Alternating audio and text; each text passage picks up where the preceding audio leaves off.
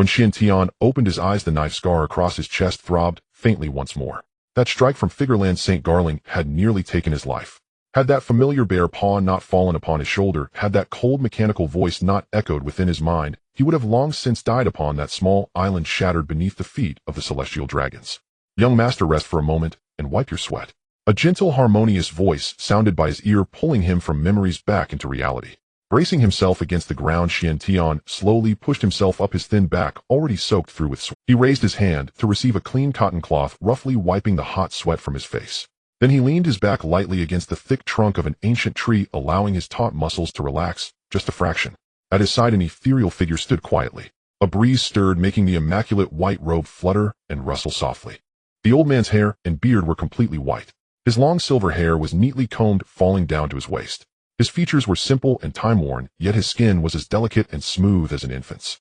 An aura transcending the mortal dust surrounded him, like a reclusive immortal hidden from the world. The only flaw was that his right sleeve hung empty, drifting with the wind, the hollow cuff silently proclaiming the permanent loss of his right hand. He was the titled Douluo summoned here by the system, Sword Douluo Chen Xin. In the year 1484 of the Sea Circle calendar, on the first half of the Grand Line, there lay a nameless, evergreen solitary island. Inland, a half-mountain ravine was moistened year-round by sea winds. The rock walls had been sculpted by nature into a broad, level bluestone clearing. Ancient trees towered all around, vines hanging down, carrying a faint hint of sea salt dampness and the fresh fragrance of vegetation. On the clearing, a small, thin figure was immersed in extreme ascetic training, shattering the valley's silence. The boy looked only 4 or 5 years old, about 1 meter tall. Short, neat black hair clung to his sweat-dampened forehead. His body was thin and frail, yet he exuded a tenacity and sharpness far beyond his age. At this moment, his limbs, chest, and back were all bound with heavy, specially made sandbags. The bags pressed tightly against his skin, and every exertion he made carried a crushing burden. 1996. 1997. After a brief adjustment of his breathing, he lifted his gaze toward the old man at his side, his tone steady, nothing like that of a mere 4 or 5-year-old child. By the way, Chen Xin, is there any progress on information about Endless Island? Chen Xin nodded slightly, his expression solemn. Rong has sent back intelligence. Yesterday, he already locked onto the island's location and is currently confirming the stationing grounds of Douglas's army. Chen Xion's gaze darkened, a trace of contemplation flashing in his eyes as he rapidly finalized the subsequent plan. Inform Rong that once the location is confirmed, his first priority is to search for one target about 7 or 8 years old, close to 2 meters tall, codenamed Ninth Bullet. No matter the price, he must be brought back safely. He paused for a moment, then added after brief thought, besides that, bring back every child from the island's juvenile soldier corps that can possibly be rescued. In this pirate world where the weak are devoured by the strong, he saw things with piercing clarity. The juvenile soldier corps of Endless Island were all orphans left behind by war, forcibly gathered and conditioned by the local kingdom, reduced to tools for the king's wealth conquest, and slaughter, their fates unbearably tragic. Whether or not the future pirate on par with the great pirates, Barrett, was in fact the boy codenamed Ninth Bullet. Taking all these children under his wing and raising them would ensure he did not miss any future talents. Rather than let them sink into darkness as disposable pieces of tyrannical power, losing their humanity in endless killing, it was better to bring them under his banner, cultivate them with care, and forge the foundation of his own power. Chen Xion's mind had never been as simple as his childish appearance suggested. He had once been a cultivator from Blue Star who ascended to the immortal realm, roaming the 9 heavens and looking down upon myriad races. Yet when he strove for a higher realm, he was besieged by a group of hypocritical immortals and ultimately fell, his Tao dissipating. In a single rebirth, his soul traversed into this vast war-torn pirate world, becoming this seemingly ordinary child.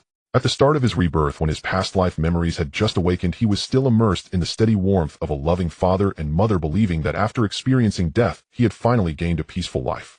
Yet fate was cruel. That hard-won warmth was mercilessly torn apart in an instant. The scenes of that time remained seared into his heart to this very day. A group of celestial dragons in luxurious robes with arrogant, hideous faces trampled the island's peace, wantonly slaughtering his kin.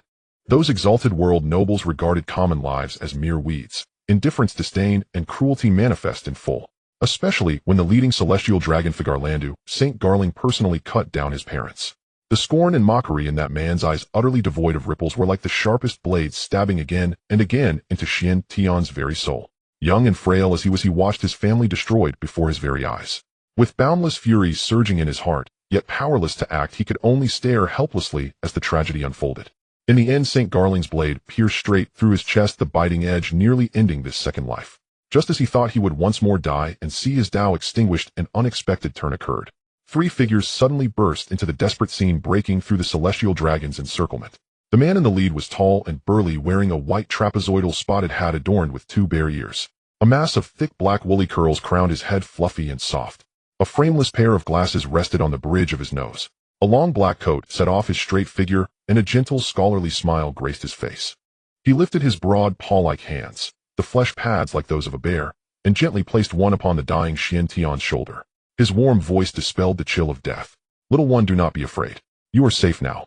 This was Bartholomew Kuma, one of the future 7 warlords of the sea. As his thoughts returned to the present, Chen Xin's fingertips gently traced the uneven, hideous old scar on his chest, a piercing chill surging up within his eyes. A condensed, domineering golden aura suddenly erupted from his small body. Invisible pressure swept across the entire valley. A fierce wind rose, whipping the branches and leaves of the ancient trees into a frenzy, vines snapping and flailing loose stones on the bluestone ground, trembling and skittering aside. It was an aura forged from the fusion of his past life cultivator's pressure and the nascent form of Conqueror's Haki in this life, sharp and terrifying. "Young master, calm yourself." Chen Xin's brows drew together, his expression grave as he stepped forward half a pace to urge him in a low voice. He knew all too well the knot in the young master's heart. Every time he recalled the devastation of his home, he would be swallowed by boundless hatred. "You are still young, your foundation unsteady, and your strength too weak. This vast sea teems with powerful foes, and the celestial dragon's authority is overwhelming. There is no need to rush vengeance for a sea of blood in an instant. When your wings have fully grown, you can settle all accounts, then repaying everything 100-fold, 1,000-fold. Gradually the gale subsided, and the golden pressure sweeping the valley slowly withdrew back into his body. After a long moment, the ferocity in Chen Xin's eyes completely faded. His expression returned to a calm indifference far beyond his years as he forced the surging anger back down, burying it deep within his heart. "I am fine. I merely find it hard to remain composed whenever I think of those so-called noble celestial dragons." He closed his eyes, his consciousness sinking into his mind as he softly inquired about his exclusive trump card. "System, how long until the next item refresh?" Ding. "The Myriad World's Conquest system is at your service." The cold, precise, synthetic mechanical voice sounded clearly within Chen Xin's mind. This system was the heaven-defying opportunity he had accidentally activated at the brink of death in the instant he was saved by Kuma. Sword Douluo, Chen Xin, and the steady, capable Gu Rong were both full-level, utterly loyal subordinates granted as part of the newbie gift pack once the system successfully bound to him. System item refresh condition: command at least 30 subordinates with loyalty above 60. Current host progress: 28 subordinates with loyalty above 80, 2 subordinates with absolute 100% loyalty. Chen Xin gave a slight nod and pursued another question. "When will the character recruitment module for the Douluo plane be unlocked?" Ding. Unlock condition for the cross-plane recruitment module of the Douluo plane: the host must establish an exclusive force and possess initial fame and influence upon the Grand Line. Establish a force. Chen Xin murmured under his breath, a glimmer of realization flashing in his eyes as his inner resolve grew firmer. In his previous life as a cultivator, his talent had eclipsed the 9 heavens. He rose to prominence at a young age, his cultivation crushing his peers, and even senior experts could scarcely compare. Precisely because of this, his nature was proud and withdrawn, his eyes set high above. Throughout his life, he loved only closed-door cultivation, disdaining to recruit followers or form friendships, roaming the immortal domain alone. In the end, it was this solitary arrogance that left him isolated and unsupported when he faced tribulation transcendence. A group of scheming hypocrites joined forces to besiege him, and he felt his Tao annihilated. The bitter lessons of his previous life had made him thoroughly recognize the importance of power and influence. This pirate world adhered even more extremely to the law of the jungle. The sea's vast experts, innumerable navy, 4 emperors, and underground forces, all deeply entrenched. Lone heroics were ultimately limited. No matter how strong the individual, he could not stand forever against thousands upon thousands of troops. What was more, he bore the Myriad World's Conquest system, which allowed him to clearly gauge each subordinate's loyalty, cutting off betrayal at its root. It was simply an unrivaled trump card for forging a top-tier force. The system had already infused into him the complete plots and hidden secrets of both the pirate and Douluo planes, letting him know the fate trajectories, strengths, weaknesses, and hidden opportunities of every character. Looking at the sword, Douluo at his side, who had devoted half a lifetime to the sword only to end up with the regret of a severed arm, Chen Xin's heart was filled with respect.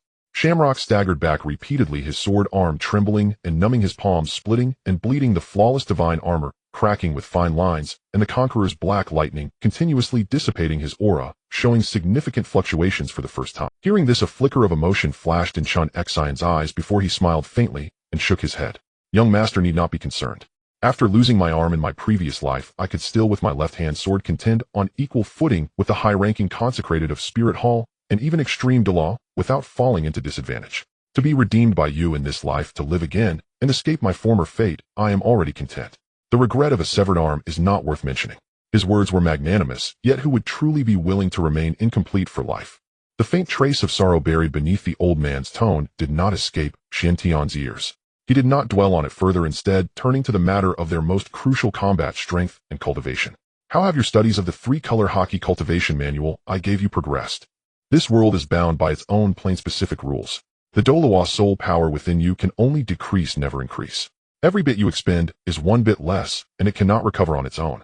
Since we have entered this realm, we must adapt to the combat rules of the pirate world and delve deeply into the past. Chen Xin pondered for a moment, organizing the insights from days of cultivation before speaking slowly. The three colors of Haki in this realm, and the spiritual power, soul power suppression, and aura foundation of the Douluo world, are different paths leading to the same essence. Their cores correspond, yet each has its own mysteries. Observation Haki is in essence extreme spiritual probing. The brief foresight of the future and the ability to hear the voices of all things in its advanced forms are merely derivative applications of spiritual power refined to the utmost. My spiritual foundation is profound. With a slight shift, I have already fully mastered it. Armament Haki excels in being able to cover the body and cling to weapons, hardening attack and defense-breaking techniques, and subduing foes.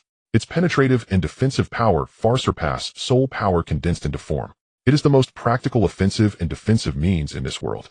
I have already mastered it and can wield it at will. Only Conqueror's Haki is the most enigmatic. It appears similar to a soul master's aura and pressure, yet there is an essential difference. I have toiled over it for many days, but remain a hair's breadth away, unable to truly touch its core truth. I still need continuous tempering and battle to comprehend it. Sarutobi Hiruzen initially intended to establish 4 positions in the Security Council corresponding to the 4 great nations: fire, lightning, earth, and wind.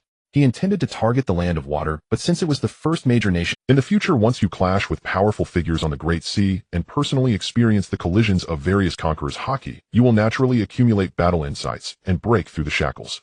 With that, he turned and walked toward the training area at one side of the valley, bending down to lift a heavy refined iron barbell from the ground, once again plunging into day after day extreme ascetic training. The Myriad World's conquest system bound to him upon this rebirth had granted an extremely generous newbie gift pack, 2 random character summoning cards from the Douluo, plain a complete detailed manual for cultivating 3-color Haki, a fragmentary law of time seed, and a complete genuine training manual for the Navy's 6 styles. Night fell. The ravine's evening breeze was cool, and the wooden hut within lay in tranquil silence. After finishing a full day of high-intensity training, Chen Xin sat cross-legged on the wooden bed, eyes lightly closed, posture upright, breathing long. And even as he circulated the supreme body-forging art he had obtained from an ancient ruin in his previous life, battle body art. This pirate world lacked heaven and earth spiritual energy, making his former cultivation techniques unusable. Yet the unique breathing method of the battle body art could seize stray minute energies in the world, tempering bones, honing flesh and blood, and forging his physique, transforming every function of the body and creating an indestructible supreme battle body. Chen Xin had taught this top-tier technique only to Chen Xin and Rong. The remaining 28 subordinates were pirates that Chen Xin had subdued upon the sea. Firstly, their loyalty levels had yet to reach the core baseline of 90. Secondly, most of them lacked sufficient comprehension. They would struggle to understand such a top-tier body-forging art, and reckless cultivation would only lead them astray, harming body and mind. As the night deepened, the boy's breathing within the hut remained silent and steady. Within his small body, a supreme sharpness was quietly gestating, soon to upheave the entire Grand Line. The night passed in silence, yet Chen Xin did not sleep for a single moment. In the first half of the night, he devoted himself to cultivating the art of the battle body, tempering his flesh and bones again and again, though in the latter half, he calmed his mind to comprehend the obscure laws of time. Even at the peak of his previous life, when he stood at the summit of power, he had never been able to touch even a sliver of such supreme heavenly laws. Now cast into this boundless sea, he had unexpectedly obtained such a heaven-defying opportunity. At daybreak, the brightening sky and the sea breeze of dawn scattered the morning mist. Chen Xin rose and stepped out of his quarters, heading toward the mid-mountain training ground to begin another day of harsh, unrelenting cultivation. He understood well that in this world of pirates upon the sea, a powerful physique and exceptional endurance were the very foundation of all combat strength. If one's foundation in youth was hollow, then in future clashes with top-tier experts, once stamina failed and the body could no longer bear the strain, only a crushing defeat would await. Relying on the complete worldview instilled by the system, Chen Xin understood this C's rules of power with utmost clarity. In duels between top experts of this world, combatants of the same level could clash for several days without a decisive outcome. When it came to confrontations at the level of peak generals and the four emperors, they could fight for 10 days and nights without sleep or rest, relying solely on the depth of their physical bodies and endurance to support them throughout. Without the augmentation of the spiritual power he had possessed in his past life, the body was now his only source of confidence. This was the core reason Chen Xin pushed his stamina to the extreme and honed his strength without respite. Buru. At high noon, under the blazing sun, Chen Xin was polishing his basic sword techniques when the Dindin Mushi in his arms suddenly let out a crisp ringing call. He immediately sheathed his sword, reached out to take the lively, expressive Dindin Mushi into his hand, and in an instant the muscles on the Dindin Mushi's face wriggled and shifted, condensing into the visage of a black-haired, square-faced man. Rong's coarse, gravelly voice followed, "Old swordsman, where is the young master?" "One moment," Chen Xin replied, then turned to look at Chen Xin, who was not far away lifting weights under heavy load and forging his strength. Chen Xin strode forward and reported softly, "Young master, a call from Rong." Even now Chen Xin still felt a deep sense of wonder toward the Dindin Mushi unique to this pirate world. Without any array as a medium, without the need for soul power to activate them, they could transmit messages across entire seas in real time. Truly marvelous and extraordinary. Though the upper limit of power in this world's experts was far inferior to the gods and titled Douluo of the Douluo continent, the strange creatures unique to this sea, its special systems, and its bustling worldly customs, all possessed a flourishing vitality entirely their own. Chen Xin did not pause his training. His chest rose and fell slightly as he breathed from exertion, yet he spoke in a deep voice. "Rong, how are things progressing?" Rong's hearty laugh came through the Dindin Mushi. "Young master, we have successfully landed on Endless Island. At dawn we subdued the stationed officer Douglas without incident and are now leading our men toward the encampment of the island's youth battalion. You've worked hard." Chen Xion's tone was solemn as he gave careful instructions. "After you reach the camp, pay special attention to the boy with the codename Ninth Bullet. You must bring him back together with the entire group of trainees." In his heart, Chen Xin was keenly aware that this boy was none other than Douglas Barrett, bearer of the famed Devil's Air talent, whose bodily potential eclipsed all his peers.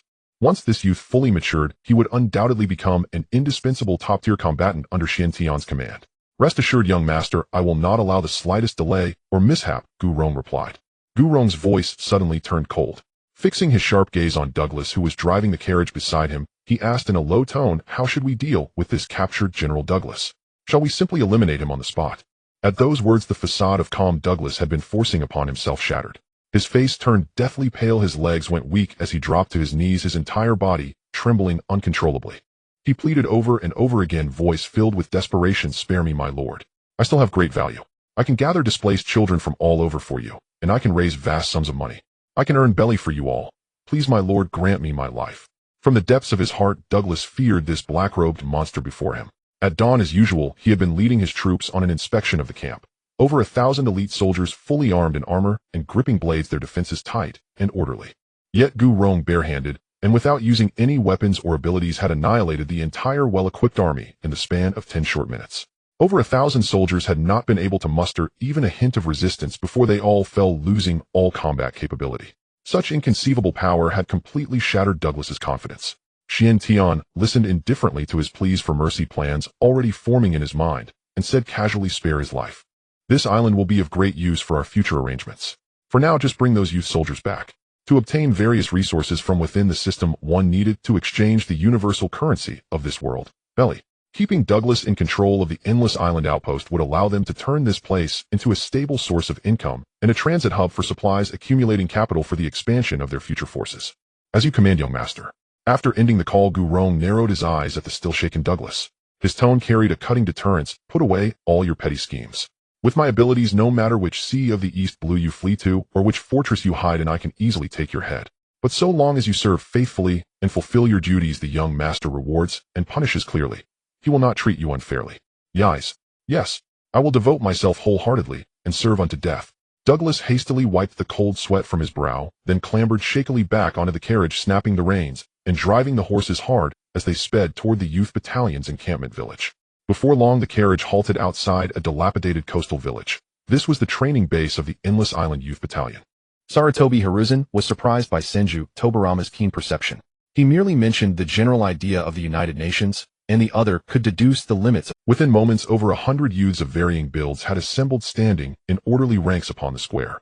Among them were giant children 2 to 3 meters tall, as well as scrawny orphans whose young faces were already weathered by wind and hardship. Every one of them stood ramrod straight. Though their bodies were still immature, their faces were already carved with the hard edges forged by brushes with life and death. Rong looked at this group of children reduced to mere pieces on the chessboard of war. He shook his head slightly, and sighed in his heart, what a cruel world this sea has become. On a single remote, nameless island, there were already so many children without homes. One could well imagine how wretched and lowly the fate of the common people was under the rule of the celestial dragons throughout this sea. Douglas bent at the waist, his face filled with flattery and deference, as he reported, "My lord, the youth battalion numbers 136. All are now assembled.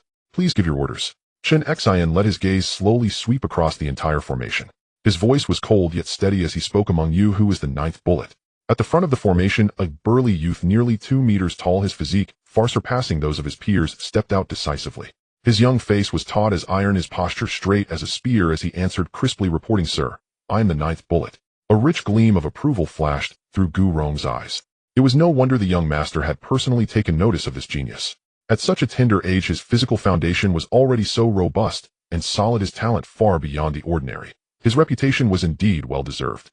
He then raised his voice, letting his words carry clearly across the entire square. "Next, I will take you all to a new island where you will undergo an entirely new regimen of training. The road ahead is fraught with unknown dangers. You may even have to pay with your lives. But as long as you persist, you will be able to break free from the fate of being mere chess pieces and obtain the qualification to grow truly, overwhelmingly strong. If any of you are unwilling to leave with us, you may speak frankly now." At these words, the young soldiers turned their heads one after another to look at the deputy officer of the camp. They had been trained here since childhood, surviving year after year on the provisions and aid given by the deputy officer and Douglas. They acknowledged only the rules of this place and the old faces they knew. To Rong and his companions who had appeared out of nowhere, they felt only unfamiliarity and did not dare make a hasty decision. Seeing this, the deputy officer hurriedly snapped at them in a stern voice, while bowing to Douglas in salute, "What are you standing around for? This is General Douglas, my direct superior. You will obey his arrangements."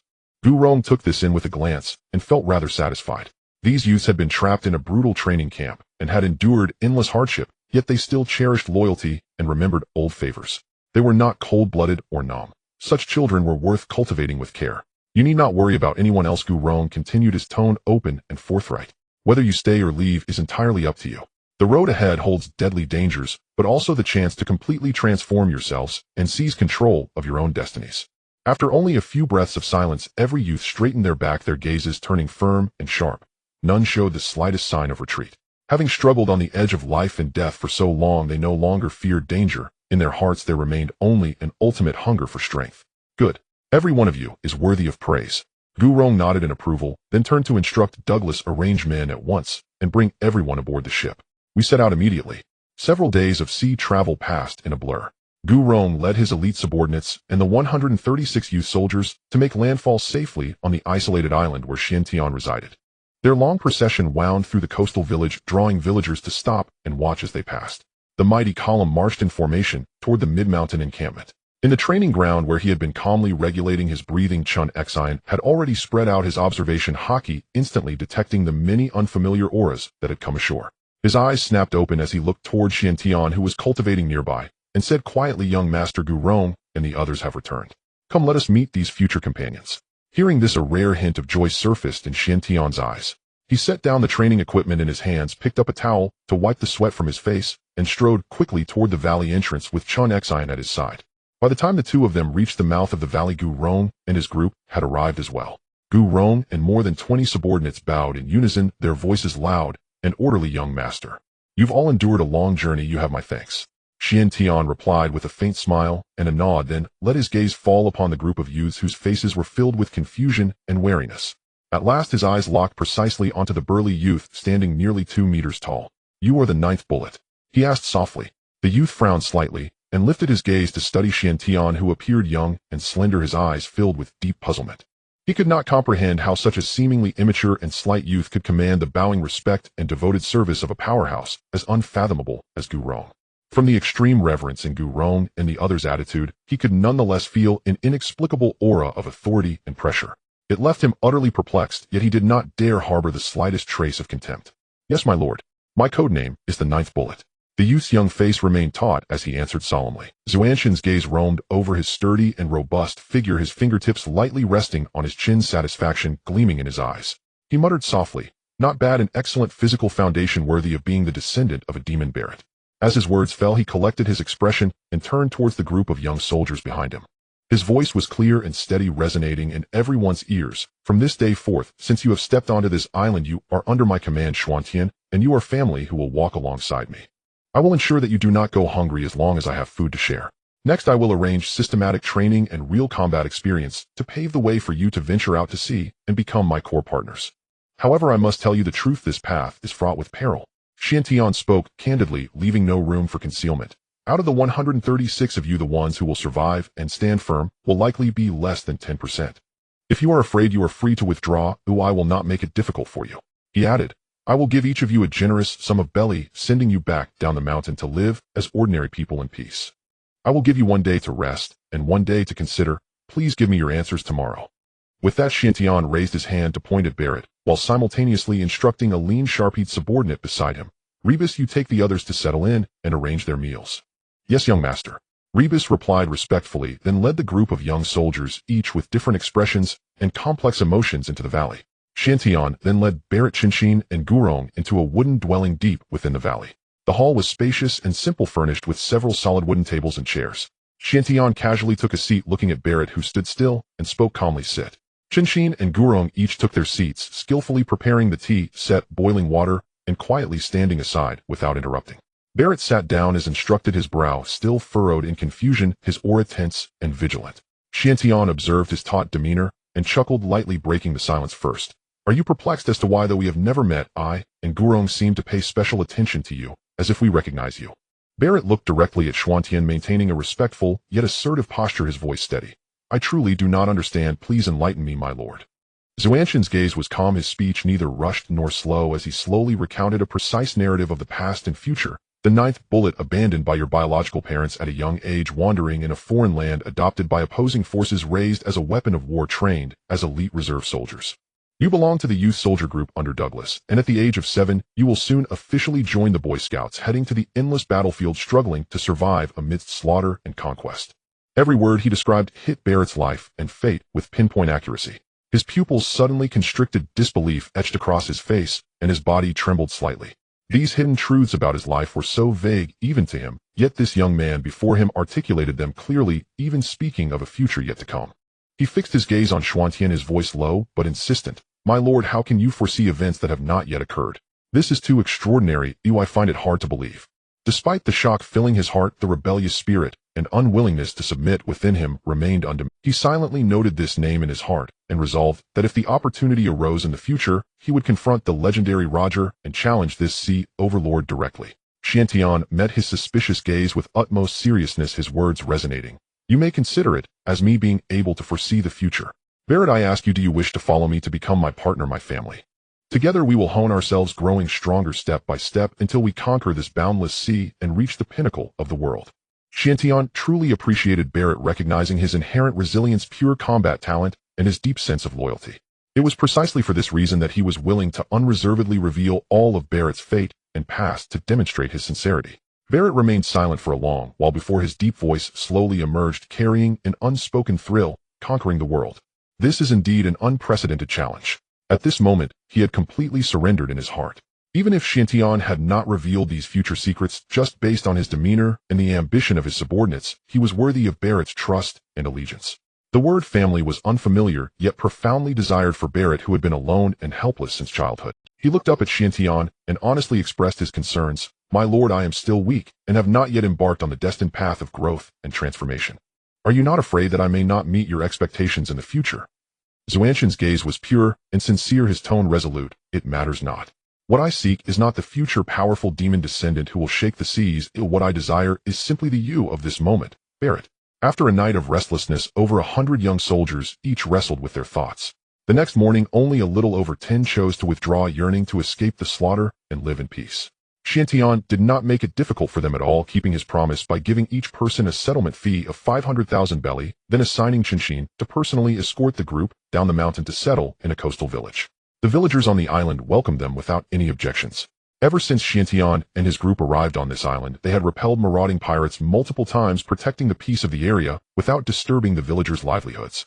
Over time, the people of the island were filled with gratitude and had long accepted this unique force. From then on, the island entered a stable rhythm of development. Chen Xin remained stationed on the island, fully responsible for the daily physical training, domineering basic cultivation, and real combat against the remaining young soldiers, solidifying their foundation day by day. Meanwhile, Rong grew increasingly busy, often leading over 20 elite members out to sea.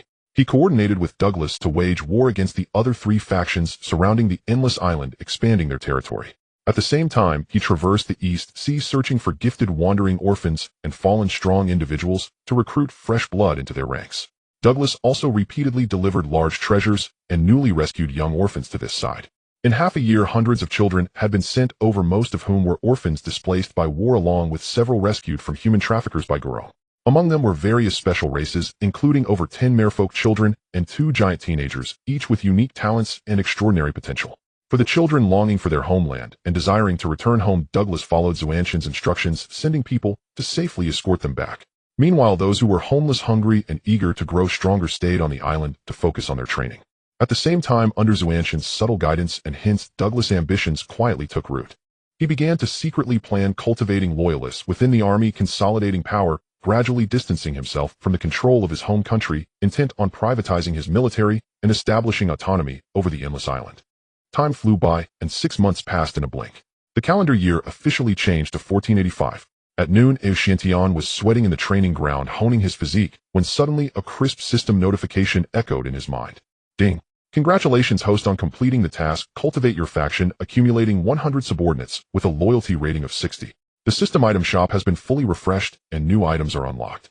Please check it out yourself. Xiantian immediately put down the training equipment in his hands, walked under a towering ancient tree, focused his mind, and opened the system shop interface.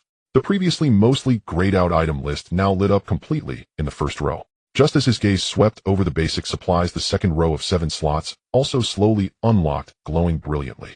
Valuable cigars, 100 Bella Box. Refreshing beer, 100 Bella Pack, AK-47. 100 Bleach Grenades, 600 Bleach Desert Eagle, 100 Bleach Random Ability, Awakening Capsule, 100 Bleach Random Blind Box, 500 Bleach Limit of 5. Looking at the newly refreshed items in front of him, Xuantian's eyes sparkled with excitement. The first row of unlocked items were all everyday supplies like rice, vegetables, and meat, which were not surprising. However, the items in the second row exceeded the conventional understanding of this sea. Modern firearms such as guns and grenades were all top-tier military equipment. With such equipment that transcended the conventional system of the pirate world, combined with Douglas' underhanded strategies assisting him in achieving complete independence and unifying the endless island, would be effortless. What excited him the most was the random ability Awakening Capsule. Xiantian suppressed his excitement and firmly asked in his mind, "System, please explain in detail the effects of the ability Awakening Capsule and the random blind box." Host, the ability Awakening Capsule is based on the devil fruits of this world, modified and developed. The abilities are divided into 3 categories: Paramecia, Logia, and Zoan.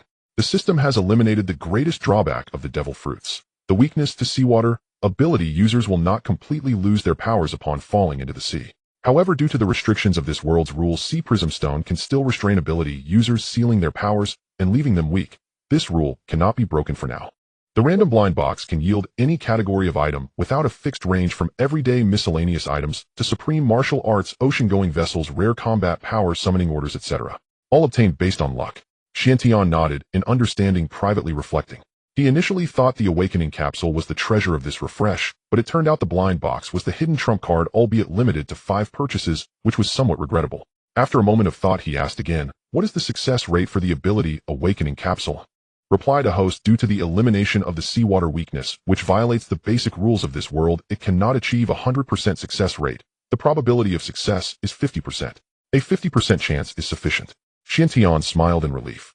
Although it wasn't a 100% success rate compared to the heavily flawed devil fruits, the abilities that did not fear seawater were already a significant advantage. He immediately exited the system interface, stood up, and walked toward the training ground, seeking out Chen Xin, who was instructing the young soldiers in their training. He inquired, "Chen Xin, please tally the accounts. After deducting the daily expenses for the entire island for a month, how much belly do we have available?" "Please wait, young master." Chen Xin quickly took out a portable ledger, flipping through it and calculating.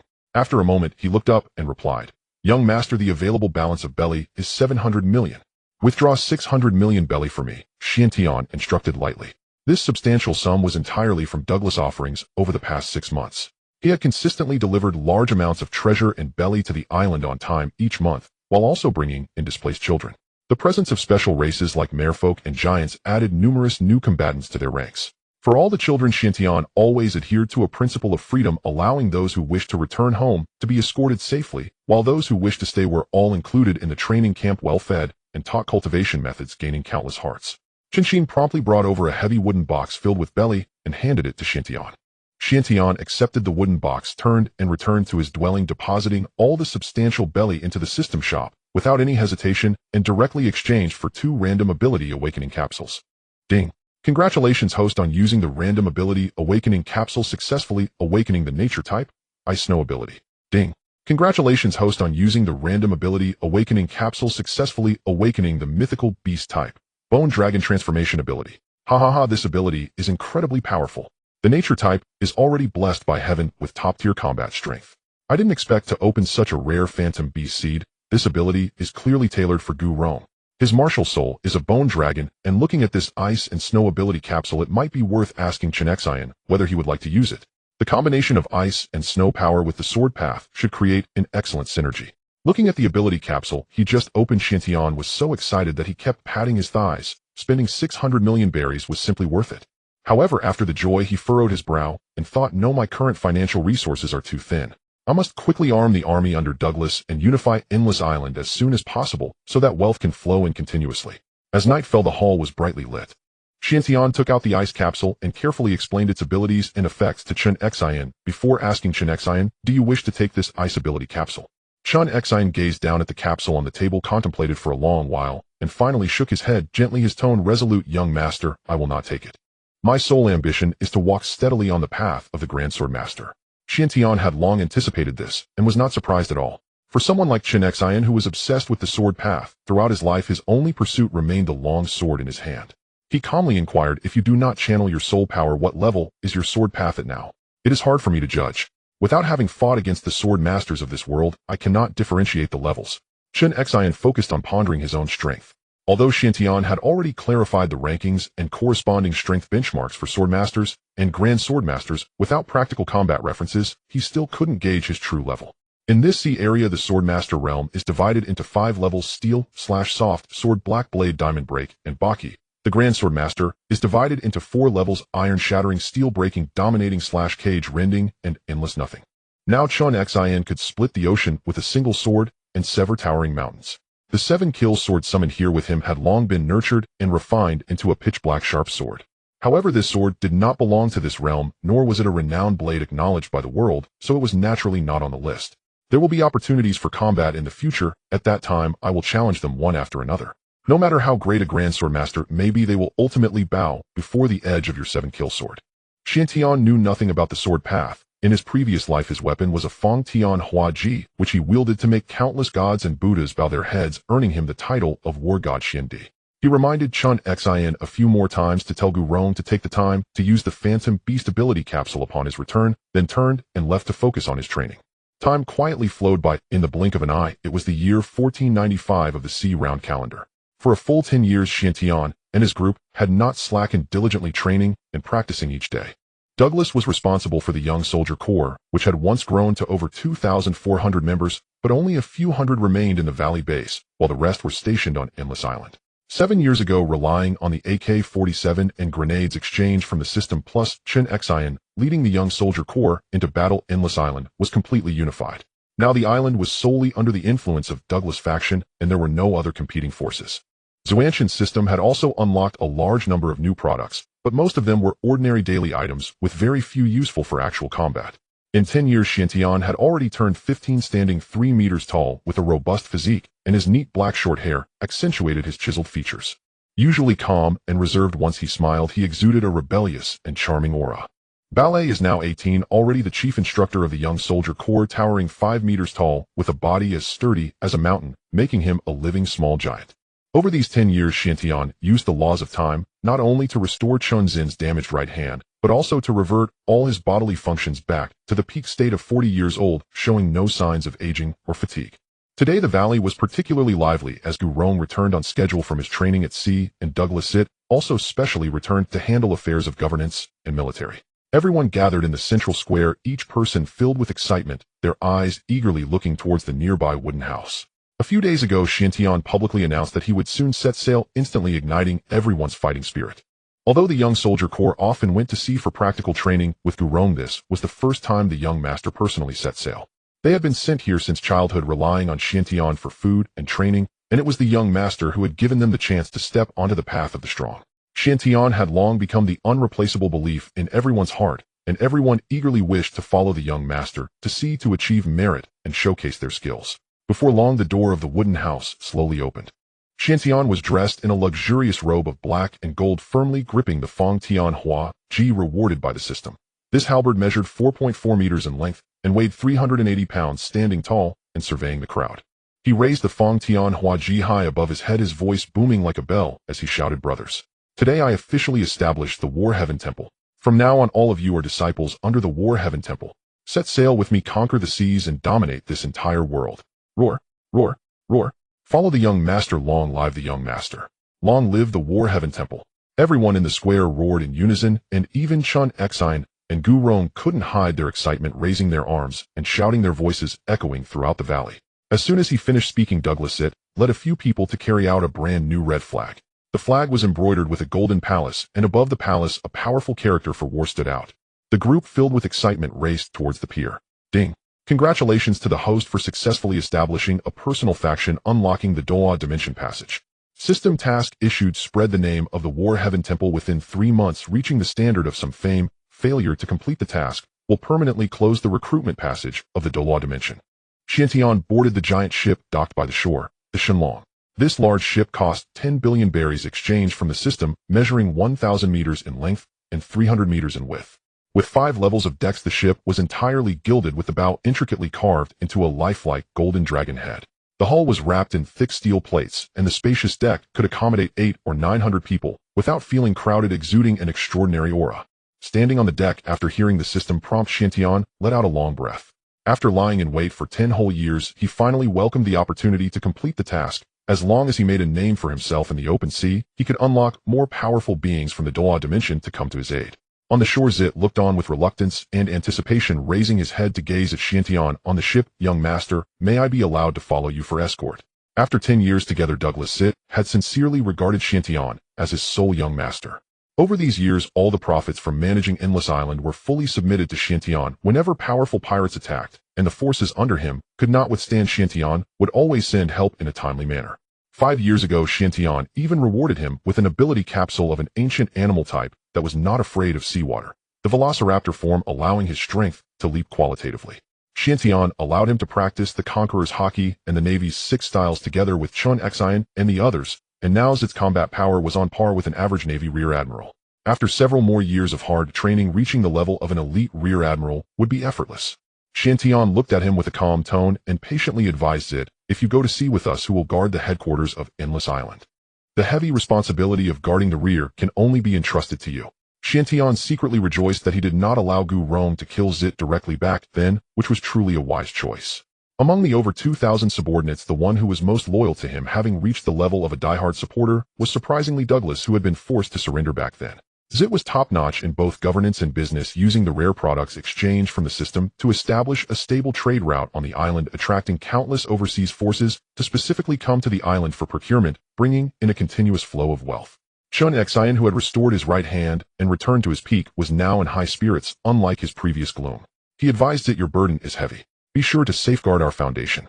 If you encounter an unmanageable strong enemy, do not force a fight. Notify us at the first opportunity. Do you understand? Disciple will remember the master's teachings and will definitely defend our home. You can rest assured to sail far." Zit bowed deeply and solemnly made his promise. The over 2,000 young soldier corps, along with the guards under Zit, had all received systematic training from Chen Xin and Ballet. Even if they couldn't master all the Navy's 6 styles, each had at least proficiently grasped one technique. The number of those who awakened the dual Haki was not small, with about 80% of the young soldier corps awakening either observation Haki or armament Haki, while more than 20 of the elite possessed both types of Haki. Most of these elites remained on Endless Island, and Chen Xin chose only 300 trusted ones to accompany him on this sea voyage. With such a strong military force guarding the rear, if they couldn't even defend the headquarters of the Paradise Seas, it would have no face to meet the others. After a few simple reminders regarding the aftermath, the massive Shenlong ship finally began to slowly set sail, breaking through layer upon layer of waves as it departed from the harbor. Douglas Heath stood by the shore watching the silhouette of the giant ship grow increasingly smaller on the horizon until it became a mere blur. He let out a soft sigh, then gathered his thoughts, boarding the ship with the remaining crew to return at full speed to Endless Island guarding the main base. On the second day of entering the Grand Line, the sea was calm and tranquil with vast azure waves. On the lookout tower, a sharp-eyed youth of about 18 or 19 kept a keen watch on the distant sea surface, then leaned down to report loudly to the deck below. Young master, a naval warship is approaching Hedon. Rong, leaning against the ship's railing with a wine jug in hand, slightly raised his gaze and replied cautiously, young master, should we sail around to avoid it? No need, Chen Xin replied calmly, shaking his head nonchalantly. Let's observe the situation. We are not pirates and need not evade the navy.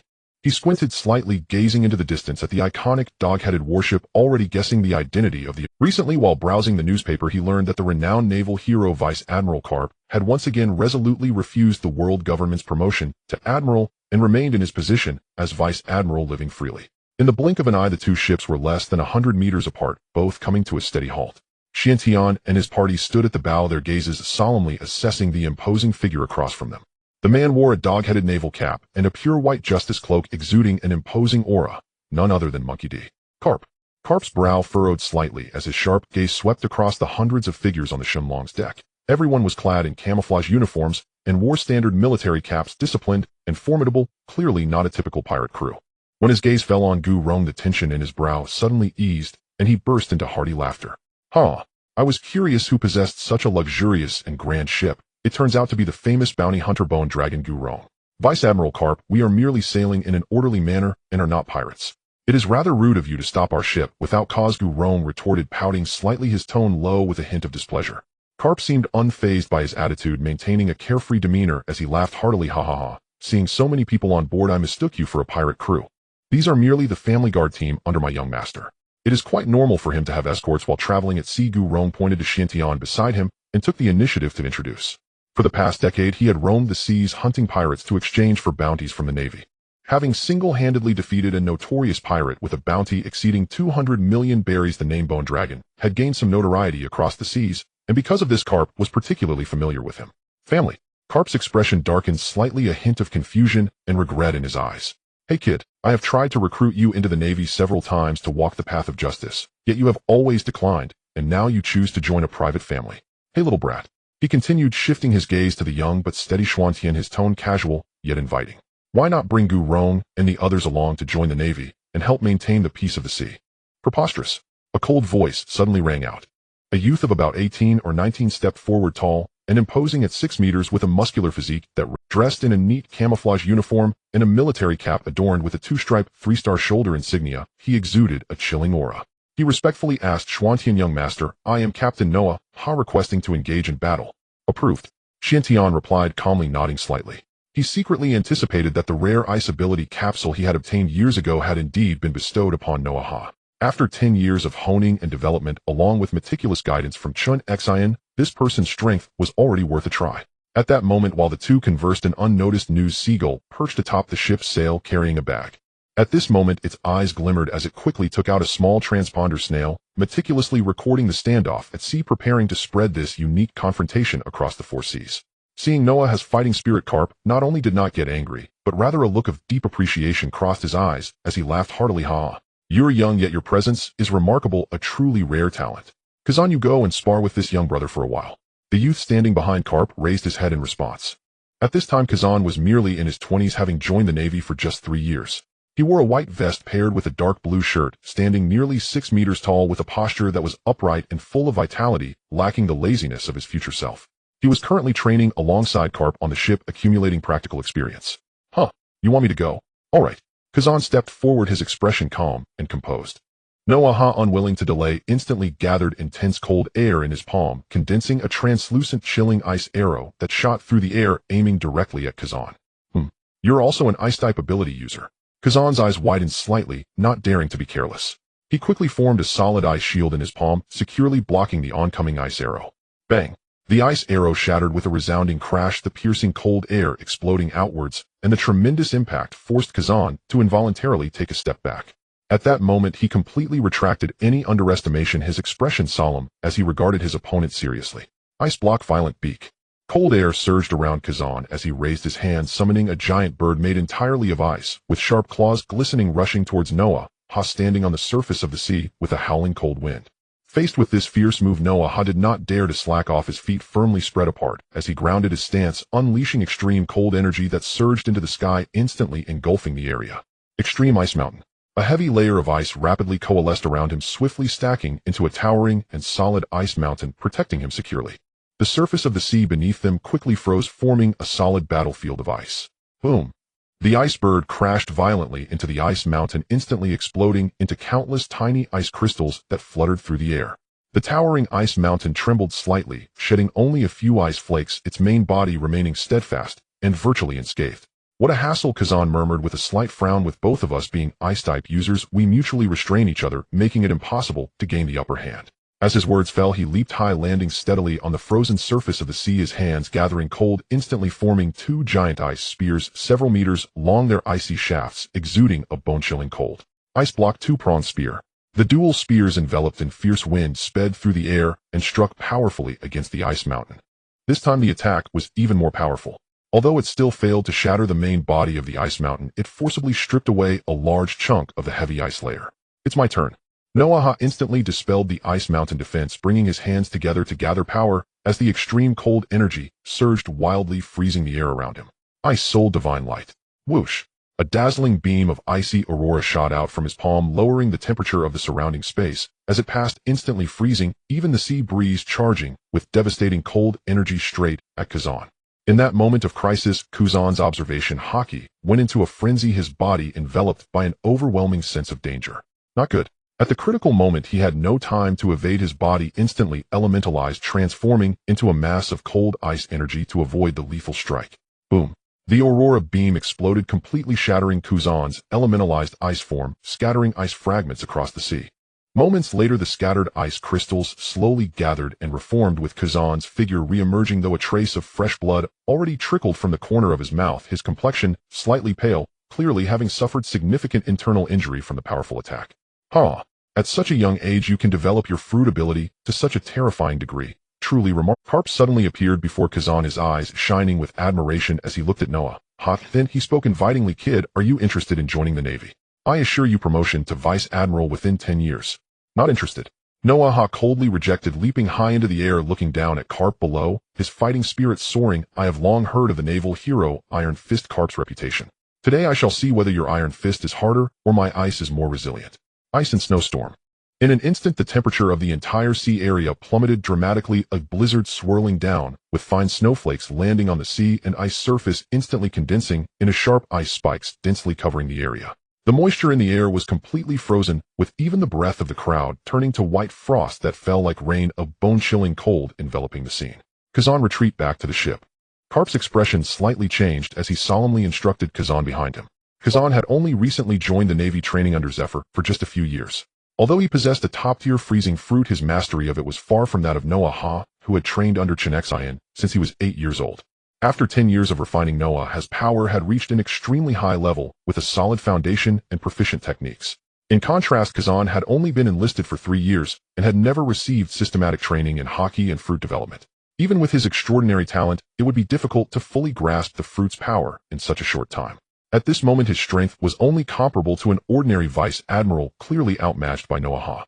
As Kazan retreated to the warship, Carp flexed his wrist, his hearty laughter resonating once more, exuding a domineering aura. Kid, next let me show you the iron fist that I love.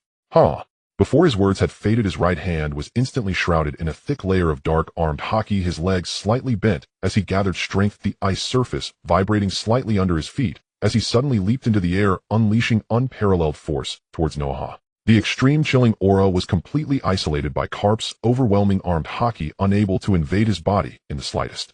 Noah's observation Haki instantly went into overdrive, sensing the imminent deadly threat. Too fast. There's no time to evade. Noah felt a sinking sensation in his heart, gritting his teeth and pushing all his cold energy to the limit. Ice armor.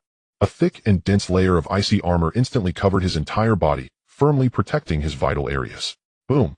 The heavy blow carrying an unstoppable force struck Noah, fiercely crashing him hard against the entire ice surface trembled violently. Had it not been for the extreme cold that had frozen it solid, this single strike would have been enough to shatter and collapse the ice layer completely.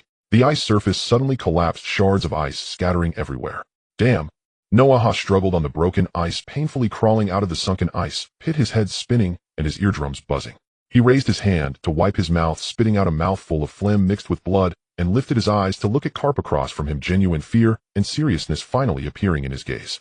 No wonder you're a hero of the Navy. He fully recognized the gap between them. The ultimate icy power he had cultivated for 10 years was still utterly fragile against the overwhelming iron fist of his opponent. Karp crossed his arms, a hearty smile on his face, looking down at the disheveled yet unyielding Noah, and spoke again to recruit him. How about it, kid? You've tasted the thrill, want to join the Navy and uphold justice with me? Before Noah could respond, a cold and steady voice suddenly rang out. Noah, come back. Chen Xin lightly tapped the ship's railing with his toes, holding a heavy formidable Fontian, leaping into the air and landing steadily on the icy surface. He gazed solemnly at Karp, his emotions complex and hard to decipher, recognizing the veteran powerhouse, while also harboring an unyielding battle intent. With your current strength, you're far from his match. Yes, young master.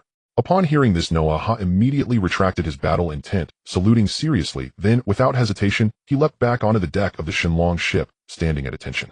Karp looked at the increasingly steady young man before him, a hint of confusion in his eyes. Kid, do you know me? Yes, I've had the fortune to meet you once. Xuanzhen's expression was calm, neither joy nor sorrow evident, his fingers tightening slightly around the Fontian Huaji. He looked directly at Karp, speaking candidly. Vice Admiral Karp, may I spar with you? Oh, I have no memory of when.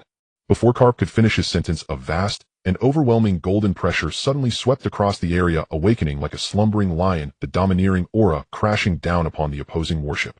Conqueror's Haki. The smile on Karp's face instantly vanished, his expression turning solemn. The majestic aura of the Navy hero erupted violently, the pitch-black Haki rising into the sky, precisely countering Xuanzhen's golden Haki flow. Boom! The collision of the dual-colored ultimate Conqueror's Haki erupted in the air above the sea. The formless aura instantly condensed into a tangible and terrifying shockwave, sweeping and exploding outward like a raging storm. The ice layer of the sea, which had been solidly frozen, instantly cracked and shattered, sending shards of ice flying into the sky.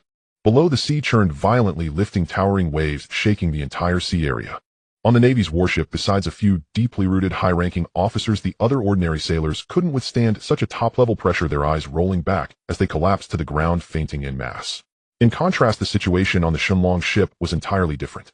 Rong and Chen Xin simultaneously unleashed their thick Haki to stabilize the atmosphere, while the newly awakened Conqueror's Haki wielder Barrett also fully expanded his own might, the three auras firmly protecting the ship's body, completely isolating the terrifying shockwaves, leaving the 300 disciples unflustered. Witnessing this shocking scene, Karp's pupils constricted, his expression growing grave as turmoil surged within him. What a joke! For Conqueror's Haki users. Conqueror's Haki is a rare top-tier talent among millions, a symbol exclusive to the chosen ones. When did it become so worthless? A nameless force actually possesses 4 Conqueror's Haki wielders simultaneously. Even more outrageous is that such extraordinarily talented top-tier powerhouses are all willingly serving under this young man before him. What kind of terrifying existence is this so-called family? Karp stared intently at Xuantian, his tone filled with disbelief and gravity. Kid, you truly surprise me. At such a young age, the foundation of your Conqueror's Haki is so terrifying. And you? Besides Rong, why have the other 2 awakened Conqueror's Haki? What is your true background? Let's finish the fight first, then we can talk about other matters. Chen Xin remained unchanged in expression, lifting the heavy Fontian Huaji and thrusting it forcefully into the cracked ice surface, using it to stabilize his form. The golden Conqueror's Haki surged once more, cascading forth like a torrent of golden sea, more powerful than before. So bold, so interesting. Karp was intrigued by this young man's fearless courage, no longer holding back as his own pitch-black Haki surged violently, climbing higher and higher. He deliberately restrained his strength, not seeking to harm, but to thoroughly probe this young man's true limits. Boom! The clash of the dual-colored Conqueror's Haki escalated once more. The golden and black extreme auras intertwined and tore through the air, erupting with sharp electric sparks like spirit snakes dancing wildly, weaving and ripping through the air. With each collision that erupted, deafening thunderous roars rang out, the continuous booming sound, causing all the conscious individuals present to feel their hearts race and their scalps tingle, filled with dread. On the deck of the warship, Kazan stared blankly at the figure of the young man, his eyes filled with shock and disbelief, murmuring softly, This is too exaggerated. At such a young age, his Conqueror's Haki Foundation can actually rival Vice Admiral Karp. What kind of monster is this? On the Shenlong ship, Barrett, Noah Ha, and the others were overwhelmed with excitement and joy. Their young master was actually this formidable. Barrett clenched his fists, his battle intent boiling the Haki around him, faintly stirring, unable to contain him. Seeing this, Chen Xin shook his head helplessly, softly advising, Barrett, you have just awakened Conqueror's Haki not long ago, and you still cannot precisely control this power. Calm down and familiarize yourself with it for a while longer. I know, teacher. It's just that seeing the young master fight such a powerful opponent makes me a bit anxious. Barrett scratched the back of his head with a foolish smile, silently suppressing his restless battle intent. At this moment, the remaining officers on the warship had pale faces on the verge of collapse, unable to withstand the increasingly violent pressure. Karp noticed the predicament of his subordinates, unwilling to lose Navy combat power for no reason, and immediately called out to stop. Hey kid, how about we call it a day here? Fine. Chen Xin readily retracted his Haki, showing no signs of stubbornness. He understood that it was unwise to completely offend the Navy, this top-tier behemoth, on his first voyage, and that stopping here was the best outcome. The two terrifying pressures instantly receded, the turbulent winds and waves on the seas slowly calmed, and the tense atmosphere suddenly relaxed. Karp rarely dropped his playful demeanor, his expression growing serious, fixing his gaze on Xuantian. Now can you finally tell me your background? I am very curious about your force. A ship with 4 Conqueror's Haki wielders, all young and full of potential, this terrifying force had quietly risen, and no one could afford to underestimate it. If they harbored ill intentions and acted recklessly, it would pose a significant threat to the Navy, and even the Chen Xin did not turn back, pulling the Fantian Huaji from the ice surface, walking calmly towards the Shenlong ship, his voice cold as it echoed across the sea. Great route, Endless Island. I am the Grand Duke of the island, and my force is called the War Heaven Temple. They are all my kin and trusted disciples.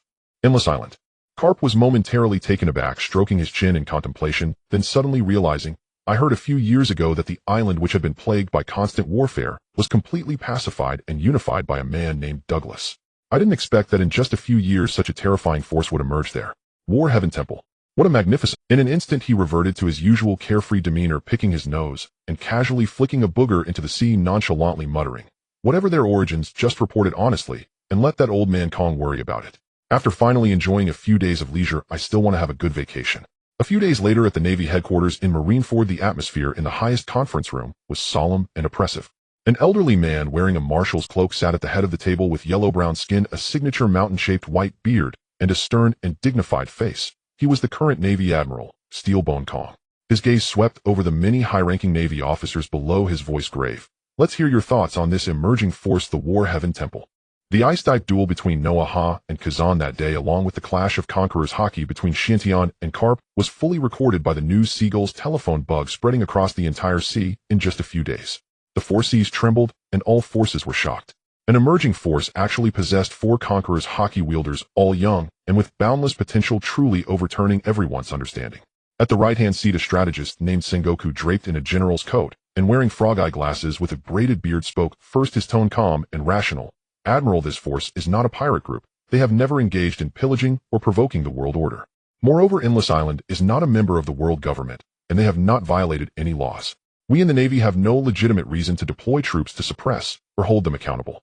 Vice Admiral Thru, sitting next to Sengoku, nodded slightly, her silver hair neatly tied up, her face lined with age, but still dignified, and composed, her gaze long and steady. Since we cannot balance them with force, we might as well try to win them over. Incorporating this terrifying potential into the Navy would be a sharp blade rather than a potential threat. Kong furrowed his brow, slightly pondering for a moment, then scanning the crowd. Currently, the headquarters is short on personnel. Who is willing to go to Endless Island to handle the recruitment matter? I volunteer. Saru slowly stood up, offering herself for the task. Good. Kong nodded in agreement, then looked at a dejected, burly figure on his left, gently persuading him. Zifa, why don't you go with Saru? The man wearing a vice admiral's cloak had messy purple hair and sunglasses covering his eyes, emanating an air of despair and gloom. He was the former admiral known as Black Arm Zifa, who had once terrorized the seas. A few years ago, his family was slaughtered by pirates, leaving him disheartened, resigning from his admiralcy and retreating to the headquarters as a new recruit instructor, gradually becoming despondent. Zifa did not lift his head, his tone cold and detached, filled with weariness. I want go. I am now just a logistics instructor for new recruits and have no interest in going out to fulfill duties nor the energy to handle outside affairs. Watching the once iron-blooded warrior now in such a state, Kong suppressed his helplessness and anger, patiently persuading. Zifa, why must you be so self-pitying? The headquarters is short on personnel. This recruitment is a major issue. Can't you lend a hand? Don't you worry about Suru going alone and facing danger. As a longtime comrade, Kong knew Zifa's character well. Despite his despair, he still harbored justice. Do you truly not understand why I've become like this? Zifa suddenly looked up, his eyes suppressed with endless sorrow and indignation, slamming his right hand heavily on the table, the force causing the water cup on the table to leap into the air and rattle. Over the years, he had replayed the events of that year countless times in his mind, and many doubts had already begun to arise. Marineford is heavily guarded with layers of defense. How could pirates silently infiltrate the residential area? And how could they have conveniently chosen a time when he was on duty and no one was guarding his home to strike? Everything felt too suspicious, permeated with an air of conspiracy. The atmosphere in the conference room instantly became tense, like a drawn bowstring. All right, Admiral Kong, why don't you all calm down? They'll handle this matter. Suru quickly interjected, stepping forward to pull the agitated Zifa out of the conference room, defusing the stalemate. After the two left, Kong looked at the empty doorway, his fists crashing heavily on the table, muttering a curse, his eyes filled with fatigue and anger, but unsure whom to blame. A few days later, on the boundless sea, the Shenlong ship sailed steadily through the waves. Xiantian stood on the deck, refining his body and honing his fundamentals day after day, when a crisp system notification sound suddenly echoed in his mind. Ding! Congratulations to the host for completing the faction task, somewhat notable. Successfully unlocked the recruitment permission for the Douluo realm, allowing free recruitment of characters from the Douluo realm. Would you like to view the recruitment interface now? Xiantian paused, a flicker of brightness flashed in his eyes, pondering, did I complete it so soon? It seems that the clash of Haki with Carp that day, along with the four Conquerors Haki appearing together, had an influence far beyond expectations, immediately making the name of War Heaven Temple resound across the sea. He immediately focused and called up the system's recruitment panel, which clearly divided into 3 recruitment sections: normal recruitment, intermediate recruitment, and advanced recruitment. The bottom of each section was marked with clear recruitment prices. Normal recruitment costs 100 million berries per session, intermediate recruitment costs 500 million berries per session, and advanced recruitment costs 1 billion berries per session. Upon seeing the prices, Xiantian couldn't help but gasp, secretly exclaiming, goodness, this system is truly extravagant. Now that he had ample financial channels and rapid income, he still had to support a vast number of personnel. The young soldier corps had over 2,400 members, and Douglas regular army numbered more than 10,000, with daily expenses for provisions, military supplies, and training resources amounting to an astronomical figure, leaving his finances still quite tight.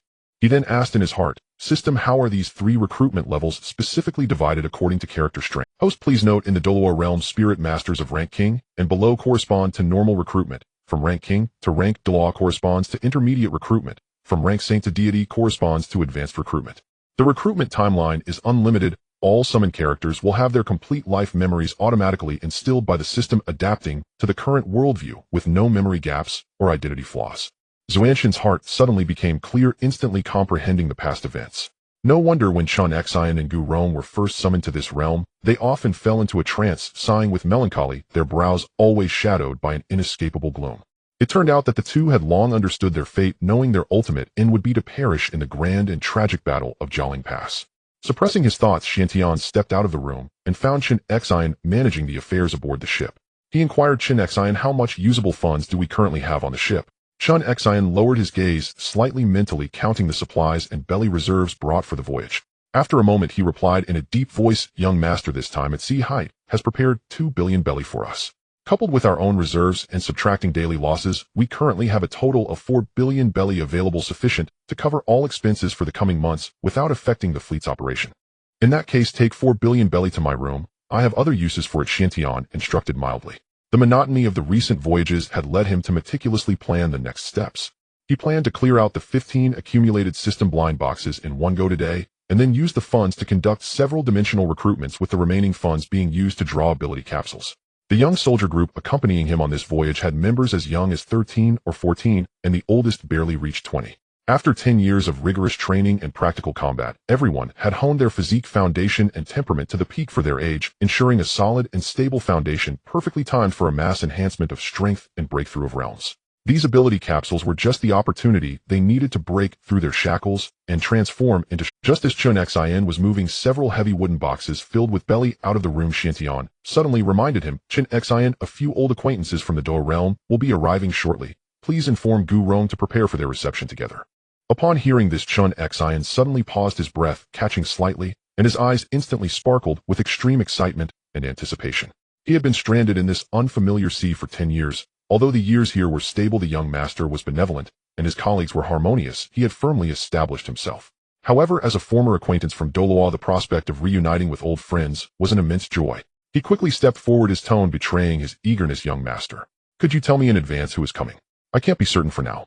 Chen Xin looked at his long-lost lively demeanor, a faint smile gracing his lips, as he said lightly, you don't need to be too excited. The system recruitment is entirely random.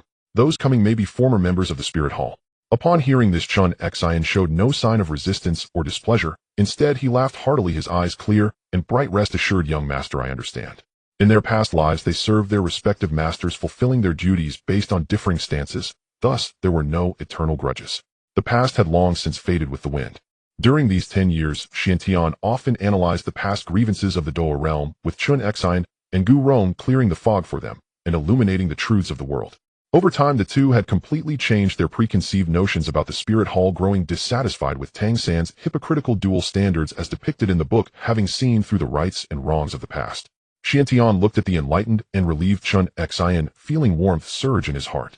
In his past life, he had been an orphan raised by a Taoist priest in the mountains, spending his days in solitary cultivation, unaware of family ties or the warmth of affection. However, having traveled here and spent 10 years together with Chen Xin, Rong, and the others loyally accompanying him and protecting him, he had come to regard them as true family and closest kin. Once Chen Xin and the others had completely withdrawn, Chen Xin washed his hands and changed into a vibrant red brocade robe, calming his restless heart before sitting down on the bed and focusing on opening the system interface. First, open 5 ability capsules. As soon as Xuanxin's words fell, he swiftly consumed 15 billion belly, opening 5 high-tier ability capsules in one go. Ding. Opening successful. Congratulations, host, you have obtained Superhuman System, Universal Enhancement Ability, Nature System, Water Manipulation Ability, Superhuman System, Point-to-Point Teleportation Ability, Animal System, Illusory, Beast Type, Diamond Bear Form, Animal System, Ordinary Rabbit Form. Following the system prompt, the details of each ability clearly appeared. Superhuman System, Universal Enhancement Ability, can comprehensively enhance physical strength, speed, explosive force resistance, and all bodily attributes, with an initial enhancement of double. The higher the level of development, the stronger the multiplier. Nature System, Water Manipulation Ability, Standard Elemental Transformation Ability of the Nature System. The body can turn into flowing water to evade damage and freely manipulate water elements for offensive and defensive combat, with high growth potential. Superhuman System, Teleportation Ability, can instantly teleport oneself, personnel, or materials to known locations, with an initial maximum teleportation distance of 10 kilometers, which can be continuously unlocked to raise the limit through in-depth development. Animal System, Illusory, Beast Type, Diamond Bear Form, capable of transforming into 3 forms: human, beast, and hybrid, possessing exceptionally strong physical defense and power with top-notch endurance. Animal System, Ordinary Rabbit Form, Basic Beast Transformation Ability, focusing on agility and mobility, with limited growth potential. Profitable. Chen Xin couldn't help but clap his thigh in admiration, his eyes filled with joy. Excluding the bottom-tier rabbit form ability, the other 4 are all top-tier capabilities. Especially the teleportation ability, which is an unparalleled divine skill. Even with an initial range of only 10 kilometers, once deeply developed and a higher limit unlocked, it can play a decisive role in ambush operations, reinforcements, or strategic retreats, and is invaluable. He had already plotted the future development blueprint for his forces. Although the Undying Island was currently stable and controllable, it ultimately lay on the surface of the Grand Line and would sooner or later be thoroughly targeted by the world government and the Navy. With his current foundation and overall strength, he was still not sufficient to confront the massive might of the world government Hedon. The young soldier group under his command was largely still young, lacking practical combat experience, and would require several more years of refinement to become a truly top-tier force. The Sky Islands at 10,000 meters high were the perfect hidden stronghold at this stage. Not only did they escape surface disputes and possess extreme concealment, but they also boasted a land rich in gold resources, capable of completely solving the subsequent financial needs of his forces and providing a constant financial support for military development. Once the Sky Island stronghold was secured, the next step would be to plan for the Land of Harmony. Even if the local situation was complicated and human hearts were inscrutable, just the unique resources of Seastone would be enough to support the military expenses and expansion of the War God's Temple for several years. Taking advantage of the current good fortune, let's clear out the blind boxes. Chen Xin gathered his thoughts, focusing as he instructed the system in a deep voice. System, open all 15 accumulated blind boxes. Ding. Blind box opened successfully. Obtained a pair of exquisite chopsticks, a pair of custom designer shoes, 100 million belly. A series of reward prompts popped up consecutively, with most being useless junk. Chen Xin looked at the rewards on the screen, feeling a sense of helplessness and disappointment. No way has my luck run out so soon. Just as he was feeling gloomy, 3 heavy prompts suddenly rang out, instantly turning the tide. Ding. Congratulations, host, you have obtained Advanced Recovery Capsule Formula Fragmented Space Law. Seed a pack of portable plastic bags. The details of the 2 core treasures appeared. Recovery Capsule Formula can mass-produce high-tier healing capsules, rapidly repairing severe and critical injuries, stabilizing combat strength, and saving lives. It is a strategic resource essential for the development of forces. Fragmented Space Law Seed can activate the user's innate spatial power. Bound by the rules of this world, certain high-tier abilities are limited, unable to perform long-distance spatial jumps or large-scale space fragmentation with a maximum effective range of 1,000 kilometers. Chen Xin let out a long sigh of relief, the gloom in his chest dissipating entirely, his eyes filled with profound shock and joy. Indeed, the heavens do not forsake the worthy. He had grasped the supreme powers of time and space, and even though both were in a fragmented state, restricted by the rules of this world and unable to unleash their peak, they were still sufficient to crush all the strong beings in this sea. Recalling how he had never touched the threshold of laws in his past life, when he ascended to the celestial realm, it was indeed fortunate to easily wield 2 top-tier laws now. Without any hesitation, Chen Xin immediately chose to activate the Space Law Seed. After a while, he slowly opened his eyes, a fleeting glimmer of profound spatial light passing through them. He reached out his right hand towards the empty space, and the air before him suddenly trembled violently, rippling like layers of water. Crack! The crisp sound of shattering rang out as a pitch-black deep space black hole instantly took form, only to slowly dissipate and return to calm under the world's rules of restoration. Is this the power of the space law? Truly terrifying. Chen Xin marveled inwardly. Among the 3,000 great laws, time is revered and space is king.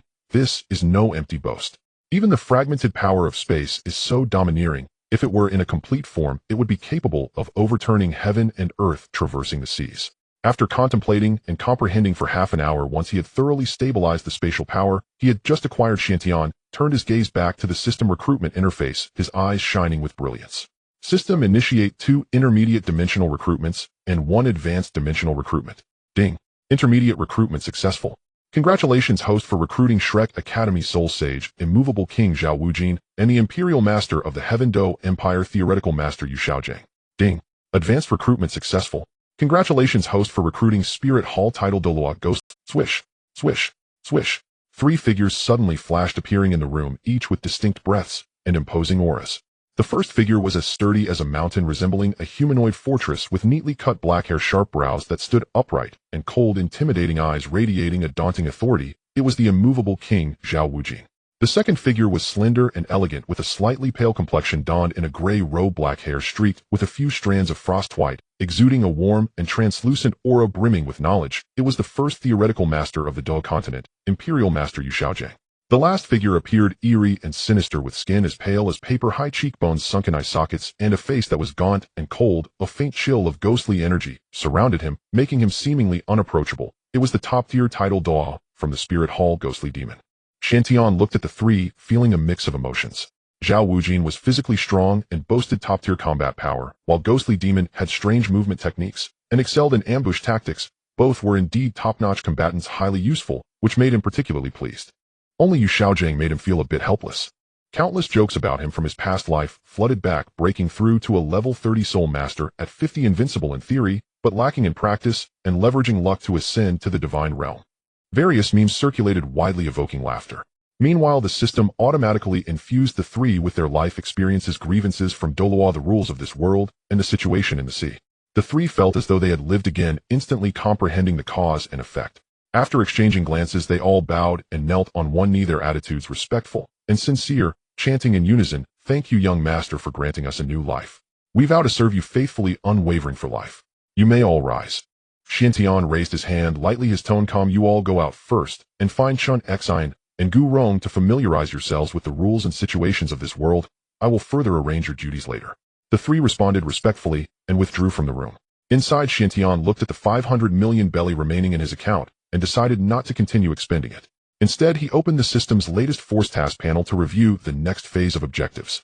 Force Task 1: Core personnel with loyalty above 60 must reach 3,000. Reward system item: refresh once. Current progress: all loyal, totaling 2,756 people.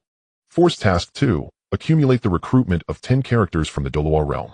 Reward: blind box 3. Current progress: 510. Force Task 3: successfully reach the Sky Island and complete the stronghold occupation. Reward: random high-tier ability capsule 3. Xiantian gazed upon the three newly refreshed faction missions before him, his fingertips lightly tracing his chin as his eyes lingered in quiet contemplation.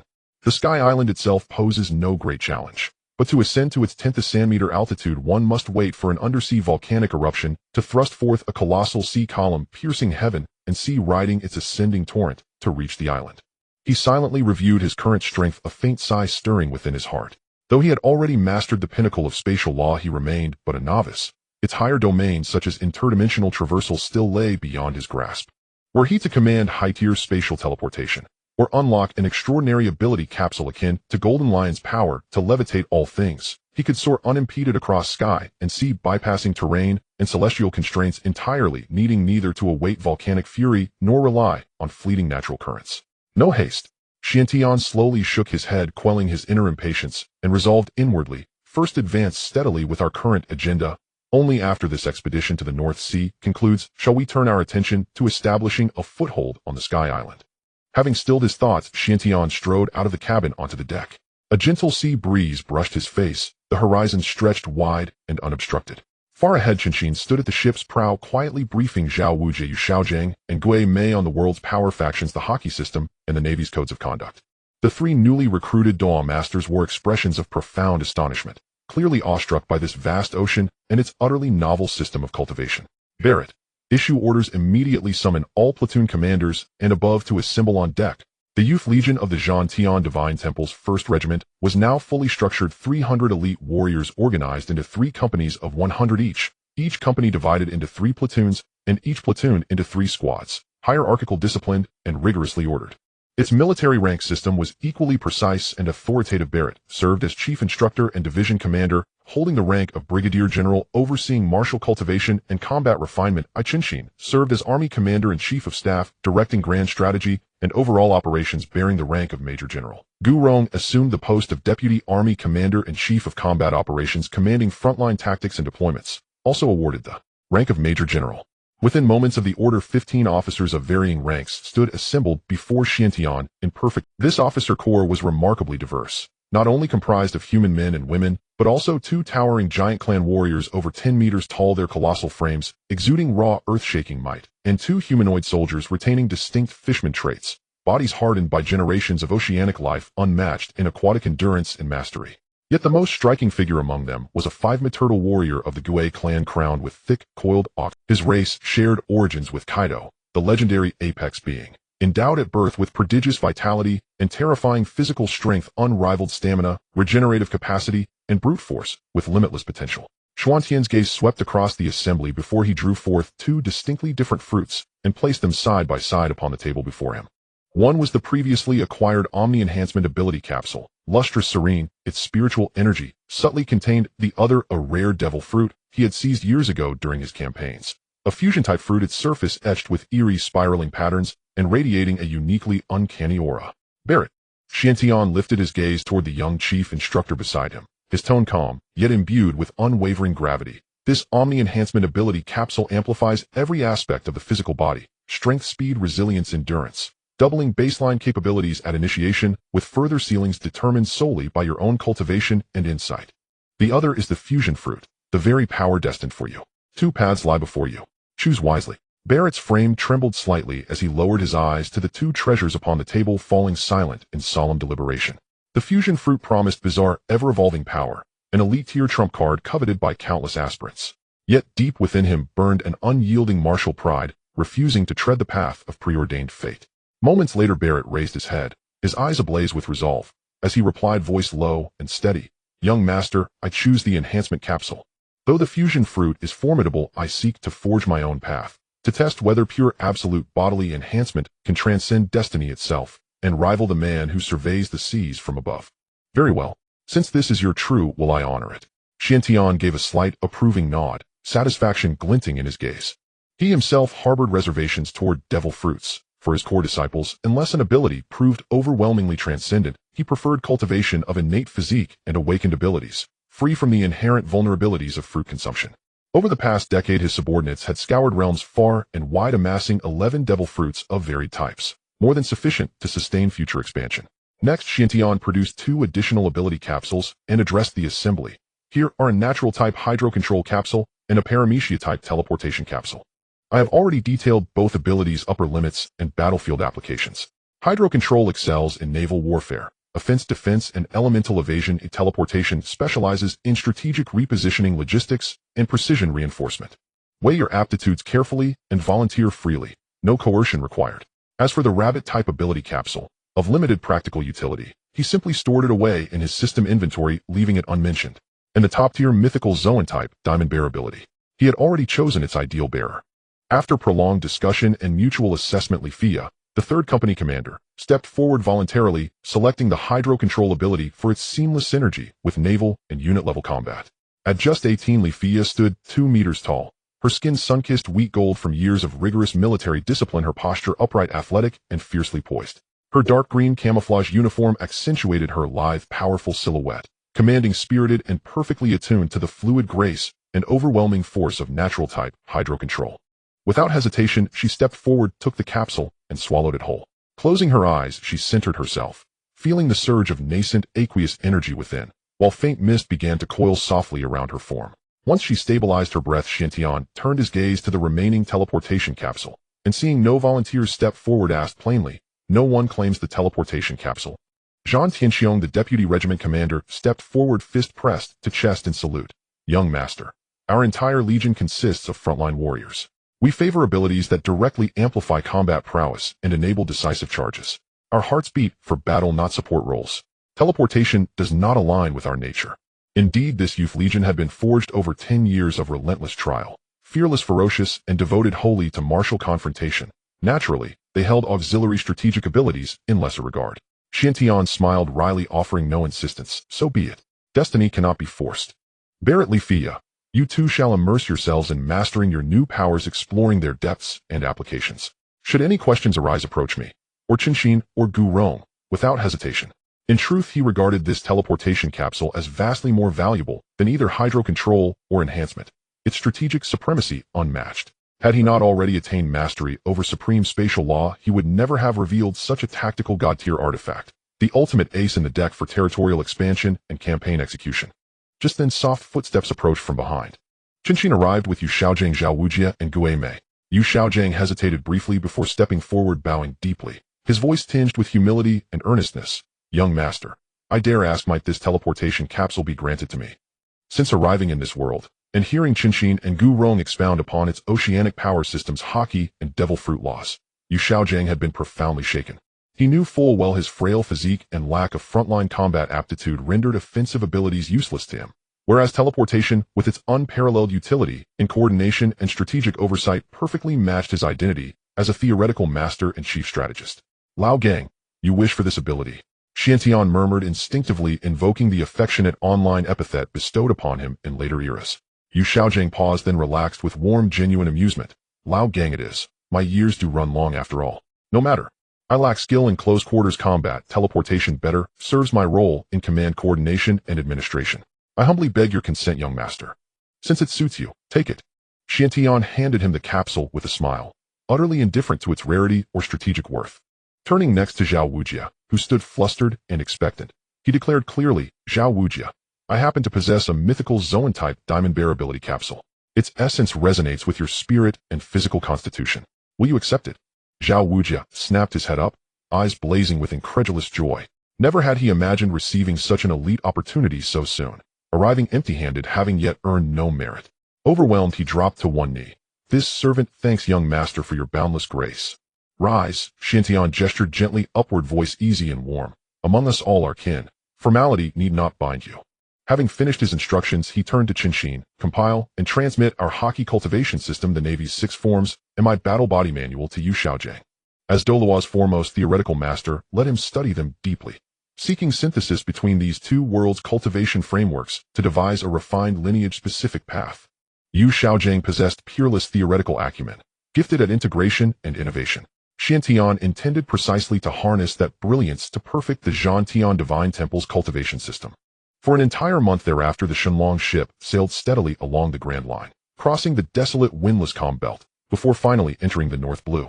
Leaving behind the stagnant, suffocating silence of the calm belt, the fresh, breezy air of the open sea washed over them, lifting spirits and banishing weeks of accumulated fatigue. Meanwhile, 1,000 li away in Marineford, the Marine Headquarters Conference Chamber hung heavy with solemnity. Sengoku set down his den mushy, his expression grave as he scanned the assembled high-ranking officers. Confirmed intelligence Bondi World Breaker has surfaced in the North Blue, raiding waters and wreaking havoc. Admiral Sakazuki, you shall lead this operation, coordinating with Vice Admiral Tsuru and Captain Garp. Apprehend him at all costs and imprison him in Impel Down. Understood. Sengoku rose immediately, issuing fleet mobilization orders. Tsuru and Garp followed, closely exiting the chamber to prepare for departure. Garp had only just returned from leave, while Tsuru had recently concluded an unsuccessful mission to track Xuantian's party through the Grand Line, returning empty-handed. 10 days passed in the blink of an eye. The Shenlong ship continued its steady course through the North Blue, guided faithfully by its log pose. Suddenly, violent fluctuations of battle energy erupted across the distant sea. Turbulent winds, churning waves, and palpable bloodlust carried clearly across the expanse. The lookout instantly scaled the crow's nest, swiftly pinpointed the conflict's location, and shouted down to the deck, "Young master, a major battle rages ahead. The Marines are besieging pirates, and among them stands Vice Admiral Garp, the same officer we encountered earlier in the Grand Line." Garp. Xuantian's eyes flashed, recognition igniting instantly, as he commanded, voice firm and urgent, "Alter course, full speed toward the battlefield." Before the ship even completed its turn, Xuantian extended his supreme observation Haki, its perception sweeping across the entire battlefield in an instant. At the battle's heart stood a familiar broad-shouldered figure, bearded, mustachioed, wearing a broken-horned goat hat, etched vividly into his awareness. Bondi World Breaker, the 200 million belly bounty hunter. Without hesitation, Xuantian dissolved into shimmering spacelight, vanishing from the deck in a single breath. Chen Xin reacted instantly, moonstep after moonstep, propelling him skyward in pursuit, trailing a fading afterimage. Rong meanwhile unleashed full beastification, bones erupting, scales surging, as he transformed into a monstrous bone dragon roaring skyward in furious flight. As other troops prepared to follow, Barrett barked sharply, "All personnel, hold position. Defend the ship. Full speed to the battlefield." In a heartbeat, Xuantian materialized high above the battlefield. Below lay a small island, shattered, scorched, and shrouded in smoke, its ruins strewn with blackened debris and jagged rubble, bearing grim testament to brutal combat. Midair above the island, figures clashed in furious, unrelenting exchange, booms echoing ceaselessly. Garp's Vice Admiral cloak billowed violently as his fists, sheathed in dense armament Haki, locked in desperate struggle with the towering man at the center. Xuantian stood motionless upon the void, anchored by spatial law, tall, commanding, radiating sovereign authority. Garp's movements froze mid-combat, his sharp senses instantly detecting the sudden presence overhead. He glanced up, then arched an eyebrow. "Little Xuantian, what brings you here?" A faint, enigmatic smile curved Xuantian's lips as he replied coolly, "To hunt pirates and claim the bounty. This world breaker carries a 200 million belly price, no trivial sum." Ignoring Garp, Xuantian locked eyes on another sector of the battlefield and commanded Rong, who had just arrived. Rong, seize the mustachioed, triangular-headed pirate and the female pirate beside him. Not one may escape. Understood. Rong roared in affirmation, his bone dragon surging forward with blinding speed, tearing through the air toward the flank. Amidst the island's rubble, a diminutive white-bearded elder, resembling a dwarf, clutched a wooden staff and in full drip, shouting frantically toward the central giant, "Brother, forget us, flee now. This marine force is beyond our resistance." That five-meter colossus was none other than Bondi World Breaker, the current 200 million belly fugitive. Fury and desperation burned in his eyes as he endured Garp's onslaught, gritting his teeth. Damn it. How did the Marines locate us so swiftly? And who are these newcomers? Chen Xin, hold position. Xuantian gripped his heaven-defying halberd, raising it high above his head, golden Haki merging with spatial power in a cataclysmic surge, as he brought it down in a devastating cleave toward Bondi World Breaker locked in combat with Garp. Not good. Kapu's pupils constricted sharply as he instantly sensed the terrifying power of the strike, realizing that Xuantian's spear attack was aimed at him without any reservation. He dared not hesitate for a moment, instantly enveloping his right arm with blackened Haki bones creaking as he unleashed a powerful punch. Fistbone galaxy impact. Boom. A deafening explosion shattered the sky. The jet-black iron fist, entwined with crimson arcs of electricity, collided head-on with Xuantian's unstoppable spear. A scorching wave of heat crazily spread from the point of their clash, the violent shockwave sweeping across the entire island. Both figures were violently pushed back several meters by the immense force, stabilizing themselves midair before landing firmly, their auras once again clashing. At this moment, Kapu's face no longer bore the friendly smile of the past. His expression was as serious as water, his gaze sharp as an eagle's, locking tightly onto Xuantian. "Kid, do you know what you're doing?"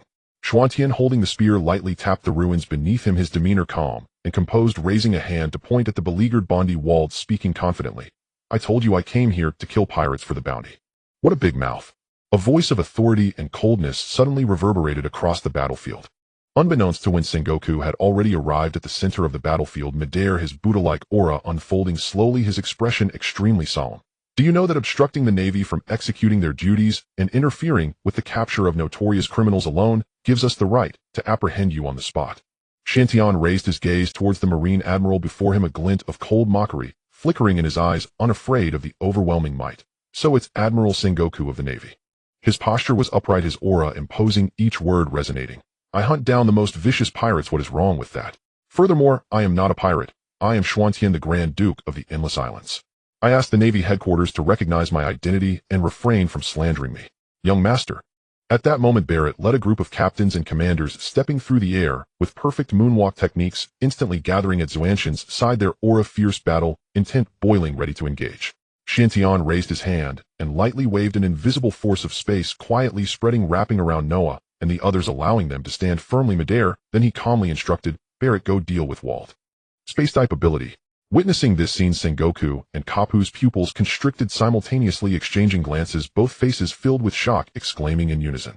Such pure and exquisite control of space was exceedingly rare in the entire sea, a top-tier ability. Got it, young master. Just watch. With a surge of battle intent in his eyes, Barrett clenched his fists, his muscles slightly bulging, activating his full domain enhancement ability, in an instant shooting out like an arrow towards Bondi Wald, his voice booming, take this punch. The oppressive force of the oncoming wind made Wald's expression change drastically. He dared not underestimate, gripping his giant scythe, tightly blocking it in front of him, to take Barrett's furious punch. Bang! The impact of the fists clashing created a massive sound that shook the heavens. The terrifying force erupted from the scythe, sending Wald flying like a cannonball for dozens of meters, flipping midair, before he barely stabilized, a cold, murderous intent completely covering his eyes. No matter who you are, anyone who dares to block my path today will surely die. 100-fold slash. Wald gritted his teeth and roared, activating the Momo fruit ability, the scythe in his hand suddenly radiating cold light, a pitch-black, slashing attack hundreds of meters long tore through the air, carrying a destructive force aimed directly at Barrett's head. I return the same words to you. Barrett revealed a defiant smile. Shantian had once mentioned Wald's fruit ability to him, and had asked if he wanted to seize this top-tier fruit, but he had already firmly decided to forge his own path of enhancement. Full domain enhancement, 10-fold strength. Crack. The hard air exploded, Barrett's punch directly smashing through the myriad slashes, the residual force unwavering, as he stood firmly midair, laughing heartily. Ha! Is this what they call a world destroyer? This level of strength is rather embarrassing. Damn it, you've completely enraged me. Wald's eyes were bloodshot, a faint white energy shield swirling around him, his potential and fruit ability erupting entirely, his momentum climbing once again. 100-fold slash. Die for me. A gigantic slashing attack overshadowing the sky pressed down the air, shaking violently. Now this is interesting. Feeling the increasingly vigorous offensive, Barrett was not afraid. Instead, his battle intent grew hotter, letting out a low growl. Full domain enhancement, 50-fold strength. With another heavy punch, he forcibly shattered the 100-fold slash, then extended one hand, accurately locking onto the incoming scythe, finishing charging with his left hand, unleashing a tremendous force. Swish. In a critical moment, Wald's figure suddenly blurred, utilizing the fruit's speed ability to instantaneously shift, flashing behind Barrett, the scythe's cold light piercing straight for his head. Soru, who can't do that? Barrett snorted coldly. Under the extreme speed enhancement, his figure also instantly vanished from the spot, precisely sidestepping the fatal attack, while delivering a heavy punch on Wald's returning scythe. Boom. A thunderous sound resounded across the island. Wald couldn't withstand the crushing power, his body crashing down like a runaway cannonball into the ruins below, debris flying and dust rising, obscuring all vision. On the other side of the battlefield, Sengoku watched the two engaged in battle, glancing at the unconscious Gairam and Nachin held in the grasp of the ancient banyan tree, his expression growing increasingly grim. He turned to Xuantian, warning in a stern tone, Xuantian, do you insist on opposing the Navy? That's not the case.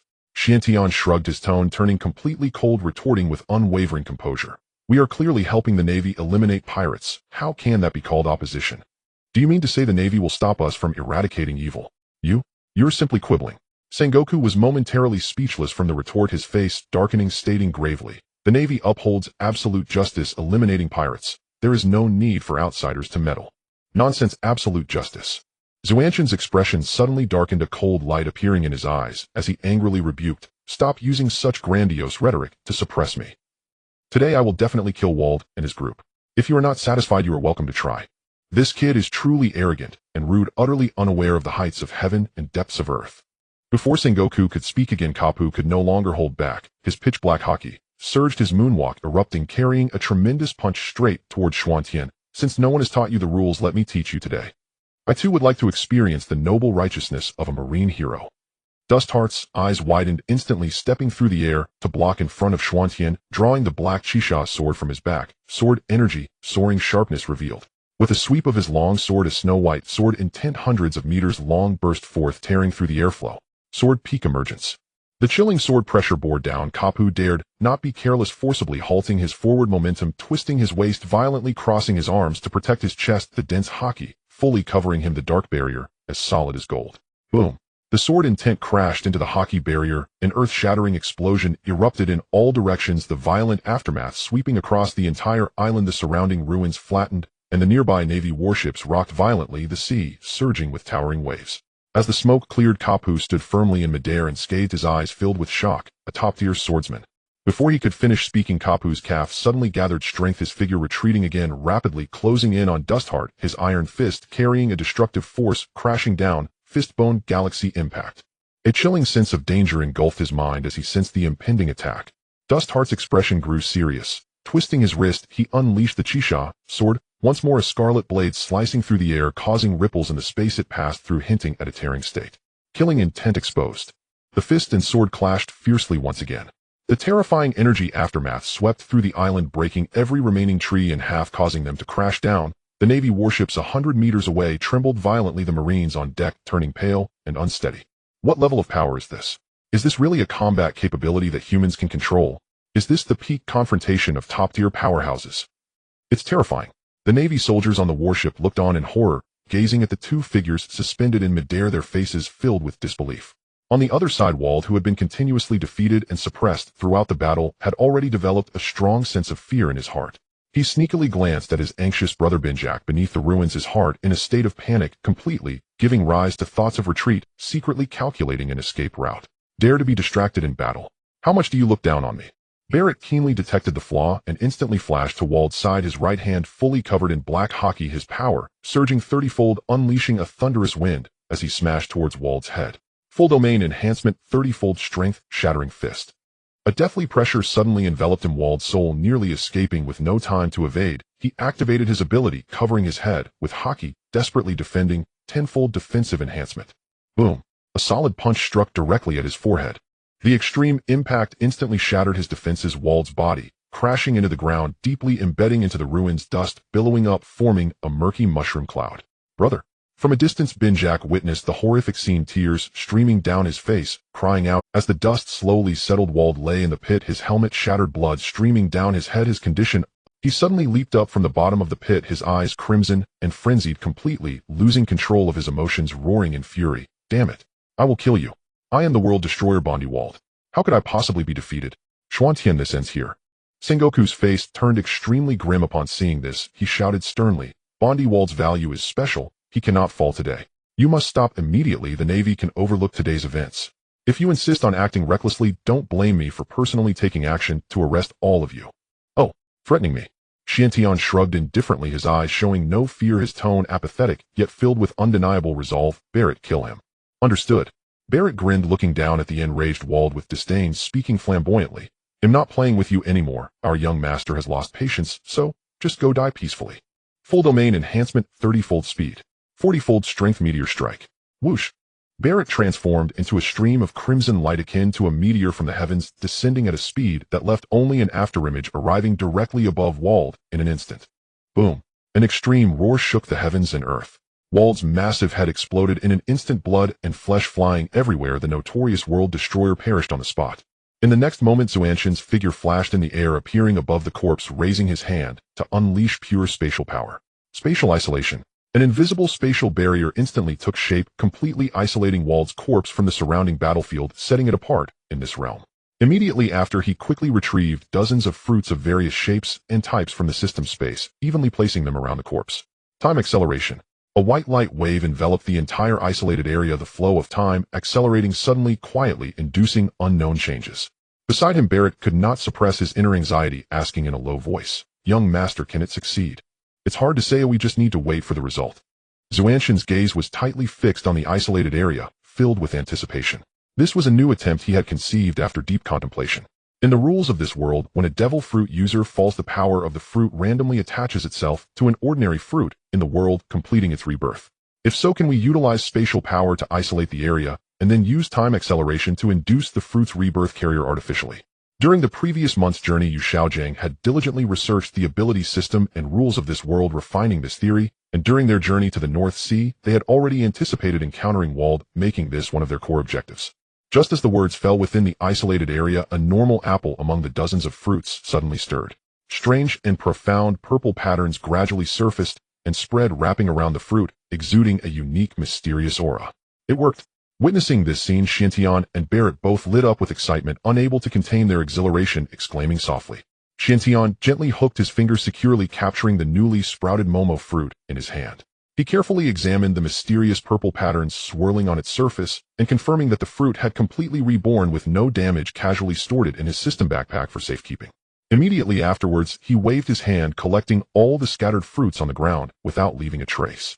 After completing these tasks, Xiantian withdrew the spatial isolation barriers and the time acceleration field surrounding him. As the domain dissipated, two figures suddenly reappeared in midair on the battlefield. Though it seemed that over 10 minutes had passed in the spatial domain, the rules of time acceleration had isolated the flow rate inside and out, so only a mere few seconds had elapsed in the outside world. In the previous moment, Xiantian and Barrett had completely vanished from everyone's sight, but in the next second they reappeared without warning, leaving everyone in the arena stunned. Sengoku's pupils narrowed slightly as he looked at Xuantian, who appeared calm and unbothered, feeling a headache. The boy's spatial abilities were too bizarre. His skills in offense, defense, stealth, and escape were all impeccable, completely defying logic. He was simply a nemesis to the Navy. His expression turned cold as he unleashed a powerful aura, each word icy and laden with unyielding determination. "Xuantian, today, you have brazenly killed a Navy-wanted criminal and interfered with official business, allowing forces to provoke the Navy's authority. None shall escape." "Oh, is that so?" Xiantian chuckled lightly, a sharp glint flashing in his eyes as he stopped hiding his prowess.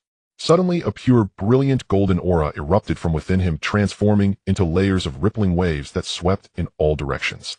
The overwhelming pressure of the Conqueror's Haki descended, directly pressing down towards Sengoku, causing the air to tremble violently. "You little brat." Sengoku, seeing this, no longer held back. A powerful aura erupted from him as the same rich and dazzling golden Conqueror's Haki shot up into the sky, clashing heat-in with Xuanxin's pressure. In an instant, two extremely pure golden auras collided violently in midair. The entire world fell into silence, with the sounds of wind waves and residual echoes all extinguished, and everything became eerily quiet. In the next second, a deafening explosion echoed across the sea, and two blindingly bright golden lights occupied half of the sky, dazzling and magnificent. Even the blazing sun high in the sky dimmed at this moment, losing all its brilliance. Boom! The two waves of Conqueror's Haki violently collided, intertwining and crushing against each other, unleashing dazzling arcs of lightning at the center of their clash. The fragmented golden lightning crackled and surged wildly in all directions. The devastated island below instantly cracked open, countless bottomless ravines crisscrossing the ground, and fragments of stone and soil soared into the sky. The surrounding sea surged with monstrous waves, layers upon layers of tides exploding with a roar akin to a small tsunami, sweeping in all directions. In the distance, a fleet of Navy ships rocked violently, trembling incessantly, with the decks creaking as if they might capsize and shatter at any moment. On the decks of the warships, countless low-ranking Navy soldiers could not withstand the soul-shaking impact of the Conqueror's Haki. Their eyes rolled back, foam spewed from their mouths, and one by one they collapsed, fainting en masse. In midair, Barrett, Rong, and others had already retreated to the deck of the Divine Dragon ship. The two of them simultaneously activated their hidden Conqueror's Haki, creating layers of protective auras that firmly blocked the violent aftermath of the clash between the two supreme auras, shielding all the members on the ship. Even so, everyone still felt their minds shake, their chests tight, and an uncontrollable fear welled up inside, truly experiencing the terrifying foundation of top-tier powerhouses. From a high-ranking position on the Navy ship, a lazy, casual voice slowly emerged, carrying a hint of exaggerated astonishment. A young Navy officer stood behind Vice Admiral Crane, with slightly curled black short hair, wearing a pair of gold-rimmed brown sunglasses and a crisp yellow shirt layered under a standard Navy white t-shirt. He sported a white military hat bearing the Navy insignia, appearing relaxed and languid though beads of cold sweat formed on his forehead, breaking his nonchalant demeanor. He was none other than Borsalino, a 5-year recruit hailed as the strongest genius of the new generation of the Navy. Wow, that's frightening. Was that a clash of advanced Conqueror's Haki just now? At this age to possess such a terrifying aura and foundation, it's truly unbelievable. Vice Admiral Crane turned to look at him, concern flickering in his expression. Borsalino, are you alright? You are the core hope of the new generation of the Navy. You must not come to harm. Borsalino gently shook his head, wiping away the cold sweat on his forehead, his tone filled with disbelief. Vice Admiral Crane, I'm fine. I was just too shocked. These people are all quite young. Why does each of their battle auras far surpass those of our seasoned Vice Admirals? What is their origin? This group has appeared recently in the Grand Line, establishing themselves on the Endless Islands and founding the war god. The boy named Chen Xin is the Duke of the Endless Islands and also the young lord of this group. Information about them on the sea is scarce, almost blank. The only verifiable fact is that one of their powerful members can transform into a bone dragon and has single-handedly slain pirates with a bounty of 200 million, making him a rare Zoan-type beast master with unfathomable depth. On the other side of the battlefield, the fierce battle between Chen Xin and Carp was still in full swing, with neither side giving an inch. After several exchanges of fists and swords, Carp became increasingly invigorated, his blood boiling. He launched a punch infused with intense Haki, forcing Chen Xin back, laughing heartily. What a thrill. Truly exhilarating. Your swordsmanship is sharp and domineering, unpredictable, reminding me of Roger. Chen Xin's wrist turned as he executed a cold sword flourish with his 7-kill sword, casually asking Roger, the legendary pirate, then why don't you tell me who has the better swordsmanship, myself or him? Carp shattered the incoming shards of sword energy with a heavy punch, his expression serious. It's hard to make a rash conclusion, but I feel that you are even more terrifying than Roger. Your sword intent hides a strange and unpredictable power, and you haven't even used your full strength throughout. I can clearly sense that there lies an even more horrifying power within you, one that could overturn the battle. This precise perception made Chen Xin glance sideways, a trace of surprise flashing in his eyes. Your perception is remarkably sharp. If so, do you wish to personally experience this power within me? Carp's eyes suddenly lit up with fierce battle, and to him, witnessing and countering a stronger power was the ultimate breakthrough in training. Is that possible? Chen Xin sheathed his 7-kill sword, standing tall in midair, his tone calm, yet serious. If I fully unleash this technique, there is a high probability you will die. With such risk, do you still wish to try? Carp retracted all his mirth, his expression solemn and resolute, showing no signs of retreat, instead growing even more excited. Since I joined the Navy, I have long been prepared to be wrapped in horsehide and die on the battlefield. Then let loose. Since you insist, brace yourself for the strongest defense, and do not be careless. Chen Xin lightly reminded as his aura underwent a sudden transformation. On the ground, countless colorful soul rings inscribed with strange patterns ascended, swirling around.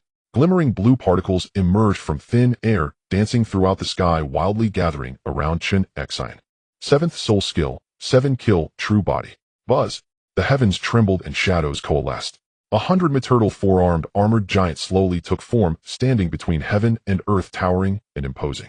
Each of the 4 massive hands wielded a pitch-black 7-kill long sword, the sword blades icy and sharp, the fierce sword intent sweeping over the entire sea, causing the waves to stagnate and the winds to fall silent. Chen Xin stood at the giant's brow, his gaze tranquil. I am ready. I will strike now. At this moment, Carp's supreme observation Haki went into overdrive, an extreme sense of impending death engulfing him, causing his scalp to tingle and his spirit to tremble as if he would perish in the next second. He did not dare to relax for a moment, pouring all his hidden cards into action. A rich pitch-black armament Haki instantly enveloped his entire body, hardening his physical form to its limit. Then he unleashed the Navy's 6 styles technique, Tekkai, tightening his muscles and solidifying his body. Still feeling unstable, he activated his Conqueror's Haki, wrapping it around himself, layering defensive barriers to create an impregnable fortress. 8th soul skill, 7-kill thunder, rising, a sword that breaks through the sky. Chen Xin's right hand pointed the sword in the air, flowing light swirling as a sword imprint formed. Behind him, the 100-meter 7-kill true body swung, all 4 swords together merging, 4 terrifying sword intents into a blood-colored crescent slash that spanned hundreds of meters, tearing through the air and descending with crushing force. At this moment, the entire battlefield had come to a standstill. The confrontation between Xiantian and Sengoku's Conqueror's Haki had temporarily stalemated, and everyone's gaze was locked onto this earth-shattering strike, their faces filled with shock. The instant Chen Xin unleashed his 8th soul skill, all weapons, swords, and iron tools within and outside the battlefield vibrated uncontrollably, shaking violently, as if in fear of this overwhelming sword intent, bowing in submission. The blood-colored crescent slash sped forth, and wherever it passed, the space shattered inch by inch, fine black cracks spreading across the sky, like shattered glass with the space continuously vibrating, the might terrifying to the extreme. Faced with this destructive strike, a genuine fear surfaced in Karp's heart for the first time, but he forcibly suppressed his panic, gritting his teeth, unleashing all his lifelong cultivation and Haki power to resist fiercely. Clang!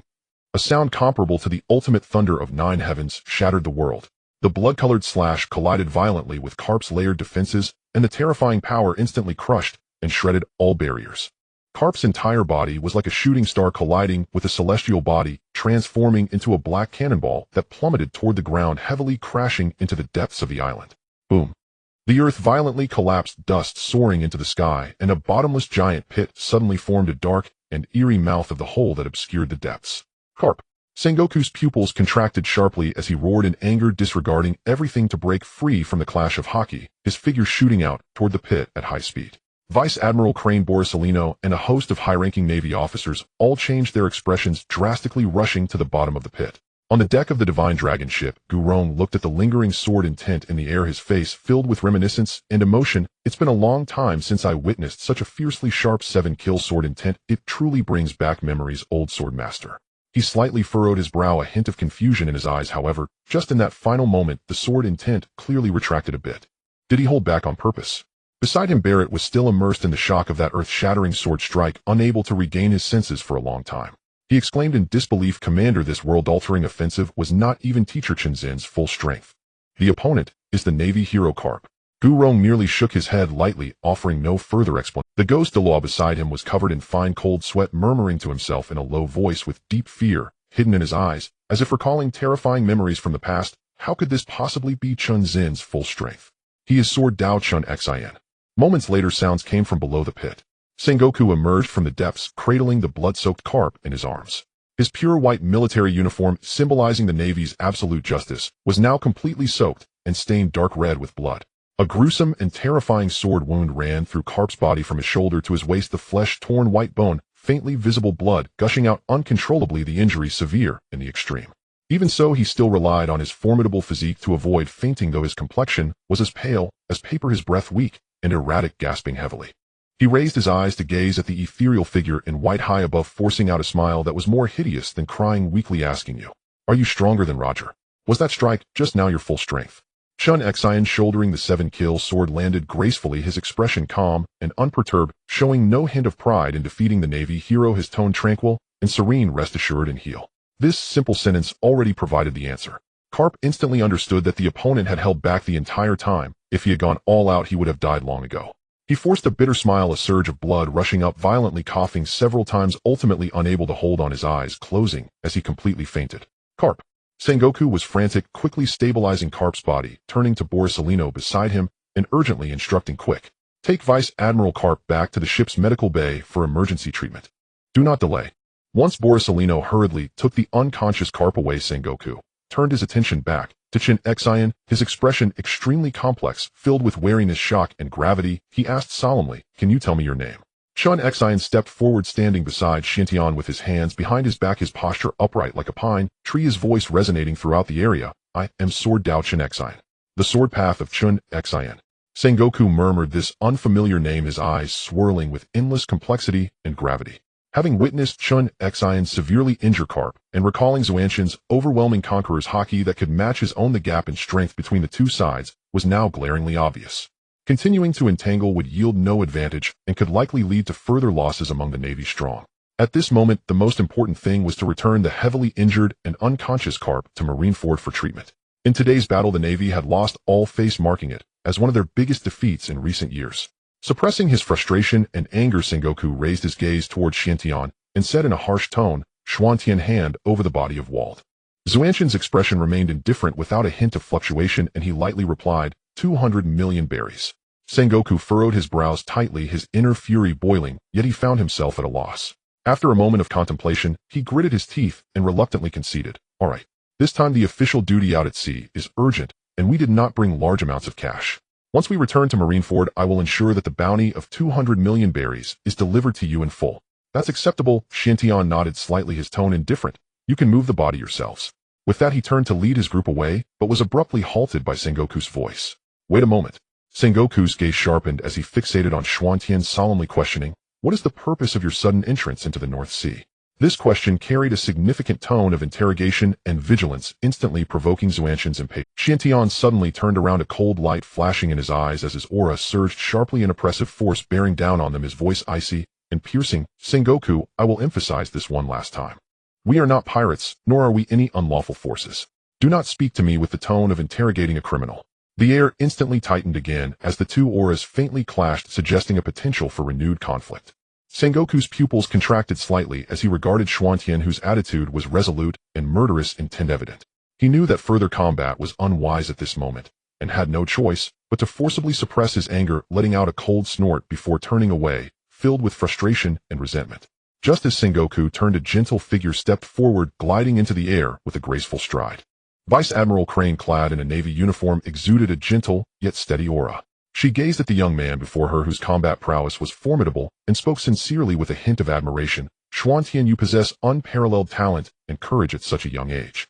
Would you be interested in joining the Navy to uphold justice in the world? Not interested, Xiantian replied decisively, without a second thought, his expression still icy. Crane's demeanor shifted slightly, becoming more serious and earnest as she questioned, why not? You despise pirates and actively eradicate villains, which aligns directly with the Navy's original intention. By joining us, you could leverage your strength to enforce justice in every corner of the sea, cleansing all darkness and evil.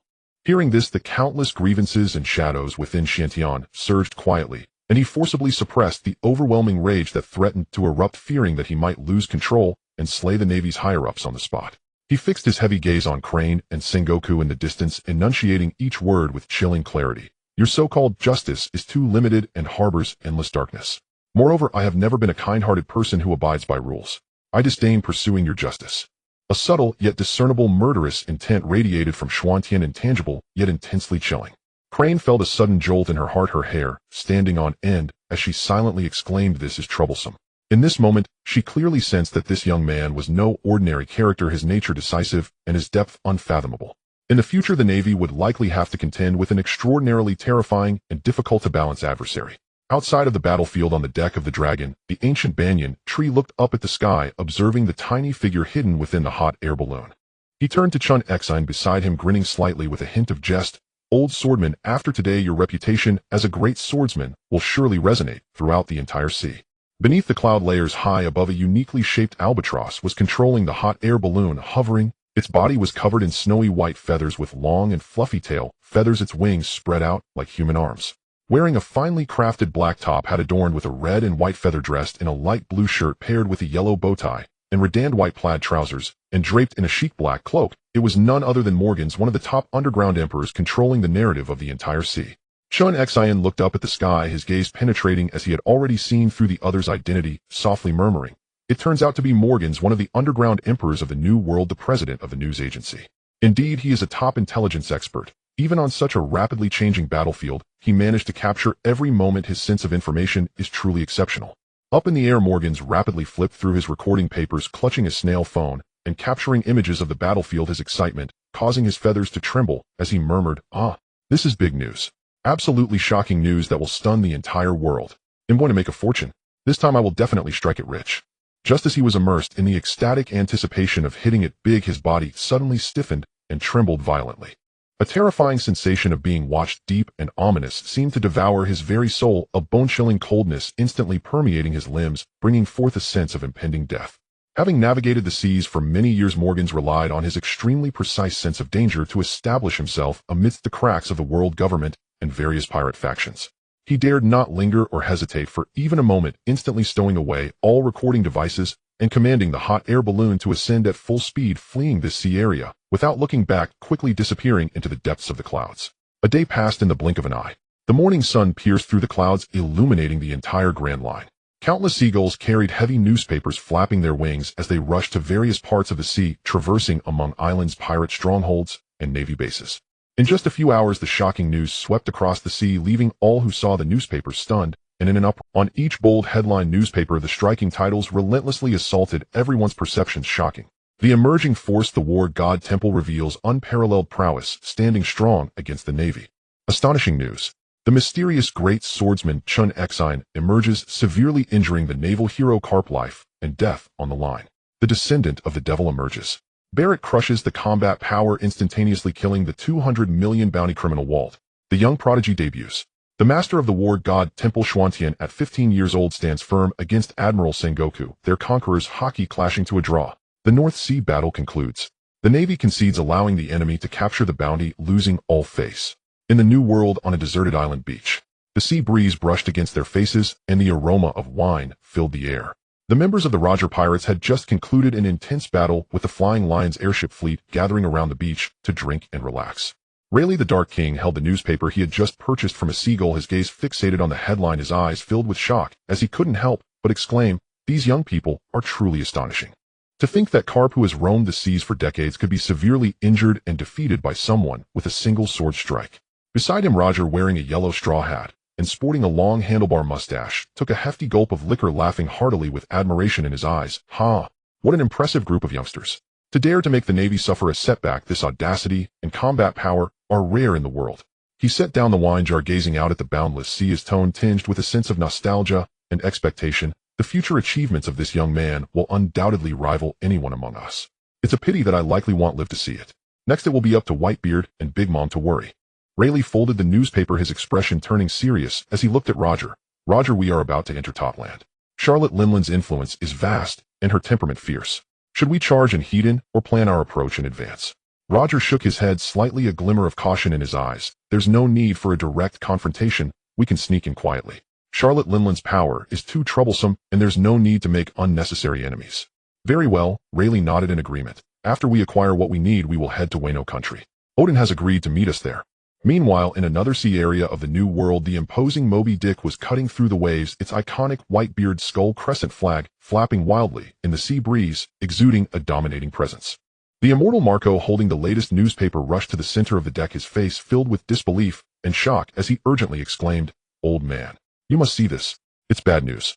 Sitting in the main seat was Edward Newgate, his imposing muscles incredibly intimidating. He casually set down a giant barrel of alcohol, looking at the panicked Marco, and chuckled deeply. What has you so flustered? You will understand once you read it. It will definitely surprise you."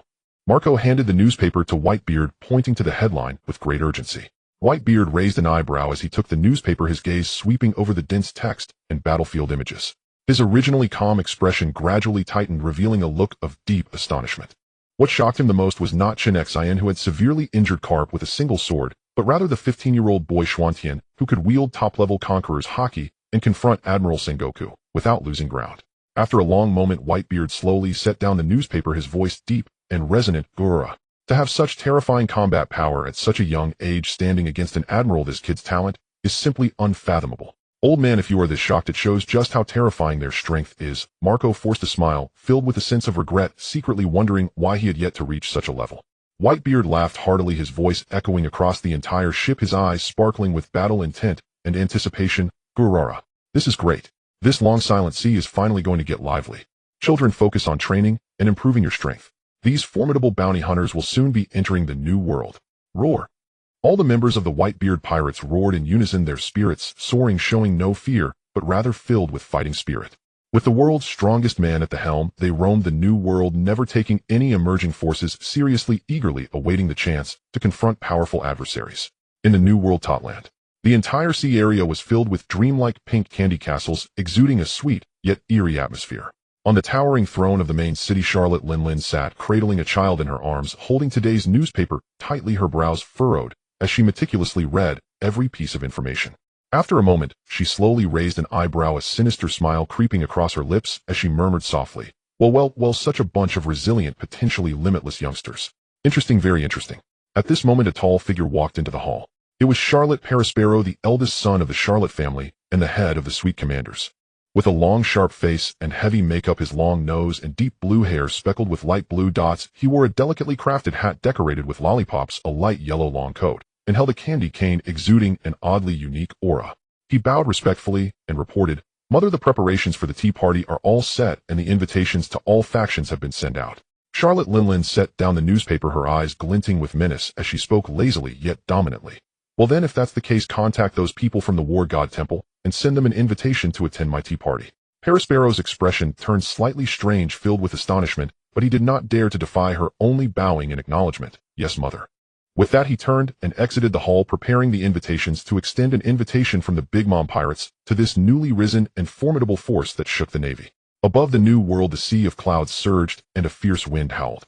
Several massive pitch-black floating warships broke free from the shackles of the clouds, steadily hovering at an altitude of 10,000 meters, their bodies exuding an audacious and wild pirate aura. They belonged to the flying pirate crew under Captain Golden Lion Shiki. Inside the flagship's cabin, in a dim space filled with an oppressive aura, Golden Lion Shiki lazily reclined in the main seat. His long golden hair cascaded freely, reaching the ground, resembling the majestic mane of a lion, and his golden sideburns and long beard flaunted a dominating presence. On his formerly smooth head was a weathered ship's wheel, embedded unexpectedly, an object that had lodged itself deep in his skull during a fierce battle with Roger years ago, and after years it became one of his most distinctive features.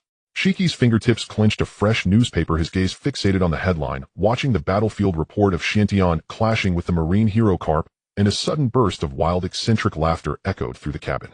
Huh, what an interesting bunch of kids. The newly risen Zhang Tian Shindian. And such a fierce, his gaze froze on Xuanxin's youthful face, a flicker of astonishment and amusement passing through his eyes, his smile growing ever more exuberant. After years of seclusion, coupled with the mental disturbances caused by the old injury from the ships, Will Shiki's temperament had grown increasingly erratic and mad. Encountering such a defiant new force, he instantly felt an urge to recruit them and stir the tides of the sea. Huh, everyone listen up. Shiki suddenly slammed the newspaper onto the table, bursting into laughter, the sound resonating throughout the cabin as he bellowed an order to the line of pirate captains below. Consolidate all floating fleets, set sail immediately for the North Sea. The pirate captains below felt their hearts tighten at his words, yet none dared to disobey. Everyone knew all too well that since his defeat against Roger, and with the ship's wheel embedded in his head, this airborne admiral had become increasingly unpredictable. Often losing his mind for no reason, he would lash out in rage, slaughtering subordinates, to vent his frustrations, enveloping the entire flying pirate crew in an atmosphere of dread and oppression, where everyone lived in constant fear and caution. At this moment, they could only bow and accept orders, hastily preparing for the journey.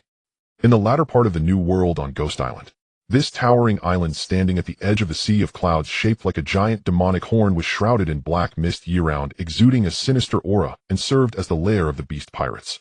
Inside the grand palace at the center of the island, the atmosphere was heavy and murderous. A particularly towering figure occupied the main seat, exuding an oppressive presence that filled the entire hall. With long black hair cascading down, adorned with a pair of elongated sharp horns resembling dragon horns, and a few long flowing whiskers at the corners of his lips, his left arm was covered in deep black dragon scale tattoos, his upper body bare muscles coiling with explosive power. A deep menacing shaped scar ran across his right abdomen, and he casually wore a purple robe around his waist with two golden chains hanging from the hem, complemented by loose dark green trousers tied with an ancient cord and draped in a heavy purple fur cloak. This was one of the 4 emperors ruling the New World, Kaido of the 100 Beasts. Kaido held a giant wine gourd in one hand, tilting his head back to drink deeply, the fiery liquid spilling down his chin, soaking his clothing, surrounded by a thick atmosphere of ferocity and alcohol. Below in the hall, a figure completely wrapped in black cloth, showing not a hint of skin, stood quietly. It was the prominent figure of the beast pirates, Jean. He held a fresh newspaper in his hand, bending slightly to report. Brother Kaido, a powerful new force has recently emerged in the North Sea, called Zhang Tian Shindian. Their great sword master severely injured the Marine hero Carp, and the leader is a boy of about 15 able to confront our General Sengoku Hiden without losing ground. Gaha, such interesting news.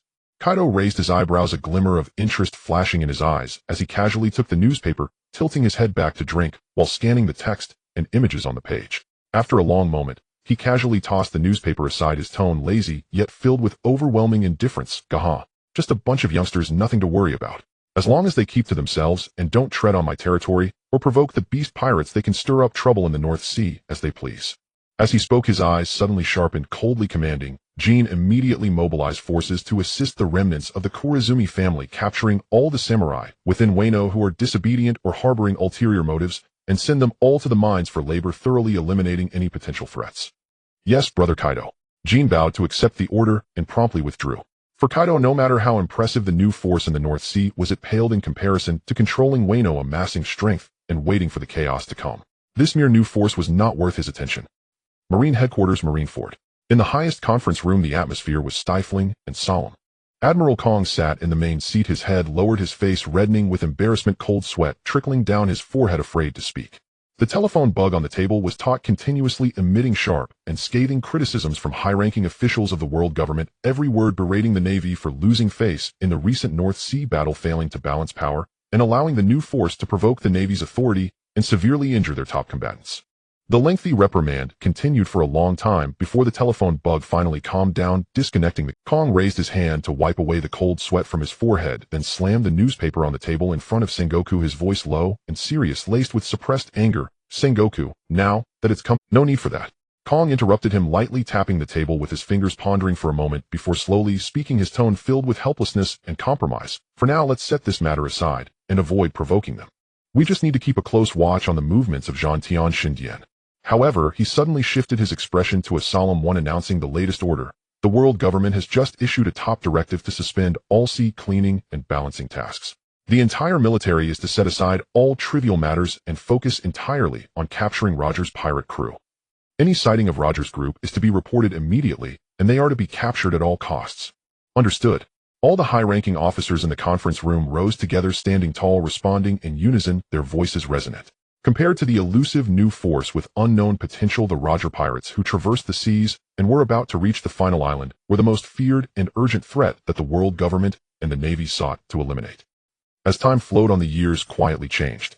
In the year 1496 of the sea circle calendar, spring was warm and pleasant with gentle sea breezes. After several days of smooth sailing, the Shenlong ship docked steadily at the port of the outer islands belonging to the Kingdom of Nordis. Chen Xin stepped off the ship with Chen Xin, Zhao Wujing, Barrett, Noah, Selena, and Berta setting foot on solid. He stretched out his limbs, moved his muscles, lightly bounced a couple of times, releasing the accumulated stale air from his chest, and with a relaxed expression said, "It's nice to be on solid land, it feels refreshing." After days of drifting and tossing at sea, even though the group was physically robust, they couldn't help. "Let's go, it's a rare opportunity to be ashore. Let's take a stroll in town and rest for a while," Chen Xin said. As soon as he spoke, everyone on the ship dispersed, forming pairs to explore the island or procure supplies, leaving a few elite soldiers to guard the Shenlong ship and its supplies, vigilant against any unexpected incidents. Chen Xin specifically brought Selena and Berta along because this was their hometown. Years ago, this island was ravaged by pirates and their families were brutally slaughtered. The two girls left alone were kidnapped by human traffickers and were, by chance, they were rescued by the passing hit. And since then, they had been following Xuantian, residing in Zhangtian. After several years, they finally returned. The group walked slowly along the bustling port street where the roads were filled with vehicles and a throng of people, vendors shouting and pedestrians laughing, creating a vibrant atmosphere. Chen Xin scanned the shops along the street, feeling intrigued, and turned to the two girls beside him. "Selena, do you know if there's an auction in town?" "Yes, young master. There's an auction just ahead, not far." "Please wait a moment, Berta, and I will find out if there's a session today." Selena's eyes brightened as she eagerly replied. Today, the two girls were not dressed in formal military uniforms, but in casual sportswear, their tall and slender figures standing out at nearly 1.9 meters in height. Selena had slightly curly golden hair flowing freely, her delicate features animated, not wearing makeup, yet exuding a playful and vibrant charm. Berta, on the other hand, sported neat winered short hair. Her cold and clear eyes, with a curvaceous figure and unique temperament, made her hard to look away from. Standing side by side, they were particularly eye-catching. After a moment, the two girls quickly returned, joy evident on their faces, and reported to Xuantian, "Young master, how fortunate. In half an hour there will be a large auction, and I've heard the highlight item today is a devil fruit." "Oh, a devil fruit." A spark of interest flashed in Xuantian's eyes as he nodded and smiled. "That sounds worth attending. Let's go and see if there's a chance for some rare finds." The group followed closely behind the two girls, walking slowly with the flow of people towards the auction venue. Along the way, vendors tended to their goods while whispering in hushed tones, engaging in lively discussions. "Have you heard? A top figure is coming to town today, and even the local garrison has been fully mobilized for security." "I've heard that too, but I don't know which noble it is. Such a grand occasion." "Chill. Are you trying to get yourself killed? How dare you speak such things? If that group hears, it could mean instant death." He felt a chill creep up the back of his neck, his body hair standing on end and his heart racing as he slowly. Behind him, an imposing figure had appeared, silently standing over 5 meters tall, wearing a fringed wide-brimmed hat with deep scars etched across his face, draped in a flamboyant red cloak, and holding a firearm steadily raised, the dark muzzle aimed directly at his head.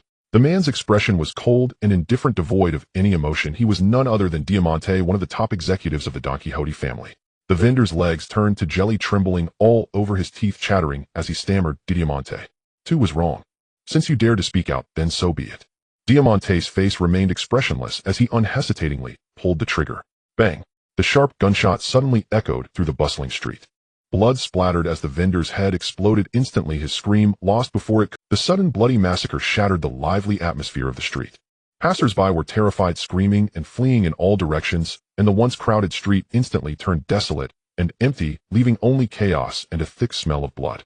"Oh my, Noah clicked his tone frank and unreserved, openly expressing his thoughts. He turned sharply, initially thinking it was some ignorant passerby daring to speak against him, but when he saw Xuantian's group calm and composed with an impressive aura, especially upon recognizing the startling faces of Chen Xin and Barrett, his pupils constricted, a storm of panic rose in his heart, his previously fierce demeanor melting away.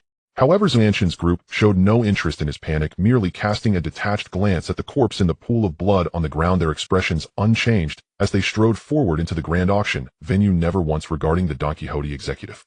Diamante stood frozen, his back already drenched in cold sweat, unable to calm his mind, not daring to waste a second, turning to rush towards a secret tavern in town. Inside the tavern, the atmosphere was relaxed and flamboyant.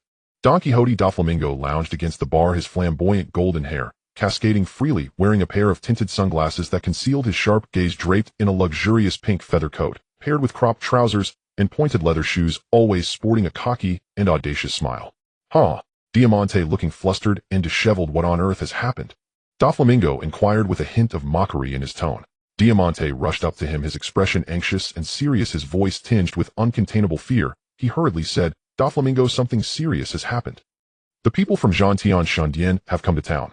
Leading them is that young Master Xiantian, who faced off against the Admiral at 15, along with the great swordsman Chen Xin, who severely injured Carp. The group had just been at the street corner.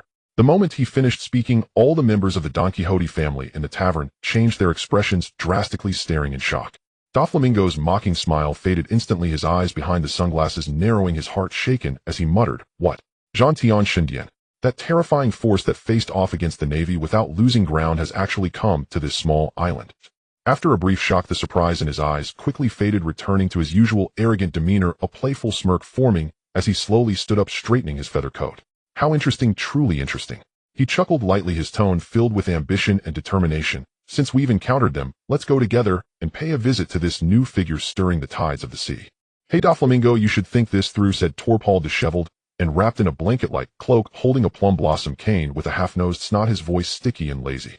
This group is decisive and terrifyingly strong, and you have a bounty of 70 million berries on your head.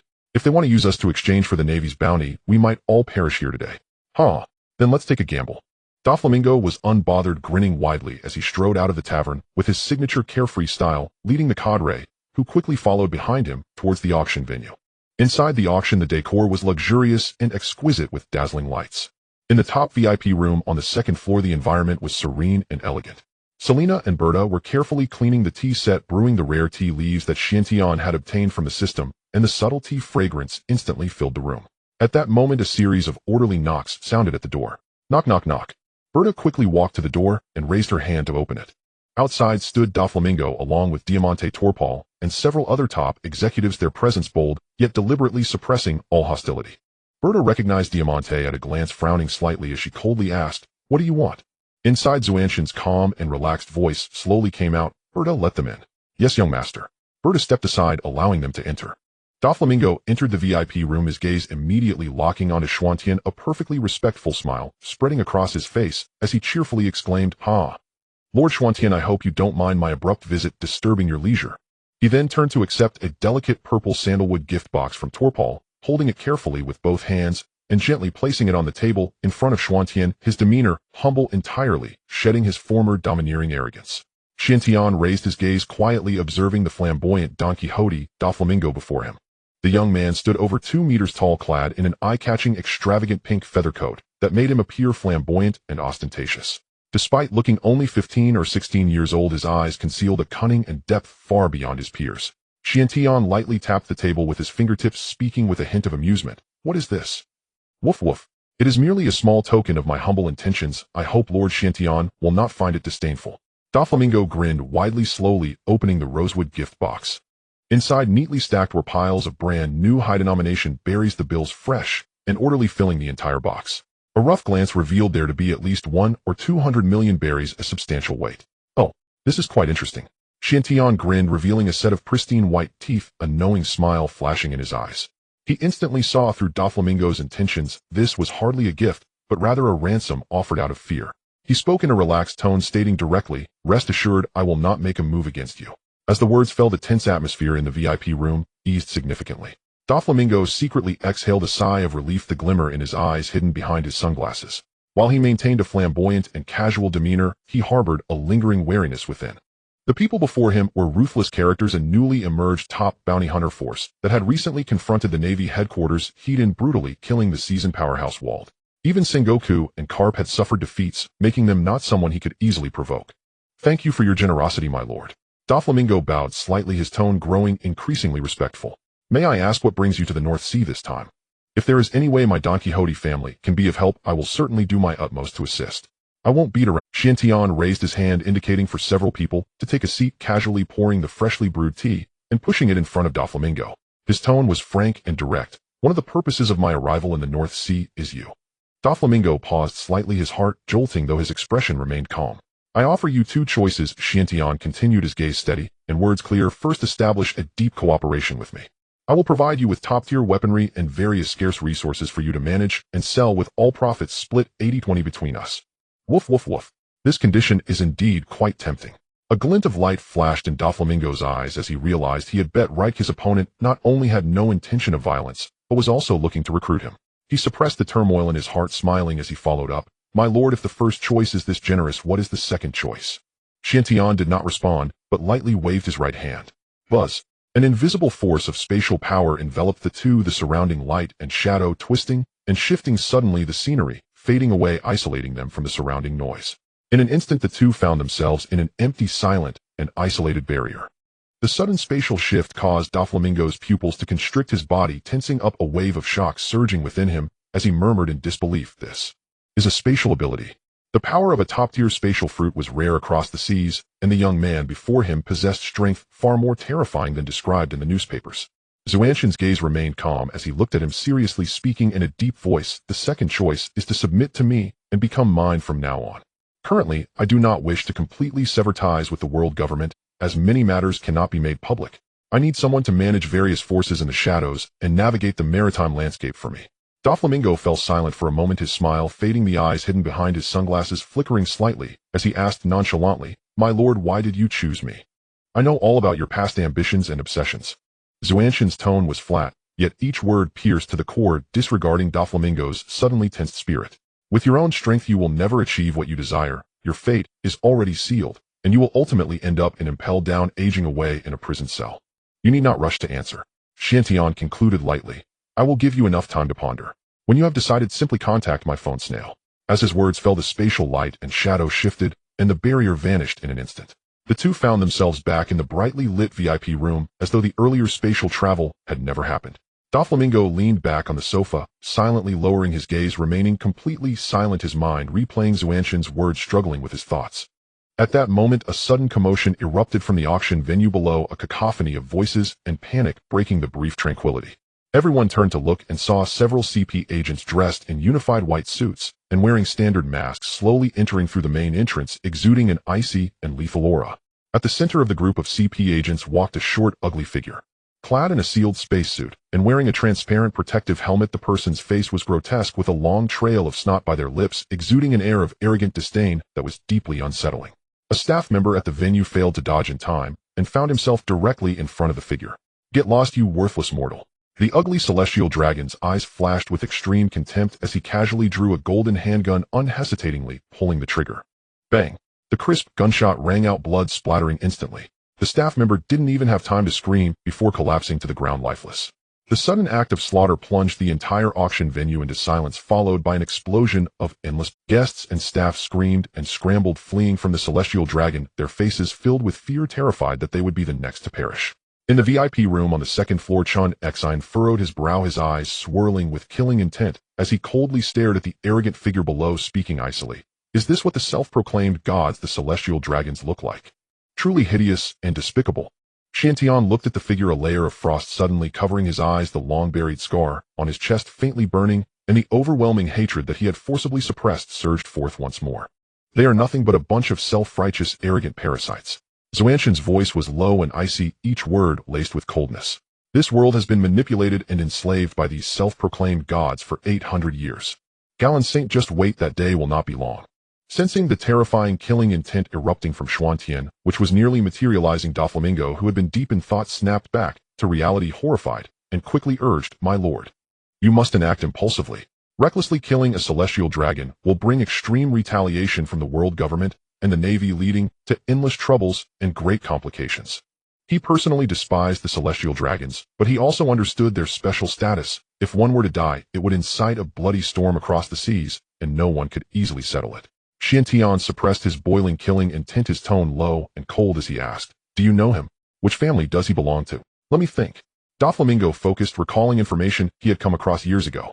After a moment he replied in a deep voice, "If I remember correctly, he is from the Celestial Dragon family, the Figureland family, Figureland Boysaint." Figureland.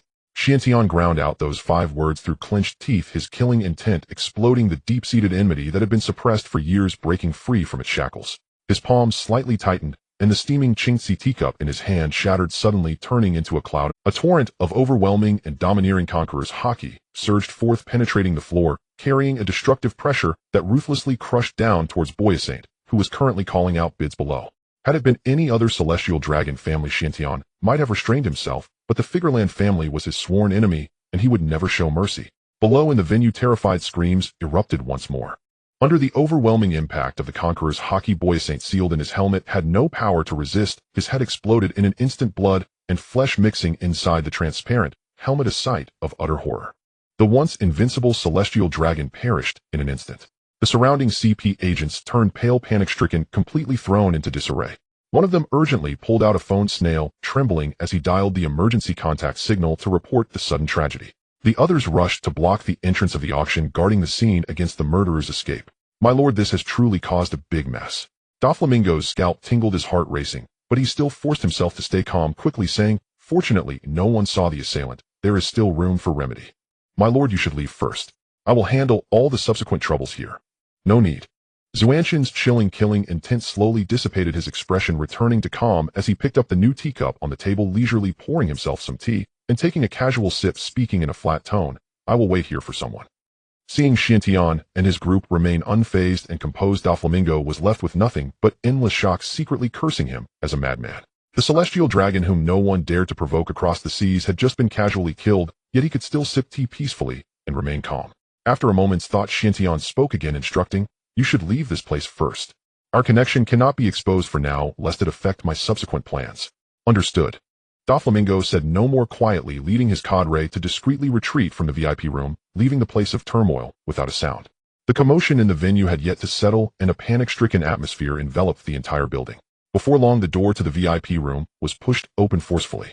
A tall figure stepped in, his chest wrapped in layers of bandages, the wound on his shoulder not fully healed. Wearing a comical dog hat was Carp, who had just recovered from his injuries and hurried over. He casually carried a cloth bag in his hand, and upon entering, he plopped down on the sofa with a hearty laugh, speaking in a carefree manner, "Ha! That trash on the floor, was it you who took care of it?" Without waiting for Chen Xin to speak, Chen Xin, who was beside him, scrutinized Carp with a hint of surprise, slowly expressing his admiration. "Your recovery ability is truly rare in the world. Though I had intended to hold back with that strike, an ordinary person would need at least 2 or 3 months of recovery to get out of bed. Yet you in just over 10 days are already lively and full of vigor. Your physical strength is astonishing." "Ha! Then I shall thank you for the compliment." Carp, unconcerned about his injuries, laughed heartily, then asked again, "By the way, was it you who took care of that annoying celestial dragon?" Chen Xin raised his gaze, looking at him with a smile that seemed to hide something, and replied, "If I say it was us who did it, how do you intend to respond?" "Huh, well done." Carp grinned even wider, showing no trace of blame. "Old man is still on medical leave, has no rights to intervene in matters, and frankly, I can't be bothered." He had long harbored resentment against the celestial dragons for their wanton oppression of the masses, wishing to punish them countless times, but due to the constraints of the Navy's position and the world government, he could only force himself to endure. With someone acting on behalf of justice today, he felt nothing but relief. Chen Xin looked at the easygoing Carp, raising an eyebrow and asking, "Why did the Navy send you here to handle such trivial matters as delivering money?" "Lying in bed recovering was too dull and boring, so I volunteered to take on this task," Carp casually explained. In reality, he had only been treated for 2 days after returning to Marineford, and had already recovered. Moreover, the headquarters was currently focused on chasing down the Roger pirates, and manpower was tight, leaving no time for trivial matters. Hence, he personally came to deliver Walt's bounty. As he finished speaking, Carp leaned closer to Chen Xin, growing increasingly familiar in his posture, and proposed, "Chen Xin, when I fully recover, let's find a time to spar properly." "Sure," Chen Xin replied candidly.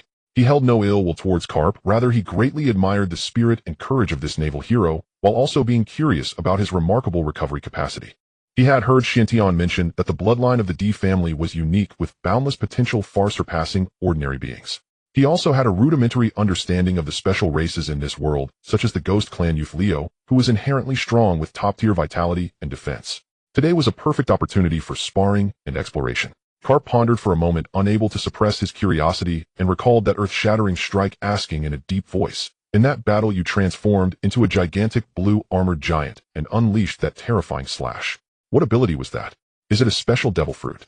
Chen Xin shook his head slightly, answering frankly without concealment, "I am not a devil fruit user. That power is a form of strength derived from my own arduous cultivation, more profound than ordinary physical strength or Haki." "Is that so?" Kapu stroked his chin, pondering with an inquisitive glint in his eyes.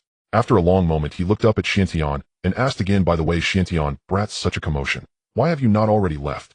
Xuantian's eyes held a trace of puzzlement, and his voice an uncertain note. "As I recall the rules, once a Tian Longren is harmed, an admiral would rush to the scene at any cost to quell the matter. Why is it so calm today? Can we simply leave now?" He wondered, inwardly astonished. The massacre of the Douluo family's Tian Longren was a momentous scandal, yet to this hour no admiral had appeared, pending his understanding of world government protocol. Kapu glanced down at the still chaotic hall below, and through the floorboards at the murky pool of blood. He shrugged helplessly and said in a casual offhand tone, "It just so happens I was stationed here today, so the situation was temporarily contained. When headquarters learned I was present, they sent no admiral to reinforce the scene." He spoke plainly without pretense. "I now know the truth, but given my present condition and authority, I lack the capacity to detain you. Go in peace. Consider today as if I never witnessed it." Xiantian looked at the magnanimous, unorthodox Kapu with growing admiration and grinned. "Kapu, you are an amusing man. Why not resign from the Navy and come work for me?" Kapu shook his head without hesitation, tone resolute. "Impossible. I have served the Navy for decades. This identity is my root. I will not abandon it lightly." Seeing this, Xiantian ceased to press the matter and nodded slightly, saying no more. The group rose without lingering, leaving the VIP room and striding from the tumultuous auction hall. Xiantian had no intention of lingering on the island. He ordered Belit to summon every clansman loitering ashore and have them return to the port at once. Before long, every crew member reassembled and boarded in orderly fashion. The Shenlong cast off, raised its sails, and guided by the navigation needle, cleaved the sea toward the next island.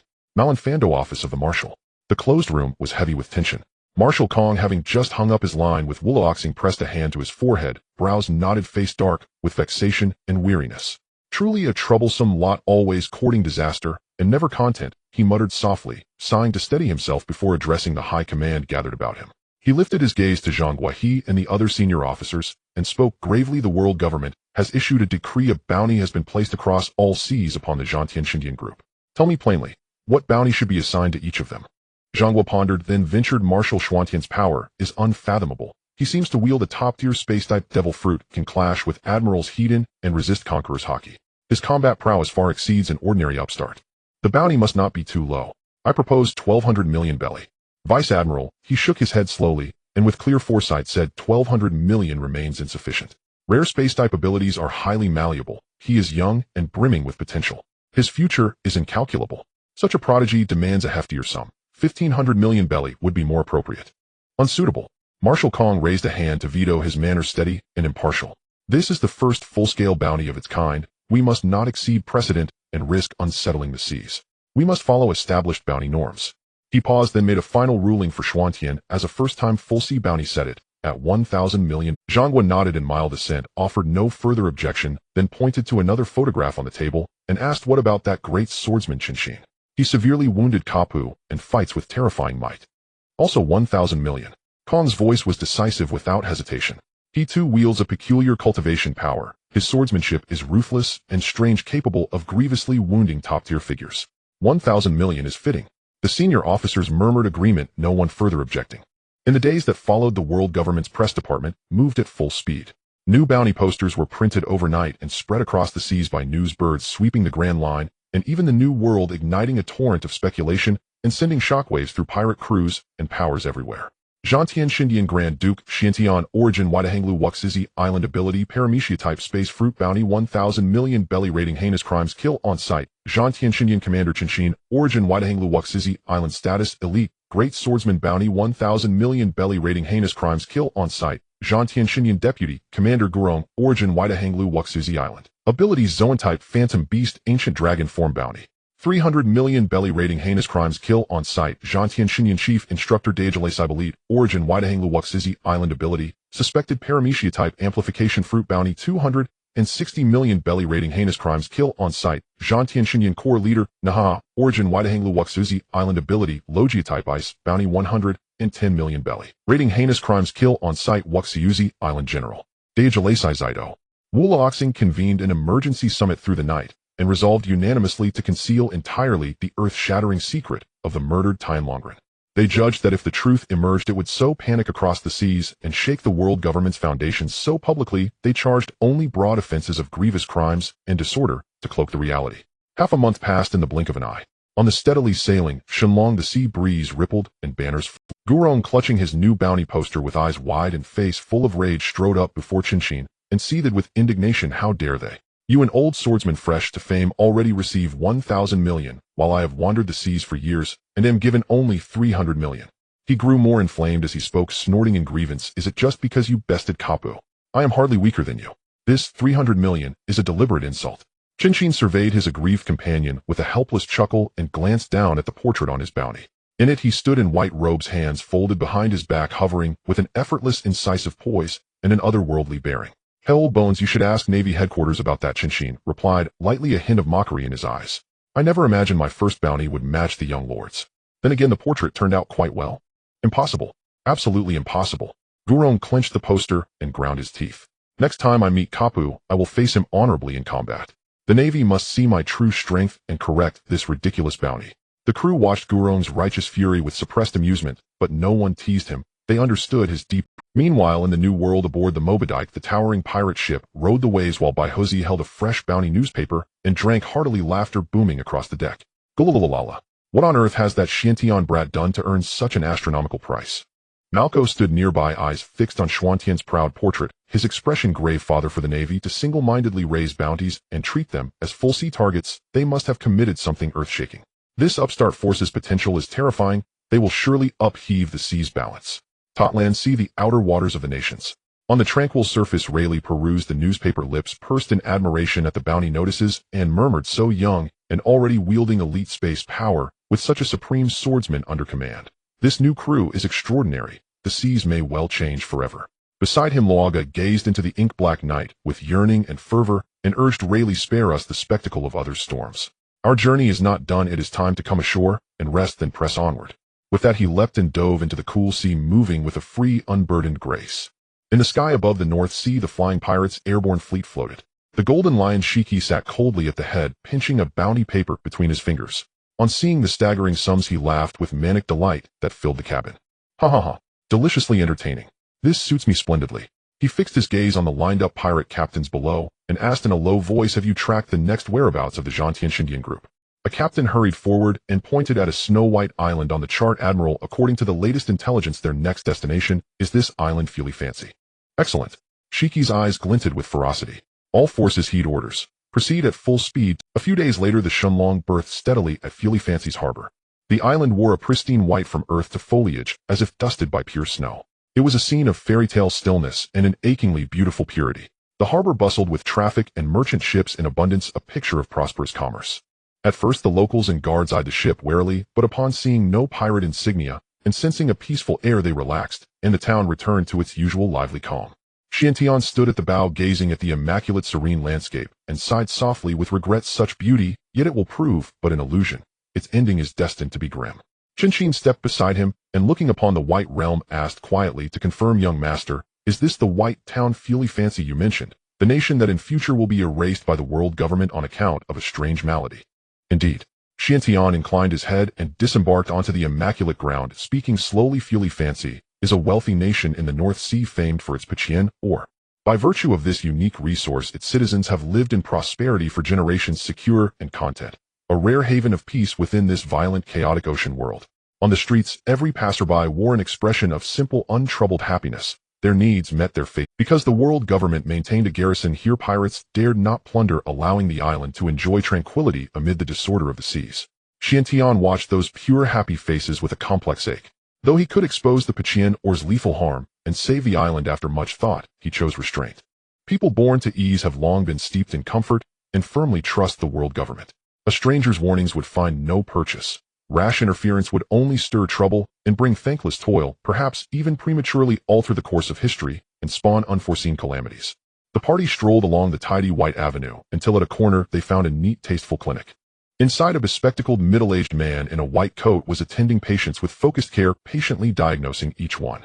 At a side table, a middle-aged woman in a white coat sat with pen and paper meticulously recording treatments and patient notes.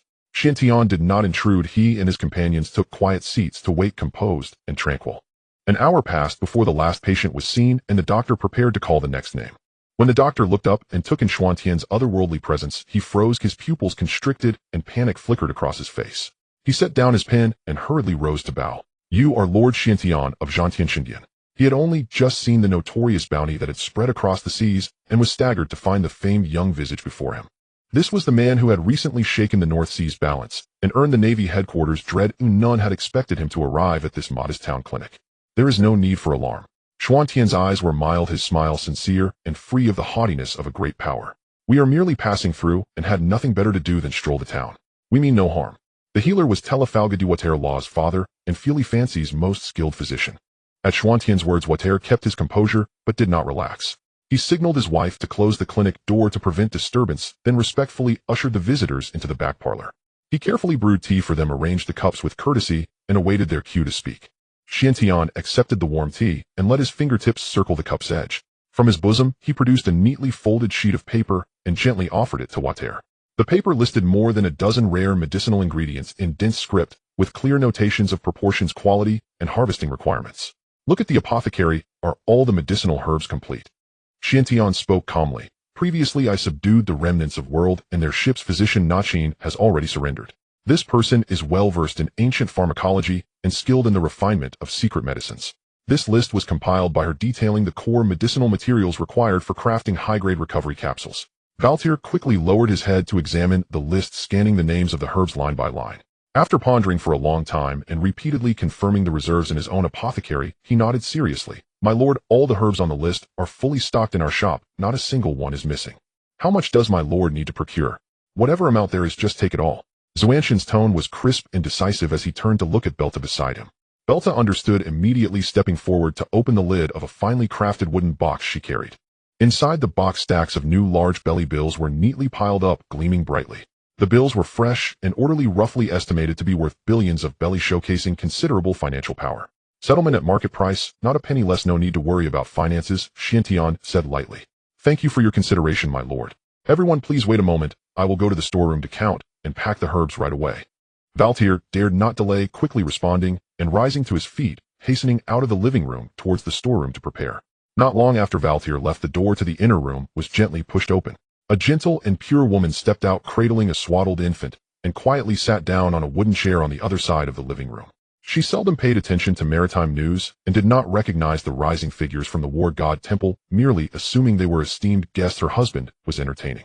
Her expression was calm and gentle, showing no signs of fear or awkwardness. The infant in the swaddle had tightly closed eyes and was breathing evenly, curled up snugly in the woman's embrace with delicate and soft skin, looking particularly adorable. Xuantian looked at the tiny figure, a hint of tenderness surfacing in his eyes.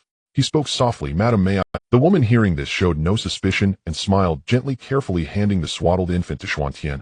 "Of course, just be gentle, dear guest." Xuantian carefully took the infant, his arms stiff and tense, moving clumsily, yet gently, afraid that he might startle the child with too much force. His somewhat awkward demeanor stripped away the fierce aura of a past powerhouse. Seeing this, the woman smiled softly, reassuring him. "You need not be so tense, just relax your arms and hold steadily. The child is very stable." Upon hearing this, Xuantian relaxed slightly, awkwardly chuckling as he looked down at the sleeping child in his arms, softly asking, "Has the child been named?" The woman replied, her eyes filled with maternal affection as her fingertips gently brushed over the child's delicate cheek, her tone warm and affectionate. "The full name is Trafalgar Valtier Rowe." Xuantian's gaze slightly narrowed as he understood in his heart. This innocent swaddled infant before him would one day become the top physician who alone escaped the catastrophe of the destruction of Fravans, wielding the surgical fruit and altering the tides of the sea, Trafalgar Rowe. At that time, the pure white nation fell. Thousands of people were buried in disaster, and only he survived against all odds, carrying the fate of his family as he roamed the seas. A wonderful name. Xiantian smiled weakly and nodded, gesturing for Belta to hand him an item, receiving a delicate gold. The necklace's pendant was only 6 centimeters long, a mini halberd crafted from pure gold, with intricate patterns and sharp edges, compact, yet exuding an aura of elegance. Little Ro, nice to meet you. This is a gift from your uncle. Xiantian whispered gently, avoiding the child's delicate neck as he carefully put the necklace around him, his tone warm, yet carrying a hint of seriousness. If you ever find yourself in a dire situation or trapped with no way out, bring this necklace and seek your uncle. Sir, you absolutely must not. This gift is too precious, we cannot accept it. The woman quickly waved her hands to decline, her expression anxious and uneasy. It's nothing. Xiantian slightly shook his head, his smile gentle as he did not remove the necklace. Just then Valtier returned carrying several large boxes of neatly packed herbs and coincidentally witnessed this scene. His gaze fell upon the exquisite gold pendant on Ro's chest, and he instantly understood. This was no ordinary goodwill from such a transcendent powerhouse as Xiantian. It was a tremendous opportunity for his son, a rare lifeline amidst chaos. He immediately smiled and intervened. Madam, there is no need to decline. Since it is the Lord's intention, just accept it with ease. I will give the Lord a discount on this batch of herbs to express my gratitude. Xiantian did not refuse engaging in light conversation with the Valtier couple for a moment, briefly inquiring about the livelihoods of the people in Frivans and the cultivation of medicinal herbs. He then paid over 100 million belly for the herbs, instructed everyone to carry away several hundred pounds of rare herbs, bid farewell to the couple, and turned to leave. The group hurried back to the port, boarded the ship, and the Divine Dragon slowly lifted its anchor, raising the sails and breaking through the waves of the pure white sea as it sailed towards the distant waters. Just a few miles from the Frivans Sea, the clouds in the high sky suddenly churned violently, and a domineering, fierce pirate aura enveloped the entire ship. Huh, what a bunch of spirited younglings. A wild and eccentric laugh thundered down from the sky, causing the sea surface to tremble slightly. A tall, dark figure descended from the sky and landed firmly on the deck of the Divine Dragon. It was none other than the Flying Admiral, Gold Lion Shiki. The guards stationed on the deck immediately stiffened swiftly, surrounding him with weapons in hand, remaining tense and fixating their gazes on the audacious legendary pirate who had boarded their ship. Xiantian stepped out from the cabin, his gaze falling on the weathered ship's helm above. Shiki's had a hint of curiosity in his eyes as he spoke lightly. Legendary pirate Gold Lion Shiki, may I ask why you have suddenly boarded my ship? Could it be that you wish to fight me? Shiki raised his hand to brush back his flowing golden hair, his gaze fixed on Xuanxin's youthful, yet composed face still filled with shock. At such a young age to be able to contend with an admiral and stir the tides of the sea is indeed unfathomable. He quickly waved his hand, reining in his hostility, his expression unusually serious. No, no, no. I have been searching for you for a long time, not for a fight, but to invite you to join forces. Your war god temple is thriving with formidable battle power and a foundation that is in no way inferior to the 4 emperors of the New World. Shiki's eyes shone with ambition, his tone filled with enthusiasm.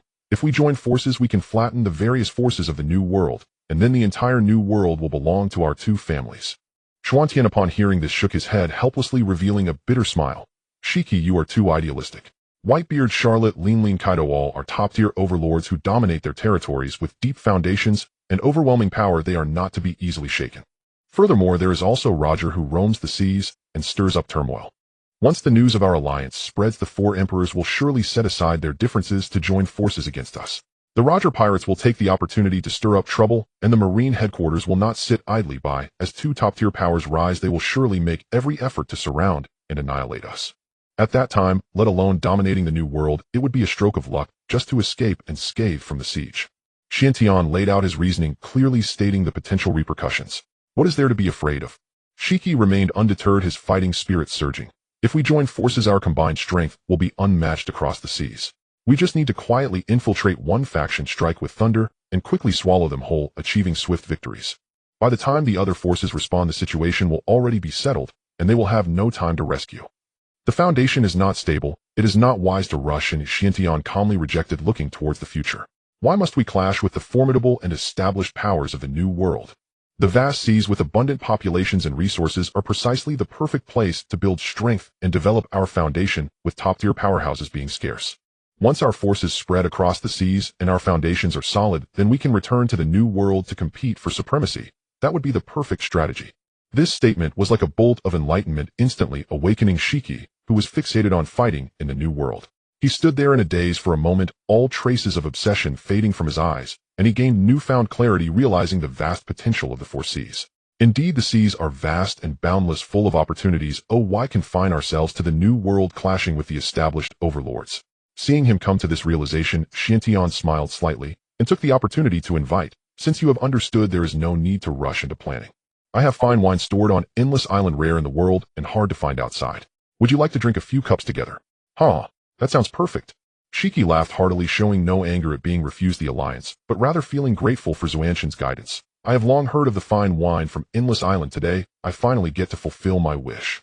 On the deck, the crew quickly set up tables with delicacies, and Xiantian took out the excellent Maotai liquor from his previous life, the crisp and rich aroma of the wine instantly filling the entire deck. The two clinked cups and drank together, chatting from the tides of the sea to past battles, and the atmosphere grew increasingly. After 3 rounds of drinks, feeling slightly tipsy, Xiantian could no longer suppress his curiosity and looked at the ship's helm above Shiki's head, softly asking, "Is that helm on your head the old injury left from your battle with Roger?" Upon mentioning this, the smile on Shiki's face instantly faded. He raised his hand to rub the helm embedded in his skull, his eyes filled with unwillingness and anger, speaking with a fierce tone, "Exactly. Back then, I had already secured victory, about to defeat Roger and his crew, but then a storm unexpectedly disrupted the battle, saving Roger and his crew. A significant portion of my floating fleet was swallowed up and destroyed by the furious winds and giant waves, and this helm was inexplicably lodged into my skull, leaving me in this state." Xiantian nodded silently, understanding in his heart. He knew that Roger bore a destiny, one that led him to the final island to uncover the blank century of history, and the heavens had their way of protecting him. It was precisely because of this that he had never deliberately targeted Roger, and he had also seen through Karp's helpless position, having long since let go of past entanglements. Let's not dwell on this frustrating matter, it only adds to the annoyance. Let's drink. Shiki irritably waved his hand, pouring all his pent-up frustrations into the liquor, drinking heartily and repeatedly praising, "Good wine. This rich and crisp liquor that goes down smoothly is truly the drink of a real man. The drinks I had before were all bland and tasteless rubbish. If you like it, I can send you a few boxes when you leave." Xiantian replied with a light smile. "If you ever crave it in the future, you can go directly to Endless Island to find it to purchase it. I will arrange it in advance." That night, with the moonlight just right, the two drank until deep into the night, completely indulged, and each returned to rest. The next day, as dawn broke, the morning light spilled through the ship's windows, illuminating the quiet cabin. Xiantian slowly opened his eyes, only to feel a throbbing pain in his head, the fatigue of a hangover sweeping over him. He had drunk to excess last night, already reaching the point of blackout. His memories were hazy. He raised his hand to support his forehead, struggling to get up, but noticed that his chest was pressed down by a soft, warm sensation, the weight light, and accompanied by a faint, elegant jasmine fragrance. His heart filled with doubt. He looked down and instantly narrowed his pupils, completely stunned. His body was bare except for a soft, smooth silk blanket covering him. Before him, Selena was curled up in his embrace like a docile kitten, her long, fair legs gently resting between his waist and abdomen, her sleeping posture tranquil and serene. Beside her, with short, winded hair scattered across the pillow, a smooth and delicate back was exposed outside the blanket, revealing it was Belta. Xuanqian's heart shook violently, and he couldn't help but smile bitterly, never expecting that last night's drunkenness would lead to such an enchanting situation. He had always been clear-minded and free from desires indifferent to romantic entanglements, but at this moment, with the fragrant scene before him and the warm sensations enveloping him, being in the prime of his youth, he couldn't help but feel ripples stir in his heart. The slightest movement disturbed the sleeping Selena. Her long eyelashes fluttered gently, slowly opening her eyes filled with the hazy moisture of waking, her voice soft and tender. "Young master, you are awake." The ambiguous atmosphere reached its peak, with warm sensations, intoxicating fragrances, and gentle voices intertwining, completely breaking down Xuanqian's last restraint. He leaned down and extended his hand, gently embracing the beauty in his arms, lowering his head to kiss the enticing rosy lips. The morning light was gentle, the cabin quiet, and the tender warmth quietly spread. An hour later, the daylight brightened completely. Xiantian tidied his robe, leading the two blushing women with shy eyes out of the cabin. Xiantian stepped onto the bumpy deck, his gaze landing on Barrett, who was honing his body with punches, and called out, "Barrett, where did that guy Shijina go?" Barrett stopped his practice, his fists dropping to his sides, his gaze involuntarily drifting elsewhere, his tone evasive as he replied, "He left alone in the latter half of the night." Xiantian keenly noticed the dark purple bruises around Barrett's left eye, his brows furrowing slightly as he stepped forward to question, "Wait, what happened to your eye? Why is it bruised? Who else could it be?" "That old bastard Shijina hit me," Barrett muttered, a surge of anger bubbling in his chest. "How did a conflict arise?" Xuanqian's brows knitted tighter.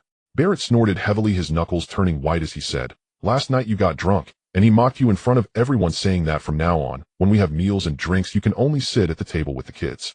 I couldn't take it and fought him on the spot." Xiantian felt somewhat embarrassed upon hearing this, rubbing his nose awkwardly and chuckling softly. "So that's what happened. If I run into him again, it'll help you settle the score." He felt helpless inside. His tolerance for alcohol was truly not commendable. Having never touched alcohol in his past life, he slowly learned to drink after crossing into this vast ocean, but his foundation was utterly lacking. 2 months had passed in the blink of an eye. Above the misty sea of the Grand Line, the salty sea breeze mixed with the sound of crashing waves battered against the hull of the Divine Dragon. Barrett raised his monocular to gaze into the distance, and after a moment lowered it, and turned to report to Chen Xin. Young master, the outline of the island ahead is becoming clearer, and we will soon reach Gaia Island. Chen Xin let out a long breath, releasing the accumulated pent-up air over several days. The salty sea breeze that filled his nostrils day and night had already made him feel restless, with a hint of anticipation hidden in his eyes. Finally land at last. The Divine Dragon slowly approached the coast of Gaia Island when suddenly a deafening roar erupted from the sea. A giant pitch-black ship plummeted from the sky like a cannonball, crashing into the water and creating towering waves dozens of meters high. The two ships were only about 100 meters apart, the distance so close that the figures on the opposing ship were clear. Xuanqian's gaze sharpened as he murmured to himself, "Roger's pirates. It looks like they just descended from the Sky Island, having obtained that legendary item." On the opposite ship, Roger and his crew also noticed the uniquely shaped Divine Dragon, turning their gazes toward it, and a strong battle intent surged in everyone's eyes. The ship's Dr. Kurikasu hurriedly squeezed to Roger's side, his face full of worry as he grabbed his arm. "Roger, I must remind you, with your current physical condition, you can't sustain a large-scale battle at all." Roger turned his head to look at the old ship, Doctor, his expression calm as he asked, "How much time do I have left?" Kurikasu was slightly taken aback, not expecting him to ask about his lifespan so calmly. After a moment of thought, he answered truthfully, "Conservatively estimated, at most 3 years. 3 years, that's enough." Roger grinned broadly, his laughter boisterous, as he suddenly drew the supreme sword ace, pointing its blade at the Divine Dragon, and shouted, "People on the ship, hand over all your treasures." Next to Roger, his first mate Rayleigh, known as Roger's right hand, firmly gripped the hilt of his sword, his expression solemn, standing silently nearby, ready to spring into action. On the other side, Jabba, known as Roger's left hand, held 2 giant battle axes glinting with cold silver light, his eyes swirling with fierce battle intent, firmly locking onto everyone on the Divine Dragon. Chen Xin raised the Fangtian Huaji high above his head, his powerful voice echoing across the entire warship. "Everyone, after enduring hardships and training until now, we have encountered a formidable enemy today. It's time to test our cultivation results." Noah understood the cue, lightly stepping forward, his figure instantly darting across the surface of the sea, an intense chill radiating from him. He parted his thin lips and uttered 4 words, "Freeze for 1,000 miles." The raging sea began to freeze around him at a visible speed, the white ice spreading to the horizon. The 2 great ships were firmly locked in the ice, unable to move even a little. Noah retracted his ability, exhaling a puff of icy mist, standing still on the ice, his eyes cold as frost, directly staring at Roger's crew. Roger looked at Noah's still youthful face, momentarily taken aback, before chuckling lightly, "It seems we underestimated you." Rayleigh lightly shrugged his shoulders and added with a hint of amusement, "Indeed, it was a genuine underestimation. They even specially prepared the battlefield for us. Brothers, let the strong ones from the War Heaven Temple witness our Roger pirate's prowess." As soon as Roger's voice fell, he leaped onto the thick ice, his steps steady and unhurried as he walked forward. He stopped in front of Noah, his smile open and inviting as he said, "Hey kid, your abilities are quite impressive. Would you like to join my pirate crew? We are the freest group on the entire sea."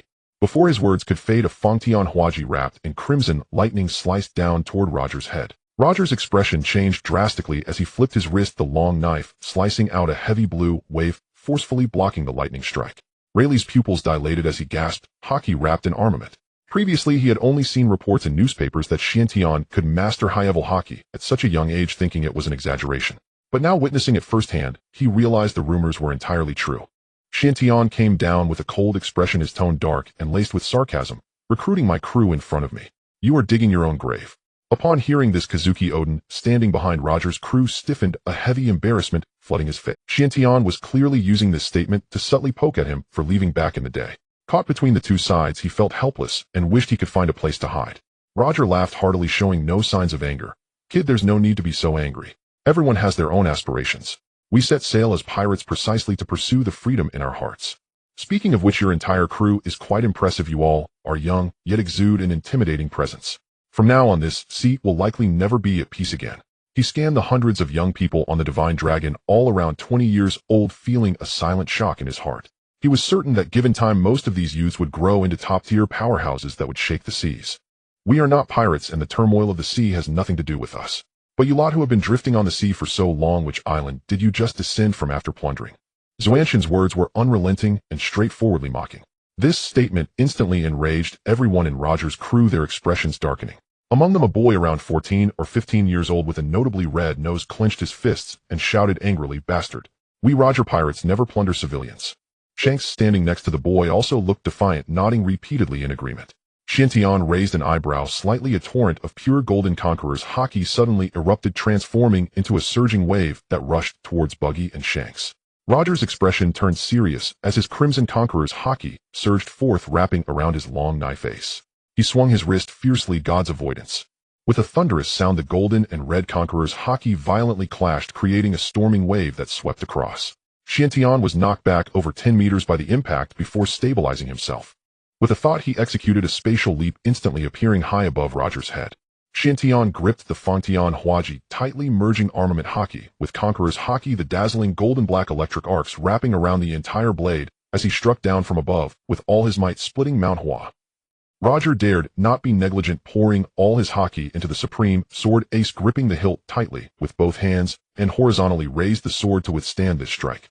The resounding metallic clang of their clash tore through the sky, and at the center of their battle, the soaring golden-black Haki shot up into the clouds, tearing a massive fissure across the overhead cloud layer with fragments of golden-black electric arcs flickering in the gap. The entire world suddenly darkened, as dim as the deepest night. Rayleigh looked at the two fighting in the sky, unable to help but put a hand to his forehead, filled with exasperation. These two guys are truly too reckless. On Gaia Island, countless residents looked up at the sky above the distant sea in response to the crowd's cries. "Look at that in the sky. The sky is cracking." Panic and horror echoed in the air as everyone stared in shock at the terrifying fissure.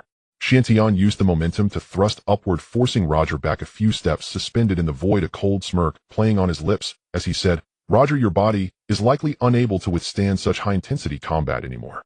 Roger's expression changed slightly, but he quickly erupted into a hearty laugh. "Even so, you little brat are not my match right now." "Is that so?" Xuanxin's voice faded and his figure vanished into thin air. A ripple appeared in the space behind Roger, and the Fangtian Huaji, wrapped in golden-black lightning, silently closed in on the back of his head.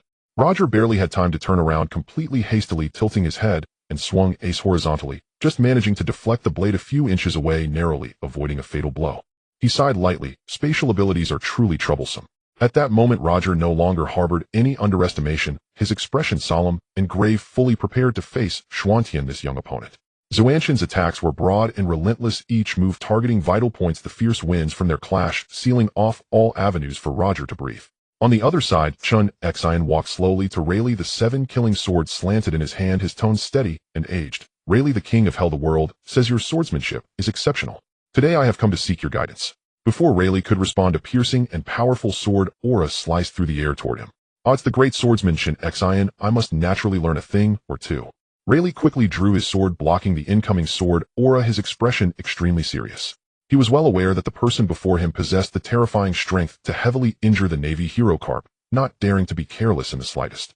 Rayleigh's long knife was enveloped in a layer of black and red armament Haki as he exerted force with his feet, charging towards Chen Xin, unleashing several sharp slashes along the way. Clang! Chen Xin lightly shook his wrist, and with one sword he shattered the incoming blade wave. The 7-killing sword crackled with black-blue electricity, and his figure suddenly vanished from his original position, reappearing in front of Rayleigh, the sword tip aimed directly at his heart. Clang! Rayleigh horizontally blocked with his sword, using the force to step back half a step, then withdrew his blade to gather power, slashing horizontally toward Chen Xin's side, while smiling. "Your strength is so formidable. Why has your name never been heard of at sea before?" Chen Xin, dismantling the assault with his sword, calmly retorted, "Is a name really that important? Just a simple curiosity. A top-tier powerhouse like you shouldn't remain obscure." Rayleigh, while calmly responding to the attacks, casually chatted, both of them engaging in battle as if they were old friends sparring, able to converse leisurely during the fight. On the other side of the ice, the fight between Barrett and Jabba was even more frenzied and brutal. The two clashed with their bodies and weapons, each sustaining numerous wounds of varying depths, their clothes soaked with blood. Jabba swung both his axes down fiercely toward Barrett's head, exclaiming, "No wonder you're the offspring of a devil. This physical strength is simply outrageous." Facing the giant axe cleaving towards him with a roar from Jabba, Barrett stood firm, his entire body instantly enveloped in a thick layer of refined black armament Haki, bracing against all sharpness. With his right hand horizontally raised above his head, he firmly resisted the heavy axe blade. At the moment he locked onto his opponent's attack, his left hand suddenly gathered strength, the muscles in his fist bulging, and he unleashed a terrifying force, strengthening tenfold power. Boom! The explosive sound suddenly echoed through the sky as his barbaric fist struck fiercely against Jabba's chest. Jabba's massive body instantly flew back like a kite, with a severed string soaring dozens of meters into the air, and the moment he took flight, a mouthful of crimson blood spurted out, scattering in the air. Stumbling to regain his footing, Jabba raised his hand to roughly wipe away the blood at the corner of his mouth, his eyes blazing with fierce light, revealing a snarl. "It seems I underestimated you, brat. From now on I'm going to get serious." Barrett stood tall, his Haki surging around him, his face full of arrogance, showing no fear towards this seasoned powerhouse of the Roger Pirates. "Like I'm afraid of you, or something. If you're too weak, I want to enjoy the fight." "Damn, brat." Jabba was thoroughly enraged, no longer wasting words. With a roar, his twin axes cut through the air with a resounding crash, charging towards Barrett with the might to split mountains and sever seas, the shadows of the axes crisscrossing, sealing off all escape routes. Meanwhile, in another aerial battlefield, the fateful duel between Rong and Kazuki Odin quietly commenced. Odin stood tall and regal, his phoenix-like eyes sharp and narrowed, bold brows raised, long hair styled upright, embodying the essence of a warrior. Looking at the pitch-black ancient dragon hovering in the air, he spoke cheerfully. "Bone Dragon said. Long time no. Years ago he had set sail to hunt down pirates and had a fierce battle with Odin, who was passing through the Grand Line. In the end, Odin was defeated and leaped into the sea to escape. So it was you. Back then you managed to escape by luck. Today you have nowhere to run." Before he finished speaking, Rong gave no room for pleasantries. The massive bone dragon moved, its dark claws enveloped in chilling air and domineering power, suddenly swooping down to grab him, its might terrifying. Odin's face changed drastically. Not daring to hesitate, he instantly drew his twin blades from his waist, the blades gleaming with light, as he shouted Kazuki Odin's two-sword style, "Peach Blossom, White Flow." Clang! The sharp clash of metal rang out as the blade light collided with the dragon's claws, erupting into a shower of sparks. The tremendous shock wave shook the air violently. Odin, using his superb swordsmanship, managed to block the attack, pushing back Rong's momentum. "Not bad. It's been years since we last met, and your strength has indeed improved a lot." Rong's dragon eyes narrowed slightly, his tone carrying a hint of cold praise. "Then let's see if you can withstand this move of mine." The 1,000-meter bone dragon circled the sky, dark lightning entwined around it, the winds howling with immense pressure covering the area. Rong let out a mighty roar, conjuring a black dragon made entirely of lightning that was intertwined with dark arcs racing through the air towards Odin, dragon of thunder roar. The bone dragon's beast form carried the triple elemental enhancements of darkness, thunder, and wind. This move was a newly developed ultimate technique by Rong 2 years ago, its power unparalleled, finally ready for real combat. Sensing the terrifying might of the thunder dragon that could obliterate the heavens and the earth, Odin's expression grew serious, and he fully unleashed his Haki and sword techniques, executing a series of strikes. Kazuki Odin's two-sword style, Peach Blossom, 10 fists. The cross slash burst forth, and he followed the sword light with a lethal strike, Kazuki Odin's two-sword style, Samurai Soul. Boom boom.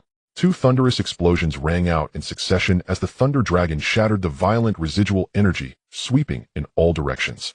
Ultimately, Odin was unable to withstand this fatal blow and was sent flying, plummeting rapidly towards the ground. On the outskirts of the battlefield, more than a dozen Navy warships had quietly docked, all personnel on high alert. At the onset of this spectacular battle, the Navy's main force had already arrived, but remained still, intending to wait for the 2 top powers to weaken each other before swooping in to capture them all. A rear admiral stood sideways, asking the figure at the bow, "Sengoku, should we strike immediately?" Sengoku squinted, his gaze fixed on the brutal battlefield, his expression grave as he slowly shook his head. "Not yet, it's not time. We will wait for CP0 to arrive before we act." This Navy deployment was unprecedentedly grand, nearly exhausting all high-level combatants of the headquarters, leaving only a few rear admirals to guard Marineford. Such a display was comparable to an enhanced version of the demon-slaying order, solely aimed at wiping out the top powers of the War God Temple and the Roger Pirates in one fell swoop. In the main battlefield, the fighting intensified.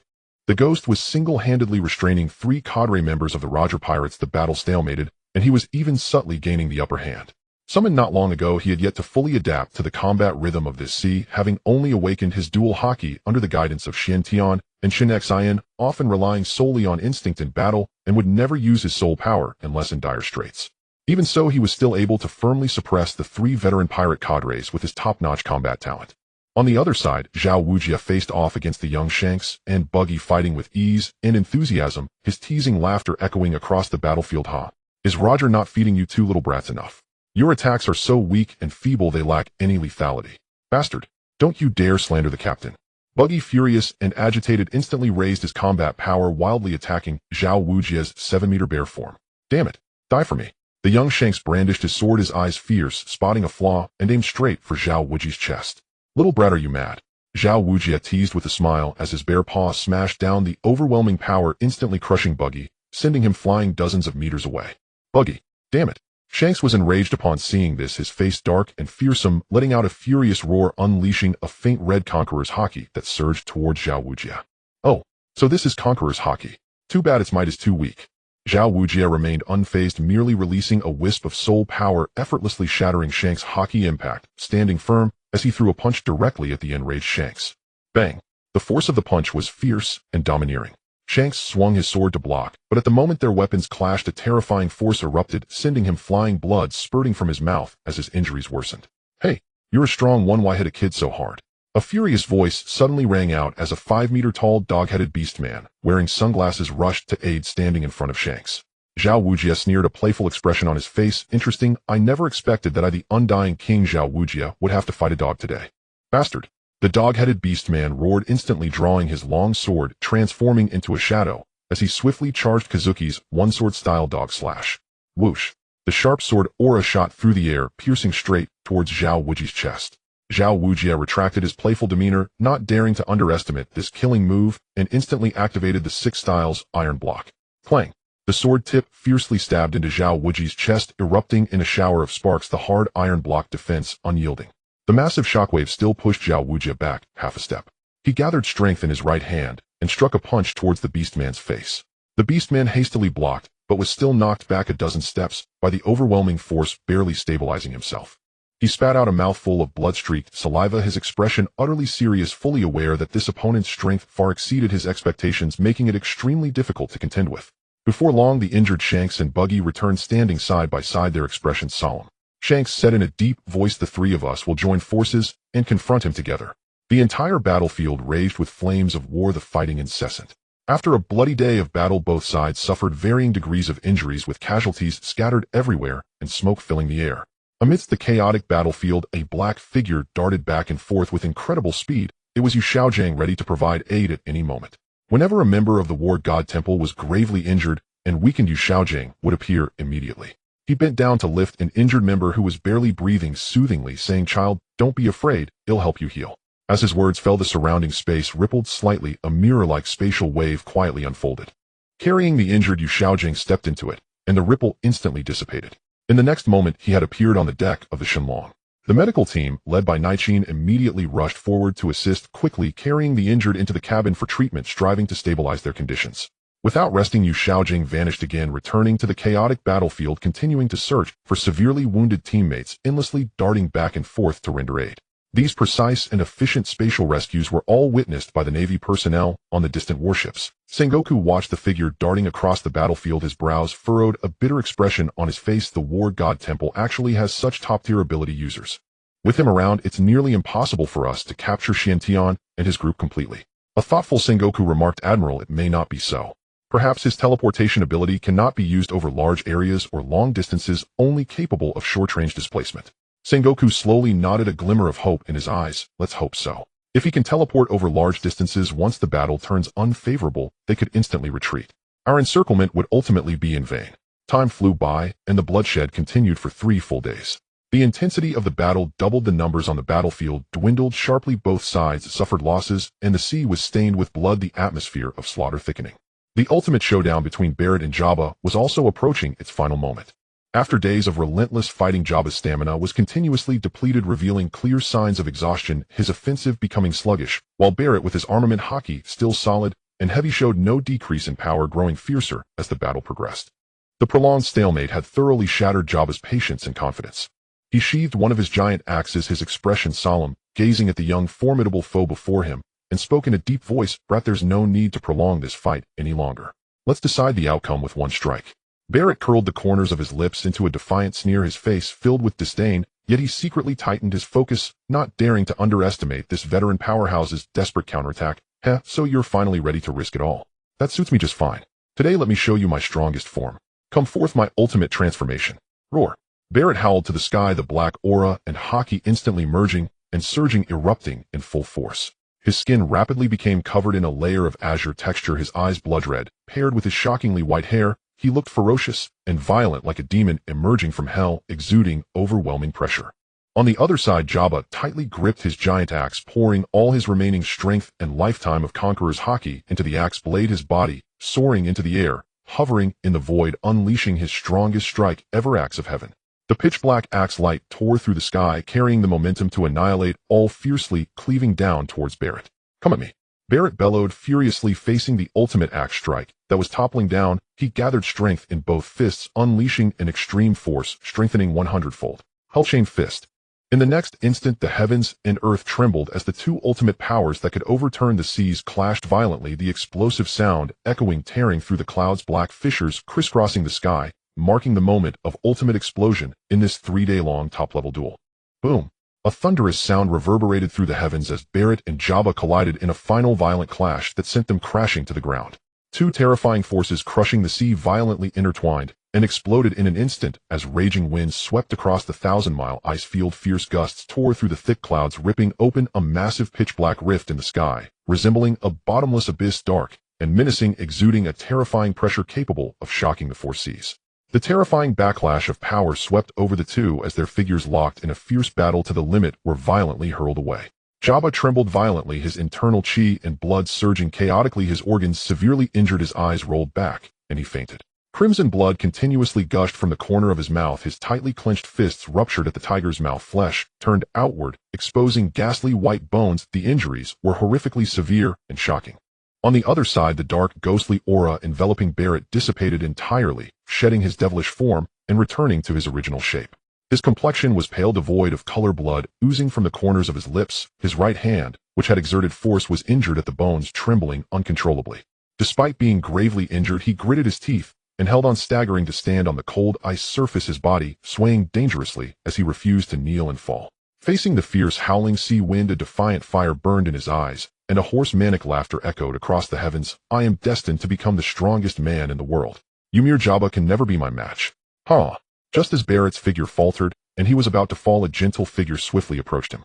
"Child, steady yourself. I will help you heal." Yu Xiaojing firmly supported the swaying Barrett, holding a clear, luminous vial of special healing potion in his palm, gently placing it into his mouth.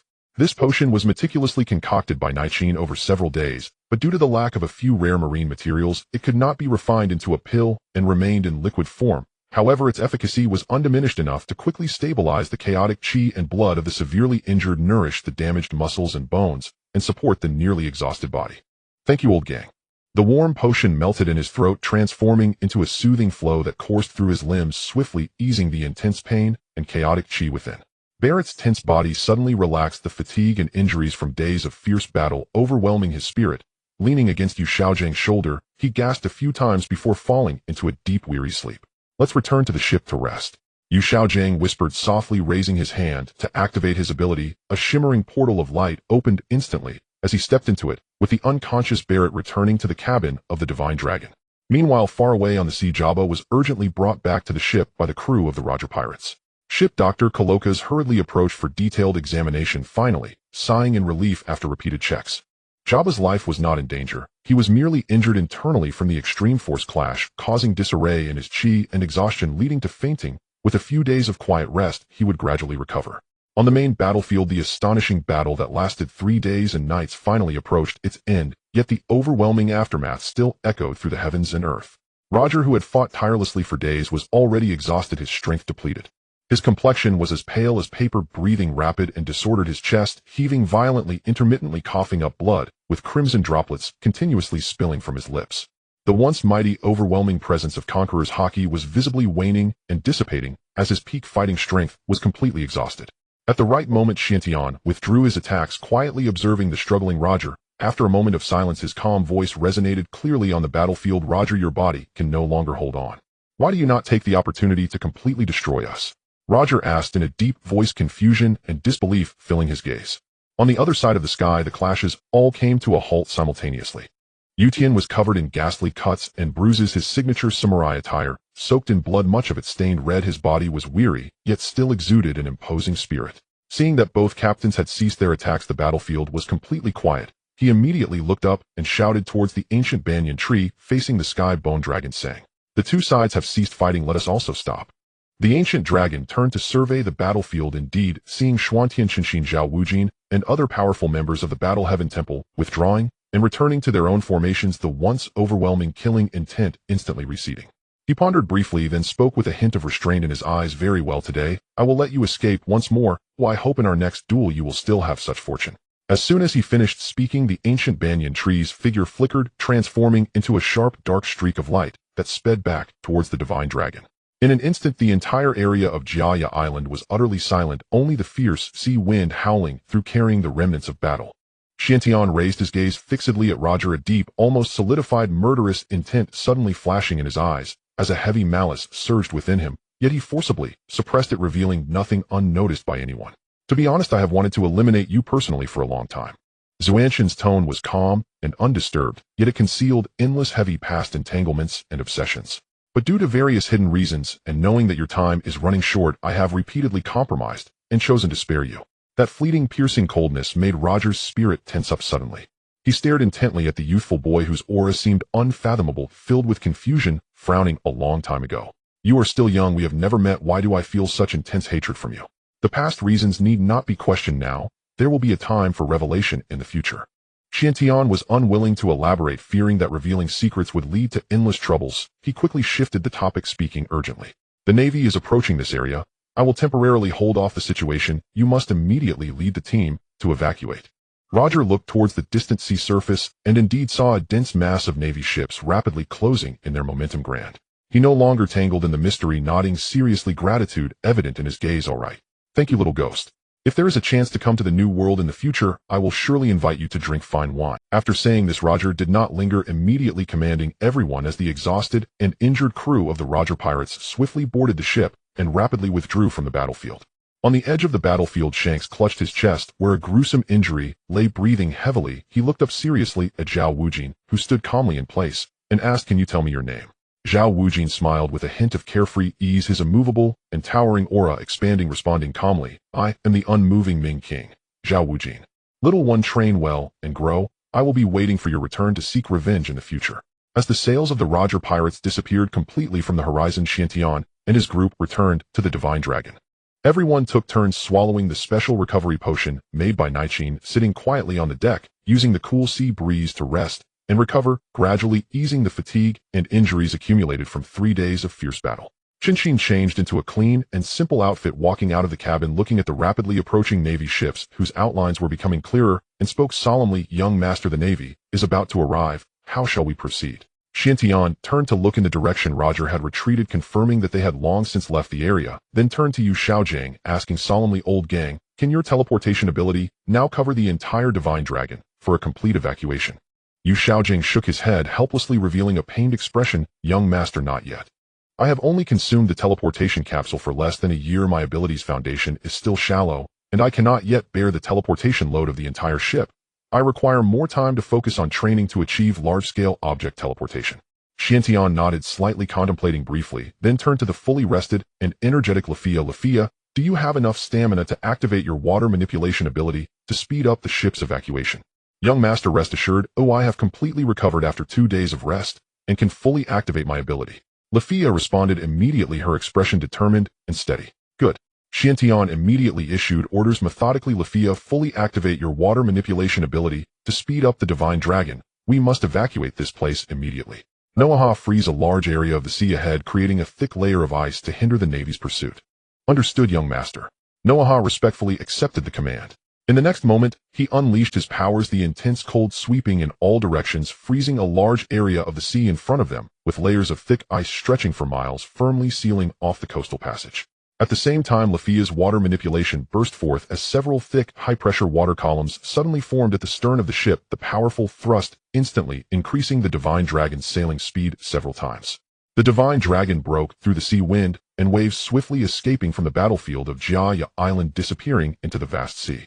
Moments later, the Navy's main fleet arrived at the battlefield, but the entire area was already deserted, with only shattered ice and bloodstains remaining, as well as the faint remnants of battle still lingering. The Navy Admiral stood at the bow, gazing at the empty sea, his fists clenched tightly, slamming one fist angrily against the ship's railing, his eyes filled with frustration and fury. "Damn it. I was still a step too late. He had previously predicted that this top-level confrontation would last at least another day or two, thus he intentionally held back and observed. Never did he expect both sides to suddenly cease fighting and withdraw cleanly, missing the golden opportunity to annihilate two top forces in one blow. A CP agent dressed in a white suit wearing a standard mask immediately stepped forward, completely disregarding the Admiral's authority, sternly criticizing him in front of the assembled Navy soldiers, his tone filled with dissatisfaction and reprimand. Is this the Admiral's decision? I have long advised you to enter the fray and encircle them, but you insisted on holding back and observing. Now, having missed a tremendous opportunity, letting the tiger back into the mountain, you will bear the consequences with the 5 elders. The harsh rebuke echoed on the deck of the warship. The expressions of all the Navy soldiers tightened, no one daring to speak out. In rebuttal, the atmosphere exceedingly oppressive. A sharp, furious shout suddenly exploded. Sakazuki, dressed in a dark red patterned suit with a rose badge on his chest, wearing a white naval hat, and holding a cigar, had a terrifyingly fierce expression, his aura overflowing with malice as he glared at the insolent CP agent, angrily shouting, "Impudent! Who gave you the audacity to speak disrespectfully to the Admiral?" "Sakazuki, stand down." Kong raised a hand to stop the furious Sakazuki, his brow furrowing, his expression solemn and grave. "This matter I will handle myself. I will personally report to the 5 elders and bear the consequences." Thus the sensational battle that shook the entire sea and lasted for 3 days and nights over Jiaya Island came to a complete end. The next dawn, the morning lights sprinkled over the sea, igniting the entire ocean with Morgan's explosive news. Countless newspapers flew through the air with headlines filled with shocking details of the Jiaya Island battle, capturing the world's attention and instantly sweeping across the seas, overturning all perceptions of the ocean. A stunning news. The legendary pirate Roger's crew battled fiercely at Jiaya Island against the emerging top force, the Battle Heaven Temple, for 3 days and nights. The heavens crumbled, the sky cracked several times, and the sea was entirely overturned. Shocking announcement. Following the truce of the 3 emperors, the 4th Sea Emperor has been born. The emerging force, the Battle Heaven Temple, firmly occupies the dominion of the paradise. The entire newspaper was filled with high-definition images of the battle, Xiantian standing alone against Roger, Chen Xin drawing his sword to confront Rayleigh Gulong fiercely battling Yutian, Yu Xiaojiang activating teleportation, and various strong figures showcasing their might. Among them, the most shocking to the world was the frozen moment of Barrett's devilish form colliding with Jabba, the hundreds of meters of black sky, torn open, terrifying and fearsome. Just that one image was enough to make all readers feel immersed, experiencing the brutality and horror of that battle. The entire ocean was thrown into an uproar, all forces shaken, no one daring to underestimate this newly risen mysterious force. All members of the Battle Heaven Temple, except for a few, were nearly all in their teens or 20s, possessing such terrifying combat power. At such a young age, they would inevitably dominate the entire sea in due time, leaving no one able to rival them. After the news swept across the seas, countless dreamers, swordsmen, and strong individuals set sail for the Grand Line's endless islands, seeking to join the Battle Heaven Temple. Among them, swordsmen were particularly numerous, all desiring guidance from the great swordsman Chen Xin to rise among the top powers. In just one day, the entire ocean's landscape had quietly changed. At the summit of the Red Soil continent in the sacred land of Marihoa, the supreme palace of Panga City stood solemn and imposing. This was the absolute pinnacle of power in the world, governing the order of the 4 seas and controlling the fate of billions. Within the great hall, the 5 elders who ranked at the highest echelons of the world government sat quietly on sofas, their gazes fixed on the latest newspaper reporting the earth-shaking battle on Gaia Island. Their expressions varied, and their overwhelming presence dominated the entire chamber. The first seated figure was Zambalonga V. Nezushiro, the martial god of finance. Towering and mighty, his pale gray skin was creased with the marks of time. Bald, with an aquiline nose, thin eyebrows, framed glasses exuding an aura of austere dignity. In his hand, he held the supreme great blade, the original Onakiri. Even in stillness, it emanated the chilling aura of a top-tier swordsman capable of subduing the 4 seas, solemn and formidable. Beside him sat Shepherd X. Peter, the martial god of agriculture, clad in a black suit with an open white shirt beneath. A fierce old scar across his chest caught the eye vividly. He bore golden hair and beard, his face taut with little sign of age. His slender and upright figure suggested middle age, yet his eyes concealed centuries of profound coldness, radiating an aloof yet commanding aura. The martial god of justice, Topman Wokieli, was burly and imposing, dressed immaculately in a black suit. Bald on top, his white handlebar mustache hung beside his lips with a distinctive mottled birthmark on his forehead. His expression was solemn and stern, embodying a cold aura of strict law and order that commanded respect without anger. The environmental martial god Makas Mas was tall and slender, wearing a neat blue suit. His head was covered with fluffy white hair that cascaded down, complemented by a snow-white long goat beard reaching his chest. His weathered yet serene eyes lightly tapped the armrest, appearing relaxed, but concealing profound mastery over the environment. The last was the scientific defense martial god G. Garcia Satan. He was robust and solid, wearing a noble flat cap. His thick white curly hair and beard framed a fierce long scar running across his left cheek. Dressed in a neat and dignified black suit, he leaned on an ancient cane, every gesture exuding the arrogance and dominance of a supreme authority. Satan slammed his cane heavily on the ground, his gaze fixed on the news of the war god temple's ascension, to see Emperor, his eyes boiling with resentment, and he coldly snorted, "A band of arrogant ants." Peter's face remained calm and unreadable as he slowly spoke. "The seas have long been steeped in chaos. We thought that after the fall of rocks the four seas would enjoy peace for a time, but calamities have emerged endlessly, with incessant conflicts between old and new powers, leaving the waters never at rest. They are merely slightly stronger ants." Satan glared fiercely, full of dissatisfaction. "In the end, it is the Navy's incompetence. They have repeatedly failed our orders, suffering defeat after defeat in the suppression efforts, unable even to contain these new pirate forces, wasting resources in vain." Moss tapped his fingers rhythmically on the armrest, frowning deeply as he spoke gravely. "The situation is indeed precarious. The New World has long been carved up by the three emperors. The Roger pirate crew wreaks havoc everywhere, stirring up turmoil. Now even in the first half of the Paradise Sea, a new emperor has emerged. In such a chaotic age where heroes rise in abundance, control becomes ever more difficult. It is all the mischief of Morgans." Satan's eyes darkened with malice. "The so-called Four Emperors pattern is deliberately hyped and glorified by this king of news, inflating pirate prestige and disrupting the world's perception.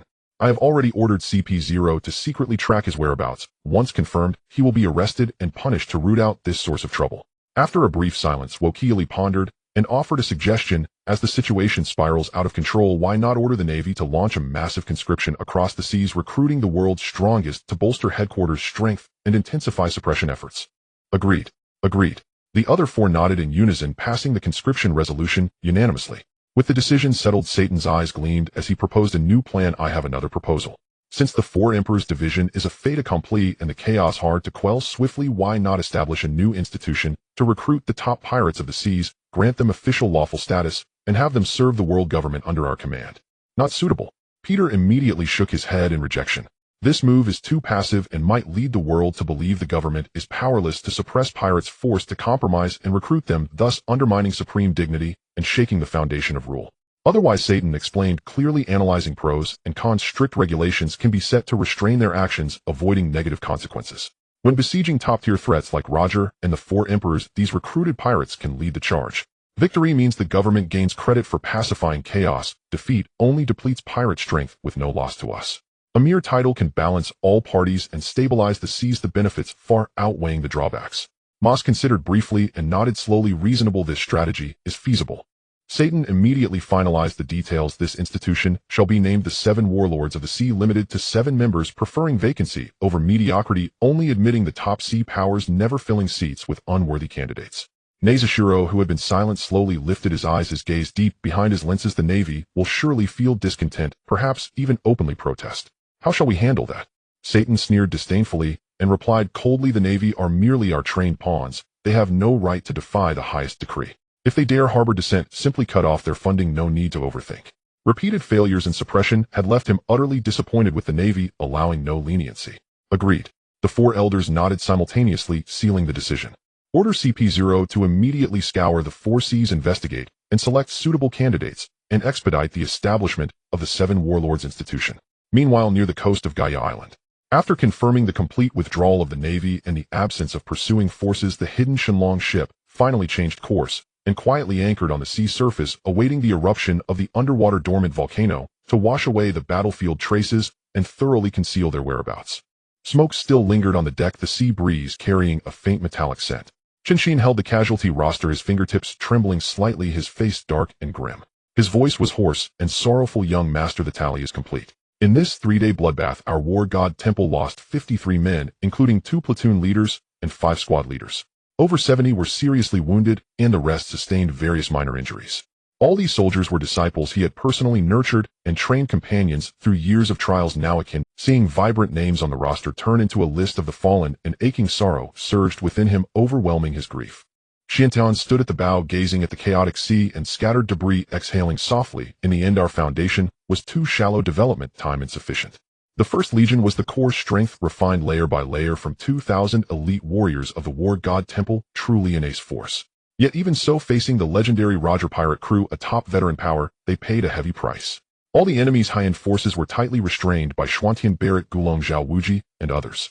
Only mid-level officers and regular crew faced them directly, yet victory remained hard to achieve, revealing the profound depth of this legendary pirate faction. Chen Xin, do not grieve excessively.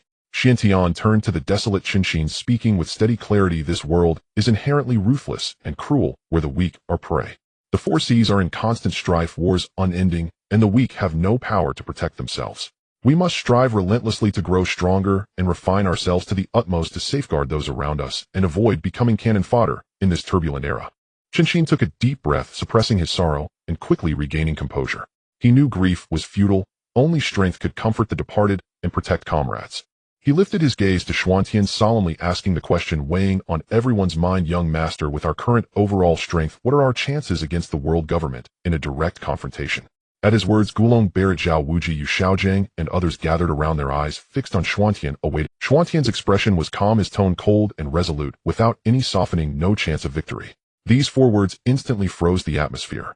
Gulong furrowed his brow, disbelief etched on his face. Even if we all unleash our soul power fully and fight with all our might, there is still no chance. Xiantian pondered briefly, combining the world's battle strength with his past life insights, delivering a precise judgment. Even with complete activation of soul power and total combat burst, our current force size offers less than a 30% chance of victory. A collective sharp intake of breath filled the group, their hearts shaken deeply. They were already a top-tier faction capable of standing against the Roger Pirate crew and reigning over Paradise, the pinnacle of the seas, yet before the world government, they remained as insignificant as ants. Despite the shock, no fear appeared in their eyes. Instead, a stronger determination to grow surged within. Barrett clenched his fists tightly, knuckles whitening, eyes aflame with battle intent, vowing in his heart to break through limits and ascend to greater heights. Xiantian looked upon their solemn faces and slowly spoke, unveiling the terrifying truth hidden beneath the surface of the world government, sounding a warning. The Navy and CP agents you see are merely the world government's overt pieces, surface forces used to intimidate the seas and maintain order. The true core trump card has never been revealed to the world. The hidden elite force, the Knights of God, concealed within Marihoa on the Red Soil continent. This team is small in number, but each member wields terrifying power capable of overturning entire sea regions. They are the world government's most secretive and lethal ultimate weapon. Besides the CP0 to CP9 layered espionage system, with members trained secretly and rigorously from childhood, infiltrates every corner of the seas with ruthless methods and unpredictable combat strength. Also long forgotten by the world, the army guards vital passages of the Red Soil continent, rarely acting, but possessing formidable foundations. The five elders, seemingly just five aged men, are in fact ancient beings who have lived centuries, each wielding supreme power and secret arts beyond fathoming. Their words already shook everyone's spirit, but what Xiantian said next utterly terrified the entire assembly. Most terrifyingly, the five elders and core members of the Knights of God master a mysterious art of regeneration, possessing nearly immortal physical restoration power. Even if their bodies are shattered and bones destroyed, they can rapidly reassemble and be reborn, making ordinary attacks incapable of permanently slaying them. Immortality. Chen Xin's pupils constricted, sharply filled with shock. If so, we have no way to resist, no chance for a comeback. Xiantian shook his head slightly, calmly revealing the key to breaking the deadlock and steadying their minds. It is not true immortality. The world simply has not discovered their weakness. An ultimate, refined, pure Conqueror's Haki can forcibly suppress their regeneration, delaying body repair. Moreover, a precise strike that completely destroys their core heart source can sever regeneration abilities, enabling their ultimate defeat. With the truth fully unveiled, everyone finally gained clear understanding. A heavy pressure enveloped the entire deck as they silently stood gazing out at the vast, boundless sea. At this moment, they fully realized that reaching the throne of paradise was never the end, but merely the beginning of the chaotic era. The true ultimate opponent still stood atop the highest pinnacle of the world, distant and terrifying, and their journey to grow stronger had only just begun. Upon hearing these words, Rong's heart, which had been hanging high, finally settled down, and his tense expression relaxed significantly as he grinned and sighed in relief. So that's how it is. In the end, he is merely a powerful being with extraordinary recovery abilities, not truly invincible or immortal. This level of skill is hardly too troublesome. Xiantian's gaze deepened as he spoke again, revealing an even more terrifying secret. But this is still not the true trump card of the world government. There exists a throne of void in the holy land of Marihoa, occupied by a person named him. He is the foremost of the 20 kings who founded the world government 800 years ago, a true king of the world, and an ancient being who has survived for nearly 1,000 years. The longevity secrets and regeneration abilities of the five elders and the divine knights all originate from him. Aside from the core circle of the Holy Land, almost no one in the world knows of IMS' existence. Even the Admiral of the Navy and the generals only recognize the five elders, unaware that there is this true ruler of the void in the world. Nearly 1,000 years of life. This is no longer human, it is essentially a god from legends. Barrett's eyes widened, his mouth slightly agape, his face full of disbelief as the shock in his heart lingered on. Seeing the solemn expressions and subtle despair among the crowd, Chen Xin timely smiled and spoke to comfort them, breaking the oppressive atmosphere. All right, we don't need to worry about these distant, strong enemies for now. What we need to do now is to focus on becoming stronger, expanding our influence, and accumulating enough foundation so we can confidently contend with these top existences in the future. Chen Xin held many more untold secrets in his heart. In the system database, the records about and the 20 kings from 800 years ago are vague, riddled with countless mysteries that even the system cannot accurately analyze, leaving it to personal exploration and verification in the future. He did not disclose this to the others. Knowing too many secrets too early would only add unnecessary pressure and disrupt everyone's training rhythm. He contemplated his subsequent plans. The foundation of the power is still too weak. Relying solely on daily training is no longer sufficient. This battle has proven that talent and physique are far more important than postnatal hard work. Perhaps the devil fruits in his possession could be distributed to the talented individuals under him, but converting fruits into special ability capsules on a large scale consumes an immense amount of resources and money. The urgent task is to quickly gather talents from around the world, accumulate funds, and exchange powerful resources from the system to rapidly enhance overall combat power. As the crowd took a moment to rest, the pirates and Navy forces across the entire sea simultaneously updated a new round of exorbitant bounties, with a thick stack of papers piled together, thicker than ordinary books, all targeting the core members of the War God Temple. Chen Xin bounty of 4.6 billion berries, a heinous criminal regardless of life or death. Swordmaster Chen Xin bounty of 3.2 billion berries, a heinous criminal regardless of life or death. Bone Dragon Rong bounty of 3 billion berries, a heinous criminal regardless of life or death. Barrett bounty of 2.3 billion berries, a heinous criminal regardless of life or death. Noah bounty of 500 million berries, a heinous criminal regardless of life or death. Ghost suspected origin from the Endless Island in the Grand Line bounty of 80 million berries, a heinous criminal regardless of life or death. Fudo Mai Zhao Wuji ability user of the mythical beast type King Kong bear, suspected origin from the Endless Island bounty of 180 million berries, a heinous criminal regardless of life or death. Yu Xiaojing superhuman type teleportation ability user, suspected origin from the Endless Island bounty of 1 million berries. Live capture only, strictly prohibited from harming even a Ha. All were labeled as heinous criminals, with only Yu Xiaojing being an exception, having a ridiculously low bounty and a unique label for live capture, making it particularly conspicuous. Rong held his bounty notice, glanced at Chen Xin's amount, and instantly beamed with pride, raising an eyebrow in jest. Hee. The Navy sure knows how to recognize talent, realizing that I am more formidable than this old swordsman. My bounty is a full 1 billion berries higher. Chen Xin looked at him, who was brimming with joy, and shook his head, helplessly laughing. You old bone, we are now wanted criminals across the world, and you're actually feeling proud about it. What's there to fear? Rong scoffed, disdain evident on his face as he laughed. This worthless piece of paper can only annoy ordinary people. If they have the capability, let the Navy or the pirates come and try to catch me. On the side, Yu Xiaojing held his bounty notice, looking frustrated. He approached angrily and asked, Everyone, what does the Navy mean by this? Why is my bounty the lowest among all? The gap is too big. Zhao Wuji laughed heartily, clapping his shoulder in mockery. Master, you should just enjoy it in secret. Everyone is marked as regardless of life or death, and only you are limited to live capture, no injuries allowed. If one day we fall, you will definitely be the safest one. Chen Xin stroked his chin, thoughtfully analyzing. The Navy likely wants to recruit you. Your teleportation ability is incredibly overpowered. Once fully developed and awakened, whether in marching, long-range support, or battlefield evacuation, it is an unbeatable top-tier ability worth as much as an admiral. This time the bounty increases for everyone are unprecedentedly terrifying, especially for Chen Xin, who surged from 1 billion berries to 4.6 billion, while the increases for Chen Xin, Rong, and others are equally shocking. The Navy completely used the top combat strength of the Roger Pirates as a reference, combining the performance from this battle to set the price, effectively validating the royal-level strength of the War God Temple. As time flowed, a month passed in the blink of an eye. Above the sea, the fishman Honest suddenly leaped out of the water, landing back on the deck of the Shenlong ship, his face filled with excitement as he shouted, Young master. The underwater volcano is showing signs of activity. The accumulated currents are about to take shape. Hearing this, Chen Xin's eyes lit up, and he smiled as he commanded, Everyone prepare, we will ascend immediately and head for Sky Island. As the words fell, he raised his hand to activate the power of space. A white halo spread out, steadily enveloping the entire Shenlong ship, securely locking the vessel to prevent it from fracturing during the ascent. An hour later, a tremendous explosion erupted from beneath the deep sea. A giant water column piercing through the heavens and oceans shot up, forming a straight giant pillar of water that broke through the sea surface and soared into the sky with immense momentum. Chen Xin concentrated on controlling the power of space, guiding the Shenlong ship steadily into the water. The violent ascending water flow lifted the massive ship steadily upward. The impact of the currents was terrifying, and tiny cracks continuously appeared around the ship, with Chen Xin focused constantly, repairing the shattered spatial barriers, not daring to relax for a moment. However, the force of this underwater volcanic eruption was slightly weak. The giant water column rose halfway, and then slowly exhausted its strength, still falling short of the white sea above the clouds by a considerable distance. Not good. The force is insufficient. Chen Xin shouted, fully activating his spatial ability to stabilize the ship, turning to command loudly. Rong, transform into your bone dragon form and assist at the stern. I will control the direction of the journey. Received.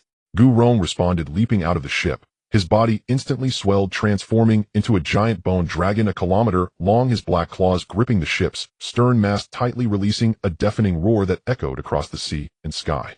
The immense thrust erupted suddenly, and the previously sluggish Shenlong ship instantly accelerated, breaking through the remaining air currents and speeding towards the top of the clouds. Boom! A light tremor resonated through the sky, and the Shenlong ship smoothly broke through the thick cloud layer, completely stepping into the legendary realm of the White Sea, coming to a steady halt above the pure white sea of clouds. Everyone collectively breathed a sigh of relief, all of them panting heavily. The altitude of the White Sea reached 7,000 to 8,000 meters with thin air, drastically different from the ground. They quickly adjusted their breathing to adapt to the high-altitude environment. Once their breaths calmed, everyone raised their eyes to look around, instantly stunned by the sight before them. The endless pure white clouds stretched across the sky, the crystal-clear expanse above untainted by dust, with the cloud sea floating, and the light and shadows shifting, resembling a fairyland, breathtakingly beautiful. Wow, is this Sky Island? It's so beautiful. Slina Belta and the other female members were filled with delight, stopping to gaze, their eyes full of admiration. Incredible. There's actually land formed by clouds above the sea. Many members looked around in curiosity, carefully examining this isolated floating sea area, their hearts filled with awe. Chen Xin raised his gaze, instantly expanding his observation Haki to its utmost limit, an invisible perception enveloping the entire white sea area, quickly locking onto the outline of a giant floating island ahead. He focused his mind and spoke in a deep voice. Once we've rested, adjust the course and head south. Chen Xin and the others watched as Kenbunchaku observation Haki streamed outward toward the distance, their eyes widening at the enormous floating island suspended far away, filled with awe. Everyone knew that at 10,000 meters the sky was naught but void and biting wind, yet this sea of clouds supported fertile soil, mountains, and gigantic islands. The marvelous, bewildering wonders of the world defied description. Wow, is this truly a sky island? It is impossibly beautiful. See, Lina Bay Erda and the other women gaped with delight, pausing to gaze, their faces alight with wonder. Unbelievable, land formed of clouds floating above the ocean. Many members stared in astonishment, scrutinizing this world cut off from world of floating seas with hearts shaken. Chen Xin lifted his gaze, and in an instant unleashed the utmost breadth of his Kenbunchaku. An invisible perception swept across the white sea domain, and quickly locked onto the silhouette of the colossal island ahead. He reined in his spirit, and spoke in a deep voice, rest complete. Adjust course. Head south. The Shenlong ship broke through the soft cloud sea, and steadily closed on the island. The great hull stood out against the empty expanse of the Baihai, and was soon noticed by Skypia's patrolling divine guards. The patrol soldiers were shocked, and hurriedly turned to report. A massive Qinghai vessel has appeared below on the white sea, its origin unknown.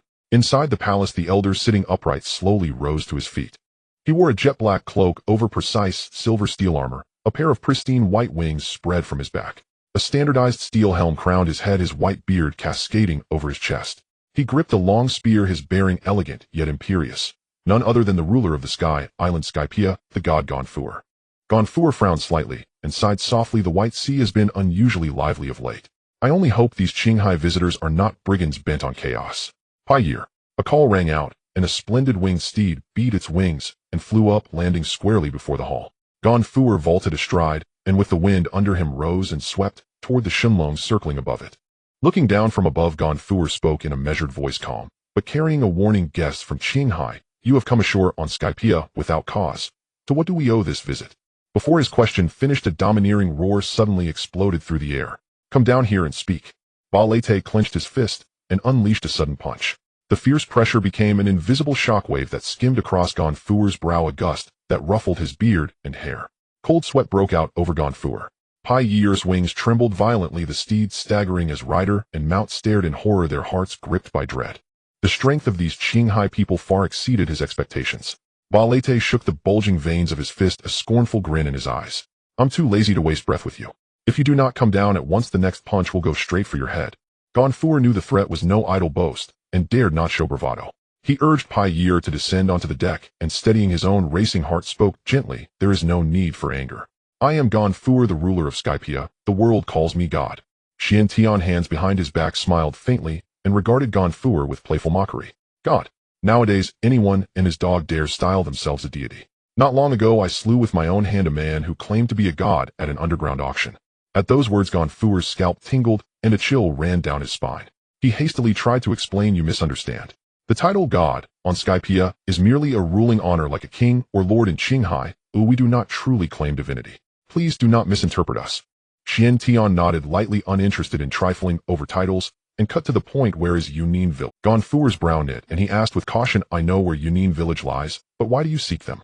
To what end? He inwardly wondered whether these terrifying Qinghai warriors were agents invited by the Shandia clan to upend Skypiea's order. Chen Xin did not reply. Instead, he signaled subtly to Gu Rong at his side. In an instant, Gu Rong swelled in size and became a towering 100-meter bone dragon.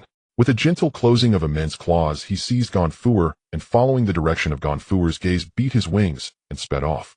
Moments later, Gu Rong returned with Gonfuer in tow. Behind them marched over 100 Yunin village clansmen, all broad-shouldered and sharp-eyed Shandia warriors. They fixed their stares on Chen Xin and his party upon the deck, eyes wary and hostile, yet none dared provoke them aloud. The sky-shadowing bone dragon had already carved deep awe and fear into their hearts. Chen Xin swept his gaze across the 100 assembled people. Upright and imposing, his voice rang across the deck with domineering force. Now that everyone is present, I will speak plainly. From this day forth, this sky island shall have a new god, me. The proclamation thundered like lightning, and the assembly erupted in an uproar. The island's natives and the Shandia warriors went ashen with fury. How dare you? You stranger from Qinghai, by what right do you seize our home? Chen Xion's lips curved in a faint smile amid their clamorous protests. A low hum, an invisible golden aura of dominance rolled outward and detonated into being. The essence of Conqueror's Haki condensed and instantly blanketed the crowd. It carried no cutting edge, yet bore the weight of mountains, and seized an oppressive majesty that robbed everyone present of breath and lightened their limbs, as if a towering peak pressed on their chests, draining even the strength to cry out. Chen Xin still stood with hands behind his back, his gaze cold as he swept the crowd and asked softly, you oppose me? The clamor died in an instant. No one dared speak. The inexplicable pressure had utterly cowed them. Night fell over the white sea. The darkness was tranquil and faintly chilly. The ship's conference room burned bright with lamps. Gonfuer and the Yunin village chief sat at opposite sides, their expressions grave and the atmosphere heavy. Chen Xin toyed with a cigar between his fingers, exhaling a ring of white smoke. His tone was composed, but carried an undeniable coercion. Have you considered it? If you will not submit peacefully, I will bring this island under my rule by force. The two leaders met each other's eyes and exchanged wordless understanding. Gonfuer's brow tightened, and he murmured helplessly, what shall we do? Should we truly yield to him? The Yunin chief's face was bitter as he replied, what choice do we have? Even our finest nearly lost consciousness under that force. We have no power to resist. Prolonging this will only invite annihilation. Chen Xin tapped the table 3 times, cutting short their hesitation, and said slowly, you need not cling to pride. The people of the sky and the Shandia have warred over Apiaduo for 400 years. Annual battles, ceaseless bloodshed, countless lives wasted upon internecine strife. If I rule this island, your tribes can finally cease fighting and recuperate. If in time you find my rule intolerable, you may rise and overthrow me. I will not prevent it. Those candid words shattered the last of their resistance and obsession. For centuries of enmity had exhausted both peoples. They were hollowed by endless loss and weariness. Chen Xion's might was absolute and his methods ruthless, yet he offered a path to coexistence. An opportunity their people had never before possessed in centuries. Gonfuer and the chief no longer hesitated. Together they knelt on one knee and bowed, deeply, voices reverent, we pay obeisance to our God. We will lead our people in submission. Even had Chen Xin not spoken further, his overwhelming power would have forced their capitulation. But these words came from the heart. They pledged genuine allegiance. Rather than endless internecine slaughter, yielding to a single strong hand to secure the island's peace was the wiser end. Chen Xin stubbed out his cigar and inclined his head slightly. Rise. Go and inform your people. Ease their minds. By dawn tomorrow, all must assemble for a council to discuss the governance of the island. Yes, they answered respectfully, and soon departed the ship in haste to relay orders through the night. After their departure, a bright glint crossed Chen Xian's eyes. He eagerly opened the system interface to claim the rewards for occupying the island. System notification: congratulations, host. Occupation of the Sky Island completed. Reward: 3 random ability capsules. System notification: new main quest triggered. Occupy the Land of Harmony. No time limit. Completion reward: 2 top-tier techniques adapted for the world of One Piece. Chen Xian's pupils flickered, but he quelled thoughts of the new quest for now, rubbing his hands with a smile. The new mission could wait. First, he must consolidate the island's foundations and cultivate his strength. System: open the 3 random ability capsules. System: congratulations, host. Superhuman type super speed ability obtained. System: congratulations, host. Superhuman type memory manipulation ability obtained. System: congratulations, host. Mythic beast type golden dragon form ability obtained. Chen Xian's eyes widened in disbelief, then he laughed aloud. By heaven, what outrageous luck! All top-tier abilities. He promptly decided on distribution. The golden dragon form amplified physique and power the most, and suited him best. He would take it. The super speed ability perfectly matched Gue Mei's assassination style. Memory manipulation, uncanny and subtle, was ideal for C. Lina and Barrett to share later. Without hesitation, Chen Xian produced a golden capsule and swallowed it in one gulp. In an instant, a warm, piercing force surged through him. His cells reorganized and reforged, a tingling numbness mixed with a swelling ache that spread through his limbs and bones. Chen Xian immediately activated spatial power and opened his exclusive 10-kilometer interdimensional. A titanic power erupted. His form metamorphosed into a dazzling golden dragon over 100 meters long. Its scales glittered like burnished metal, and its dragon majesty filled the heavens. His body swelled with energy, each cell brimmed with explosive potential. A thunderous roar shook the interdimensional space. The golden dragon writhed and streaked through the void as Chen Xian indulged in mastering his new might, rioting in form and fury through the night, until dawn, only then reluctantly exiting the training space. At daybreak, the conference room filled with assembled members. Chen Xin, Gu Rong, Yu Shaojing, Gue Mei Zhao, Wuji Ba Leite Noya Zhan Tianxiong, and others took their places on either side, upright and fearsome. Conqueror and the Shan Dia chief sat with their core retainers nearby, expressions respectful and solemn. Chen Xian scanned the room, accepted a dossier from Barrett, and spoke in a deep voice all present. First, this Sky Island will serve as the covert stronghold of my Zhan Tianxian. The island's defensive works must be repaired and expanded immediately to consolidate our foundation. Chen Xin will oversee this task, assisted by Zhao Wuji. Understood, both men responded in unison. Second, we must decide on the core garrison. Conqueror rose at once and offered sincerely, God, I will see the ancestral sanctum where my forebears have dwelt. That ground is the richest of Douluo, the most stable terrain, and is suitable for building a garrison and barracks. Chen Xian inclined his head, slightly content with the proposal. That sanctified land called Douluo had been lifted into the sky by ascending currents 4 centuries ago. It was the ancestral home of the vanished Gaia Isle and the root of the centuries-long struggle between the Sky people and the Shandia clan. Now that the 2 tribes had submitted, this grounds of contention would finally become their secure foundation. Acceptable. Begin construction immediately on barracks and the garrison. I will return to Wuxiuzi Island to bring the remaining people up here. All shall resettle upon this island and put down roots. Silence filled the conference room as Xuanxin's gaze swept over everyone, gradually finalizing the cultivation and development plans for the Sky Island. The third matter: in a few days I will establish a dedicated gravity training ground in the sacred domain, compressing the gravitational field through spatial power. From then on, all members will incorporate this into their regular training. Chen Xian spoke with a calm tone, yet full of confidence. Previously, while sailing at sea, he had created a small-scale gravity zone inside the cabin, but the ship's limited structural integrity prevented him from pushing gravity to its extreme, forcing a makeshift training environment.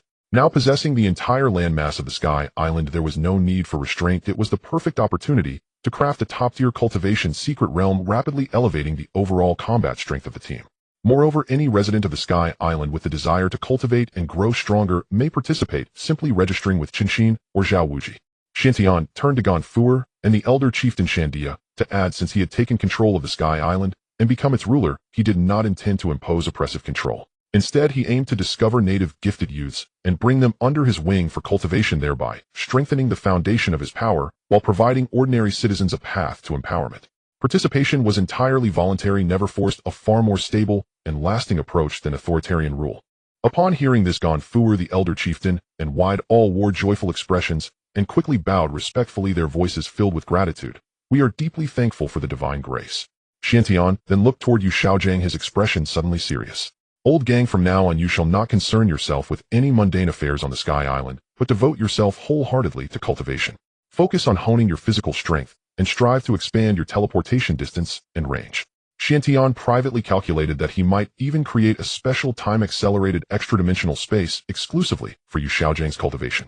Yu Xiaojing's teleportation ability was a top-tier strategic skill. If perfected, he could freely shuttle between the Endless Island and Sky Island, resolving countless logistical and emergency support issues, a key trump card for the faction's development.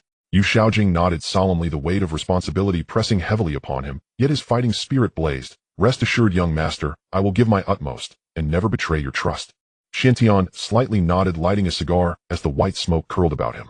He looked at the two men and slowly inquired, by the way, Conqueror, Elder Chieftain, do you know the location of Biker Island? Conqueror and the Elder Chieftain exchanged a glance, a trace of apprehension flickering in their eyes before responding gravely. Your Highness, Biker Island lies at the westernmost edge of the airspace, not too distant. However, the island's inhabitants are extremely xenophobic and treat outsiders with great hostility. The two deliberately concealed Biker Island's true nature. The locals held a profound disdain for the wingless Qinghai, people always subjecting outsiders to relentless exclusion and harassment. As the words fell, a young man named Wide immediately stepped forward, eagerly volunteering. Divine Lord, I am well acquainted with Biker Island's terrain and am willing to guide you. Xiantian regarded the spirited youth with a slight smile, asking, what is your name? Wide. The young man answered respectfully, though somewhat nervous, standing upright.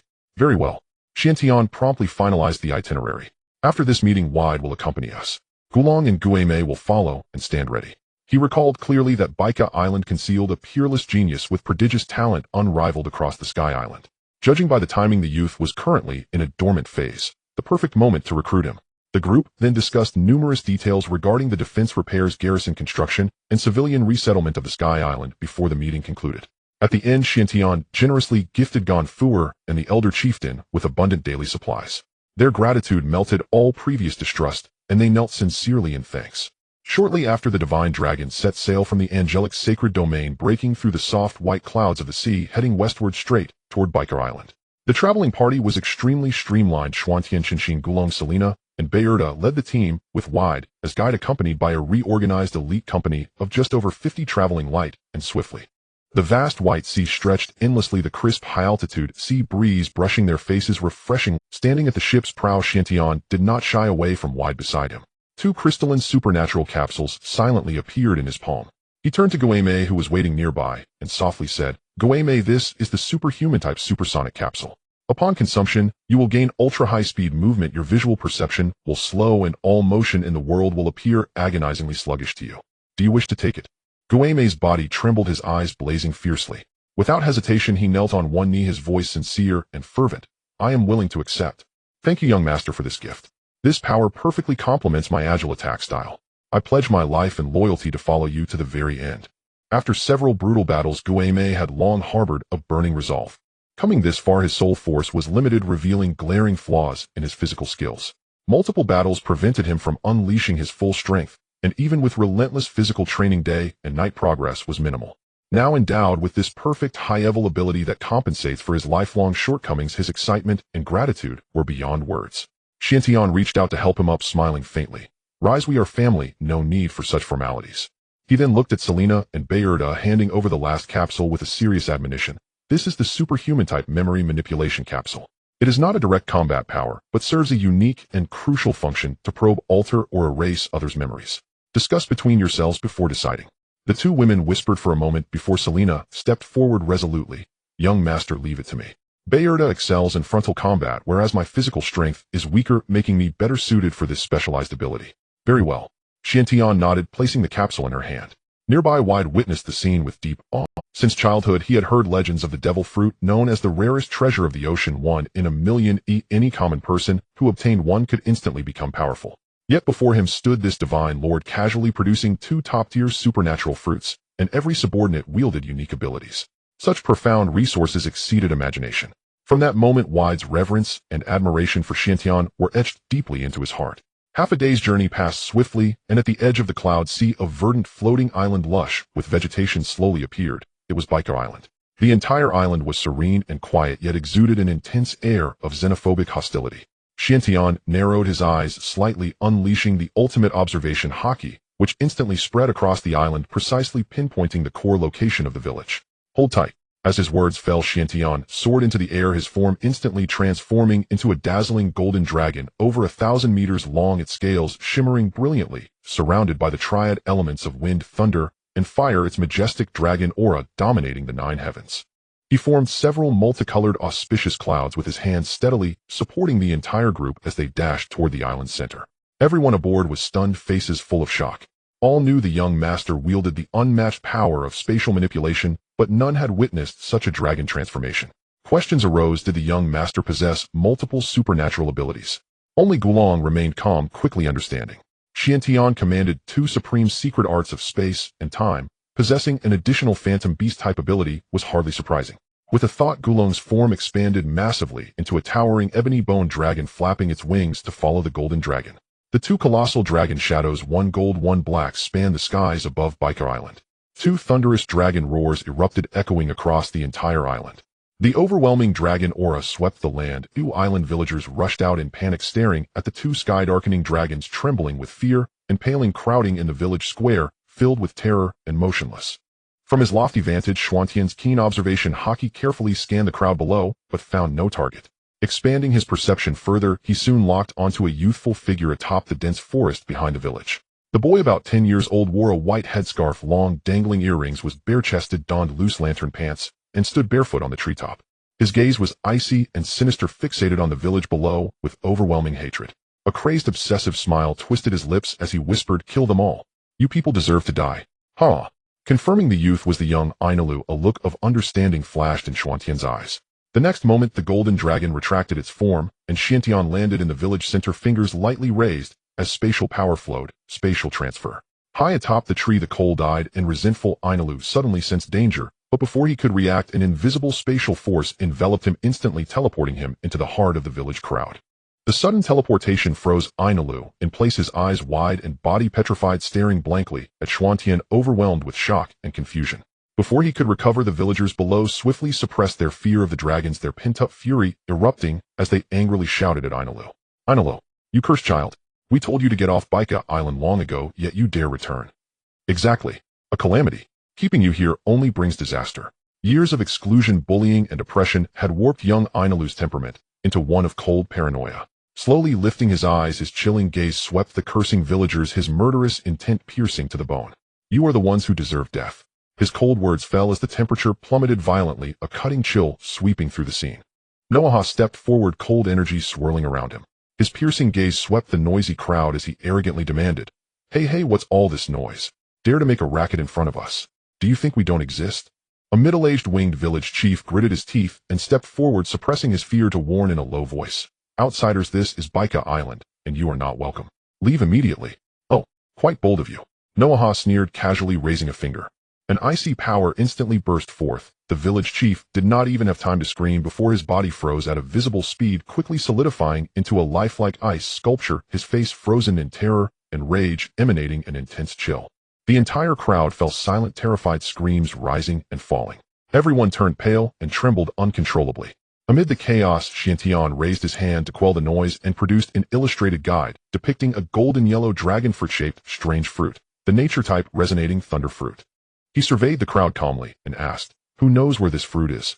The previously silent and wary Ainalu recognized the illustration, immediately suppressing his hostile glare as he stepped forward respectfully. "My lord, I know its location. I will guide you." Chen Xin showed no surprise.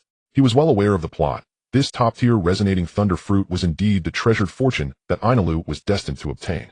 As Ainalu turned to lead the way, a villager mustered courage to step forward, intending to reprimand and block him. "Noisy." Noah's eyes darkened, icy energy streaking from his fingertip. Before the villager could finish speaking, he was instantly frozen into a cold ice statue. Noah sneered, coldness enveloping him as he coldly warned the entire crowd. "If anyone else dares to interrupt or make noise, they will all be frozen." The villagers immediately fell silent, bowing their heads and holding their breath in fear.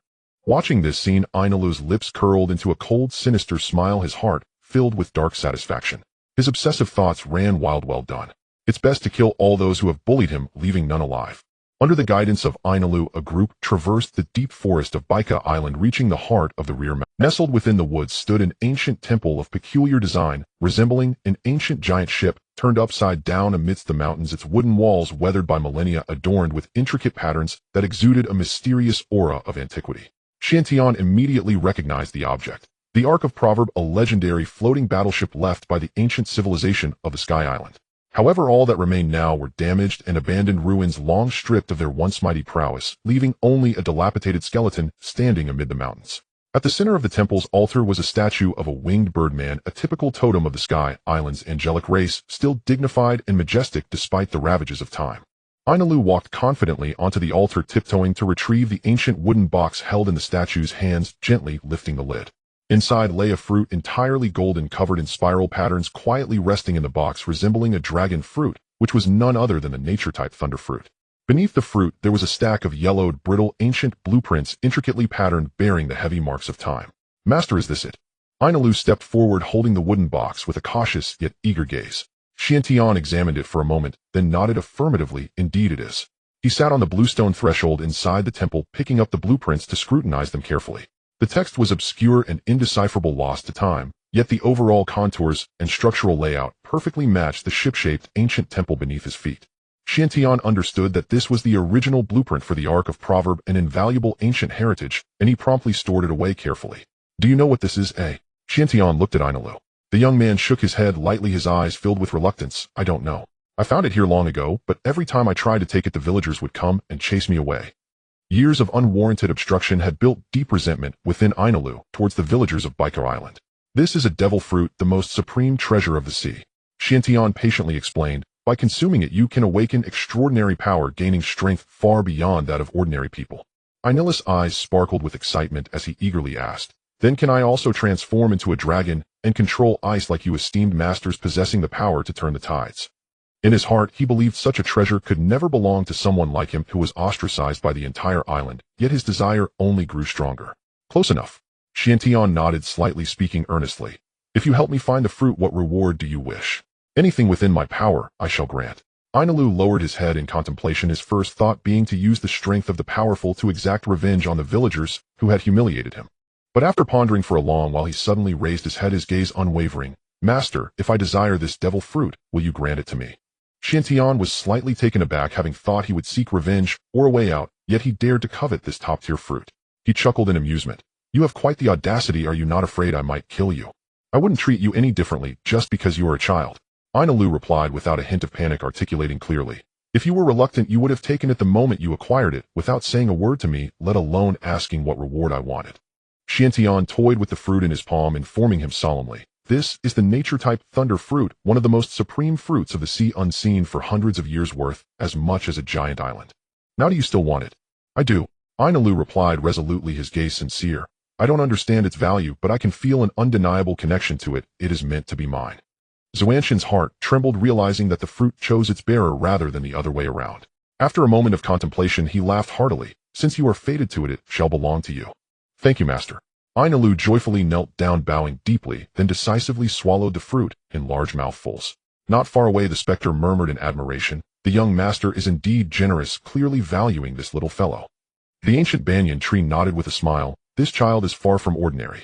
The young master has never misjudged a person. The once down-and-out Barrett is now a top-tier powerhouse at 19. This child's future will surely be extraordinary. Noah chuckled softly, looking forward to the new strength added to the team, while only Wade lowered his head in thought, his eyes swirling with contemplation. Moments later, Ainalu finished consuming the fruit, his eyes suddenly wide open, arcs of deep blue electricity swirling around him, the crackling sound of electricity, incessant, a mighty and domineering force of thunder coursing through his meridians. He gazed at the electric light in his palm, his face filled with ecstatic enjoyment. This is the power of thunder, like that of a true deity. After calming his newfound power, he once again respectfully expressed his gratitude. His heart brimming with gratitude, he thought that such a peerless treasure would be reserved for the core confidants of any faction and would never be given to a weak young man met for the first time. Chen Xin lit a cigar and spoke indifferently. Get up now that you have gained power. What are your plans for the future? Ainalu stood solemnly and bowed deeply, each word resonating. Master, may I join your team and follow you for life? Chen Xin was slightly surprised as Ainalu, who had previously held himself in high regard, was now willingly bowing to follow him, indicating a subtle change in his character. In the anxious gaze of the young man, he smiled and agreed. Welcome to our family. He then shifted the topic. You hold deep animosity toward the villagers of Baika. Wade quickly stepped forward to explain, Master, the people of Baika Island are insular and xenophobic, heavily bound by religious beliefs, living in isolation for years and looking down upon those without wings, the Blue Sea people. Ainalu had suffered bullying and ostracization here since childhood, leading to a very difficult life. Master. Ainalu caught the title confusion evident in his eyes. Xiantian looked directly at him. Do you hate these people? The past humiliation and bullying surged in his heart, Ainila's eyes flashing with fierce light, a cruel and icy smile forming. I do. I wish to completely destroy this island, making them all pay the price. Xiantian did not counsel him, merely stating calmly. Then focus on your training and grow stronger. When you have sufficient power, reclaim all the suffering you've endured for yourself. Yes, Master. Ainalu nodded vigorously, transforming his obsession into motivation for cultivation. After a brief rest, Xiantian raised his hand to activate the power of space, instantly enveloping the ancient ship-shaped temple, uprooting it without damage and safely storing it in a different dimension. This mysterious and supernatural method filled Ainila's eyes with utmost admiration, murmuring in awe that this was the true power of a god. The group then set off, not returning to Angel Island, but heading straight for the legendary Sky Island of Gold, Xianguala. The development of power urgently required vast resources, and this ancient golden relic was currently the most scarce treasure. After 2 hours of travel, the Shenlong ship arrived at the target airspace. A desolate scene of a floating ancient city filled with ruins came into view, exuding an aura of desolation and decay from the passage of time. Xiantian fully opened his observation Haki, instantly covering the entire island, and then burst into hearty laughter. Beneath the ruins, the walls, decorations, floor tiles, and even the foundation of the entire ancient city were entirely paved with pure gold, hidden away extremely well. The people under his command released their observation Haki, and upon seeing the scene they all erupted in joy, shouting in excitement that the legendary Golden Land was indeed not a myth. Everyone utilized Moonwalk to dash through the air toward the core of the ancient city, while Xiantian directly activated space, jumping instantly, arriving at the inner depths.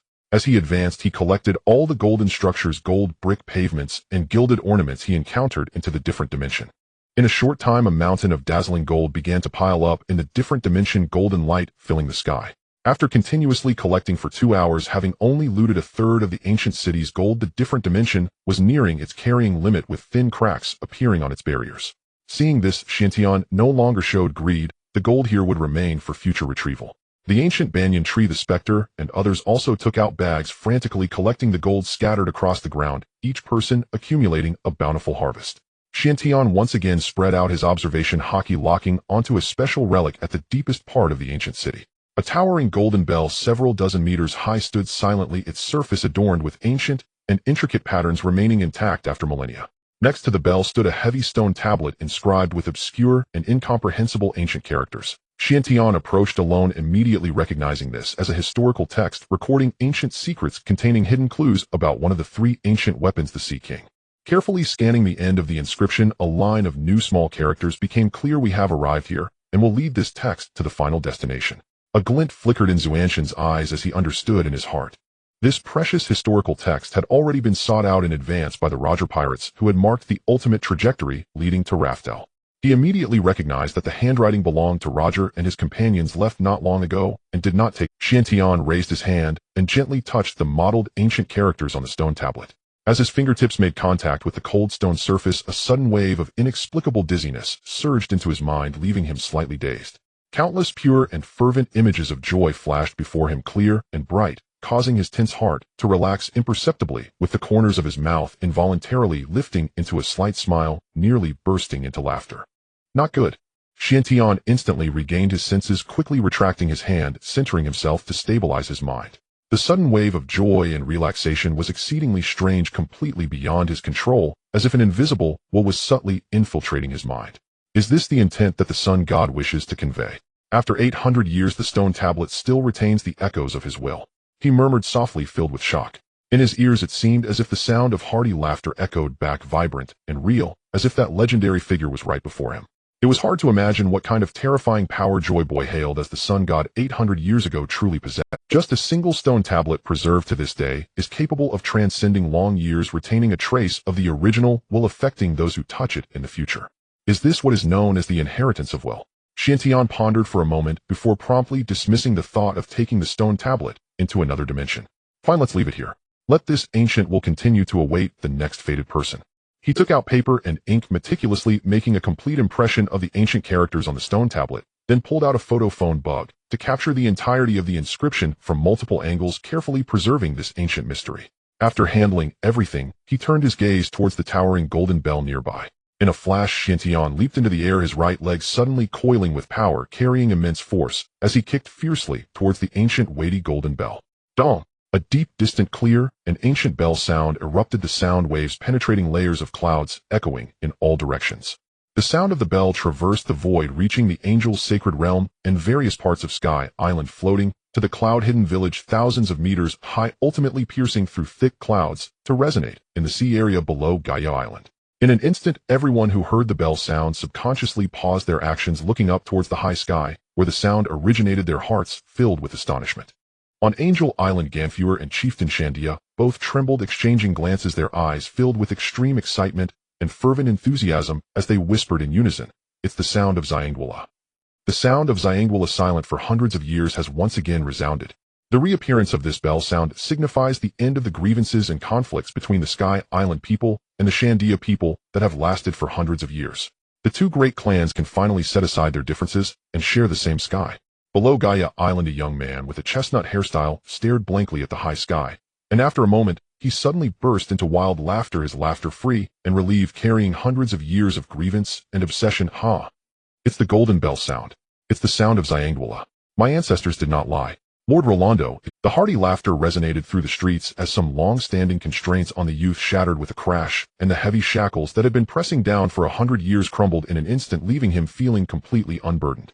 Dong! Dong! Two deep and prolonged bell sounds followed one after another, with layered echoes reverberating throughout the entire void. Within the ruins of the ancient city, the specter paused its actions of collecting gold, raising its gaze towards the depths from which the bell sound came, solemnly sighing. "This sound is from the young master." Nearby, Wade was greatly shaken, kneeling heavily on both knees, respectfully bowing towards the depths of the ancient city, his eyes filled with utmost reverence and fervor. "God, the great God has sounded the legendary sound of Xiangwala." At this moment, Ganfuer, Chieftain Shandia, and all the clans of the two great tribes completely set aside the last trace of barriers and doubts in their hearts, sincerely submitting to Xuantian, truly venerating him as the deity who governs the void. Ding! System prompt. Congratulations to the host for completing the loyalty task of the faction. The current number of people with 60 or more faction loyalty is 4323, with 2957 diehard supporters, and the reward item shop refreshes once. Ding! A new task has been released. Raise the number of faction loyalty above 60 to 500 people. Completing the task will grant another chance to refresh the shop. The crisp system prompt echoed in his mind as Shintian slowly descended back to the ground, a knowing smile in his eyes. He already understood the significance of this golden bell, also known as Xiangwala's lamp, which had guided countless ships through storms, symbolizing the inheritance and historical witness of the Sky Island civilization.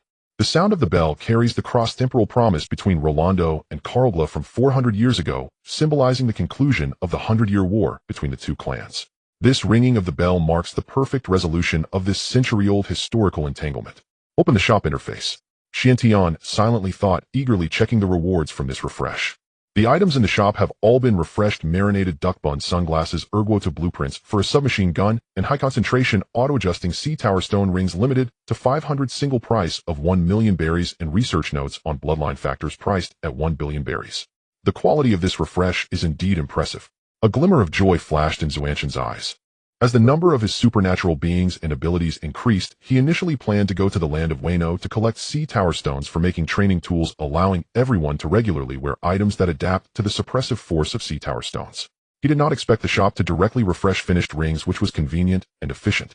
He immediately spent 1 million berries to exchange for a sea tower stone ring. The ring was pitch black with exquisite and ancient patterns automatically fitting to his finger as soon as he wore it, with a high degree of compatibility, allowing for easy removal at any time, extremely convenient. The research notes on bloodline factors were priceless treasures. At this moment, Vince Smock Kaji from the North Sea had not yet fully grasped this life mystery technology, and these notes could greatly shorten the research process. Shintian pondered privately, realizing that he needed to recruit top scientists to specialize in this technology. He stroked his chin, reflecting that he should have captured Kaji directly when passing through the North Sea. In addition, the genius Caesar Crown in the scientific community possesses exceptional talent, but has long been overshadowed by the reputation of Vegapunk remaining low-key and not receiving significant protection from the world government, and will eventually be sent to Impel Down, making him an excellent candidate for recruitment. As for Vegapunk being the chief scientist of the world government, his prominence makes forcibly capturing him a path to endless pursuit, which is not conducive to the steady development of the faction, so it remains under consideration for now. Collecting his thoughts, Chen Xin turned to look at the group laden with spoils and laughed heartily. Brothers, everyone will get rich. Let's return and hold a feast. Roar!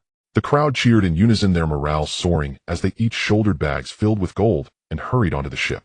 On the way back, the group stopped by the Sea of Trees, successfully finding the historical text that preserved Joy Boy's apology, as well as a milestone stone tablet with historical texts.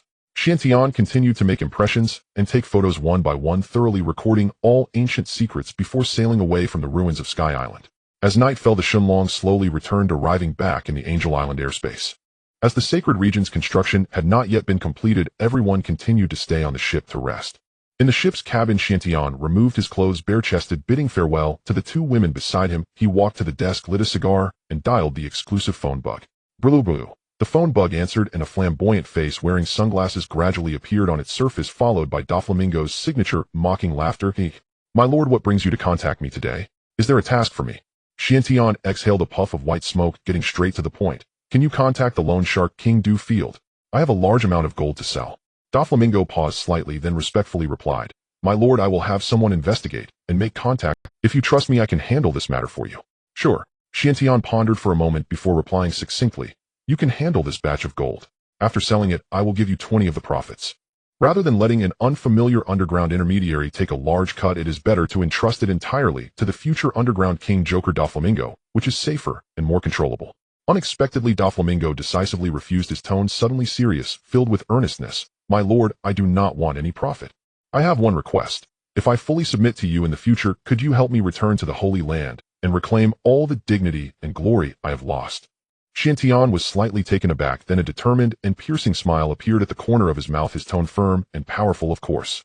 In the future, I will personally take you to shatter the Holy Land and stand before those old geezers of the Celestial Dragons, reclaiming everything that belongs to you." Chen Xin sighed inwardly, originally thinking that subduing Doflamingo would require much persuasion and effort. He never expected it to unfold so effortlessly. In truth, none of this was accidental. Long before witnessing Chen Xin and his companions confront the Roger pirates and engage in a fierce battle at sea, Doflamingo had already harbored a heart of submission. He had merely been waiting for the right opportunity to express it, silently biding his time. Tonight's proactive contact and the entrusted gold transaction was precisely the best opportunity for him to present his allegiance and fully submit. "Thank you, young master." The figure projected by the Den Den Mushi remained flamboyant and defiant, but couldn't conceal the genuine excitement, relief, and long-awaited stability in his tone. The choice that had weighed heavily on his heart for so long had finally been made, and the lingering hesitation dissipated entirely. Chen Xin smiled broadly, his tone light and cheerful. "Welcome to our family, Doflamingo. Remember, on the surface you are still the young master of the Don Quixote family. Just maintain your original demeanor, and do not expose our subordinate relationship. I will make all arrangements going forward." "Understood. I will guard the secret and not hinder young master's plans." Doflamingo felt a warmth in his heart, realizing that Chen Xin had completely accepted him, and his mindset became increasingly resolute. Chen Xin pondered for a moment before issuing orders. "In the next few days you will head to Endless Island. I will have this batch of gold entrusted to Scheider, and you can directly hand it over to him upon your arrival." He had initially planned to return to the North Sea himself to handle the gold and arrange his forces, but upon reconsideration he thought it better to entrust the task to the already loyal and capable Doflamingo, allowing him to handle it efficiently and safely. "At your command, young master. I will set off tomorrow." Doflamingo replied promptly before ending the call. On the other end of the call at the Don Quixote family's base, Toribol watched the disconnected phone with a tone full of reluctance and confusion. "Doflamingo, have you truly made the decision to submit to this person? You clearly possess the qualities of a king destined to stand at the pinnacle. Why are you willing to be subordinate?" "Bark, bark, bark." Doflamingo raised his hand to cover his face, laughing heartily, though his eyes were filled with determination and ambition. "Tori, I have an incredibly strong premonition that by following this person, we will undoubtedly reach heights unimaginable to ordinary people." Even from the first time I glimpsed Xuanxin's deeds and presence in the newspaper, a strange feeling stirred within. It wasn't until I witnessed Xuanxin's ruthless methods firsthand, especially his indifference towards the Celestial Dragon's power, his clear sense of justice, and his decisive killings, that he completely struck the chord of my obsession, solidifying my resolve to follow and submit. The next day at the Angel Island Sanctuary in a newly constructed military camp's conference hall, Xuanxin's core high-ranking members gathered around seated on the exquisite sofas provided by the system, the atmosphere solemn and orderly. Xuanxin's gaze swept over everyone as he announced the itinerary in a deep voice. Chen Xin Guillaume Game Zhao Wuji, Barrett Zhantian Xiong Noah, Haselina, you will rest for a few days and accompany me back to Endless Island, and then we will head to Punk Hazard. The trip to Punk Hazard doesn't require a grand mobilization, only our top-tier combat forces are needed. He then determined the personnel to stay behind, ordering Lafia and the giant race's second Lieutenant Og, who had consumed the combined fruit, to guard the empty island and protect the foundation of the sanctuary. Everyone knew that Zhan Tianxiong was a vice-captain of a regiment with profound strength and background. Before consuming the fruit, he had solidified his position as a high-ranking vice-captain solely based on his top-notch physical combat skills, his combat power not inferior to that of the ancient giants. Later Xiantian bestowed upon him the Momo fruit left behind by Vold, and now Zhan Tianxiong's combat strength was even more terrifying. Understood. The named individuals responded in unison, their aura imposing. Just as everyone was about to continue discussing the details of the itinerary, Selena, who had been sitting quietly to the side, suddenly stiffened, instinctively covering her chest, and let out a gentle retch. What's wrong? Berta beside her quickly raised her hand to gently pat her back, her eyes filled with concern. Selena slightly shook her head, a hint of moisture in her eyes, softly replying, "It's nothing, perhaps I'm just not used to the food on the empty island and feel a bit nauseous." The others did not think much of it, assuming it was just a common case of adapting to new surroundings, and resumed their discussion. Only Yuxiagang, who was seated nearby, furrowed his brows slightly, carefully observing Selena's complexion and demeanor. Seeming to realize something, he quickly walked to Xuanxin's side and whispered a few words in his ear. Xiantian initially looked puzzled, but as he listened he suddenly froze, his eyes bursting with intense joy and excitement as he lowered his voice to ask, "Really? I cannot be certain, but from the complexion and signs it should be fairly accurate." Yuxiagang spoke cautiously, yet he was already about 70 to 80% sure. "Today's meeting is concluded. Everyone is dismissed." Xiantian immediately raised his hand to terminate the meeting, sending everyone away, leaving only Selena and Berta. He quickly sent someone to summon Naqin inside. Moments later, Naqin, dressed in a white coat and carrying a medical box, quickly entered the hall and respectfully saluted. "Young master, you called for me." Xiantian could not hide the excitement in his heart, rubbing his palms together, his tone filled with anticipation. "Naqin, please examine Selena closely and see if she is pregnant." In his 2 lifetimes this was the first time he had hope of welcoming a child, and the excitement and expectation in his heart were already beyond words. Naqin was slightly taken aback, watching the rare genuine joy displayed by the young master, feeling genuinely happy. Recalling the time she was forced to submit, she had been filled with fear, thinking she was trapped in a den of thieves and would live a hard life.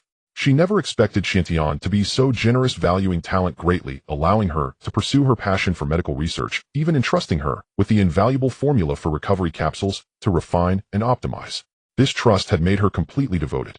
She did not dare to be negligent and immediately conducted a detailed examination of Selena. After confirming several times, she finally raised her head, smiling, and congratulated. "Congratulations, young master.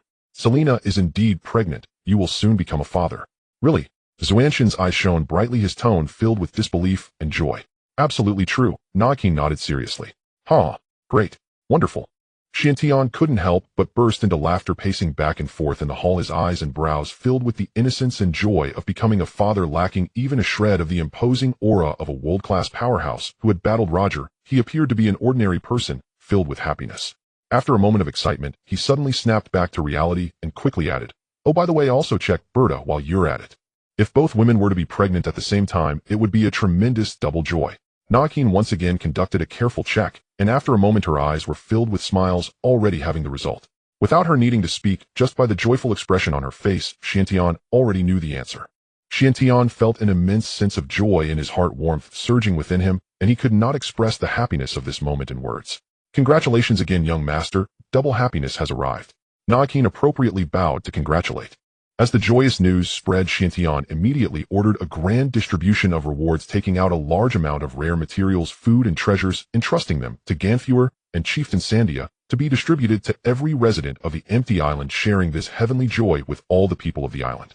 Inside the military camp, a feast was held all night long with unlimited supplies of fine wine and food, everyone celebrating wildly, the atmosphere lively and boisterous, continuing until the next morning, when everyone was still recovering from their hangovers, lounging on the sofas in the conference hall in a lazy and lively ambience. Chen Xin's face was slightly flushed, evidently having drunk quite a bit the previous day. He was the first to suggest, Young master, since Selena is pregnant, this journey is long and filled with uncertainties. Well, why not let her stay on empty island to rest and nurture the baby? Before Chen Xin could speak, Selena immediately shook her head gently, her tone firm. There is no need to worry, teacher. Nakin has already confirmed that I am only 2 months pregnant, which will not affect our actions at all. She understood deep down that Xuanxin's journey was fraught with uncertainties, and her abilities could provide much assistance to the team. If she were to delay their plans due to pregnancy, she would undoubtedly feel guilty. Chen Xin remained unconvinced, frowning as he advised, "It's still safer to stay on empty island. Your safety is paramount. I can always return to pick you up later. You don't have to force yourself to go. Rest assured, young master, I will be extremely careful and will not overexert myself." Selena's attitude was resolute, unwilling to stay behind during such a crucial time. At that moment, Lafia voluntarily spoke up. "Young master, if you insist on bringing Lady Selena along, let me accompany and protect her. Og is stationed on the empty island, ensuring safety." A loud, deep voice echoed from outside. The towering giant Og, over 20 meters tall, stood at the door, unable to enter due to his massive size, but could hear everything inside clearly thanks to his observation Haki. He shouted, "Young master, my subordinates will stay on empty island to ensure that the sanctuary remains safe and secure. You can rest assured to travel." Chen Xin pondered for a long time, looking at everyone's earnest expressions, and finally reluctantly nodded in agreement. "Very well, I will heed your words." Though he agreed, he still harbored hidden worries. Selena gazed at his furrowed brows, warmth filling her heart, feeling cherished and protected in such a manner which brought her immense peace and happiness. On the third morning, the sky was clear and the sea breeze was gentle. Chen Xin no longer dawdled, gathering Guiyong, Barrett, and all other personnel into the alternate space, then soaring into the sky, transforming into a magnificent golden dragon. The dragon swept its tail, breaking through layers of clouds, vanishing instantly over the white seas, diving directly toward the lower White Sea. Speeding along the path he had taken to ascend to the empty island, he successfully returned to the Qinghai airspace, continuing to fly for several hours until he steadily arrived at Endless Island. Chen Xin raised his hand to open the alternate space, releasing all his subordinates. The group tidied up and headed straight toward the nearby military camp. The stationed officers had already received orders and quickly made arrangements, preparing several exquisite carriages for everyone to ride. The carriages traveled smoothly along the clean and prosperous streets. Chen Xin looked at the rejuvenated Endless Island before him, his eyes filled with satisfaction. In just a few short years, this land that had once been ravaged by war, where the people barely survived, had undergone a complete transformation under Scheider's meticulous governance and recuperation. Moreover, with Chen Xin continuously exchanging various materials, technologies, and resources from the system, Endless Island now flourished in trade, with countless foreign merchants and nobles visiting it.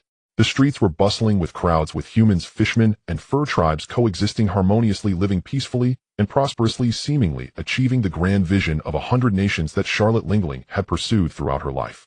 The local security was exceedingly strict and well organized, with elite soldiers patrolling every 10 meters and the youth armies branches stationed in each major city, each performing their duties and maintaining order.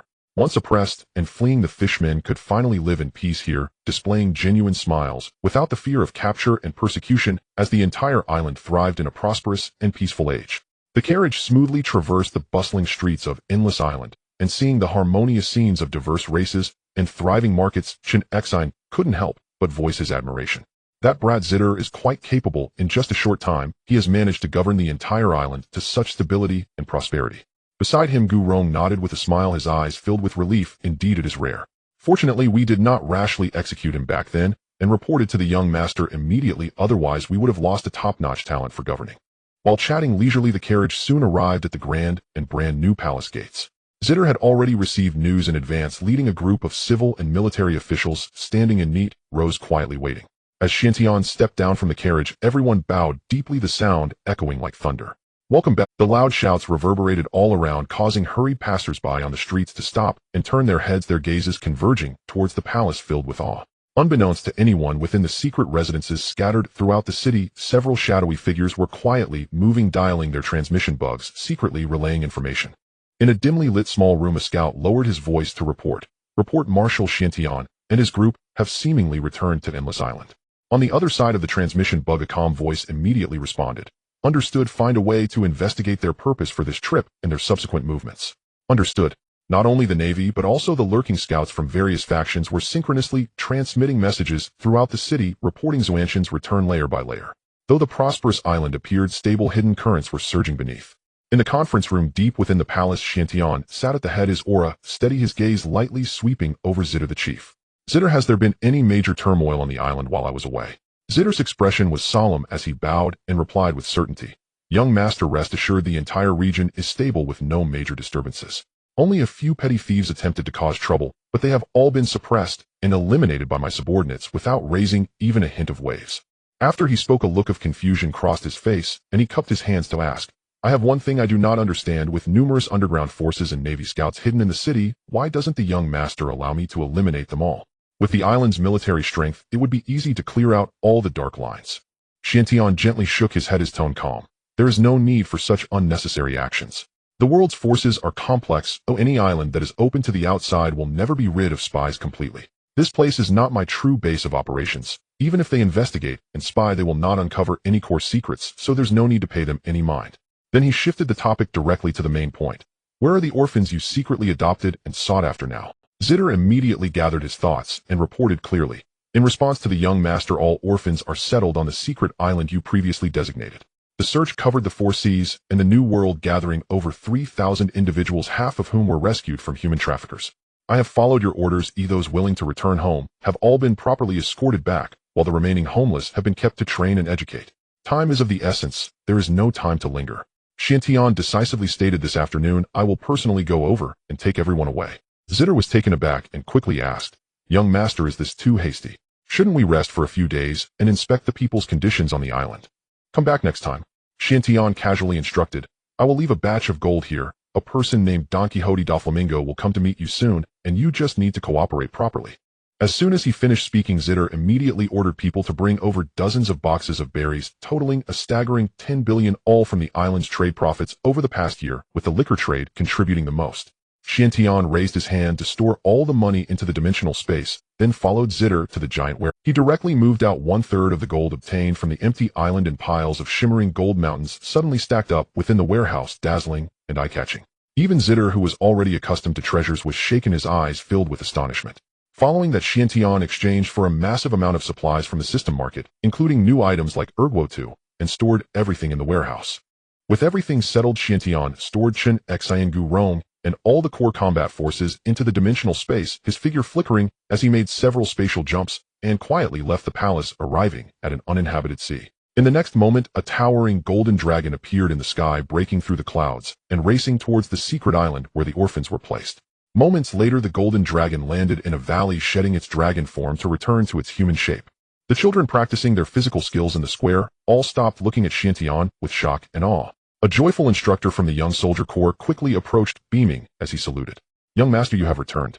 The young children all turned their heads to whisper among themselves, their eyes filled with. Chen Xin nodded slightly, scanning the crowd with his gaze, and said softly, I have come this time to take you to a new training location where life will be more stable and smooth from now on. You must make arrangements immediately to set off with us. After speaking, he took the children's information handed over by the instructor and read through it carefully. Most of the children here were aged between 5 to 10, and there were also some infants being taken care of by dedicated nannies, all settled properly. As he flipped through the documents, 2 familiar names suddenly caught his eye, making Xuanshan's heart leap with joy. Smoker, 9 years old, from the Grand Line, rescued from human traffickers with no family.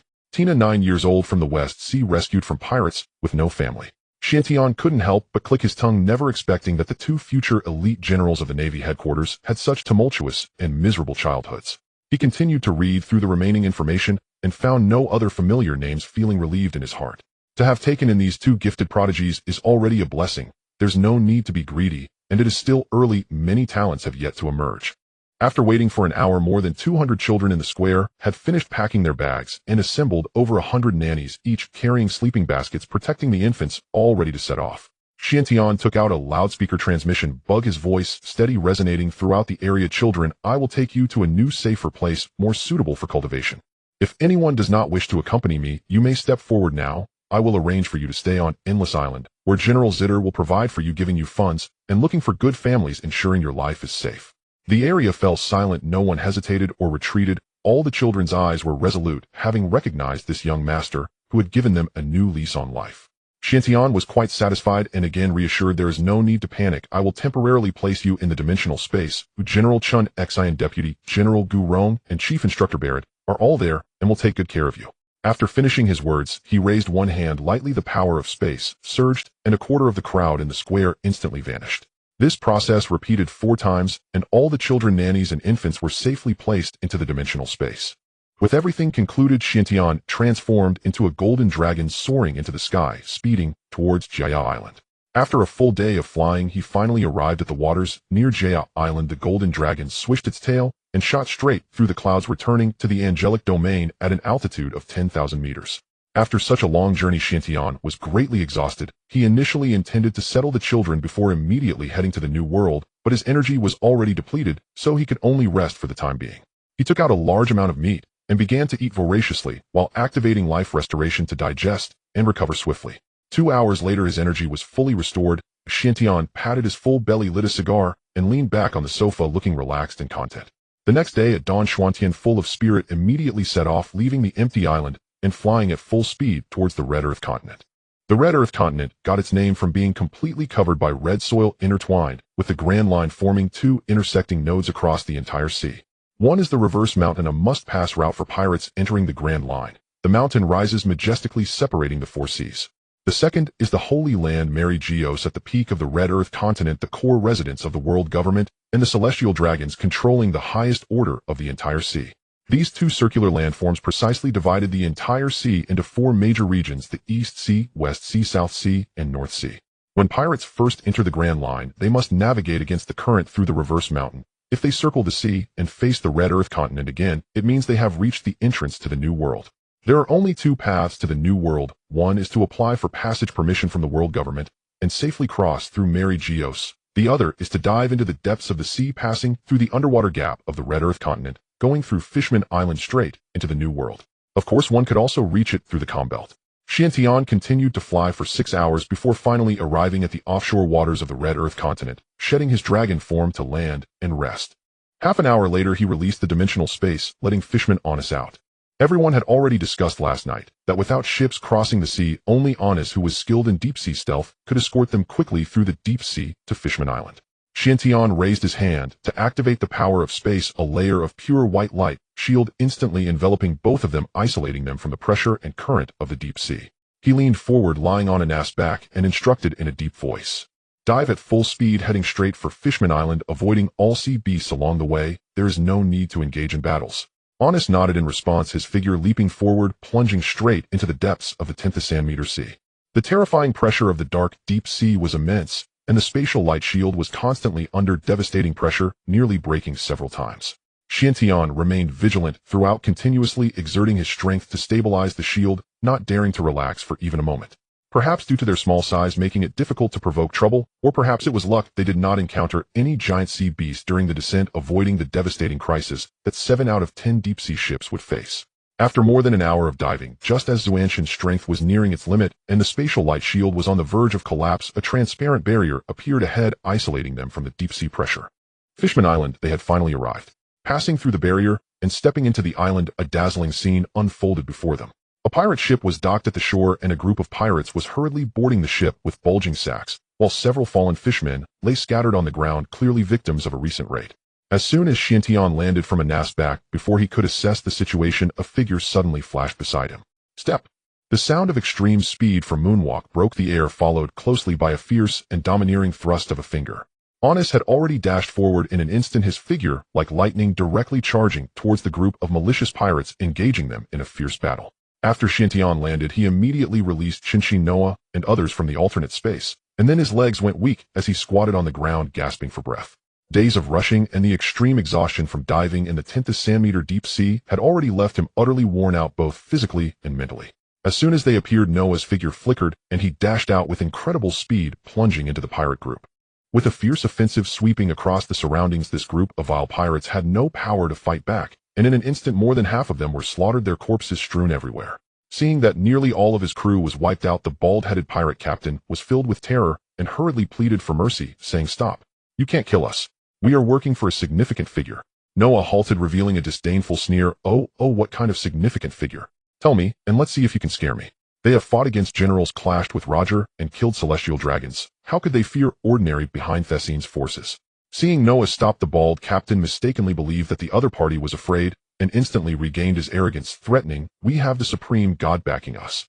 If you are wise, you will act as if you didn't see anything, otherwise that significant figure will definitely not let you go. Upon hearing this, Honest was momentarily taken aback, then revealed a mocking smile looking at the other person as if he were an idiot, and raised his hand to show his exclusive badge on his chest. Hey, do you know about the Battle God Temple?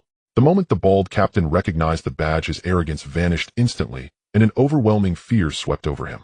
His legs went weak, and he fell to his knees, banging his head and wailing, "My lord, I was wrong.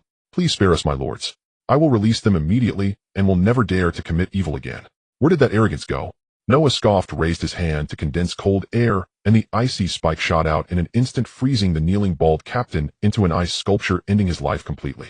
After dealing with all the pirates, Honest immediately boarded the ship, untied all the looted bags, and pried open the underground prison in the ship's hold, where countless abducted human captives were held, each looking haggard and covered in wounds. Noah turned to look at Chen Xin, who was breathless and pale, and cupped his hands to ask, "Young master, how should we deal with these captives?" "You should ask each of them about their home and wishes.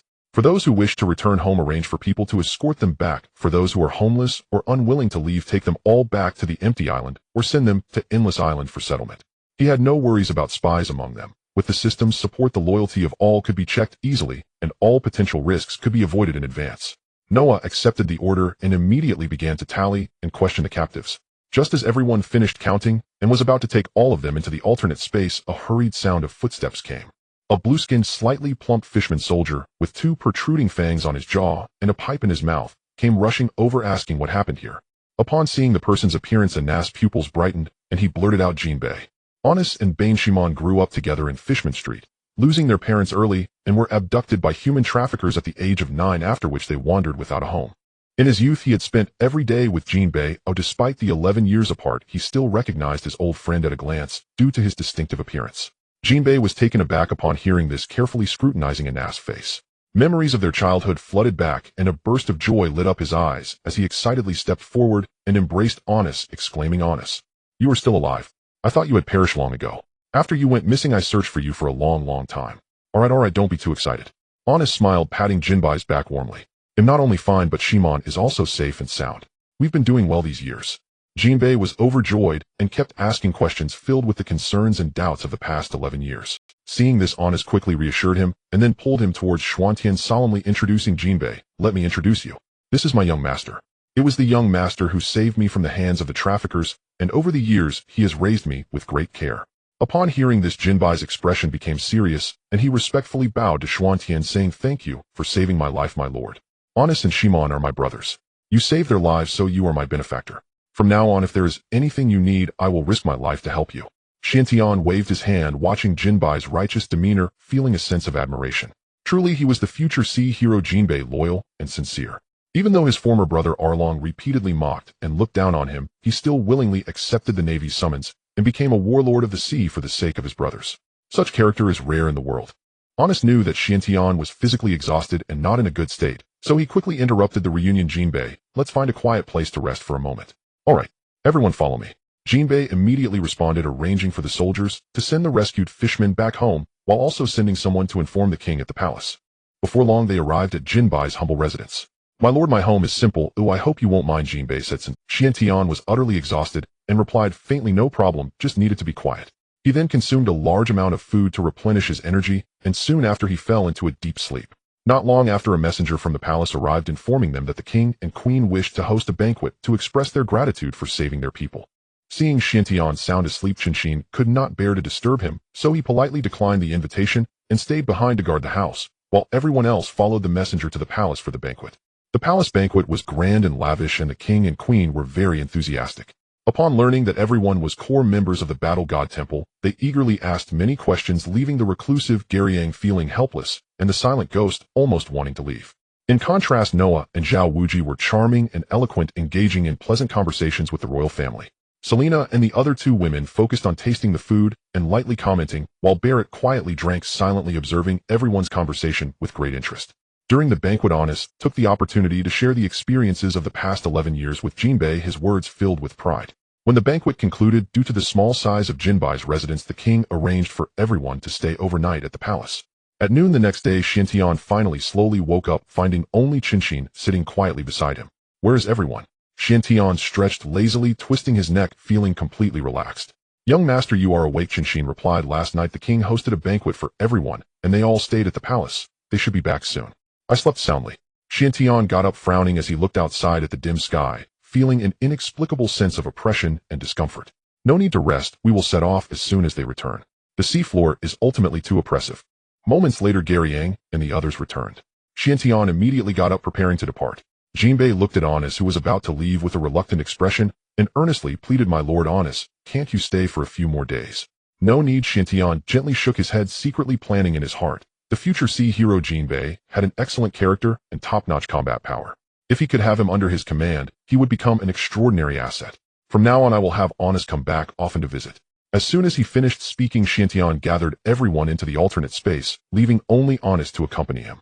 Under Jinbei's reluctant gaze, the two quickly walked towards the exit of Fishman Island, passing through the deep-sea barrier and completely leaving Fishman Island. As he emerged from the depths of the ocean, the oppressive pressure of the deep sea dissipated entirely, leaving him feeling light and relaxed. After consuming a significant amount of energy during his underwater journey, he finally resurfaced, greeted by the clear sky and the gentle sea breeze, allowing him to recover. Xiantian raised his hand to retrieve Honest from the alternate dimension, elegantly displaying his form in midair as the magnificent golden dragon reappeared.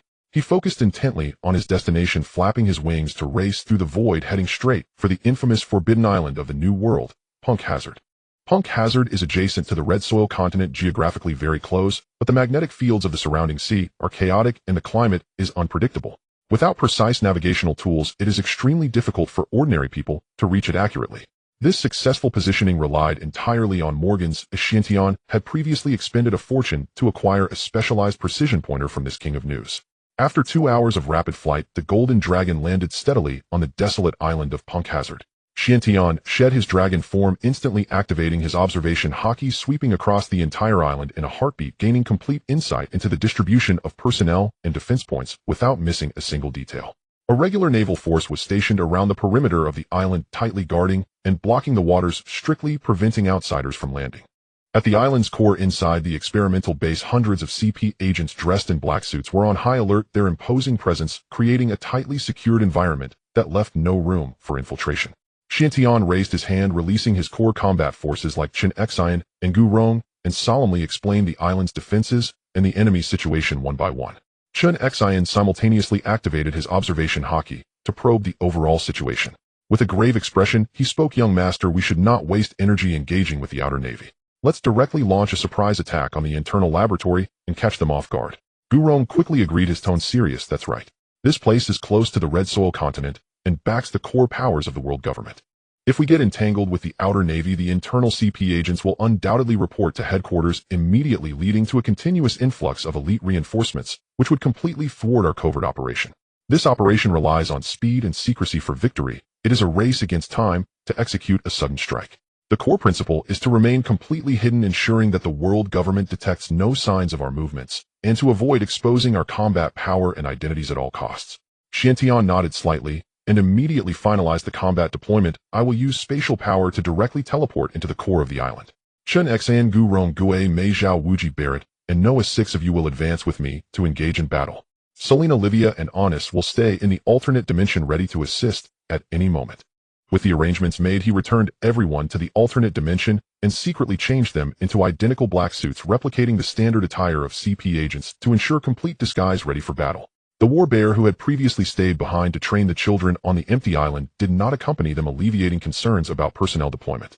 Xiantian himself also changed into attire, donning a sharp black suit, a white mask concealing his face, a white scarf wrapped around his head, and a narrow long knife at his waist, emanating a cold and mysterious aura that revealed nothing of his true identity. With everything prepared, Zuanshan's figure shimmered as he activated his spatial power, executing several spatial jumps to silently bypass multiple defenses and reach the very edge of the laboratory. In the next moment, he raised his hand and released all those ready for action. Buzz! The overwhelming and rich golden Conqueror's Haki erupted violently, sweeping through the entire area. The nearest dozens of CP agents had no time to react, instantly having their minds shattered, their eyes rolling back as they collapsed to the ground, completely incapacitated. Enemy attack. The sudden turn of events shocked the entire scene, and the remaining CP agents shouted hoarsely, their piercing alarm ringing throughout the island. Swish swish. Sounds of slicing through the air emerged continuously as numerous elite CP agents armed with guns and blades rushed in from various cover points to encircle the group. On the island's perimeter, the station naval soldiers heard the urgent and piercing alarm from within the island, all with faces full of confusion, turning to look into the deeper parts of the island filled with doubt. The rear admiral stationed here received a notification call, his expression changing drastically as he shouted sternly, "The island is under enemy attack. All personnel quickly assemble and head into the island for support." Yes. The naval soldiers responded in unison, hurriedly organizing themselves and swiftly advancing into the island for reinforcements. Meanwhile, the slaughter within the laboratory had already begun. Barrett and Zhao Wuji charged through the CP agents like unstoppable human beasts, their presence overwhelming and relentless. Zhao Wuji wielded a heavy wolf fang club, the whooshing sound of his strikes accompanied by immense force, each swing generating powerful winds that sent several CP agents flying seriously injured and collapsing to the ground. Chen Xin held a long blade for slashing horses, his strikes steady and fierce. Each move was direct and lethal, taking down enemies as easily as chopping vegetables, all while displaying remarkable ease and composure. Rong's fighting style was the most brutal and domineering, his fists enveloped in heavy armament Haki, delivering explosive punches that left no CP agent standing, all collapsing heavily to the ground, unable to fight back. Mai's figure was unpredictable, wielding sharp daggers, his movements exceedingly swift, leaving behind afterimages that ordinary people could hardly track. He navigated through the enemy ranks, each strike targeting throats, each move fatal, mercilessly leaving no survivors in his wake. Noah wielded a weapon, infusing his bullets with armament Haki, his marksmanship impeccable, each shot a headshot, hitting, without fail, accurately harvesting the advancing enemies from a distance. In an instant, over 100 CP agents lay dead on the ground. The remaining elite CP agents were filled with fear, no longer daring to charge, recklessly retreating towards the depths of the laboratory, intending to use the terrain to delay the battle, waiting for reinforcements from the naval headquarters. Ladder. Chen Xin tightly gripped his long knife, his arm exerting force as a fierce slash erupted, sweeping through the crowd at the laboratory entrance. The domineering sword energy swept away all CP agents in its path, cutting them cleanly in two, leaving no remains. 1 wave, 2 waves, 3 waves. Over a dozen slashing waves crisscrossed, completely sealing off the laboratory entrance, daring no one to take a step forward. Chen Xin stepped forward, using moonwalk to glide through the air, and with a flash he dashed directly into the laboratory. "You four guard the entrance and prevent any external enemies from breaching." Chen Xin ordered solemnly. "Noah and Zhao Wuji, come with me to clear the area." Chen Xin and the others accepted their orders and immediately took positions at the laboratory door, blocking all internal and external support routes. Chen Xin led the two deeper into the laboratory, where mountains of experimental diagrams and research materials were piled up, densely covering the tables and floors. He activated his observation Haki, instantly locking onto the living presence in the innermost sealed room. He then raised his hand, releasing Selena and Livia, who had long been disguised and waiting in the alternate dimension. Arriving at the door, Chen Xin raised his hand and slashed his domineering blade energy, directly shattering the heavy door. Inside, dozens of researchers in white lab coats turned pale, huddling together and trembling in fear. Chen Xin reached out and grabbed the neck of the nearest middle-aged researcher wearing glasses. Selena immediately stepped forward, placing her right hand on the head of the researcher, activating her ability to extract a transparent memory strand akin to film negatives, rapidly reviewing all the memories within. Moments later, Selena retracted her ability and turned to report solemnly, "Young Master Caesar Clown is not on this island. He was secretly relocated and escorted away by CP agents yesterday." Xuanqian's expression remained calm, showing no sign of disappointment. His purpose for coming here was never to capture Caesar Clown. He had long considered his true aim in bringing Selena along to be to seize the scientific memories and research results left by Caesar Clown. As long as he could replicate top-tier research data, the trip would not be in vain. "Where is Caesar Clown?" Chen Xin casually tossed aside the unconscious middle-aged researcher and waved his hand, bringing all the researchers inside into the alternate dimension for temporary confinement. Selena pointed towards the innermost sealed research room of the laboratory. "Young master, he is inside that core." Noah and Zhao Wuji thoroughly search all experimental materials here regardless of their usefulness. "Gather everything and take it back, and we will sift through and evaluate them later," Chen Xin instructed solemnly. Time was of the essence, and there was no time to evaluate everything one by one. He could only collect everything to prevent missing any critical data. After giving the orders, he led Selena and Livia straight towards the deeper research room. Pushing the door open, he saw a young man with horns on his head, dressed in a white research coat, frantically gathering the heaps of experimental documents, murmuring to himself, "He, they are all mine. All of them are mine. I will definitely become the world's top scientist. No one can compare." This person was indeed Caesar Clown, the core researcher of Punk Hazard. He was so engrossed in his documents that he completely failed to notice anyone had broken in. Cough, cough. Chen Xin lightly cleared his throat, breaking the silence in the room. Caesar suddenly froze, startled, trembling all over, and quickly turned around, his face filled with fear, hurriedly apologizing. I'm sorry. I didn't take anything. I was just organizing documents. Seeing Caesar, who was timid and panicked in the face of trouble, Chen Xin secretly shook his head. As expected, just like in the original story, he had extraordinary talent, but a cowardly disposition. Are you Caesar, clown? Chen Xin asked in a plain tone. Caesar suddenly raised his head, realizing there were only 3 people present, and a flash of multiple escape routes crossed his mind, his eyes darting with hidden calculations. Chen Xin saw through his thoughts, unwilling to waste more words. He took a step forward, unsheathing his long knife, the cold blade pressed firmly against Caesar's neck, exuding a chilling aura. The entire island is under my control. You now have 2 choices: submit to me or die. The chilling, killing intent enveloped him, causing Caesar to feel ice cold in his limbs, and his mind shattered. He dared not harbor any thoughts of resistance, and hurriedly nodded, pleading for mercy. I submit. I am willing to be loyal. Please spare my life. He was unwilling to die here, as his ambitions were unfulfilled and dreams unaccomplished. Chen Xin sheathed his knife and gently patted Caesar's shoulder, his tone softening. If you submit to me, you will be my chief scientist. You will have unlimited funding, access to top-tier resources, and a wealth of rare research materials for you to study, far exceeding any results you have encountered so far. Hearing this, a brilliant light instantly sparked in Caesar's eyes, his fear dissipating entirely, his face filled with wild joy. Really? I would never lie to you, Chen Xin affirmed calmly. He turned to look at the pile of documents Caesar had just gathered, his gaze sweeping over the titles, his pupils narrowing slightly. Records of the artificial devil fruit experiments. This was an invaluable treasure.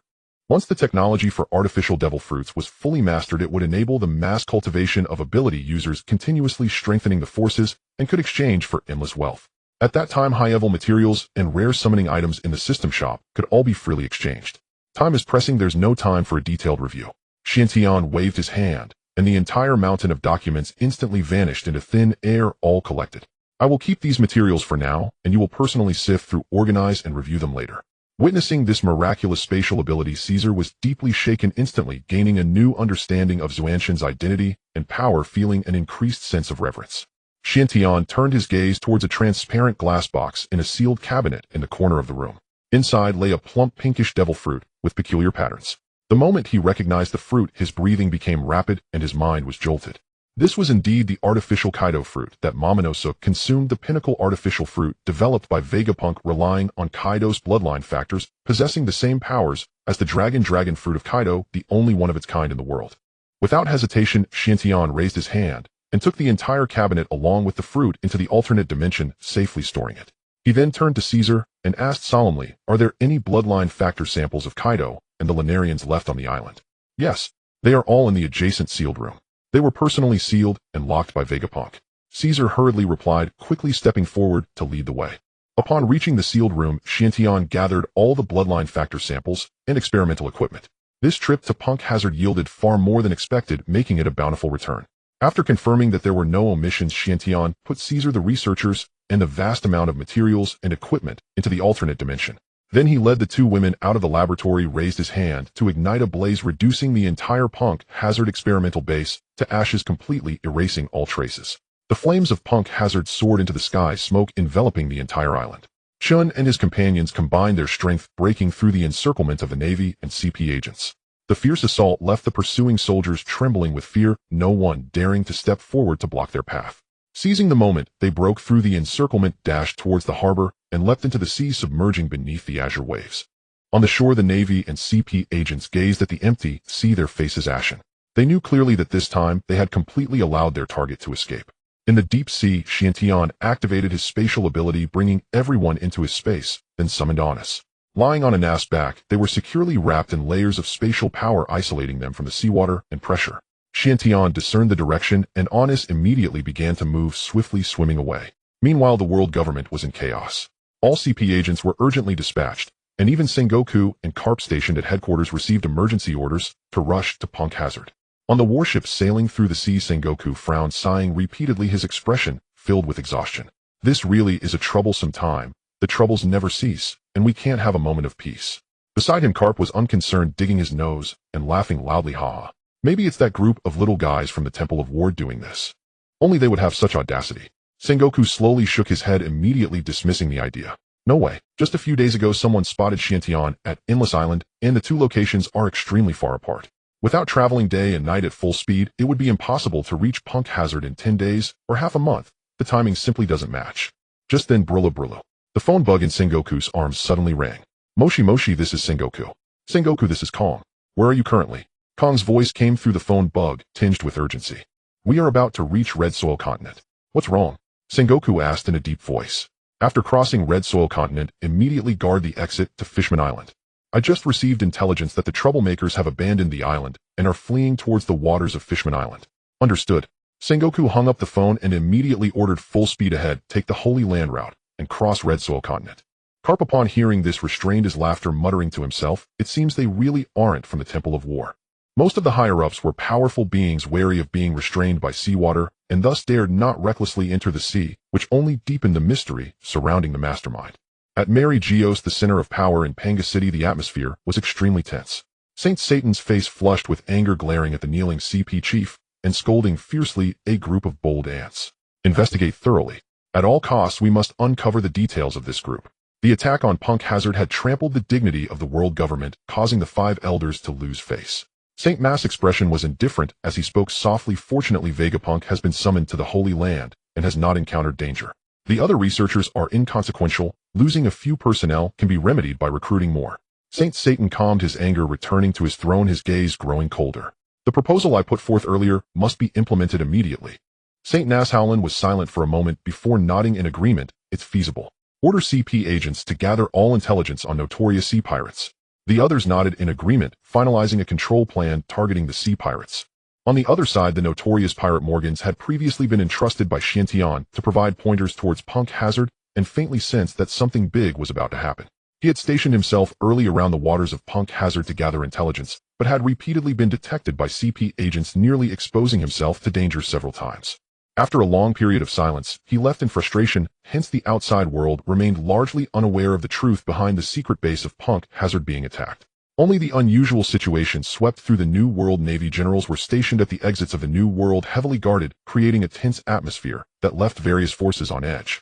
Pirates believed the world government was planning a large-scale crackdown on forces in the New World, and they all stayed behind closed doors, afraid to venture out to sea. The major emperors even secretly contacted each other, forming an alliance, temporarily gathering their forces and preparing for battle against the world government's army. The tense situation persisted for a full 7 days, but the anticipated crackdown did not materialize. The Navy forces quietly withdrew from the exits of the New World, with some returning to Marineford headquarters and others stationed at various branches in the New World. This strange maneuver left all pirates in the New World bewildered, completely unable to fathom the Navy's true intentions. Meanwhile, Xiantian and his companions had long distanced themselves from the conflict. Under Anas' rapid swimming, they proceeded smoothly, purposefully stopping at Fishman Island for 2 days. King Neptune and Princess Shirahoshi finally met Xuantian, the young master of the Temple of War. The two had long sent people to gather information about the Temple of War, learning that it was a top power that could rival the 4 emperors, and that Xiantian himself was a formidable figure with a bounty of 4.6 billion berries, instilling in them a sense of respect and wariness. Thus, the royal palace of Fishman Island held grand banquets for 2 consecutive days, warmly hosting the group. During the banquet, Princess Shirahoshi spoke most about the path to peaceful coexistence between fishmen and humans, always hoping that the fishmen and merfolk could be accepted by humans and live peacefully under the sun. She also took out a thick notebook filled with names, all signatures of fishmen and merfolk yearning for peace and acceptance by humans. Fishmen are completely covered with fish-like features while retaining a humanoid form. Merfolk have human faces and bodies with fishtails attached to their lower halves, making the 2 races distinctly different. Honest Jinbei and Shichibukai are all fishmen, while Neptune and Shirahoshi belong to the merfolk. Princess Shirahoshi possesses the extremely rare top-level observation Haki, an innate ability far surpassing that of Conqueror's Haki. She can sense the thoughts and emotions of others, transmit her intentions, trigger mental resonance, and even subtly change others' thoughts and perceptions. During the banquet, Xiantian was nearly affected by her observation Haki several times. Xiantian had no intention of staying long, but seeing Anas' reluctance to leave his homeland and the exhaustion of the group after days of travel, he decided to rest for 2 days. In their leisure time, he took Selena and others to explore Fishman Island, even stepping into the notorious Fishman. This place was chaotic, instilling extreme thoughts of humans are vile and evil, inferior for generations, with a deeply rooted atmosphere of hatred towards humans. Thanks to Jinbei and Anas' leadership, no one dared to openly provoke them, but all the fishmen along the way cast cold glances filled with disdain and hatred. Among them, the blue-skinned Arlong with a jagged long nose and Hody Jones wearing a trident hat, and a wolfskin scarf with sharp fangs had the worst attitude. The two spoke with utmost sarcasm and disdain, even intending to provoke a fight. The hot-tempered Noah had several times been unable to restrain himself, wanting to strike down the two. Even Honest, who grew up here, held back his anger, nearly stepping in to teach them a lesson. Ultimately, under Jinbai's strong persuasion, they suppressed their anger and turned away from Fishman Street. Xiantian remained calm, not making a move on the spot, secretly instructing Noah to remember the two's appearances. Today, for the sake of Jinbai and Honest, they let it go, but should they meet again in the future, they would show no mercy. After resting, the group set off, successfully returning to Sky Island. In just a few days, a magnificent palace rose from the summit of the Holy Domain. Built with vast amounts of gold, the entire palace was resplendent and luxurious. In the center of the hall stood a gigantic round table surrounded by chairs of exaggerated sizes, specially designed to accommodate the giant race, completely resolving the issue of giants only being able to listen from outside during meetings. Xiantian looked around the palace, his eyes filled with satisfaction. The foundation is now stable. Next, I just need to focus on accumulating strength and developing steadily for several years, and then I can make a name for myself, shaking the entire maritime landscape. Beside the palace, the mountain had been thoroughly hollowed out, creating a massive laboratory covering thousands of square meters with a height of 40 to 50 meters. The laboratory had two entrances, one connecting to the palace's basement with a cleverly concealed entrance, the other adjacent to the mid-mountain military camp, equipped with a heavy steel door 20 meters high and 10 meters wide with formidable defenses. Xiantian released all the scientists he had previously captured. Among them, a few who recognized the situation voluntarily surrendered, while the majority had their memories altered by Selena. In their new memories, Xiantian was their savior who rescued them from the encirclement of the world government, a stronghold that protected their stability. The scientists completely abandoned their past, filled with hatred for the world government, and were deeply grateful to Xiantian. As soon as the experimental equipment was in place, they devoted themselves to research with unwavering enthusiasm, working day and night. This scene left the few scientists whose memories had not been altered dumbfounded, secretly glad that they had chosen to surrender early, thus preserving their own lives. Caesar's mindset is remarkably simple. He never cares whom he is loyal to as long as they provide ample funding and allow him to delve into his research, helping him achieve his dream of surpassing Vegapunk. He is willing to serve faithfully. Upon realizing the strength of Xuanzhen's group, knowing that even the Marine Admiral Karp was helpless against them, Caesar finally felt at ease. With such powerful backing, he could finally immerse himself fully in his research without any reservations. Once the laboratory was completed, Caesar immediately dove into his exclusive research room, engrossed in the experimental records of the artificial devil fruits, occasionally frowning in thought, then relaxing his brow, so focused that he didn't even notice Xiantian approaching. Suddenly a voice called out, startling Caesar into a jolt. He quickly set down the documents in his hand and put on a fawning smile as he stepped forward. "My lord, you have arrived. Are you satisfied with this laboratory?" Xiantian looked around, secretly impressed by everyone's construction efficiency. I am extremely satisfied. The conditions here are infinitely better compared to Punk Hazard." Caesar smiled broadly. Xiantian picked up the experimental records from the table, casually flipping through a few pages, but found the professional content completely incomprehensible. He then asked, "Do you have confidence in the artificial devil fruits?" Caesar's smile faded as he replied earnestly, "My lord, we still need a lot of experimental validation. We cannot draw conclusions yet. This record is already comprehensive. Why do you need to repeat the experiments?" Xiantian smiled and shook the booklet in his hand. Caesar's expression froze, and he quickly explained, "My lord, the fruit ultimately cultivated in the records is deemed a failure by Vegapunk. He was quite troubled by this at the time, convinced that this route was not feasible." "Is that so? Then come with me." Xiantian placed a hand on Caesar's shoulder, and with a flash of spatial power, the two instantly vanished from the laboratory, reappearing in the military camp halfway up the mountain. He walked directly up to Leo, a 6-meter-tall young man of the Oni clan who was repairing a house, and tossed a pink artificial devil fruit directly at him. "Leo, eat it." With horns on his head and a fierce appearance, Leo was extremely straightforward. He asked no questions about the fruit's origin, firmly believing that the young master wouldn't harm him, and caught it with one hand before shoving it into his mouth. The fruit tasted terrible. He quickly swallowed it with a twisted face, spitting repeatedly. In an instant, Leo's body suddenly swelled, green and red scales rapidly covering him, two sharp dragon horns piercing through his scalp and pointing skyward with sharp dragon teeth, and formidable dragon claws taking shape in succession. In just a few seconds, a colossal dragon over 1,000 meters long soared into the sky, spewing sparks from its mouth, and a deafening roar echoed throughout the entire Sky Island. The entire scene fell into silence. Caesar's eyes widened, his mouth agape, as if he could fit an apple inside, utterly stunned. Even Xiantian was filled with shock and confusion. In the original story, Momonosuke transformed into a miniature dragon after consuming a similar fruit, which was pink in color, but Leo's transformation into a giant dragon not only made him 100 times larger, but also gave him green and red scales, exuding a ferocious aura like that of an ancient ferocious beast. The dragon's roar stirred everyone. Residents of the Sky Island and stationed soldiers all looked up in shock and fear. Chen Xin hurried over, gazing at the giant dragon in the sky. Puzzled, he asked, "Young master, what is happening?" "I had Leo consume the artificial azure dragon fruit crafted from Kaido's genes." Xiantian frowned, perplexed, "But I don't understand why his transformation form, size, and color are all different from what is recorded." At that moment, Caesar, who had regained his composure, suddenly spoke up. "My lord, I believe I have figured it out. Leo is of the Oni clan, just like Kaido." He spoke rapidly. In the past, Vegapunk mentioned that Kaido's Oni bloodline harbors the latent genes of ancient giants. It seems this fruit's power has fully activated the ancient bloodline within Leo. Upon hearing this, Xuanxian's understanding deepened. Even Kaido, whose bloodline wasn't fully activated, could maintain his title as the strongest being across land, sea, and air. Now that Leo has activated his ancient bloodline, his future strength would surely be unfathomable. "Now do you still consider this a failure?" Xiantian turned to Caesar.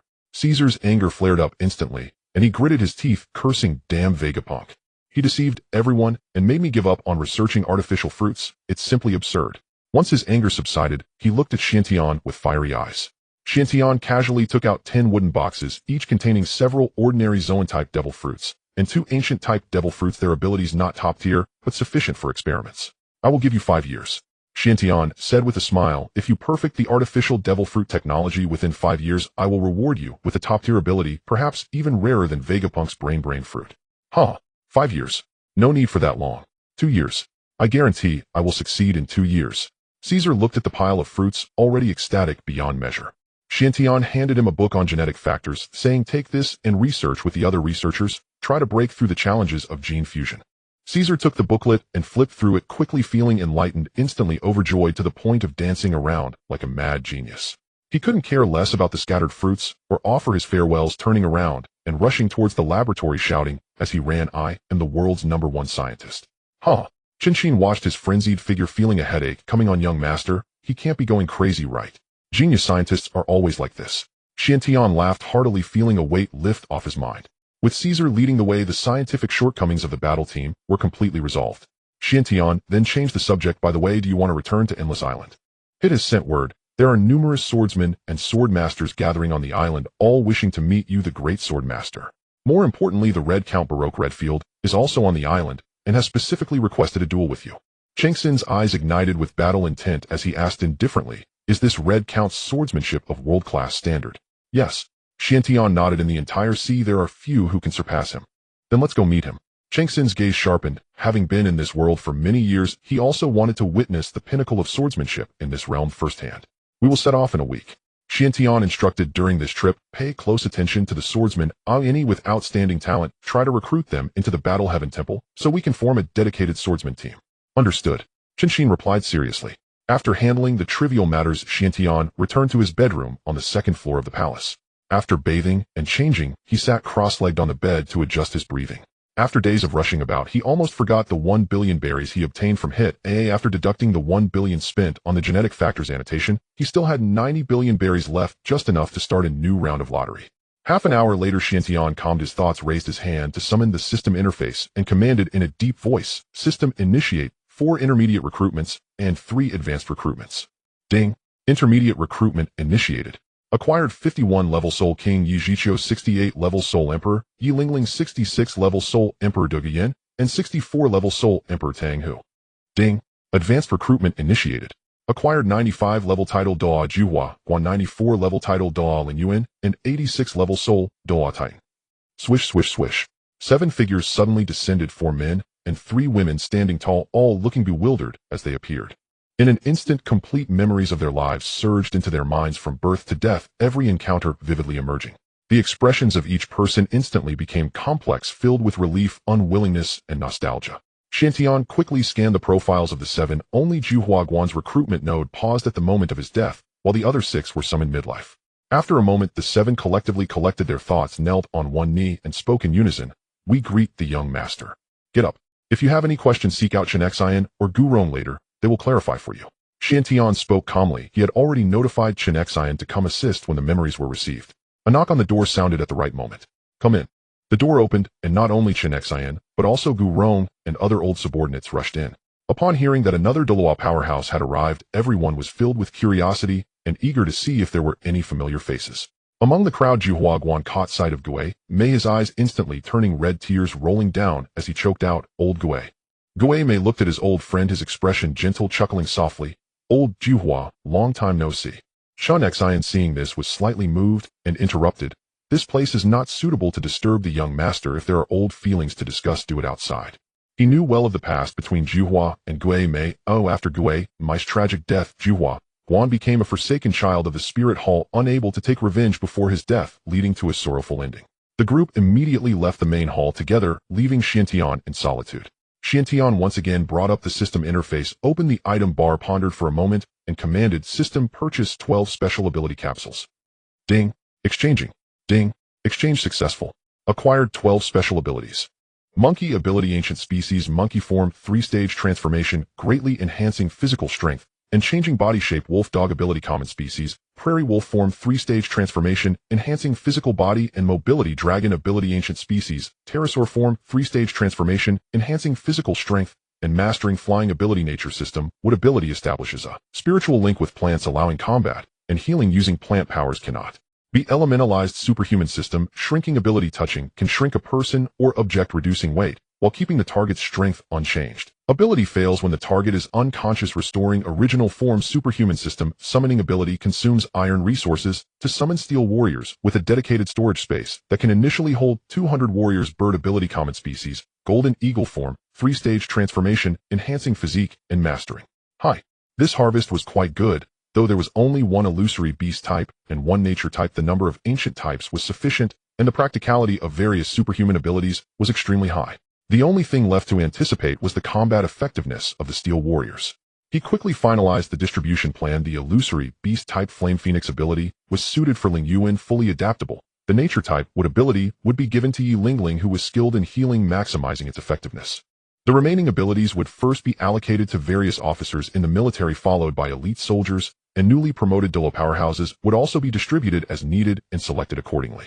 Looking at the empty storage box, Xiantian couldn't help but sigh. The 100 million berries that hit was hard-earned over a year had been squandered in just half a day, leaving only 400 million as a remainder, truly not sustainable. Fortunately, Doflamingo was processing a large amount of gold from Sky Islands, but once the gold was liquidated, a steady stream of berries would replenish his finances, completely resolving the financial dilemma. As night deepened, Selena and Belta, both pregnant, could not serve closely and rested separately. In the midst of deep sleep, Xiantian felt a soft touch beside him, and in a hazy consciousness murmured, "Selena, Belta, don't mess around. You're both pregnant. It's not good for your health." The visitor did not stop, and the gentle actions continued to spread. Drowsy Xiantian lost all sense of propriety, rolling over and pinning the person beneath him. The hall was unlit, shrouded in darkness. He could never see the visitor's face. The night swiftly passed. As dawn broke, Xiantian stretched his body and yawned awake. Just as he was about to lean down to kiss the person beside him, he froze in an instant at the sight that met his eyes. "Yulalai, why is it you?" The pink-haired girl beside him slowly woke, her eyes still heavy with sleep, her voice hoarse from the night, filled with grievance. "Young master, you're awake." Xiantian was taken aback, hurriedly asking, "How did you end up in my bedroom last night?" His heart was filled with mixed emotions. Selena, Belta, and Yulalai were all girls he had watched grow up. Having spent years together, he regarded them as sisters, never harboring any inappropriate thoughts. The previous drunken mistake was already an accident. Now it had happened again, leaving him extremely regretful. Yuli's eyes reddened, her lips pressed together as she softly explained, "Sister Selena sent me here. They are both pregnant and cannot serve the young master. They were worried you would feel lonely and restless at night, so they asked me to come." Seeing Xuanxin's serious expression, the girl grew increasingly anxious, mistakenly believing the young master was displeased and was on the verge of tears. Seeing her like this, Xuanxin's heart softened. He immediately reached out to embrace her, gently stroking her pink curls, and soothingly said, "Don't cry, I'm not angry with you. I've always regarded you as a sister. I just need time to adapt." After calming his emotions, Xiantian had already made a decision in his heart. His subordinates were growing older. It was time to arrange internal marriages and form solid ties. Only by allowing family members to branch out could the War God Temple truly stand firm and strengthen its foundation. After a simple breakfast, Xiantian issued an order summoning all platoon leaders and above to immediately gather at the conference hall. Chen Xin led the 7 newly promoted Douluo powerhouses to arrive first. After bowing to Xuantian, they took their seats. Xiantian casually pushed a box of cigars in front of everyone, signaling them to help themselves.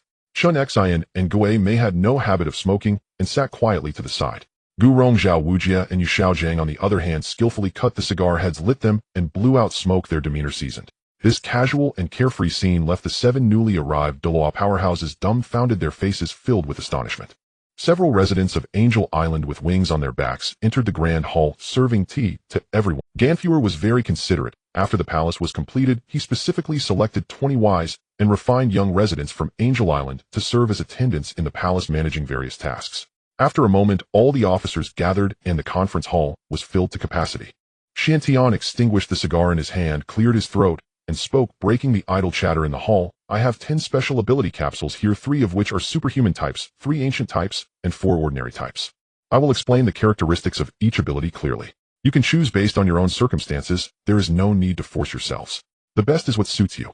He explained the effects of the 10 special abilities one by one, then quietly took his seat, waiting for everyone's turn. Beside him, Juhua couldn't contain herself and gently tapped the shoulder of the ghostly figure, filled with curiosity, and whispered, "Old ghost, is this the special ability you guys mentioned?" Yesterday he had witnessed the strange powers of everyone firsthand: Ghost's super speed, Guren's bone dragon, Zhao Wuji's diamond bear physique, and Yu Xiaojiang's instant teleportation, each defying his understanding. A mere small capsule could grant an ordinary person incredible combat power. It was truly astonishing. That's right, our powers all come from this.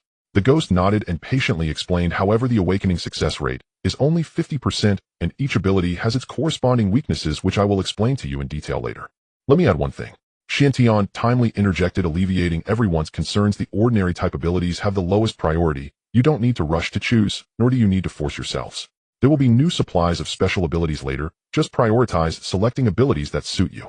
I have already made up my mind. This batch of ordinary type abilities will be given to Zeit as rewards for my most trusted subordinates to steadily strengthen the combat power of the lower tier army. These loyal subordinates were utterly devoted, so there was no need to worry about the secrets of their abilities leaking out. Just as everyone was discussing in low voices, a clear voice rang out. "Young master, I want that superhuman summoning ability." The speaker was the 3rd Company Commander Adolf John, whom everyone habitually called Skinny Monkey. He was small in stature with dark skin, unremarkable in appearance, yet he was a genuine powerhouse. All the officers in the temple earned their positions through challenges based on strength. His ability to hold the position of Company Commander was proof of his solid power. Skinny Monkey's speed was unmatched in the entire army, and his mind was quick and agile. Even Noah could not lock onto his figure and defeat him in a short time. Chen Xin furrowed his brows slightly and looked at him, asking, "Are you sure?" In his view, the combination of Skinny Monkey's speed and intellect paired with the bone-softening ability would be the optimal solution. With high-speed close combat, as long as he touched the enemy, he could dismantle their skeletal combat power. The lethality in close quarters would be incredibly terrifying, far exceeding that of the summoning ability. Skinny Monkey's gaze was unwavering, showing no signs of hesitation. "Young master, I have thought it through.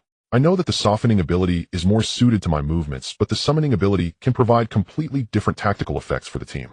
All right, follow your own choice. Come up and take it." Chen Xin no longer dissuaded him. He was only responsible for offering suggestions, and the final decision always lay with everyone.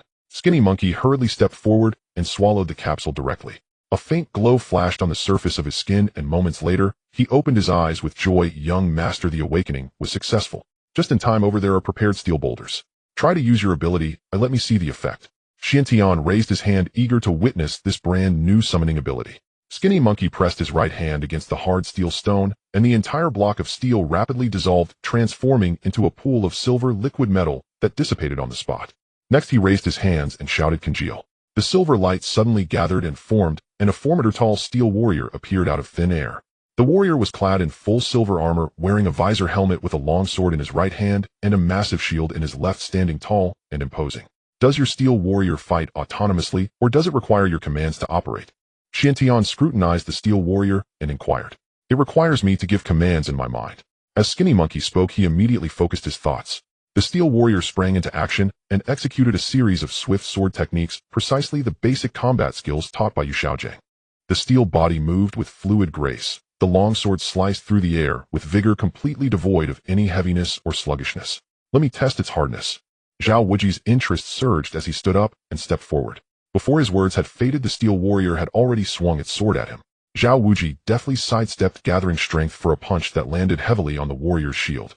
With a thunderous roar, the tremendous impact sent the steel warrior flying several meters, landing firmly on the ground.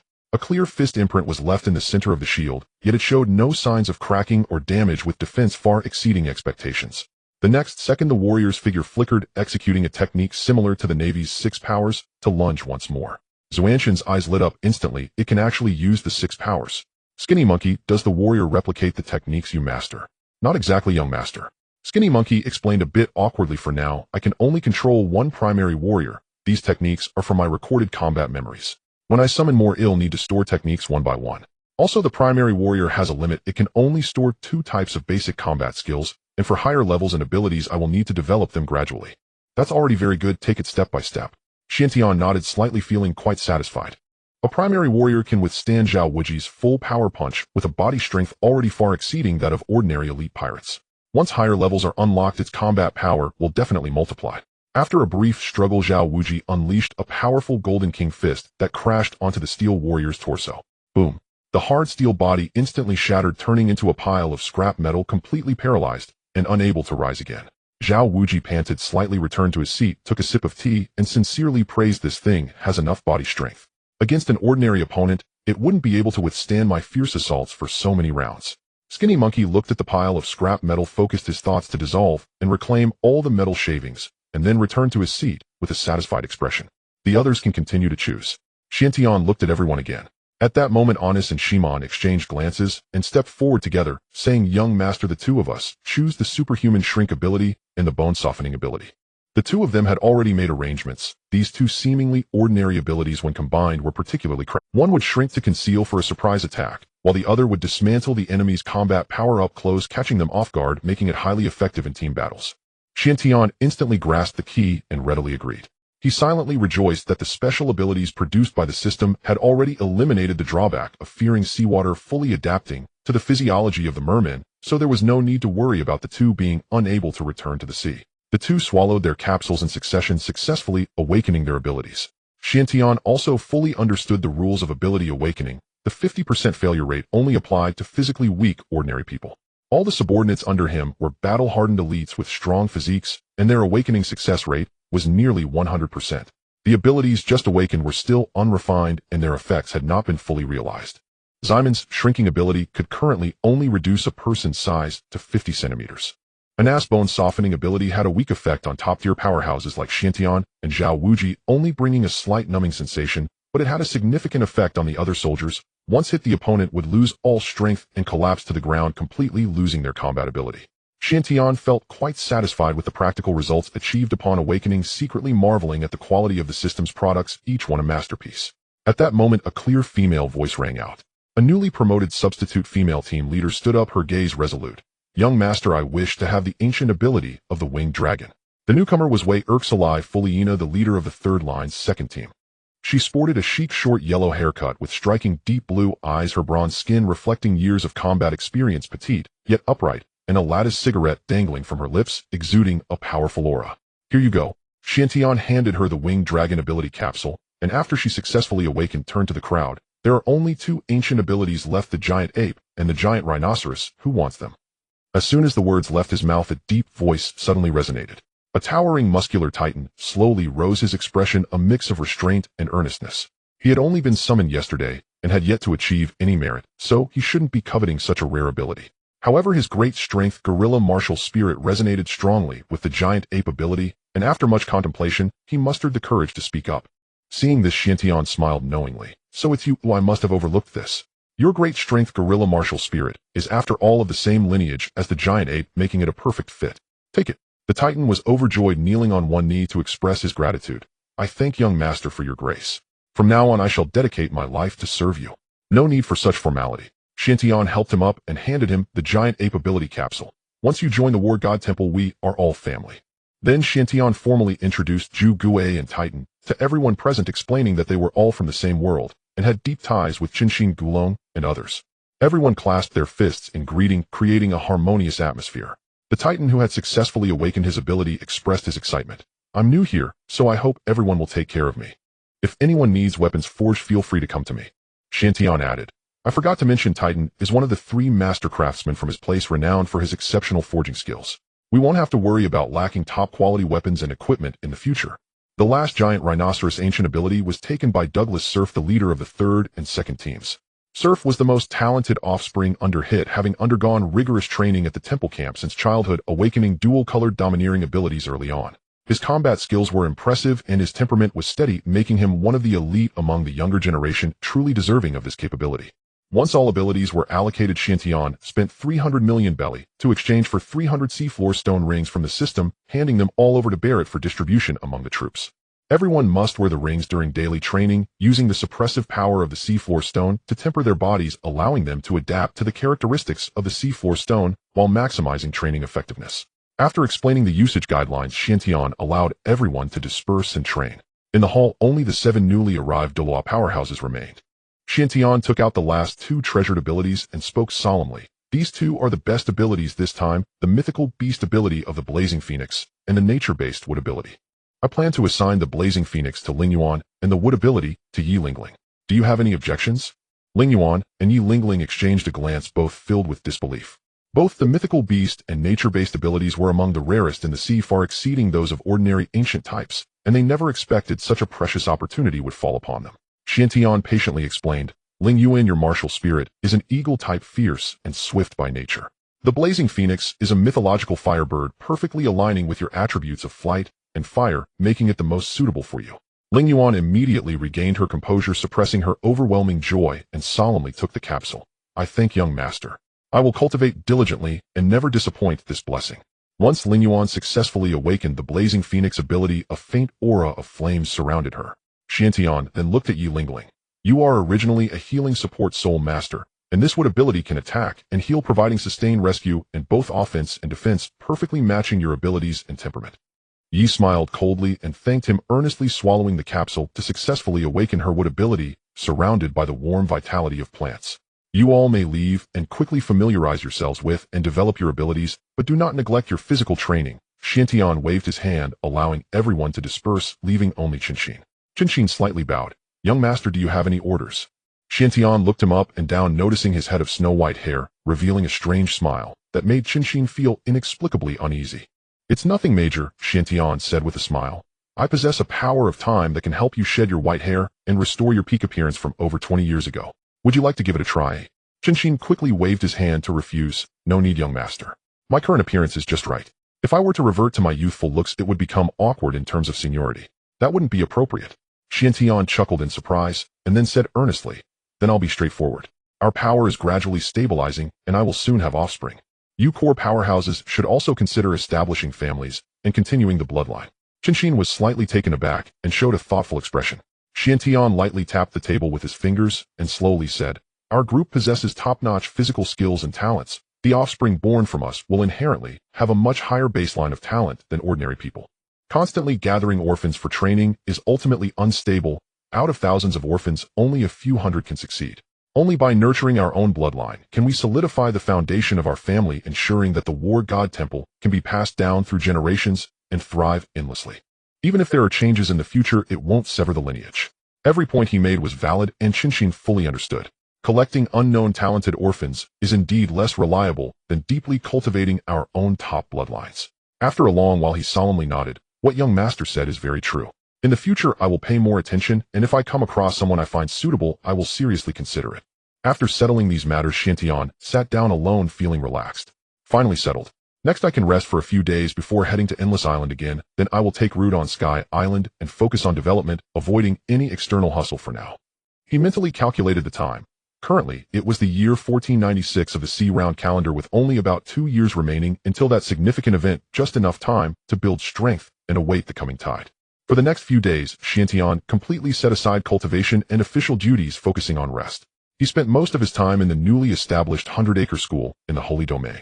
The school was located across from the military camp in the forest, complete with teaching facilities, accommodation, dining halls, training grounds, and recreational rooms, boasting comprehensive facilities.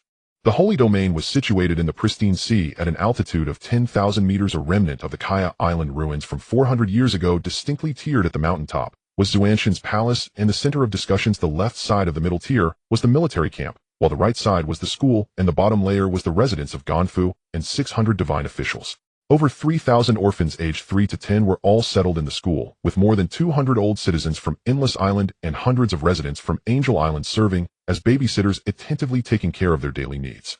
Chen Xin spent his days playing and frolicking with the children, telling them about the grandeur of the sea, the conflicts of various forces, and even sharing amusing anecdotes from his previous life in the immortal realm. After a few days of interaction, the children grew increasingly close and dependent on him. Smog and Tina would sit beside him every day, their bright eyes wide open, listening intently, filled with yearning for the vast sea outside. The 7-day rest quickly passed, and Chen Xin led Chen Xin and his subordinates to embark on their journey, sailing towards Endless Island. For this trip, only Zhang, Tianxiong, the giant brothers, and over 100 soldiers remained to guard the empty island while the rest of the main force accompanied them. The Shenlong ship broke through the thick clouds of the white sea, not falling straight down like ordinary vessels. 3 giant dragons of different colors grasped the ship in midair, gently lifting it down and smoothly sailing onto the surface of the Qinghai Sea. The waters around Jia Island were very close to Endless Island, and the Shenlong ship traveled at full speed, reaching its destination in just 2 days. The eastern port of Endless Island was already bustling with people, with Hit personally leading the team to wait there. It was unknown how the news leaked, but swordsmen and masters from various places gathered at the port, quietly standing by, all hoping to catch a glimpse of the great swordsman Chen Xin style and witness the long-awaited top-tier swordsmanship duel. Chen Xin stood on the deck of the Shenlong ship, looking at the dense crowd at the port, feeling both amused and helpless. He turned to Sefer beside him and said, "I clearly told you to remind your father not to make a special welcome. Why has it turned into such a grand event?" Sefer looked helpless with black lines on his forehead. "Young master, I did remind him, but my father wouldn't listen. Anything related to you is always a top priority in his eyes." Soon the Shenlong ship docked smoothly. A red carpet was laid out at the port, and as soon as Chen Xin and his group stepped onto the gangway, a passionate music suddenly rang out. This grand scene made Chen Xin stagger, almost losing his footing on the gangway. He watched Hit rush over with a beaming smile, feeling utterly helpless. If it weren't for his knowledge of Hit's outstanding governance abilities and the system marking his loyalty as Crimson, others would surely think he was a sycophant with such a demeanor. Chen Xin was more straightforward. Upon hearing the music, he turned around without a word and headed back to the cabin. The sharp-eyed Hit immediately chased after him, grabbing his arm and smiling. "Teacher, did you forget something?" Before Chen Xin could speak, Hit turned and kicked Sefer in the butt, sternly scolding, "Stupid boy. Can't you see? Hurry up and help your master get his things." "Enough, Hit, you should know when to stop." Chen Xin's expression darkened as he glared at him, feeling both helpless and amused, almost unable to suppress the thought of kicking him out as a disciple. "The student knows he was wrong." Hit immediately reined in his attitude and obediently replied. Since Hit studied under Chen Xin in his early years, he always referred to him as teacher, while Sefer followed the rules and called Chen Xin master. He didn't notice it when he was young, but as he grew older, he had to respectfully address almost all his comrades in the team as Uncle Master, which truly left him feeling helpless. The group wasted no time and quickly boarded the carriage prepared by Hit. Hundreds of soldiers armed with firearms cleared the way, and the procession marched towards the palace inside the island. As for the swordsmen and masters at the port, Chen Xin only instructed them to go to the palace square tomorrow to wait. Almost at the same time that Xuanxin's group landed on the island, the newsbirds of Morgan's were all dispatched, and the urgent newspapers were instantly printed and spread across the sea. Big news. The uncrowned king of Endless Island returns, and the new emperor of the sea returns. Douglas Hit personally leads his ministers to welcome him at the port. Stunning announcement. The aloof red Baroque Lidefield versus the great swordsman Chen Xin. The ultimate swordsmanship duel is about to unfold. The newspapers flew across the seas and the new world, instantly igniting heated discussions across the vast ocean. At the Marine headquarters in Marineford, the office of the Fleet Admiral, Zhang Guo looked at the images and prominent headlines on the newspaper and solemnly asked Admiral Kong, "Should we take advantage of the two's duel and defeat them both at once?" Kong stared at the newspaper, looking at Xuanxin's overly youthful face, slowly shaking his head with a sigh. "No. Even if Chen Xin and the Red Count are gravely injured in their duel, Xuantiangu, Rong, Barrett, and Noah, the top powerhouses, are still present. Unless the Navy sends all its forces, even if we win, it would definitely be a Pyrrhic victory, and it would not be worth." Nearby Vice Admiral Crane pondered for a moment and suggested, "How about Zhang Guo, Carp, Zephyr, and I lead a team to observe? If there's a chance, we can strike. If not, we retreat immediately." Kong slightly nodded in agreement. "That's feasible. Gather Kizaru, Akainu, and Akiji to join us. They are the future pillars of the Navy." Although the Navy's recent recruitment has brought in many newcomers, there are no top powerhouses involved. Even with many lower-tier soldiers, they cannot influence the high-level battle. Only top-tier combatants can truly control the situation. The next day, the square in front of the palace was bustling with voices. Chen Xin first sparred with several swordsmen who actively challenged him, and then personally instructed everyone on swordsmanship. He could see that among this group of swordsmen, there were many with exceptional talent who had unique insights into swordsmanship, and he immediately felt a desire to recruit them. Chen Xin did not go to watch the competition, but followed Hit to a hidden storeroom. Inside the storeroom were neatly arranged wooden boxes filled with berries, which were the funds sent by Doflamingo after selling part of the gold from the empty island, totaling a staggering 3 billion. The remaining gold was still being liquidated, and subsequent funds would continue to arrive. Chen Xin smiled, waving his hand to collect all the wooden boxes into his space, secretly praising Doflamingo's efficiency. No wonder he is the ace intermediary who will control the underground world in the future. He was able to liquidate such a huge sum in just a few days, which is truly reliable. 5 days passed in the blink of an eye, and Chen Xin and his group boarded the Shenlong ship, heading towards a nearby, uninhabited island. This place was exactly where Chen Xin and the Red Count agreed to duel. Countless ships had already gathered above the sea, creating a lively scene. In the distance, countless ships were docked on the sea, among which several giant ships were highly recognizable. The Moby Dick of Whitebeard and Big Mom's Queen Mama Chanter. In the sky, several flying battleships belonging to the Golden Lion Shiki were also present. Further out at sea, several Navy ships were discreetly anchored at a great distance, making it hard for ordinary people to notice. Only Xuantian, with his powerful observation Haki, clearly caught sight of their presence. This entire sea area gathered most of the top forces of the New World, all due to Morgan's newspapers creating hype in advance. The peak duel of the great swordsman was a rare opportunity, attracting countless strong individuals to come and watch. Among the 4 emperors, only Kaido was too busy with his own schemes to attend, while all the other famous pirates gathered. You little brats certainly have a big face to be able to gather so many top big shots. Before he landed, the boisterous laughter had already arrived.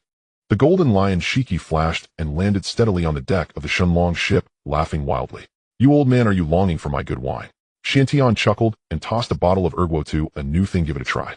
He harbored no ill will toward Shiki. The two were kindred spirits, both reckless and never taking the world government seriously, though their methods of operation differed. Shiki took the wine bottle, twisted it open, and tilted his head to gulp down several mouthfuls, laughing heartily. Strong enough. Full of flavor. I like it. On the other side at the bow of the Moby Dick, Marco turned to Whitebeard and quietly asked, Dad, Shiki has already boarded Xuantian's ship. Should we go over and say hello? Gulalala. Since we've come to someone else's territory, we should show our faces. Whitebeard raised his wine bowl and took a hearty sip, laughing loudly as he stood at the bow and prepared to approach. Meanwhile, on the main ship of the big MOM pirate, Charlotte Linlin was staying on Cake Island to give birth, and did not. Katakuri led Paraspero and other siblings to the front of the ship, gazing at the distant Shenlong ship. Paraspero turned and asked Katakuri, should we go forward and greet this new 4 emperor? Katakuri's expression was calm as he slightly nodded. Let's go. Whitebeard has already set off, but we have no reason. He also wants to personally witness the terrifying strength of this newcomer who has ascended to the position of Sea Emperor at such a young age. 2 giant ships of the 4 emperors slowly approached the Shenlong ship under the watchful eyes of countless pirates. Barrett looked at the 2 top-tier battleships, drawing closer, the fighting spirit surging in his eyes. He turned to Xuantian, who was chatting with Shiki, and reported in a low voice, Young Master Whitebeard and Big Mom's main ship are sailing towards us.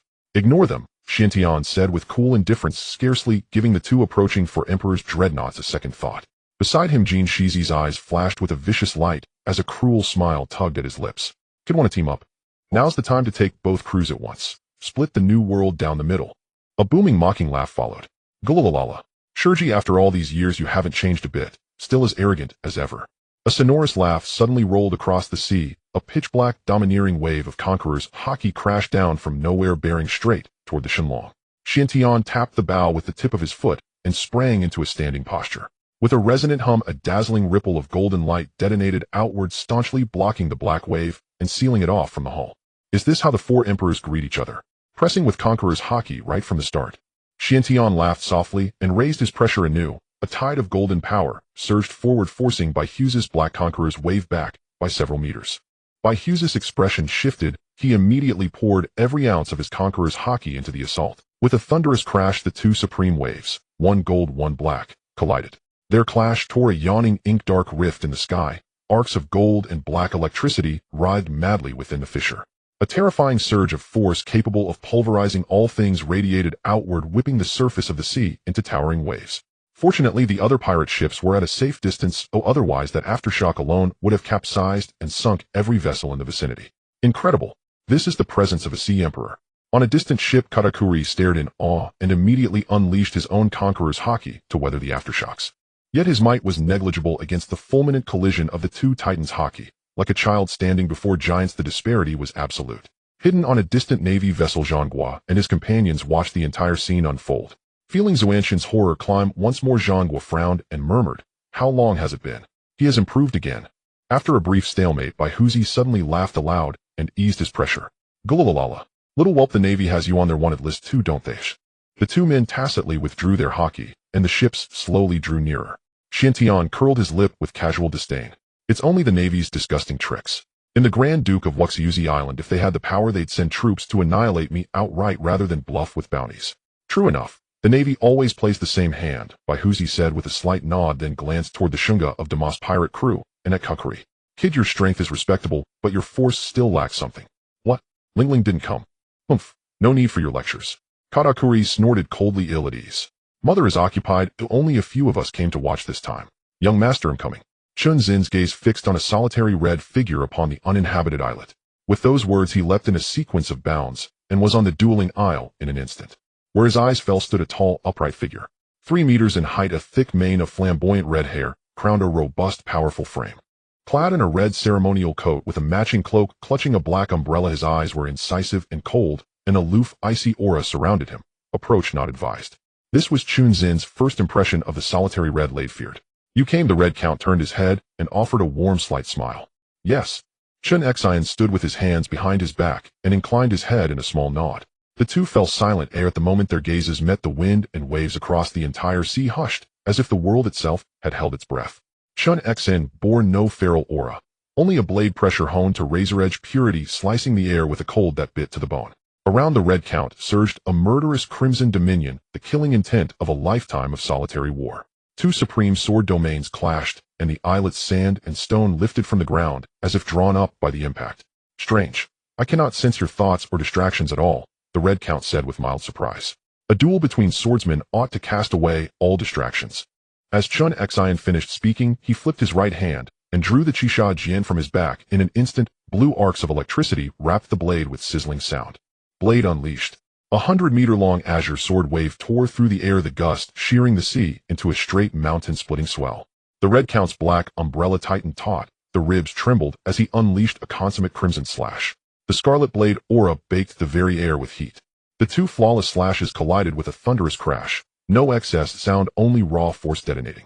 A furious shockwave swept all directions. The hard rock was plowed into a trench several meters deep and 100 meters across. The stones at the trench's edge disintegrated into powder. In that single exchange, both combatants tasted the other's formidable strength. A bright, exalted fighting spirit flared in their eyes, their expressions growing ever more exhilarated. Huh. 2 laughs rang out together.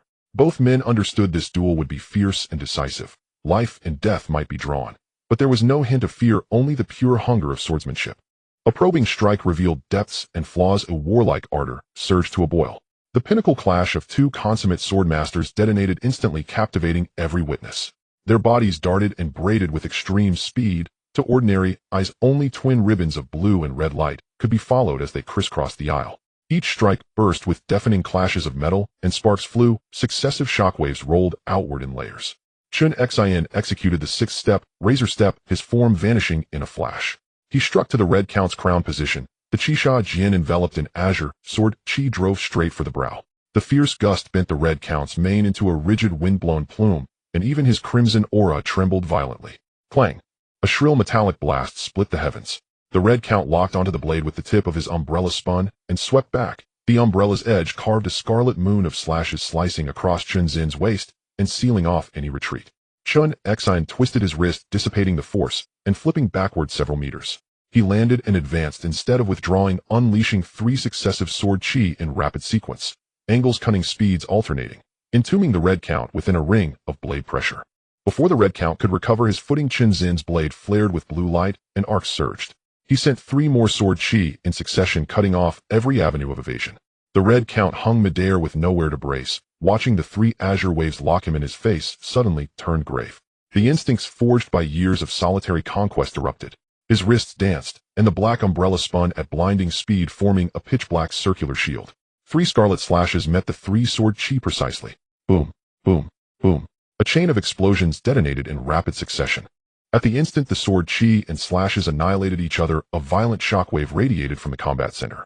Giant trees were shredded and uprooted, rocks shattered, and were hurled into the sky. The islet's surface was shaved away layer by layer. Debris and dust filled the air, turning day to a blinding storm of ruin. You are strong, Chen Xin admitted, watching the Red Count effortlessly break his linked sword chi. In this world you are the most skilled swordsman I have yet encountered. Even for him, dismantling those 3 sealed sword waves Hedon was no small feat. You are no ordinary man either, the Red Count replied with a pleased grin, untroubled by Chen Xin's praise. I have challenged countless foes most reliant on devil fruit powers. Only you like me walk the path of pure. Before his words faded, the Red Count blurred into motion. Speed and supreme observation Haki combined, his form became ghost-like. Each footfall shattered the rock beneath, leaving shallow dents. In an instant he was before Chen Xin, the umbrella's tip condensed to a ruthless killing point aimed at the heart. At the very moment the killing intent struck, Chen Xin abruptly closed his eyes. All outward sword chi pulled back and his breath fell deathly still. Appearing helpless, he was in truth condensing and gathering an ultimate sword momentum. The Red Count grew instantly alert. His observation Haki screamed warnings as future frames filled with fatal blade light. A suffocating sense of impending death wrapped his body. His face drained of color as he forced himself to break and stagger back. Yet that single moment of hesitation had already brought him thoroughly within the sword's lock. No escape remained. In the deathly hush, a horrific sword pressure erupted. The Qixia Jin's blue arcs went berserk and transmuted into thunderous sword light braided of blue and red crackling. Air currents across the sky were drawn, twisted, and convulsed by the blade's force. A heaven-splitting, earth-shattering edge fixed upon the Red Count. No avenue of flight. Jian Zhanbahuang. Chen Xin's eyes flew open. Qixia Jin raised high, and he brought it down with all his strength. Thousands of overlapping sword images folded into one. A light tore through void and reality, brilliant and overwhelming. The sword's power rent the air and carved a long spatial rift. Its pressure blanketed the islet and the sword. The Red Count had no leisure to admire such blade power. Observation Haki rendered the future clear. He could not possibly endure that stroke. Filled with dread, he fled with all his might. He abandoned all desire to trade blows, pouring every scrap of Haki into a desperate retreat. But the consummate sword momentum clung like a shadow and pursued him with lightning swiftness. Where the sword light passed, the hard rock yawned open with spider-webbed fissures that raced to the shore. Sea surged back into the trenches and monstrous waves swelled. The islet's foundation trembled violently, rock faces crumbling. The island teetered on the brink of collapse and sinking. Damn, there's nowhere to hide. He unleashed his lifetime of observation to search every angle, but in every direction the sword's edge had sealed his path. The sky itself was a lattice of lethal light. Cornered, the Red Count no longer recoiled. His eyes burned cold. He ground his teeth and planted his feet to turn and face his fate. Gripping the umbrella's handle with both hands, he poured forth his Conqueror's Haki without reserve. A crimson dominance wrapped the black umbrella as it trembled, the accumulated essence of decades of solitary swordsmanship condensed. He roared, Boju Ji-Ren. Boom! The earth-shattering detonation rolled across the sea. Azured thunder sword light and the Scarlet Supreme collided and birthed a destructive shockwave in an instant. A visible white pressure ring expanded. The sea was forced into a massive hollow, surrounding waves frozen before erupting into fury. The already battered islet could no longer endure. Layers of rock shattered and split, huge boulders tumbled into the deep, and the entire island neared complete submersion. Great waves roared skyward, and the tremor reached thousands of meters across the sea. No, the island is sinking. Gu Rong's face hardened. In an instant his body swelled, and a colossal bone dragon's wings unfurled. He sliced through the air and dove to assist, aiming to catch the two combatants and stabilize the dying remains of the isle. This exquisitely pure pinnacle sword duel raged for 3 days and 3 nights. The sea surrounding them had long been ringed by countless ships. Pirates, merchants, and bounty hunters from all 4 seas had taken station to watch. Everyone bore witness. Without devil fruit power, by the sheer force of pure swordsmanship, they could cleave mountains and seas, sunder islets, and upend the heavens, altering forever the world's understanding of true strength. On a distant Navy ship, Vice Admiral, he stared at the ruined sea and the lingering dreadful aftershocks of the battlefield, his chest still tight with unease. He turned and looked gravely at Zhanghua. Zhanghua, shall we take advantage of this and strike? Forget it. Sengoku slowly shook his head, suppressing the urge to act. With Newgate and Shiki present, even if Chen Xin temporarily loses his strength, we won't gain any advantage. If it comes to blows, casualties will be heavy, and it won't be worth it. Let's observe for a while longer and wait for them to disperse. The battle that had once shaken the heavens and earth came to an end, and the smoke on the island slowly dissipated.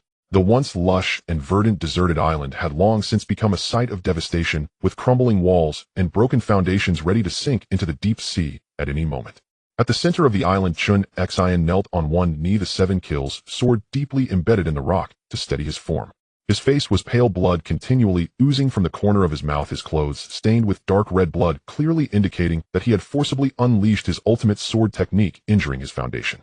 Gu Rong, who had been anxious, saw that Chen Xin was still conscious, and his heart, which had been hanging in the air, immediately settled. He shed his bone dragon form, leaped down, and quickly stepped forward to support him. I'm fine. Chen Xin raised his hand to wipe away the blood at the corner of his mouth, gasping for breath. He pointed to a large rock not far away. Take him away as well. On the giant rock the Red Count lay quietly, having completely lost consciousness, his breath weak, yet steady. Rong responded first, taking out a vial of restorative potion and handing it to Chen Xin. After he took it to stabilize his injuries, he leaped to the side of the Red Count, and similarly fed him the potion to heal. Almost at the moment the battle ended, Morgan's newsbird took flight once again, rapidly printing and sending out sensational headlines that shocked the entire sea, reaching every corner of the New World. Breaking news. The duel of top swordsmen has concluded. The nameless island has been shattered and sunk by the full-force collision of the dual sword masters. The newly emerged Grand Swordsman Chen Xin has defeated the legendary solitary Red Count, a sensation in the seas. The pinnacle sword duel has drawn the attention of countless stars. Both sea emperors were present, along with admirals such as Carp Zephyr and Sengoku, all of whom quietly left after the battle. Secrets revealed. It is said that the legendary pirate Golden Lion Shiki visited the new Emperor Xiantian before the battle, and the two shared drinks, leaving their relationship a mystery. A new era has arrived. The world's first Grand Swordsman has been born, Sword Dao Chen Xin. As the newspapers spread across the world, Myriad erupted in chaos. The five elders were furious, smashing countless tea sets and cursing incessantly. As for Kong, he fared even worse, being scolded by the five elders for 2 hours with extreme harshness.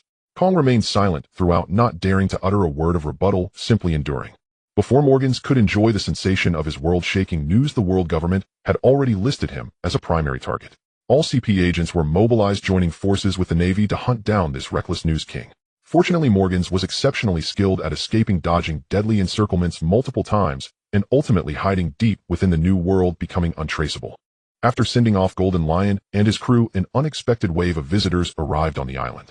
The Roger pirates had quietly come to visit. In fact, they had arrived in the sea area before the sword duel began and had been observing from a distance, which is why previously when Whitebeard and Big Mom's pirate crews visited Xiantian had not specially entertained them, merely symbolically sending out a few boxes of fine wine and hastily bidding farewell without even setting up a banquet. Faced with Roger, he had no intention of engaging further, but Roger persisted and pressed him, leaving Xiantian with no choice but to arrange a simple banquet. The banquet lasted until dawn the next day.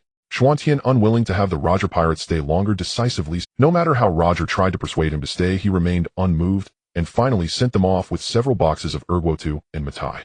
3 days passed in the blink of an eye, and the Red Count, who had been resting in bed, finally awakened. Upon receiving the news, Xiantian immediately took Chen Xin to the island's hospital to visit. Seeing the two, the Red Count frowned slightly, his gaze landing on Chen Xin, his tone carrying a hint of confusion. "Why did you save me?" "It was my young master's intention," Chen Xin replied calmly, stepping aside to let Xiantian through.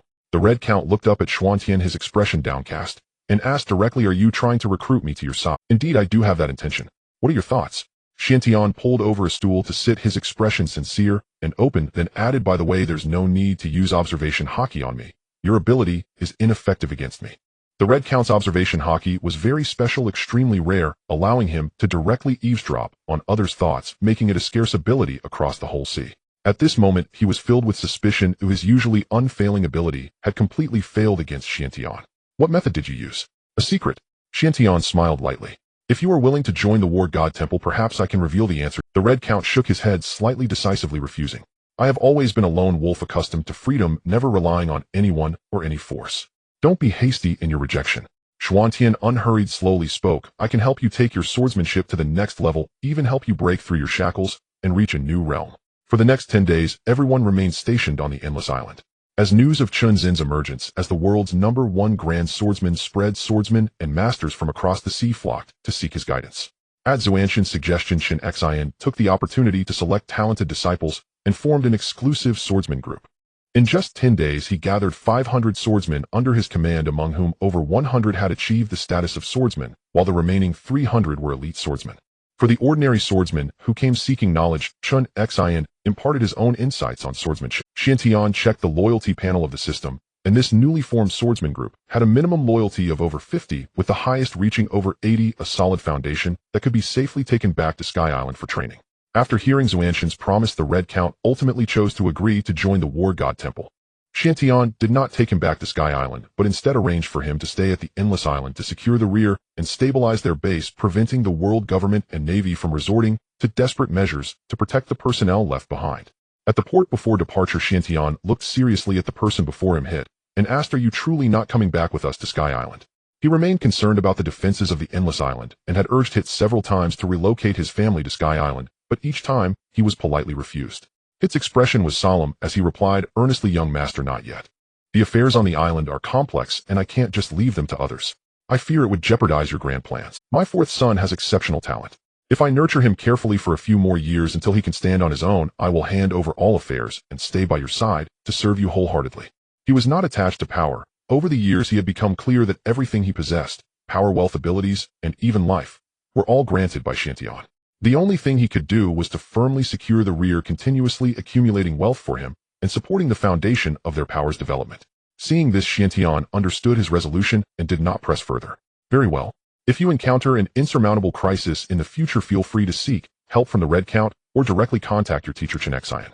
After giving his instructions, Chen Xin led everyone onto the ship and the Divine Dragon set sail once more, heading towards Gaia Island. After 2 days of sailing, the ship arrived near Gaia Island. Chen Xin spread out his observation Haki, scanning the entire sea area, repeatedly confirming that no forces were tracking or following them. Once he found no hidden dangers, 3 giant dragons appeared again, grasping the Divine Dragon and soaring into the sky, breaking through the clouds and steadily returning to the sacred domain of Sky Island. Chen Xin paid no heed to the astonished expressions of the new swordsman upon first seeing the wonders of Sky Island. He simply instructed Chen Xin to settle the newcomers, then returned alone to the mountaintop palace. Upon his return, he held 30 billion belly in assets, no longer needing to hoard supplies, as he used everything to purchase ability capsules, fully enhancing the combat power of all his subordinates. After bathing and changing into a red pajamas, Chen Xin sat cross-legged on the bed, adjusting his state, and eagerly summoned the system interface. System purchased 10 ability capsules. Ding. Exchange successful. Obtained 10 ability capsules, unlocking new abilities. Wolfhound ability common type, shepherd dog form, 3-stage transformation, greatly enhancing physique strength and physical form. Feline ability common type, orange cat form, 3-stage transformation, enhancing body flexibility and explosive power. Rabbit ability common type, gray rabbit form, 3-stage transformation, dramatically increasing speed and agility. Superhuman type energy conversion, can absorb any energy type the user has come into contact with and freely convert it into another energy form. Superhuman type emotional explosion, using one's emotional fluctuations, turning intense emotions into destructive explosive energy. The more intense the emotion, the greater the destructive power. Feline ability ancient type, saber-toothed tiger form, 3-stage transformation, greatly increasing physique strength and lethality. Dragon ability ancient type, unique dragon form, 3-stage transformation, drastically enhancing close combat power and explosive capability. Dragon ability ancien. Gazing over the new abilities list, Xuanqian's attention was firmly locked on the superhuman energy conversion, his heart suddenly racing. If this ability is as he imagined, it would undoubtedly be an unparalleled top-tier ability. System, can the energy conversion ability convert any type of energy? Replying to the host, it is limited to energy types that the user has personally touched and sensed. What is the conversion speed? Xuanqian's heart raced, his tone betraying his urgency.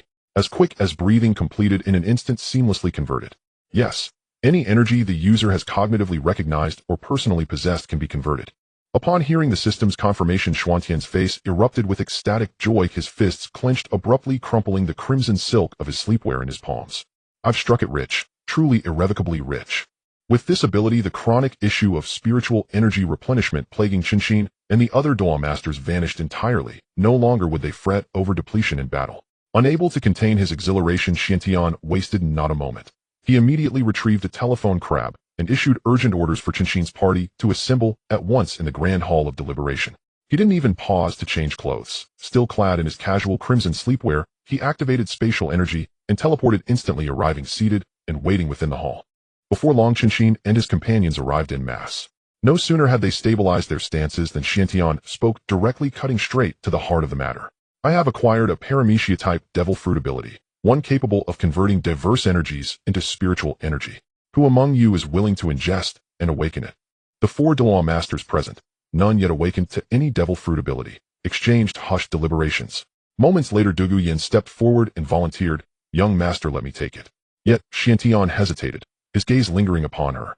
Douluo Yin and the others were elite combatants, prodigious in talent, peerless in martial prowess.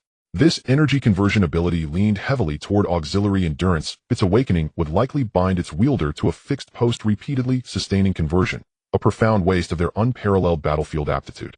Moreover, the upper limits and purity ceiling of this conversion remained unknown, entrusting it to core frontline warriors was far too perilous. After careful consideration, Chen Xin resolved to summon a fresh recruit, the safest, most pragmatic choice. Even if the results proved subpar, the newcomer could readily assume routine palace duties. No slot would be squandered. System, perform a standard summoning. Ding. Summoning successful. Congratulations, host. You have acquired a level 33 spirit. Honored 1. Doubted. A flash of white light heralded the sudden appearance of a tall, slender figure within the hall. She appeared to be in her early 20s, adorned with a pair of pristine white wings. Her features were delicate and serene, yet her expression radiated utter bewilderment, as though newly awakened into an alien reality. Chen Xin and his entourage swiftly approached to explain the situation, while Chen Xin patiently expounded upon the ability's extraordinary function. Without hesitation, Douluo accepted the capsule and swallowed it on the spot to awaken. Once awakened, she obediently settled cross-legged on the floor, immersing her hands into a basin of prepared water and calmly activating her newfound power. After a prolonged silence, a glint of delight flickered in Chen Xin's eyes, spiritual energy fluctuations emerging. Yet that gleam faded as swiftly as it appeared. He shook his head, faintly, voice tinged with mild disappointment. But the concentration is far too diluted. This amount of spiritual energy is negligible, barely worth mentioning. No matter, Chen Xin replied calmly, soothing the group. She has just awakened. Her control remains unrefined, and moreover, water energy itself ranks low in intrinsic quality. Let us test a higher tier energy source. At those words, he casually produced a devil fruit and handed it to Douluo as the new medium for conversion. Moments later, a surge of spiritual energy, far denser, purer, and more potent than before, rippled outward, enveloping the entire hall. Chen Xin's expression lit up with unrestrained elation. He immediately seated himself cross-legged before Douluo and began absorbing the refined spiritual energy with full focus, rapidly restoring the reserves depleted during his earlier clash with Carp. Seizing the lull while the others recovered, Chen Xin began allocating the remaining abilities, methodically refining and augmenting his force's combat configuration. He bestowed the emotion detonation ability upon Zhu Huaguan, the ancient species armored dragon ability upon Yi Zhiqiu, the ancient species iguanodon ability upon Tang Hu, and the illusionary beast species Tengsha ability upon Duge Yan. Thus, with the sole exception of Chen Xin, every core member of the Douluo faction now bore a unique personalized ability, each awaiting dedicated cultivation and refinement to become formidable hidden trump cards. Next, Chen Xin summoned 2 officers: Saya, platoon leader of the 1st Company's 3rd Platoon, and Xiaozi, platoon leader of the 2nd Company's 1st Platoon. Xiaozi, destined to one day command the 3rd Division of Whitebeard's pirate crew, was only 16 years old, yet already stood nearly 4 meters tall, his frame broad and muscular, forged by nature into the very embodiment of rugged strength. Saya, 2 years older at 18, stood roughly 2 meters tall, with a square jaw and close-cropped hair, his bearing sharp, composed, and unmistakably that of an elite warrior. Chen Xin granted Saya the ancient species saber-toothed tiger ability and conferred upon Xiaozi the mythical beast species Fee-form ability. Of the 10 abilities acquired in this exchange, only 3 common-type capsules remained unassigned. The rest were now fully distributed. Gathered around a circular table, they lit cigars and waited in quiet anticipation. 2 hours later, Chen Xin slowly opened his eyes and rose, his face alight with uncontainable joy, clearly indicating the energy conversion had surpassed all expectations. Young master, it works perfectly, Chen Xin declared, voice brimming with fervor. Spiritual energy derived from devil fruit conversion matches the purity of native Douluo continent spiritual energy. Within just 2 hours, my 7th and 8th spirit skills reserves have been completely restored. Even more astonishingly, the devil fruit used as the conversion medium had been consumed only minimally, rendering the process extraordinarily cost-efficient. Chen Xin promptly led everyone to a side chamber of the palace, then extended his spatial energy to seal the room entirely, eliminating all external interference. He then produced a common-type ability capsule and instructed Douluo to attempt conversion with it.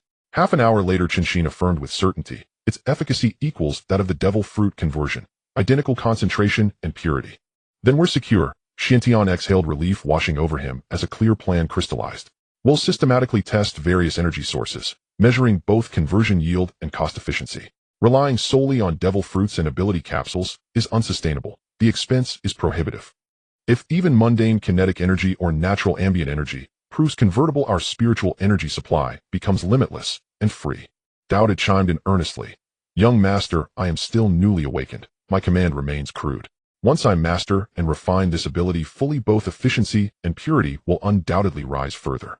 Her heart swelled with quiet jubilation. Mere hours of conversion had loosened the long stagnant barriers of her cultivation, hinting strongly at imminent breakthrough and advancement. From now on your duty will demand great sacrifice, Xiantian said, meeting her gaze with solemn sincerity. You will almost certainly remain stationed in this sealed chamber, repeating the conversion cycle day after day, with virtually no opportunity to leave.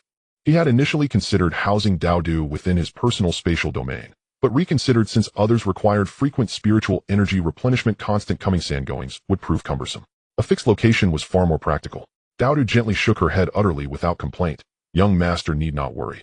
I spent my past life performing monotonous repetitive tasks daily, such discipline comes naturally to me. Moreover, this work accelerates my own cultivation. Adequate sustenance and shelter are all I ask. I am deeply content. At that moment Yu Xiaojing interjected with a fresh proposal. Young master, why not attempt spirit awakening?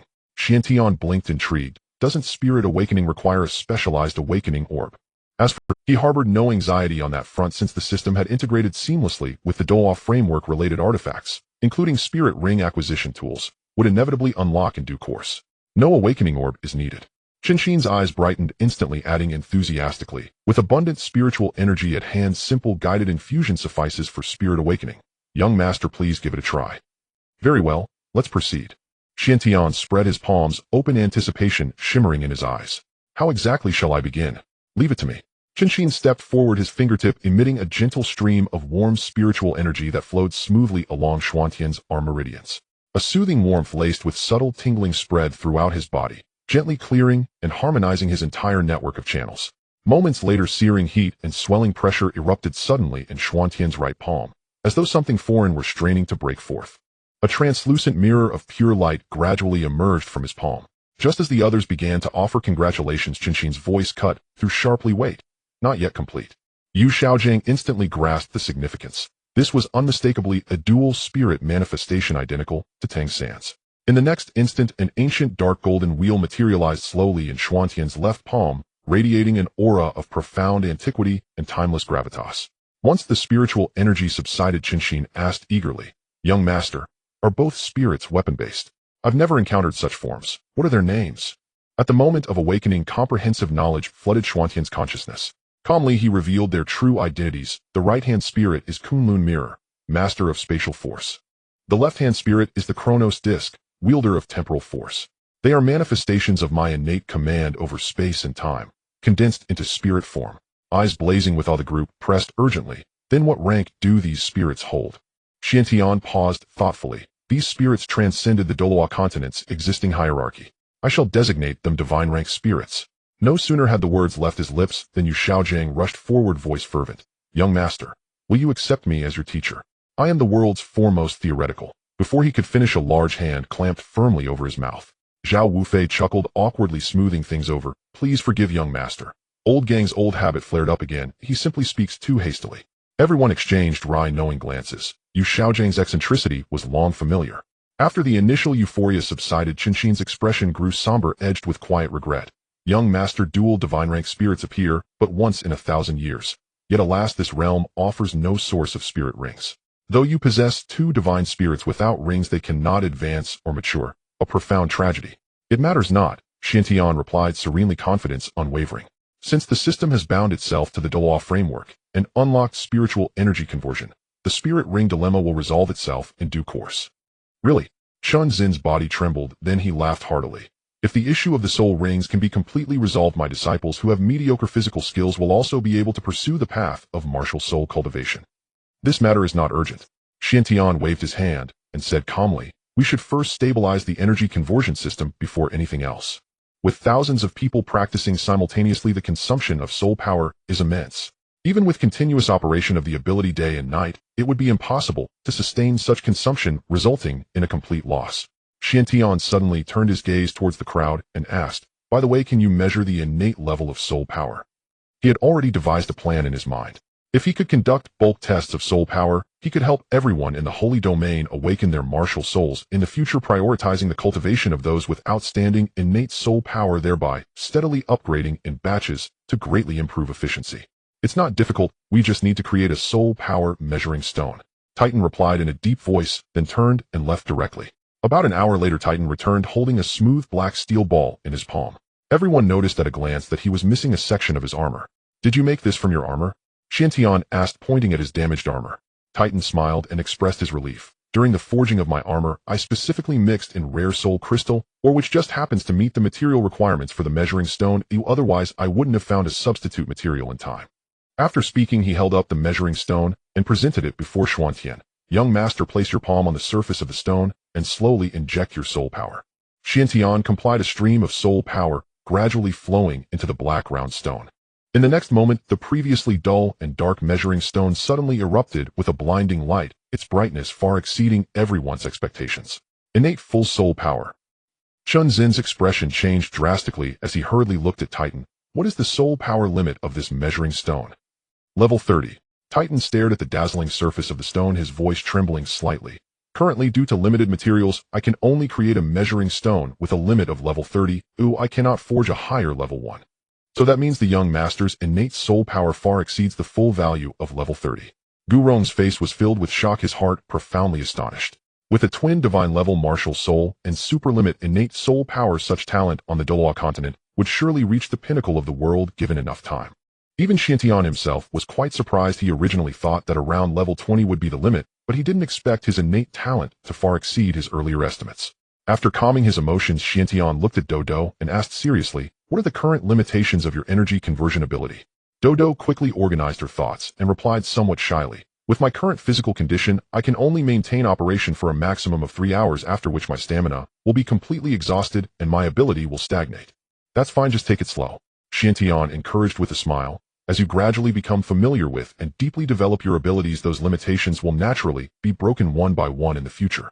At present, the means of obtaining soul rings are still lacking, so the plan for everyone to cultivate both martial souls and physical skills does not need to be rushed. Once the energy conversion system is fully developed and the soul ring issue is resolved, Douluo's abilities will surely become even stronger.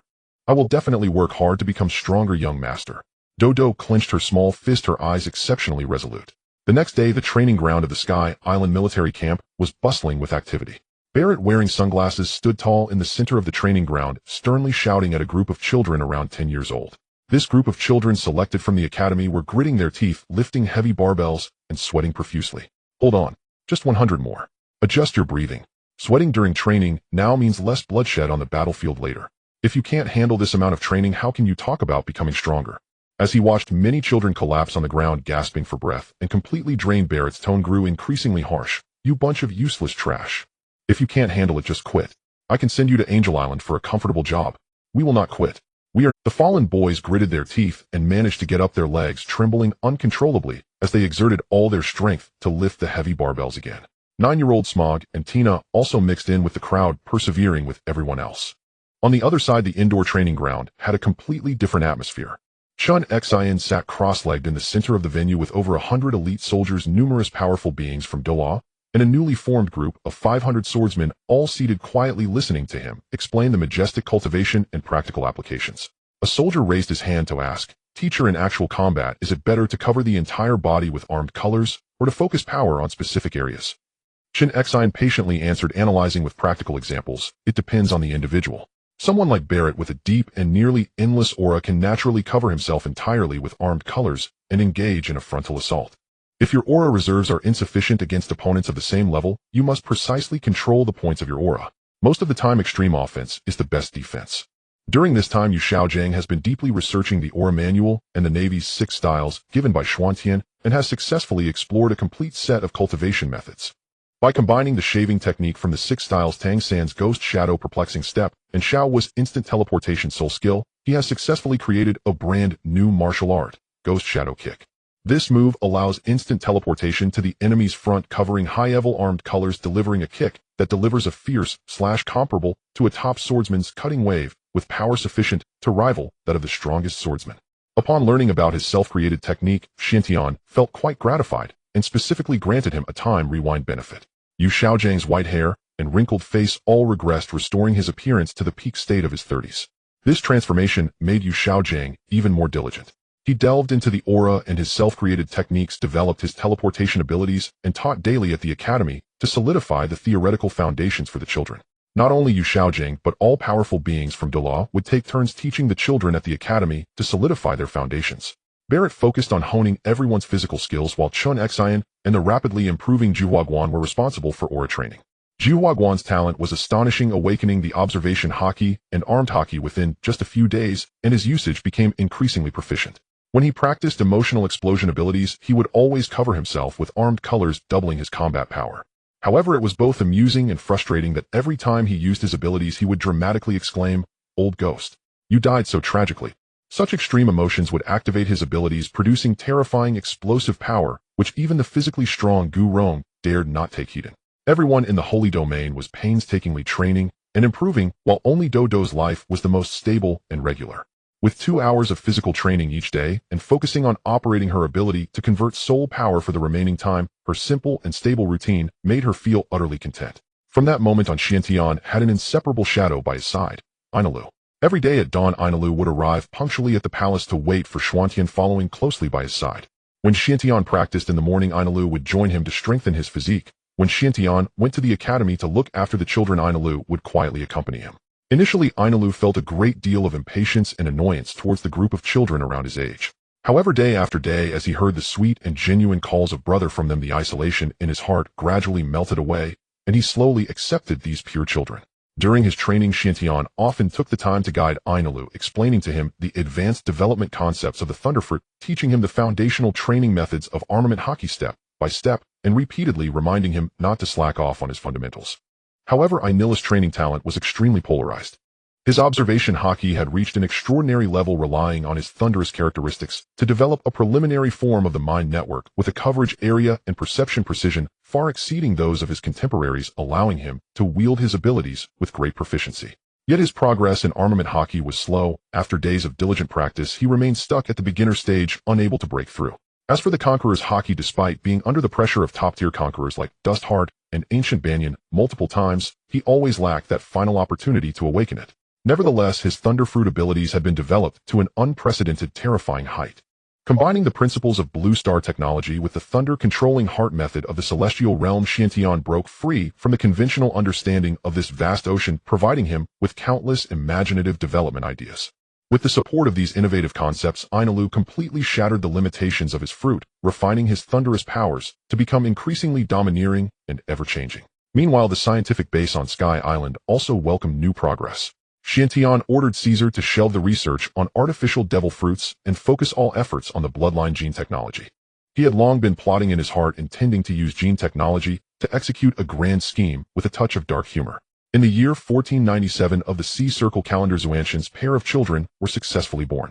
On the same day of this double joy, the research team brought forth a significant piece of news. The bloodline gene technology had made preliminary breakthroughs, and it would take just a year to completely perfect it for practical application. Outside the delivery room, Xiantian couldn't contain his overwhelming joy, dancing on the spot and murmuring to himself, "Double happiness has arrived. No, it's triple happiness." At the same time, on a deserted island in the New World, Roger, who had just conquered the final island and returned not long ago, was having a feast with Whitebeard, drinking heartily. Amidst the revelry, Roger revealed the ultimate secret of One Piece to Whitebeard. Upon hearing the truth, Whitebeard, who had sailed the seas for half a lifetime, was astonished, completely unprepared for the nature of the secret of the final island. After a few bowls of strong liquor, Roger relaxed his expression and casually asked, "Newgate, you've had close encounters with Xuantian. What do you think that kid really is?"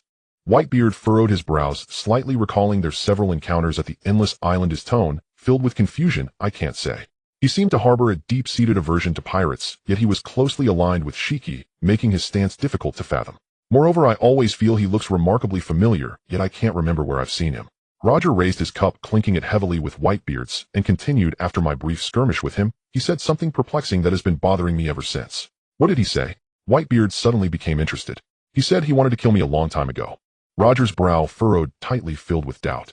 "But he is only in his teens now. What does a long time ago even mean? I've roamed the seas for many years with countless enemies, yet I have never had any grievances with him or the Endless Island." This perplexity lingered in Roger's mind for a long time. He could never understand why the young boy he met for the first time would harbor such intense murderous intent towards him. "A long time ago. Endless Island." Whitebeard slowly set down his cup, pulling off the headscarf from his head, revealing a mass of fluffy golden curls. In the next moment, his pupils shrank slightly, and his expression suddenly became strange and suspicious. "Roger, do you think it's possible that Endless Island is merely the surface of his birthplace? Could his true roots lie in that long-gone old island?" Roger was momentarily stunned, but then an image of a desolate island littered with corpses and devastation flashed through his mind, and his voice trembled. "Are you saying that place It's just our speculation. Whitebeard laughed heartily, suppressing the turmoil within him, and raised his cup again for another drink, though deep in his eyes lay a profound wariness. Even if that were true, the one who would have a headache is the world government, and it has nothing to do with us. That's right, Roger laughed off, casually shaking his head in relief. My time is already limited. Why seek trouble for myself? I won't be able to see the outcome of these matters anyway. Looking at Roger's nonchalant demeanor towards life and death, Whitebeard couldn't help but feel sorrowful. Is there really no glimmer of hope? No salvation? Roger touched the tip of his nose, smiling freely. So what do you plan to do next? Dissolve the pirate crew, find a quiet island, and spend my remaining days in peace. Roger's eyes were filled with longing. After a lifetime of toil, it's time to rest well. Whitebeard gazed at the Roger pirates, who were laughing heartily at the banquet, his expression melancholic, filled with complexity. 2 months later, the Roger pirates escorted Kazuki Oden back to Wano country. Upon arrival, they encountered chaos in Wano country, with Kaido's forces secretly meddling. Roger immediately volunteered to drive away Kaido and quell the unrest, but Kazuki Oden politely declined. Oden insisted that the internal strife of Wano belonged to their own national affairs and should be resolved by the people of Wano. A week later, a piece of shocking news swept across the seas. Roger, who had just reached the pinnacle and was hailed as the Pirate King, suddenly announced the dissolution of the Roger Pirates. As soon as the news broke, the entire ocean was in uproar, and no one could understand the decision of this newly crowned king. Countless pirates set sail in search of Roger, eager to uncover the truth, while the world government urgently dispatched CP agents to pursue the matter. But after the dissolution of the pirate crew, Roger and his companions completely vanished, and no matter how various forces searched, they could not find any trace. In the year 1498 of the Sea Circle calendar, yet another earth-shattering news exploded across the seas. The Pirate King Gold. Roger, who had disappeared for an entire year, unexpectedly went alone to Marineford to surrender to the Navy headquarters. The world was astonished, and countless people speculated on the reasons behind Roger's surrender. No one knew what this Pirate King had discovered or what kind of decision he had made. The news reached the New World, and Shiki, having followed Xuanzhen's advice and already left the New World to lie low in the East Sea, completely lost control. Whether it was the influence of the helm above him or the overwhelming shock of Roger's surrender, Shiki's personality grew increasingly insane and violent. He charged alone towards Marineford, wreaking havoc in the naval headquarters. Ultimately, under the joint encirclement of Sengoku and Garp, he was exhausted and defeated, thrown into the deep-sea prison of Impelled Down, completely losing his freedom. Inside the palace on Sky Island, a snail transformed into a bird-faced figure respectfully reported to Xuantian, "My Lord Shiki rampaged in the naval headquarters and has been captured by the Navy, locked up and impelled down." Meanwhile, Morgans, who was being relentlessly pursued by the world government and the Navy, ultimately chose to seek refuge in Sky Island, pleading for Xuanzhen's protection and proactively requesting to join the War God Temple. Xiantian naturally agreed with pleasure. As the king of news, controlling the public opinion of the entire sea, Morgans had unparalleled intelligence-gathering capabilities and was irreplaceable. Xiantian immediately arranged for Morgans to return to Endless Island to rebuild the news agency. With the Red Count stationed on the island and the elite troops known as the Second Legion guarding it, the world government's repeated attempts to encircle and attack were all in vain, and they could only give up issuing warnings prohibiting Morgans from publishing any slanderous statements against the world government. On the warm couch in the palace, Xiantian cradled his sleeping eldest son, moving gently, as he softly asked the snail, "I understand. By the way, have you found out Roger's execution time?" Over the past 2 years, Xiantian has grasped all the movements in the sea, both large and small, through the intelligence networks of Hit and Morgans.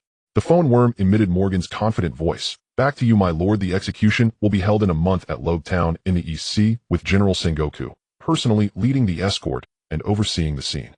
Xiantian gently patted his eldest son Xian Xiang's slender little leg with his right hand, his eyes filled with tenderness as he looked at the child's slightly pouted sleeping face, and asked softly, "Have you found the hidden island I asked you to search for?"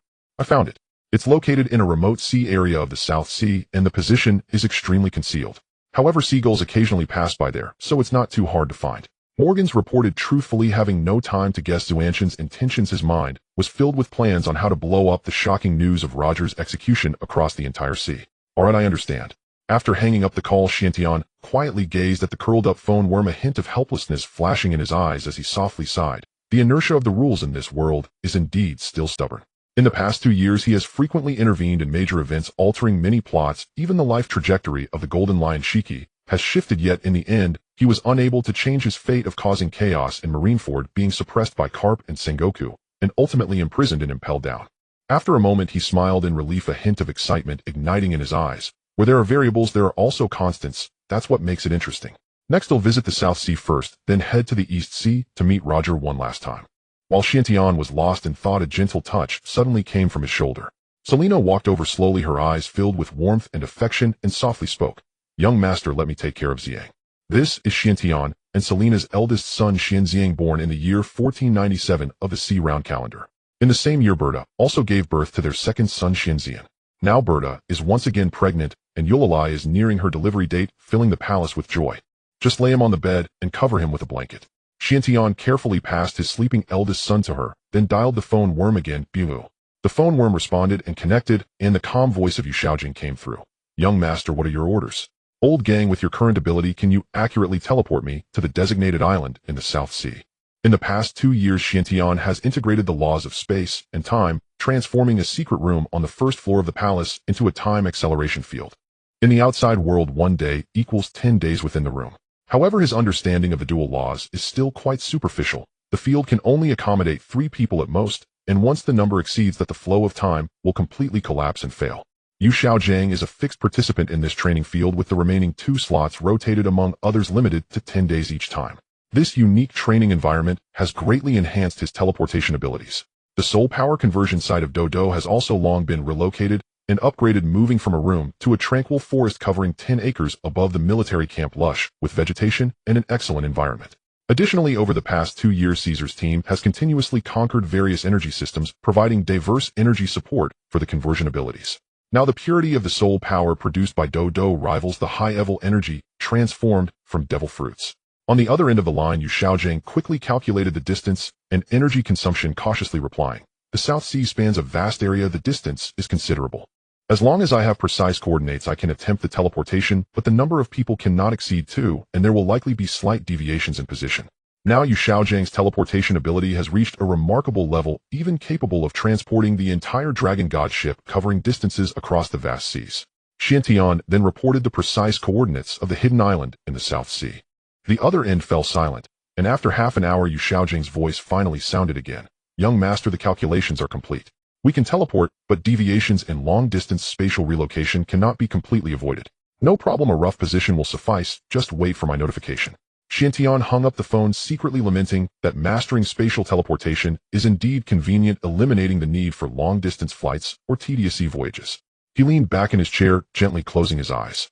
A pair of tender little hands lightly landed on his head, clumsily yet tenderly kneading it. Xiantian fully relaxed, quietly enjoying a moment of peace.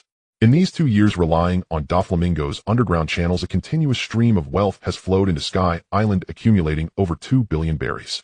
All the funds were used to purchase ability capsules, totaling 90 in number. Among them, there are 40 ordinary types, 20 ancient types, 18 superhuman types, 10 phantom beast types, and 2 natural types.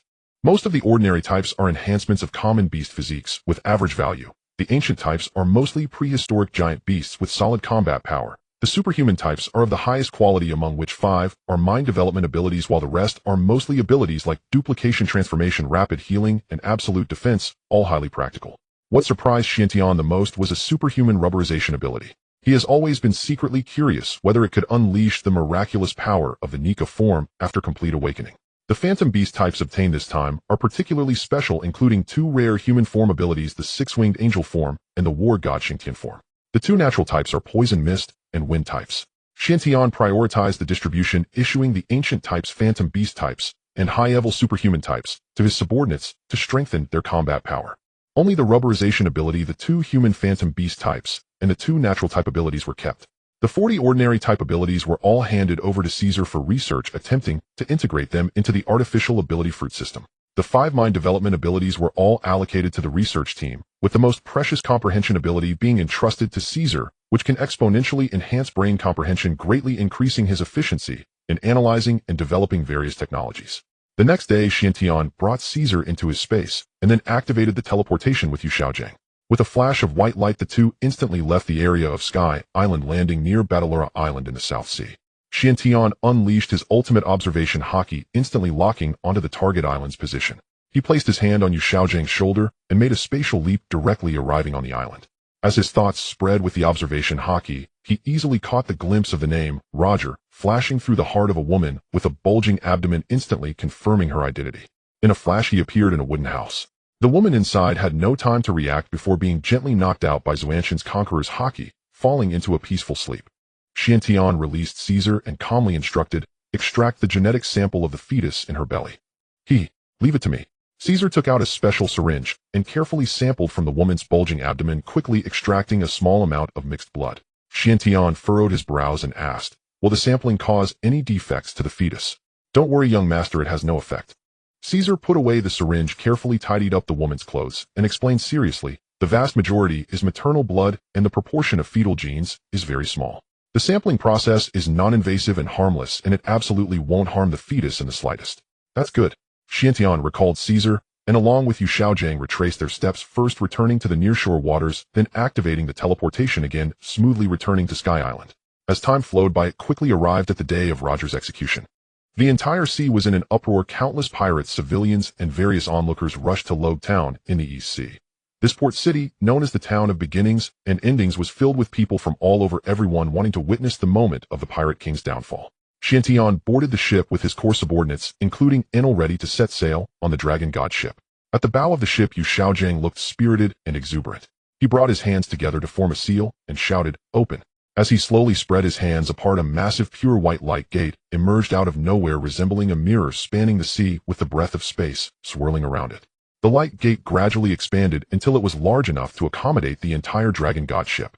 Everyone looked at Yu Shaojiang with admiration, raising their hands in gestures of respect. This kind of long-distance, precise, spatial teleportation is already a technique of top-tier powerhouses. The Dragon God ship smoothly set sail, slowly entering the light gate, the ship's body gradually disappearing into the pure white light. Once the entire ship had completely vanished, the light gate hovering above the sea slowly dissipated, leaving no trace. Near the East Sea Logue Town, the void shimmered, and the Dragon God ship quietly appeared. Yu Shaojiang collapsed, his face pale as paper, his legs buckling as he fell onto the deck of the ship, his chest heaving violently, gasping for breath. The burden of long-distance teleportation across seas is immense. He had already overexerted himself and would need several days of rest to recover. The execution square in the town center was already packed with people. The streets, fences, rooftops, and treetops filled to the brim with onlookers, creating a bottleneck. The Navy was heavily deployed, sealing off the entire square area, an oppressive atmosphere enveloping the scene. Seeing there was no place to stand on the ground, Xiantian raised his hand to unleash soft spatial power, wrapping the dozens of people accompanying him, floating in the air and landing steadily less than 30 meters from the execution platform. With a thought, he took out tables, chairs, and tea sets from the space. Everyone took their seats in turn, leisurely sipping tea, quietly waiting for the final curtain of the Pirate King. At the elevated platform in the plaza below, Zhanghua, the overseer of the entire venue, immediately sensed the anomaly in midair. His gaze fell upon Xiantian and his entourage, who had appeared out of thin air and settled calmly into place. His face darkened instantly, his jaw clenched tight, his heart brimming with wariness and vigilance.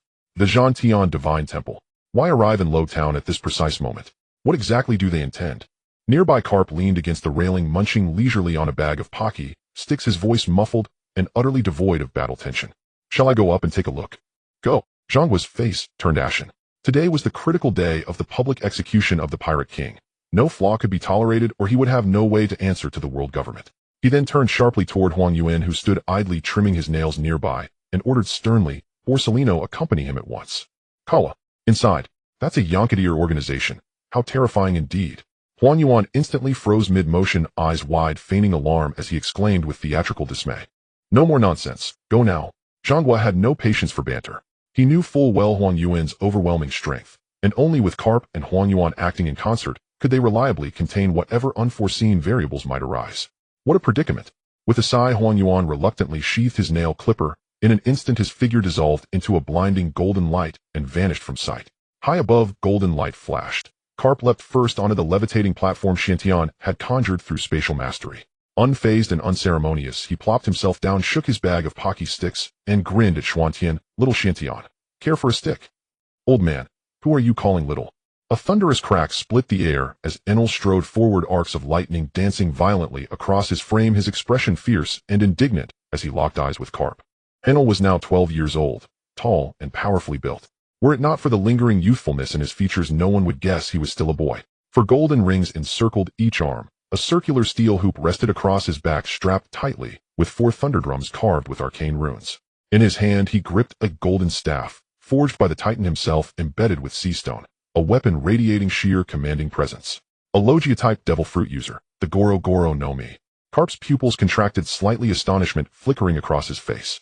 Deep within he recoiled. Inwardly Xuantian's retinue now included yet another top-tier fruit wielder, their faction's latent power growing ever more formidable. Enough, don't quarrel with the elder. Xuantian raised a hand, gently restraining the coiled Riadi toe strike. Enel then cast a calm, level glance toward Carp. Rest easy, old man. We've come today merely to let them witness, to open their eyes. Let them see firsthand that even the pirate king sovereign of the Grand Line meets his end upon the scaffold, his fate sealed in public execution. Huh, you truly dare speak so boldly, little one. Carp withdrew his gaze, asked no further questions, and resumed eating his Haki with relaxed composure. Moments later a streak of golden light pierced the sky.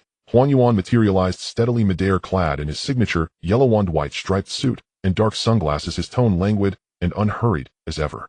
How terrifying indeed. Your collective aura is truly extraordinary. Xuantian scoffed lightly at Huan Yuan's exaggerated show of trepidation.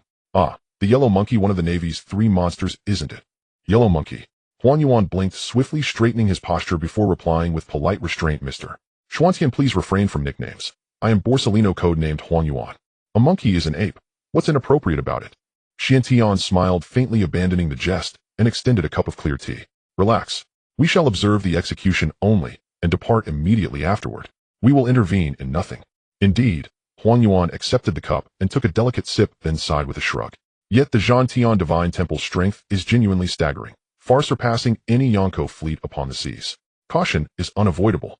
Below, amid the teeming masses, pirates and civilians alike, countless heads tilted upward, gazing in awe at the floating platform suspended high above, murmurs rippling through the crowd like waves. Who are those people? Hovering midair. How brazen. A pirate muttered under his breath. Shoo. Have you lost your mind? That's Xuantian, the 4 emperors himself, lord of the Zhantian Divine Temple. His companion clamped a hand hard over his mouth, eyes wide with terror, terrified of drawing calamity upon them. In a quiet corner of the crowd stood a solitary, towering figure. He wore a black formal hat adorned with white fur, a black trench coat, and white trousers, a cruciform dagger hanging at his chest, and upon his back rested a legendary blade, pitch black and peerless. His hawk-like eyes swept coldly, incisively across the entire scene. It was Joker Myhawk, the future sword saint of the world. At this very moment his gaze remained locked unblinkingly upon Chen Xin, seated serenely atop the floating platform sipping tea. Within his eyes burned a fierce, blazing sword intent, an unquenchable thirst for battle, as though he had finally encountered his ultimate rival. Chen Xin instantly sensed that razor-sharp stare and lifted his eyes toward its source. Xuantian followed his gaze toward the crowd's edge and smiled softly, uttering 5 words, "Hawkeye's Myhawk." Before the words faded, Xuantian's right hand slashed outward, then yanked sharply backward. An invisible force seized Myhawk's body, freezing him in place. In the next heartbeat, he was ripped from the ground and teleported directly onto the platform 30 meters above. This feat, teleporting and immobilizing a person across space, left both Carp and Huan Yuan visibly shaken, their hearts pounding with profound shock. Such terrifying spatial ability.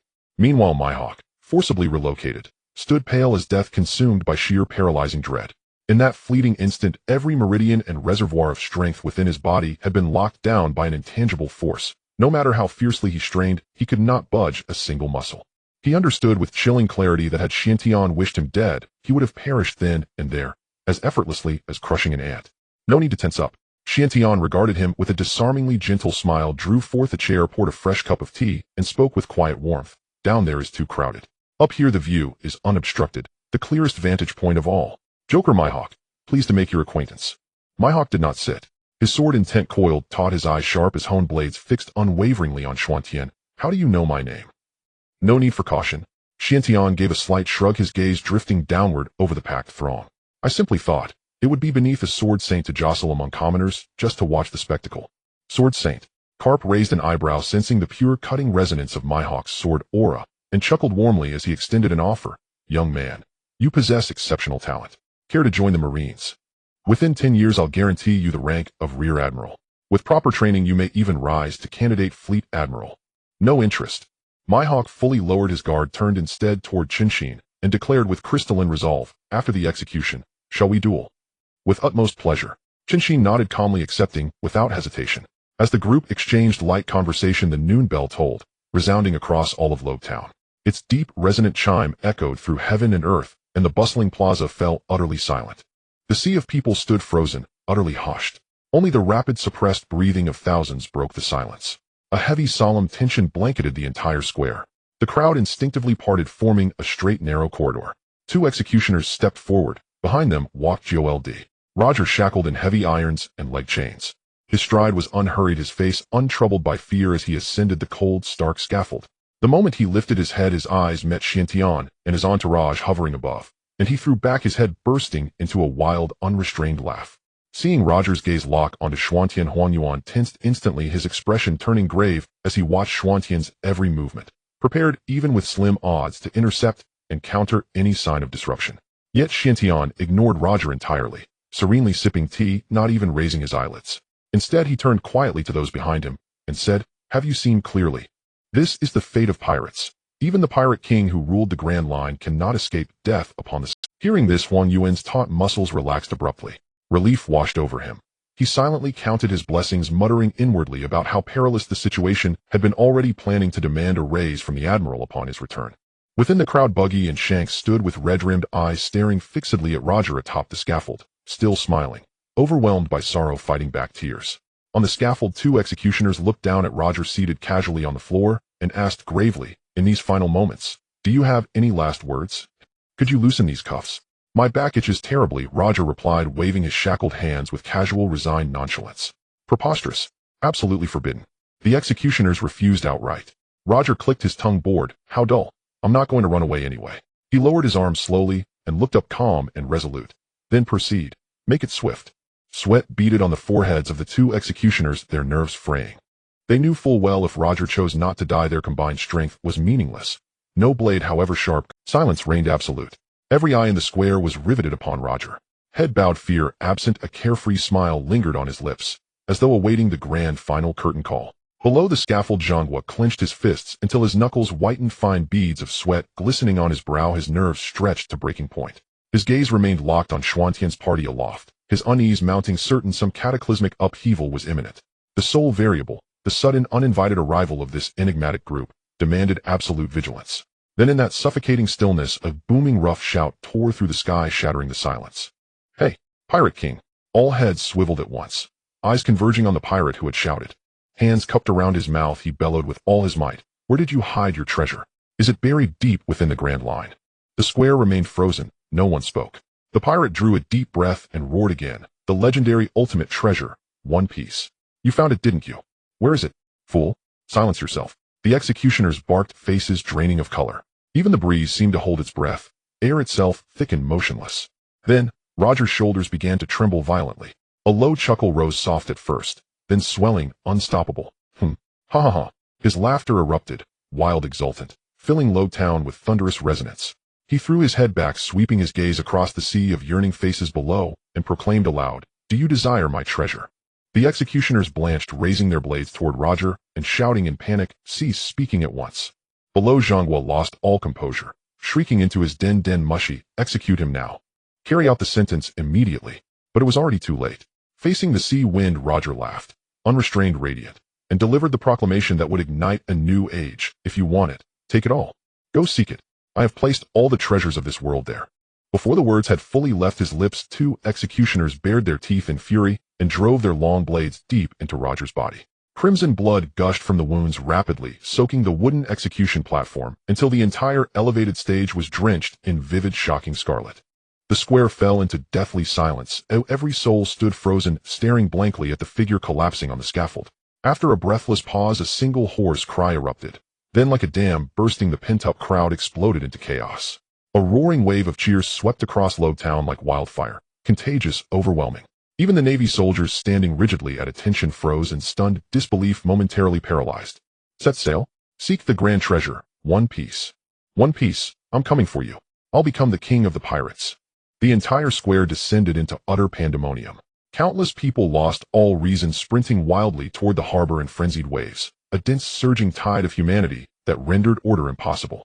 Above, on the floating platform, Chen Xin gazed down upon the mob's unmoored frenzy, brow deeply furrowed, disbelief etched across his face. Are these people truly fools? To risk their lives on nothing more than a single utterance from Roger? Ha ha ha, who can say? Xiantian chuckled softly, shaking his head with quiet detachment. This was the incandescent dawn of the great age of piracy, the world-shaking beginning. Rong curled his lip in disdain and snorted derisively. Roger's crew looks destitute and ragged. How much treasure could they possibly possess, let alone deliberately leave behind for the world? Utter nonsense. The moment he spoke, he suddenly slammed his thigh and cursed in outrage. Damn it. That scoundrel still owes us a tab for drinks and hasn't paid a copper coin. No matter. Chen Xin waved a hand carelessly, his expression unruffled. His crew still walks the earth. Collect from them instead. He already knew the whereabouts of Rayleigh Jabra and others. This debt would not vanish into thin air. Then he turned to Garp and Kizaru, both faces dark as storm clouds, and gestured coolly toward the riot below. With things spiraling so wildly, will the Navy simply stand by?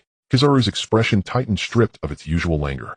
His gaze locked grimly upon the maddened throng as he murmured low, what a nuisance. This may well ignite a catastrophe beyond measure. Garp remained silent, studying the frenzied masses with profound gravity before turning slowly to Chen Xin. His eyes sharper, his demeanor more solemn than ever before. You truly won't seize this chance to stir the waters. Carry on with your duties without worry, Chen Xin replied with serene confidence, voice unwavering. I swore only to observe, and observe I shall.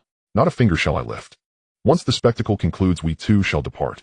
Garp knew Chen Xin spoke truth. If he'd intended interference, he would never have waited until Roger's final breath. Assured of his sincerity, Garp and Kizaru vanished in twin flashes, racing back to Sengoku's side to stabilize the crumbling command structure. As they departed, a pirate captain's roar ripped through the crowd. Men, all hands, set sail for the Grand Line. That shout struck like a war drum, igniting every last ember of fanaticism. I shall be the next king of the pirates. Thousands stampeded toward the harbor, desperate to seize ships and flee. Only a handful retained enough clarity to watch the mad rush, faces pale with horror and bewilderment. Atop the Navy command tower, Sengoku trembled with rage, slamming his fist onto the railing as he screamed into the din mushy. Seal every port. Intercept all vessels. No one sails. Not a single soul escapes. In that instant he grasped Roger's design utterly, fury and dread coiling in his gut. Damned Roger. You wretched bastard. He finally understood. Roger's surrender had never been submission. It was sacrifice. His public execution was bait, a deliberate lethal spark meant to ignite the greed in every heart, unleashing an inferno across the seas and birthing a new anarchic age of piracy. His pulse quickened. Whirling sharply, he demanded of Kizaru, just returned. Where's Mariah? Is he with Chen Xion's party? I searched thoroughly along the route, Kizaru replied, gravely shaking his head. No trace of Mariah. Most likely he withdrew well ahead of time. Kizaru too grasped the peril. Should this king of news broadcast Lobetown's seismic spectacle across the globe, the seas would drown in irreversible chaos, beyond any hope of containment. Disaster. Sengoku's face twisted in bitter resignation as he sighed deeply, helplessness weighing heavy upon him. In 2 days' time, when the news spreads worldwide, consequences will be catastrophic. By then, Lobetown's harbor was already a maelstrom. Thick swarms of people clashing, shoving, clawing their way toward. Yet the Navy had encircled the port with overwhelming force. Every access point sealed tight. Clash erupted instantly. Gunfire thundered, screams tore the air, blood sprayed in crimson arcs. The harbor became a slaughterhouse. Corpses littered the ground, life extinguished in blind, brutal frenzy. Far offshore, the Shenlong ship floated motionless. Sailors stationed aboard stood silent on deck, gazing in horror at the harbor's carnage, chills crawling up their spines. In that moment, they felt it keenly, the fragility of ordinary life, shattered like glass beneath the tide of history. Silently, they gave thanks for having met Chen Xin, escaping the abyss of common fate, spared from joining that doomed mindless rush to oblivion. Deep within the ship's shadowed hold, Mariah crouched unseen, bursting into unrestrained laughter, elated. Yo-ho-ho-ho. I knew the Navy wouldn't let this pass. Thank the heavens, the young master foresaw all, ordering me hidden aboard the Shenlong ship. Let them dig to the earth's core. They'll never find me. Tomorrow I'll publish this world-shattering spectacle, igniting the seas once and for all. On the midair platform, Chen Xin watched the suicidal surge below with weary resignation, and turned to ask, Young master, is this truly the new era you foretold? Indeed, Chen Xin replied, eyes fixed upon the roaring, chaotic harbor. A fresh, feverish age of piracy begins now. Its first tremor shakes the very foundations of the sea. A quiet melancholy stirred within him. He could not fathom such fervor, such blindness. Even if One Piece truly existed, how could these nameless, powerless mortals dare covet it? The Grand Line teemed with peril, legendary pirates prowling its depths, celestial tempests, accursed waters, and merciless trials. One misstep meant shattered hulls, obliterated crews, and bones lost forever to the abyss. This spectacle has reached its climax. Let us seek another stage for the next act. Chen Xin led the group gently downward, gathering away the table and teacups before strolling calmly toward the harbor. Wait! A figure stepped forward, Myhawk eyes sharp as forged steel, aura crackling with battle lust. Our duel remains unfinished. Impatient, aren't you? Chen Xin chuckled, clapping Myhawk lightly on the shoulder. Patience. For now, let us savor the grand finale. Later we'll find a secluded stretch of shore where Chen Xin may spar with you to your heart's content. Mihawk paused, suppressed his eagerness, and gave a silent nod, falling into step behind them as they advanced toward the harbor. No sooner had they neared the docks than a searing wave of heat struck their skin, scorching oppressive. Ahead, a furious bellow split the air. "You damned pirates, die!" Akainu Sakazuki stood immovable, his arm transmuting instantly into molten crimson magma, radiating blistering heat in all directions. His gaze was glacial, justice absolute, mercy non-existent. Ryusei. A colossal magma fist coalesced and crashed down, impact detonating with deafening force. A wide swath of pirates vanished instantly, reduced to ash, flesh and bone erased without trace. The horror broke countless spirits. Some collapsed trembling to the ground, others voided themselves outright, weeping and shrieking, "I renounce piracy. I want to go home." Sakazuki showed no hesitation, no pity, molten fists striking again and again, harvesting lives with ruthless precision. Meanwhile, Kazan and Kizaru obeyed Sengoku's orders without reserve, striking hard, holding nothing back. Kazan raised his hand. Freezing cold surged forth, spreading vast glaciers across the near sea. The water solidified completely. Pirate ships locked fast in ice, their escape routes severed. What power is this? It freezes the very sea. Staring at the frozen expanse, pirates sank to their knees, weeping, wailing in utter despair. Only then did realization strike, bitter, crushing remorse. They cursed their rashness, their blind chase after a phantom treasure, now trapped with no path forward or back, no surrender accepted, only annihilation awaiting. A few pirates who'd narrowly evaded attacks spotted Xiantian's group, standing untouched nearby. Clutching at salvation, they bolted toward them, desperate to cling to power and flee certain death.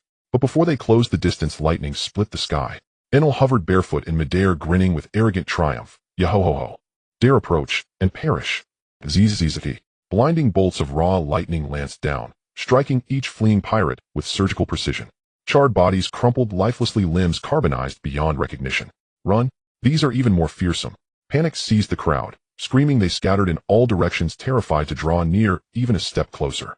Sakazuki noted Xiantian's party as well, but seeing them merely deter stragglers without interfering in the battle or favoring either side, he set aside suspicion and refocused entirely on suppressing the riot. Just as the Navy seemed poised to quell the uprising, a cold, mocking laugh cut through the din. "Hey, this is the age for bold men to sail the seas. Shall you Navy block their path?" All turned. There stood a man with slicked back hair, clad in gray suit and black overcoat, a grotesque scar slashing across his face, a thick cigar clenched between his teeth, aura sharp and forbidding. The Logia-type Sansan fruit user, Sir Crocodile. Desert spear. A sharp metallic hiss echoed, sand whirled skyward, condensing into a colossal blade that cleaved downward, shattering the thick ice barrier and carving a jagged breach through the frozen sea. Right behind him strode another towering figure, wearing a ridiculous jester's cap reeking of drink, his enormous sausage-shaped nose unmistakable. He tilted his head back, gulping fiery liquor, then roared open-mouthed. Boom! A torrent of incandescent flame erupted, melting vast swaths of ice, freeing the trapped ships to sail once more. This was Basai Jot, Paramecia-type liquor fruit user. Not just the two. Others emerged from concealment, Doflamingo among them, ambitious souls united in dismantling the Navy's blockade. In moments the ice was either sundered or melted, the Navy's defensive formation shattered beyond repair. Revived pirates roared with manic joy, scrambling madly for ships to seize and sail. "Damn it!" Sengoku's eyes blazed crimson as he bellowed, "Full advance! Crush them utterly!" The roar ended, and he wheeled around, locking eyes with Xiantian's group, suspicion flaring to its peak. His voice dropped low, edged with steel. "Will you intervene as well?" Faced with Zhangguo's guarded interrogation, Xiantian did not speak. He merely raised a hand and pointed toward the Shunlong Hao anchored on the distant sea, his demeanor calm and silent.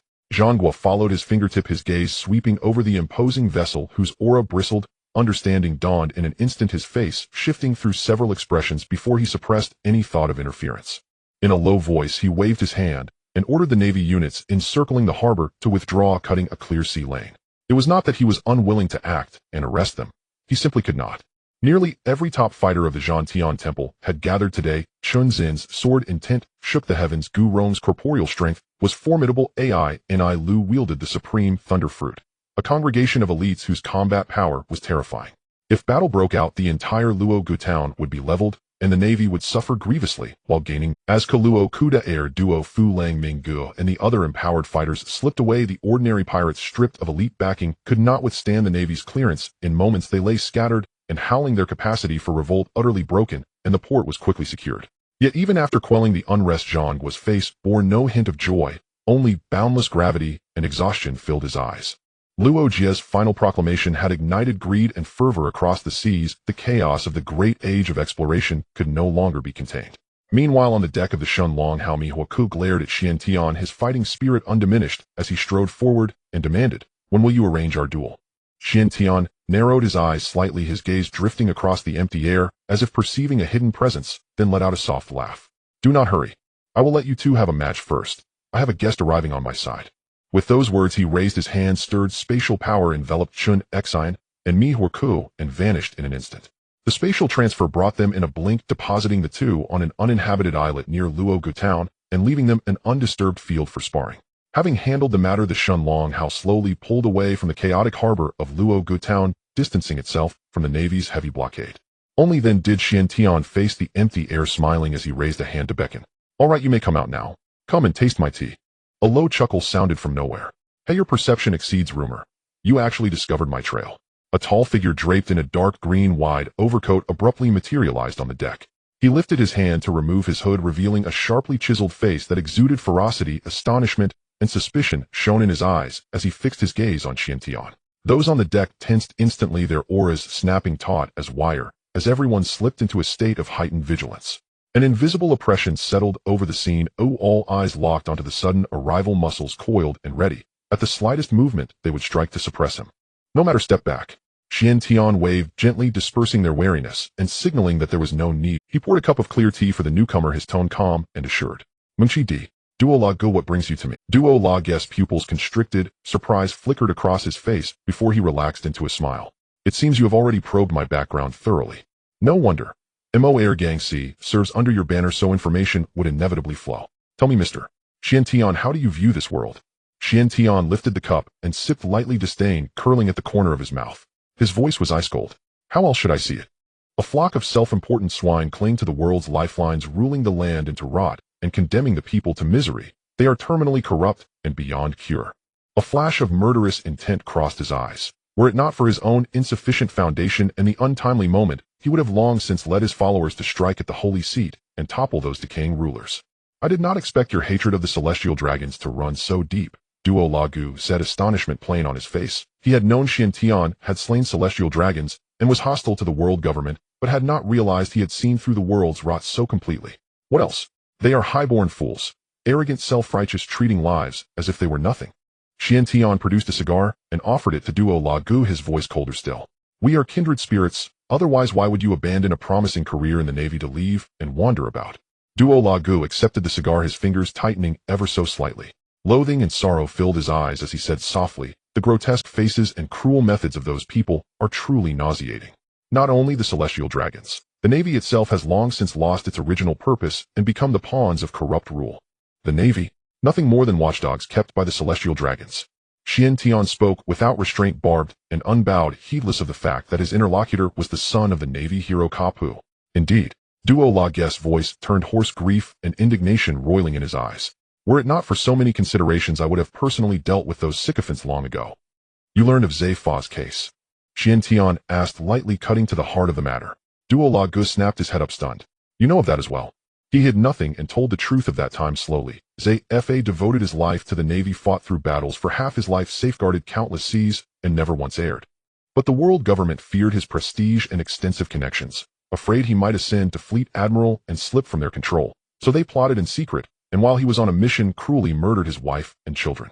For the sake of balancing power, they slaughtered a hero's family. Such a vile measure.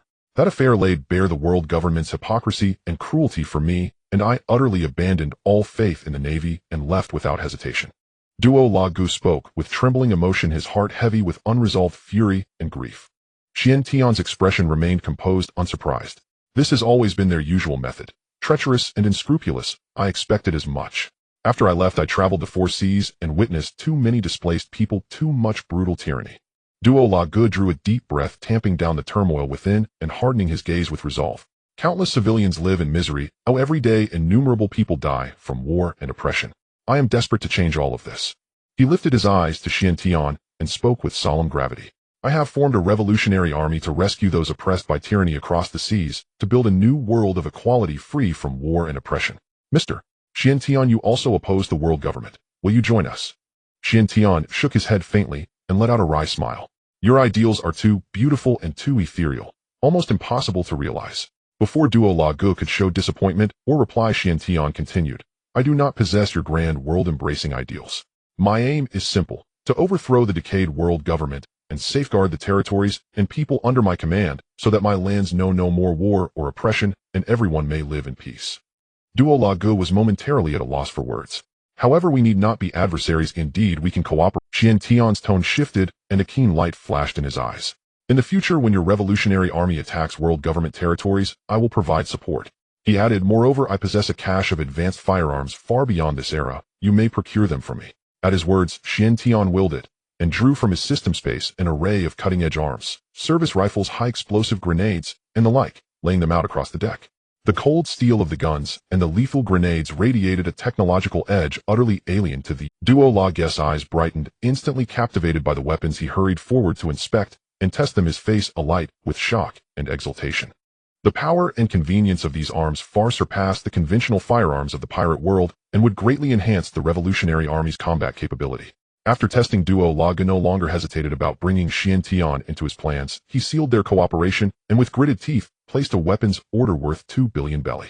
He did not want to buy so little, but the Revolutionary Army was still in its infancy and funds were scarce. 2 billion was all they could muster. The two then discussed at length the many details of opposing the world government resource exchanges, intelligence sharing, and long-term arms supply, finalizing every matter and forming a preliminary partnership. When everything was settled, Douluo's figure shimmered, and he quietly ascended, departing to the Revolutionary Army's base to prepare subsequent affairs. Almost at the same time, Moer Gang C, who had lain hidden in the cabin, stepped from the shadows and bowed to Xiantian. Young master, I will leave first and work through the night on the layout. By tomorrow, the astounding news of the fall of the Pirate King in Luo town and the dawn of the great age of exploration will be spread across the 4 seas. With permission granted, Moer Gang C boarded a hot air balloon and rose into the sky. Not long after they departed, a streak of light hurtled across the distant sea toward them. Chen Xin alighted upon a razor-sharp flying sword with graceful poise, carrying in one arm the limp, utterly unconscious eagle, Amihuakuo, and landed steadily back on the deck of the Shun Longhao. Now buoyed by a steady flow of soul power, he could seamlessly alternate between soul force and Haki, rendering his combat prowess ever more varied and formidable. Xiantian looked at the fallen Mihuaku, slightly surprised. Already over so soon. In his impression, Mihuaku would become the world's foremost swordsman, supremely gifted and top tier in battle. Even if he had not yet reached the prodigious level of the Red Count, he should have been able to contend with Chen Xin for days, not be defeated in under an hour. His talent is astonishing. Chen Xin sheathed his flying sword, his expression composed and tinged with appreciation. Not yet 20, his foundation in the way of the sword is solid, and his sword intent pure and fierce. Among his peers, he is a standout, already surpassing many veteran swordmasters. Yet his depth mastery of Haki and real combat experience still falls short of mine, so his defeat is not unexpected. Naiqin, come and tend to him. Do not let him die, Xiantian instructed calmly. Yes, young master. Naiqin answered and stepped forward, carrying the unconscious Mihuaku into the cabin to begin healing and treatment. After they left, Chen Xin bowed and asked, Young master, shall we return to Sky Island next, or are there other plans? Xiantian gazed across the boundless East Sea. His eyes shifted as he thought of a genius lurking in a shadowed corner, and he spoke softly. Since we are in the East Sea, and it is on the way, we will make a stop at Na Ba Long Island. He remembered clearly that boy who would one day be cold of heart and cunning. Douluo. Now barely 10 years old, he scraped by in the underbelly of Na Ba Long Island streets, struggling through endless darkness and hardship. It was precisely that bleak childhood that would forge his later obsessive, icy temperament. Then Xiantian slowly spoke to Chen Xin and the others about the man known for his intelligence in the East Sea. Oh, is there really such a meticulous thinker in the world? Rong, after hearing about Kailu's numerous deeds, showed a hint of surprise in his eyes. Such extraordinary intellect is indeed worth recruiting into our ranks. Strength can be cultivated over time, but a top-tier mind is something rare and precious. If we could bring him under our banner, letting him manage affairs and handle internal matters beside the young master would be a perfect fit. Set sail for Nabaran Island. The fleet raised its sails and departed for the East Sea's Nabaran Island. On the second day of sailing, Mihawk, who had been recuperating for a long time, finally awoke. He was wrapped in layers of bandages and slowly walked out of the cabin to join everyone. In his usually sharp and aloof eyes, there was an unusual hint of dejection and confusion. So it turns out, even as I step into the realm of the great swordmaster, the gap between you and me remains. Chen Xin, watching this young prodigy of swordsmanship, was filled with genuine admiration, his tone serious yet gentle. You are already brilliant enough. At your age, I certainly did not possess the level of mastery and strength that you have now. After these words, he gazed intently at Myhawk and extended an invitation. Would you like to become my direct disciple? Myhawk raised his eyes, his sharp gaze locking onto Chen Xin, his tone carrying the unique stubbornness and sharpness of a swordsman. Aren't you afraid that one day after I complete my training, I will defeat you myself? It doesn't matter. Chen Xin laughed freely, shaking his head calmly. If in the future you can surpass me, it only proves that you have truly excelled beyond your master. With that, he raised his hand and took down a specially crafted short sword from his waist. This was a mini version meticulously forged by Titan based on the 7-kill sword's design, half a foot long. Though it was not a supreme blade, it was of exceptional quality, and its sharpness was contained. This is a gift to you from your master. However, Myhawk did not immediately reach out to accept it. Instead, he quietly gazed into Chen Xin's eyes, as if assessing the sincerity of the other party. After a long moment, he let out a long breath, all the pride and turmoil in his eyes dissipating, as if he had made the most important decision of his life. He knelt on both knees, his posture upright, and earnestly bowed 3 times to Chen Xin, his voice resonant and powerful. I pay my respects to my master. Chen Xin was slightly taken aback, asking with some confusion, you seem to understand our etiquette. Most swordsmen in this sea refer to their masters as teachers. Why do you call me master? I once traveled to the Land of Flowers, challenging many local swordsmanship experts and witnessing the martial traditions and customs there. Myhawk slowly revealed the reason. The civilization of the Land of Flowers is quite similar to ours, with a long-standing martial heritage. At this moment, Chen Xin spoke up, recalling the Land of Flowers from his past life. In the future, if you have the chance, you might as well go there for some training. Oh, it would be quite beneficial. Chen Xin, unconcerned with travel matters, turned to Chen Xin with a serious expression. Young master, now that Myhawk has become my disciple, does that mean he has officially joined our forces? Xuanqian's expression suddenly grew serious, shedding his casual demeanor, and looked gravely at Myhawk, every word heavy. Myhawk, think carefully. Once you join our camp, there is no turning back. My forces absolutely do not tolerate betrayal. Those who betray us only have a path to death. I understand. Myhawk did not hesitate at all, his gaze as firm as iron, nodding earnestly. Very well. Xuanqian's lips curled slightly. Welcome to our family, Myhawk. East Sea Nabaran Island. The streets of the small town were desolate and dilapidated. In a corner, a ragged boy covered in dust squatted on the ground, holding a hard bun in both hands, devouring it hungrily. At that moment, boom.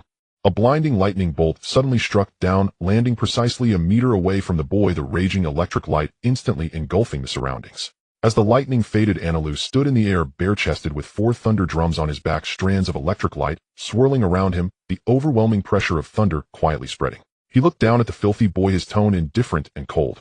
Are you Keilu? The boy Keilu stiffened, his pupils constricting, trembling in fear from this godlike spectacle, collapsing onto the ground with fear on his face. Yais. Who are you? What do you want with me?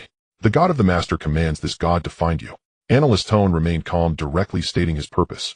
I give you an opportunity to join us, will you? God. Keilu, looking bewildered, raised his head to gaze at Anilu, who was surrounded by running thunder, and asked in a small voice, are you pirates? Pirates. Anilu frowned, a hint of impatience and disdain flashing in his eyes. That kind of rabble cannot be compared to us. Just answer, will you join or not? Keilu's mind raced, and in an instant he made his decision. He had been struggling to survive in this small town, barely managing to feed himself, with a bleak future ahead. The person before him possessed the power to overturn the heavens and earth. Following such a powerful being was his only way out. I will join. Anilu looked at his dirty appearance with disdain, too lazy to say more. With a flick of his finger, the golden staff lifted Keilu's body into the air, a surge of lightning surrounding them, and the two transformed into a streak of lightning, instantly disappearing at the end of the street. Upon returning to the deck of the warship, Xiantian immediately ordered someone to take Keilu to bathe and change into clean clothes. Chen Xin examined the now refreshed and seemingly ordinary boy and couldn't help but ask, young master, where shall we go next? I truly can't see what extraordinary intellect this child possesses that warrants your special recruitment, young master. Xiantian slightly lowered his gaze, quickly sorting through the characters and connections in the entire East Sea in his mind, murmuring softly, let me think. Amidst his thoughts, he suddenly recalled that eerie and desolate sea area, the lonely, drifting skeletal musician who had wandered for 50 years. Change course, return to the Grand Line, and head towards the Devil's Triangle. Since Yu Shaojiang had not fully recovered, the fleet did not sail at full speed, but moved steadily towards the Grand Line. As they passed through Endless Island, the group landed on the island to rest for 2 days. Hitler sent another 2 billion berries, showing great thoughtfulness, and prepared exclusive gifts for Xuanqian's 2 young sons. Grand Line, Devil's Triangle. This entire sea area was shrouded in endless darkness year-round, with howling winds and a chilling aura, the air filled with a haunting and eerie atmosphere. The moment they entered this sea area, an invisible sense of being watched quietly enveloped everyone, as if an unknown pair of eyes lurked in the shadows, fixating on every intruder. Chen Xin fully unleashed his observation Haki, sensing the entirety of the dark sea. Everywhere he looked, countless broken shipwrecks floated upon the sea with masts and torn sails scattered across the expanse, piles of bones strewn about a scene of death and desolation. He has a signature explosive hairstyle, wears a black suit, and wields a sword. He should be among these wrecks. Chen Xin instructed everyone to disperse and search. Before long, Analyst's clear voice rang out from a distance. Master God, I found him. Over there. It's quite far from here. Xuanzhen's observation Haki instantly extended to its limit, and indeed, deep in the darkness, he sensed that unique silhouette. A figure with explosive hair dressed in black, holding a sword, sitting alone atop a broken shipwreck, gently playing a violin. As the fleet approached slowly, the melodious and graceful violin music, accompanied by a cheerful song, echoed gently in the dead silence of the dark sea. As the piece concluded, the skeletal figure slowly rose and elegantly bowed to the crowd, his signature hearty laugh resonating across the sea. Yo-ho! Are you all travelers lost in this fog? Not lost, Chen Xin looked directly at him, his tone calm. We specifically came to find you, Brook. Would you be interested in joining us? At this moment, Brook, whose shadow had not yet been taken away, was merely trapped in this dead sea, drifting in solitude for half a lifetime. Brook looked down at his empty skeletal body, opened his bony palm, and laughed with a hint of melancholy. Yo-ho-ho. But I am already dead with only this skeletal frame left. Ooh, I can't be of any help to you. No worries if our crew just happens to be in need of a unique musician. Chen Xin tilted his head slightly, and then spoke the name that sent a tremor through his heart. Moreover, do you not remember the promise of Reverse Mountain? Laboon is still waiting for you. For 50 years, that whale has never left, always waiting for you to travel the Grand Line and reunite with it. Laboon. Just two simple words instantly pierced through Brook's softest obsession in his heart. The images from 50 years ago surged in his mind. When they first entered the Grand Line, the path ahead was fraught with danger and uncertainty, so they left the young Laboon at Reverse Mountain, promising to reunite after sailing the seas. Time flew by, and it had been half a lifetime. He had thought that little whale had long since perished, yet to his surprise it had kept the promise and was still waiting until now. Brook stood quietly, lost in silence for a long time. The confusion and loneliness in his eyes faded entirely, replaced by a determined light. He gracefully bowed again, his posture sincere and earnest. Then how should I address you? My captain. My name is Chen Xin. Like them, you can call me young master. We are definitely not pirates. Chen Xin smiled as he introduced Brook to his companions. The fleet slowly sailed out of the Devil's Triangle, and the moment they broke free from the enveloping darkness, that lingering, cold, eerie sense of being watched finally dissipated completely. Chen Xin let out a long breath, his tense figure completely relaxing as he spoke seriously. Young master, you said? Yes. Xuanzhen's expression was solemn as he nodded slowly. I could sense the watchful eyes, yet I could not capture the presence or traces of the other party. This sea area hides something unknown. After leaving this eerie sea, Chen Xin immediately ordered a change of course, racing towards the direction of the Sabati archipelago. In the chambered archipelago, Area 13, amidst the bubbles and the bustling charm of the interior of this island, lies a well-known little tavern, the Bamboo Knocker Tavern. Xuantian, accompanied by Chen Xin, Inalu, and Barrett, pushed the door open and entered the tavern. Inside it was eerily quiet and empty, with such a vast space devoid of even a single customer, making it exceptionally desolate. Chen Xin glanced around, unable to suppress a click of his tongue, his face full of disdain as he muttered, how can there be not a single customer? It can't be that the drinks here taste so bad that they can't keep anyone. Nonsense. Which brat dares to slander my drinks? Inside the bar, a short-haired woman was leisurely wiping a glass, while holding a cigarette, ready to curse at the remark. However, as soon as she looked up and caught sight of the group at the door, the curse lodged in her throat, and she froze, her pupils constricting in shock, her expression filled with utter astonishment. Isn't this Xuantian, one of the 4 emperors? A person of your stature, why would you lower yourself to come to I just happened to be passing through Chambord and decided to stop by for a drink and take a break. Chen Xin strode forward and sat down on a high stool at the bar, casually fiddling with an empty glass on the counter, his tone laced with amusement. But with business this slow, if you say it's not because of the drinks, I wouldn't believe it. Young man, don't speak carelessly. Xiaoqi chuckled lightly, extinguished her cigarette, and bent down to retrieve a bottle of cherished Matai from below the bar, expertly pouring drinks for everyone, while her gaze swept over the group, eyes filled with understanding the renowned swordsman Chen Xin, the devil's descendant Barrett, and this young man, who controls the lightning fruit Inalu. I have heard of your names long ago. Your intelligence skills are indeed top-notch.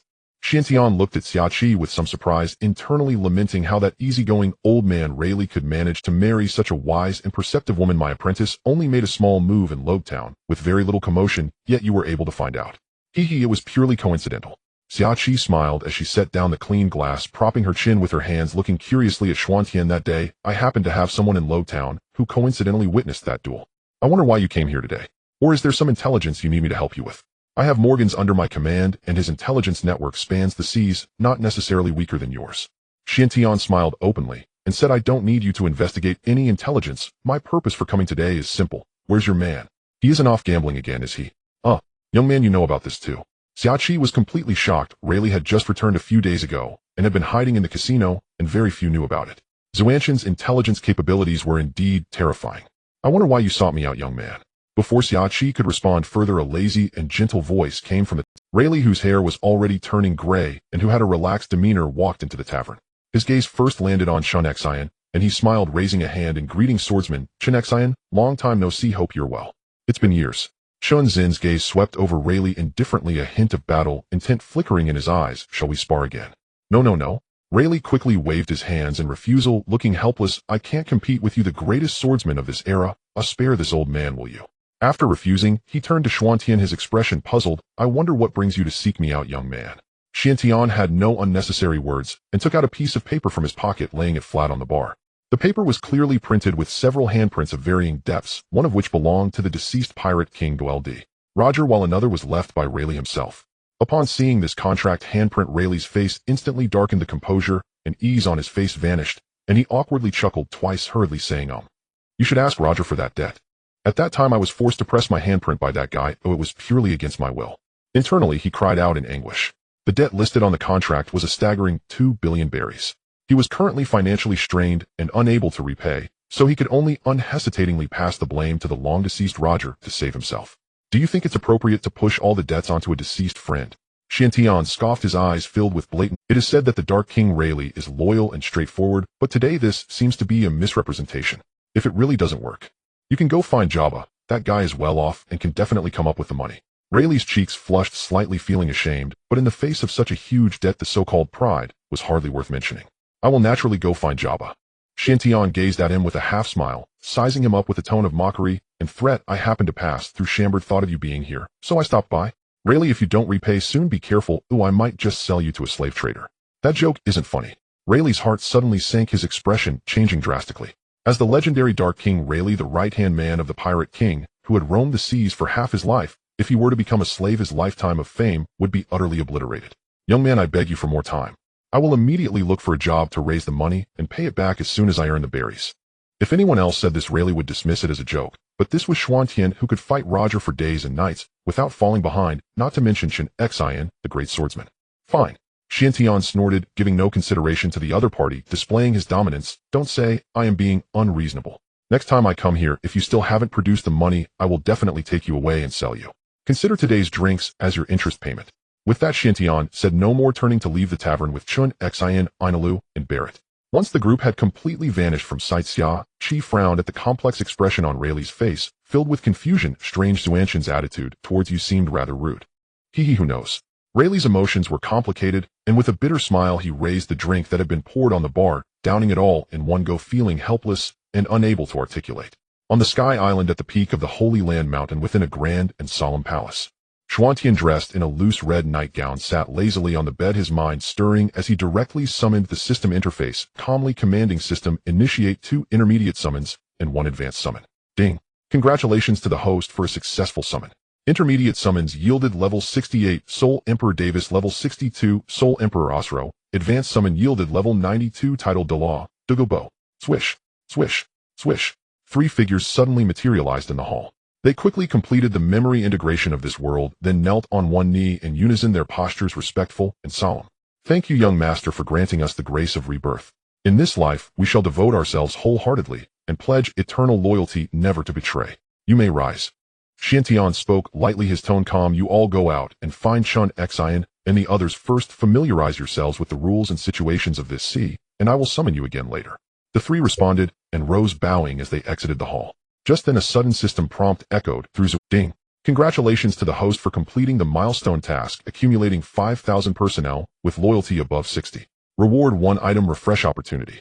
Ding. Issuing a new faction task, personnel with loyalty above 60 must exceed 6,000. Reward 1 item refresh opportunity. Current eligible personnel 5,000, and Wanu diehard core personnel 4,603. After 2 full years I've finally chewed through this task. Xiantian exhaled deeply, his eyes filled with emotion, feeling the difficulty of the journey. Fortunately, with the summoning of these 3 the personnel gap was filled up, otherwise he would have to wait for the new generation of youths from the training camp to graduate and join the War Heaven Temple to fulfill the quota. Having been in this pirate world for several years, he had painstakingly managed to gather just over 5,000 core elites. It seemed the pace of expansion could not afford to slow down. After his reflections, Xiantian immediately summoned the item refresh panel, eagerly hoping for it to yield high-quality items, preferably a divine object that could break the shackles of the soul rings. This refresh item list includes ice cream, mineral water, meat sandwich, cigarettes, 98k sniper rifle priced at 10 million berries, high quality, steel mining pick priced at 10 million berries, blind box, 50,000 berries, limited to 5. System, what is this steel mining pick? Why does it cost 10 million berries? Xiantian looked at the refresh list, puzzled. Is it specifically for mining? Host, this is a specially made steel mining pick capable of ignoring any hardness of mineral grades with an extremely high excavation efficiency. I see. Xiantian instantly understood, a glimmer of brightness flashing in his eyes. It won't be long before we advance into Wano country, and it will be perfect for mining sea prism stone, very useful. This time being able to draw a blind box is already a substantial gain. After completing the Douluo 10 people summon task last time, I received 3 blind boxes, now totaling 8. This is a perfect opportunity to test my luck. Xiantian tightened his fingers slightly, gently gripping the hem of his pants, his gaze fixated on the blind boxes on the panel, filled with expectation and nervousness. System, purchase 5 blind boxes and open them all at once. Ding. Blind box opened successfully. Congratulations to the host for acquiring a set of genuine leather sofa blueprints for storage, soul guide, a rose, a pack of sunflower seeds, a table lamp, a mysterious pet egg, and a random space gate. Requires a corresponding time-space key to activate 10 pounds of premium tea leaves. Looking at the dazzling array of rewards, Xiantian first felt delighted at the storage soul guide blueprints. Although he had an alternate space for storage, his subordinates had always lacked convenient storage means, and this blueprint could perfectly fill that gap for his faction. However, when his gaze swept to the last 2 items, he was filled with curiosity and immediately asked, System, explain the use of the space gate. And what about this mysterious pet egg? Does it need manual incubation, or will it hatch automatically? Host, the mysterious pet egg does not require manual intervention. It will hatch automatically once sufficient energy is accumulated. The random space gate can connect to all realms with a completely random landing point, and can reach any plane such as reality, novels, history, and anime. It requires a dedicated time-space key to activate. All realms. Xiantian swallowed hard, his eyes filled with shock as he instantly understood the true essence of the system. So the ultimate goal of this 10,000 realms conquest system is to have me conquer all realms. That's right, host. The world of the Pirate King is merely your starting point, not your endpoint. Interesting, very interesting. Xuantian's eyes instantly ignited with boundless ambition, battle intent surging through him. With my current strength in the War Heaven Temple, no one in the entire Pirate King world except the mysterious An can rival me. Originally worried that future battles might be dull, it now seems that the path ahead is filled with unknowns and challenges. To be the ruler of merely one pirate world has never been his endpoint.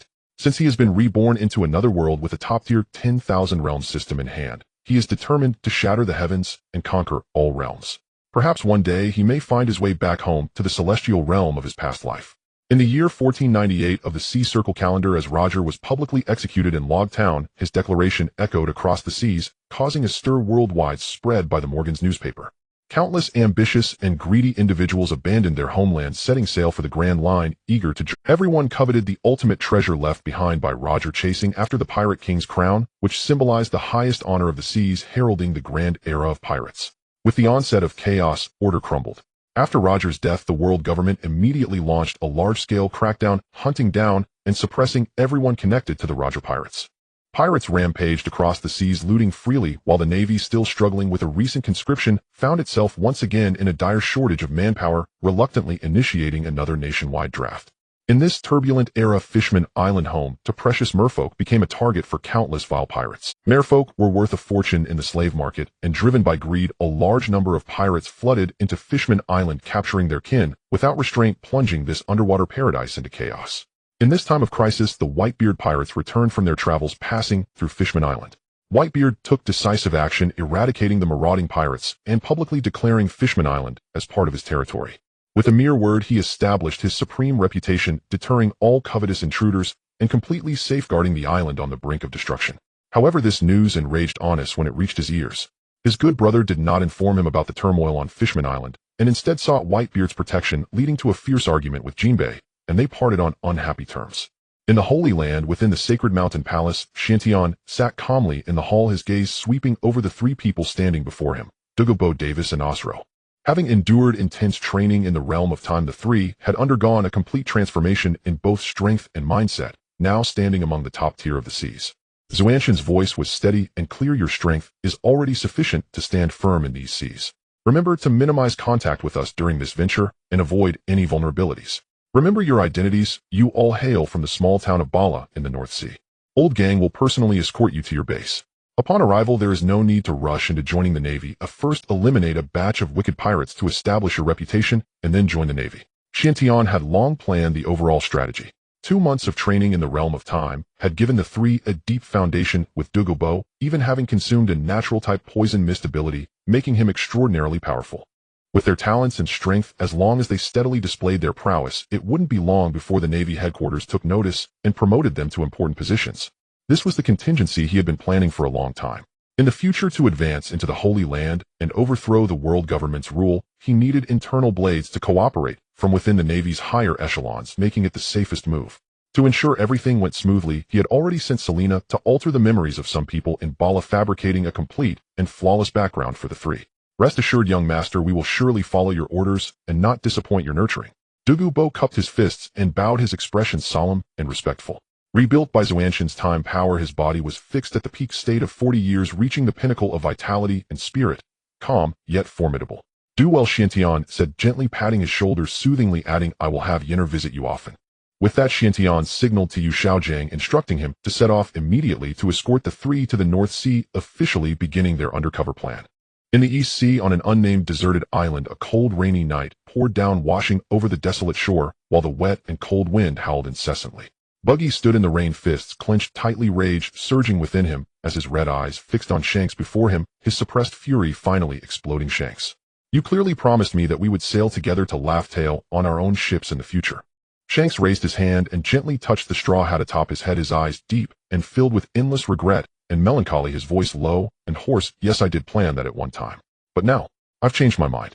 I won't be going to the final island for now, but I will still be a pirate. I misjudged you. Buggy gritted his teeth, disappointment flooding his eyes. He looked at the straw hat that Roger had personally gifted to Shanks. Memories of their past adventures and sailing together surged, and his emotions erupted.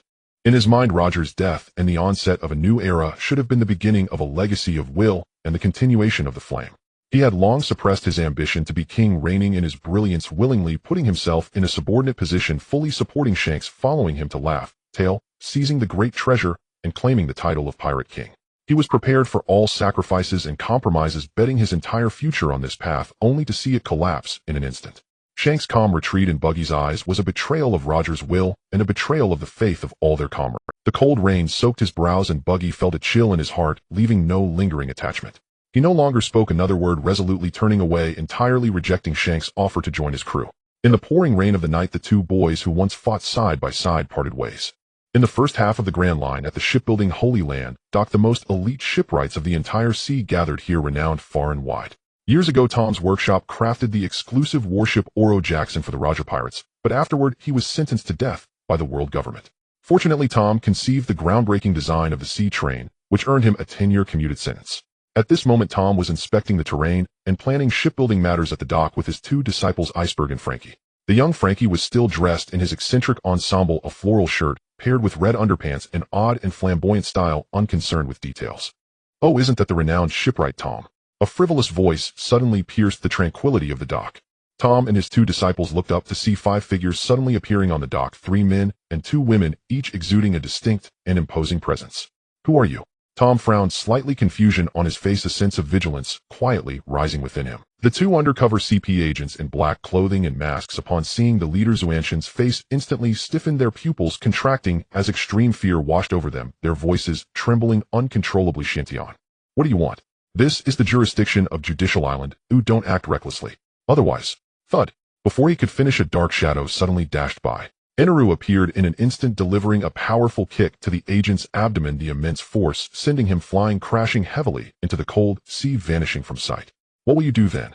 Go on, say it. Inaru held a golden staff, the tip pressing against the remaining CP agent's forehead, his gaze indifferent and contemptuous, exuding a godlike arrogance and mockery. The agent trembled violently, cursing his partner's stupidity in his heart. Knowing they faced the four emperors Chen Xin and his crew, yet still dared to threaten them was pure folly, but at that moment fear had completely engulfed him, and he dared not speak another word. Boring. Inaru pouted, losing interest in teasing. Lightning surged from his fingertips, a blinding flash erupted instantly, sending the agent flying into the sea. In an instant the troublesome observers were all eliminated and the dock returned to silence. Chen Xin clapped his hands, his gaze soft as he looked at the bewildered trio of Tom and his disciples, stating plainly, "I come with no ill intent, merely to invite the three of you to join my war god temple.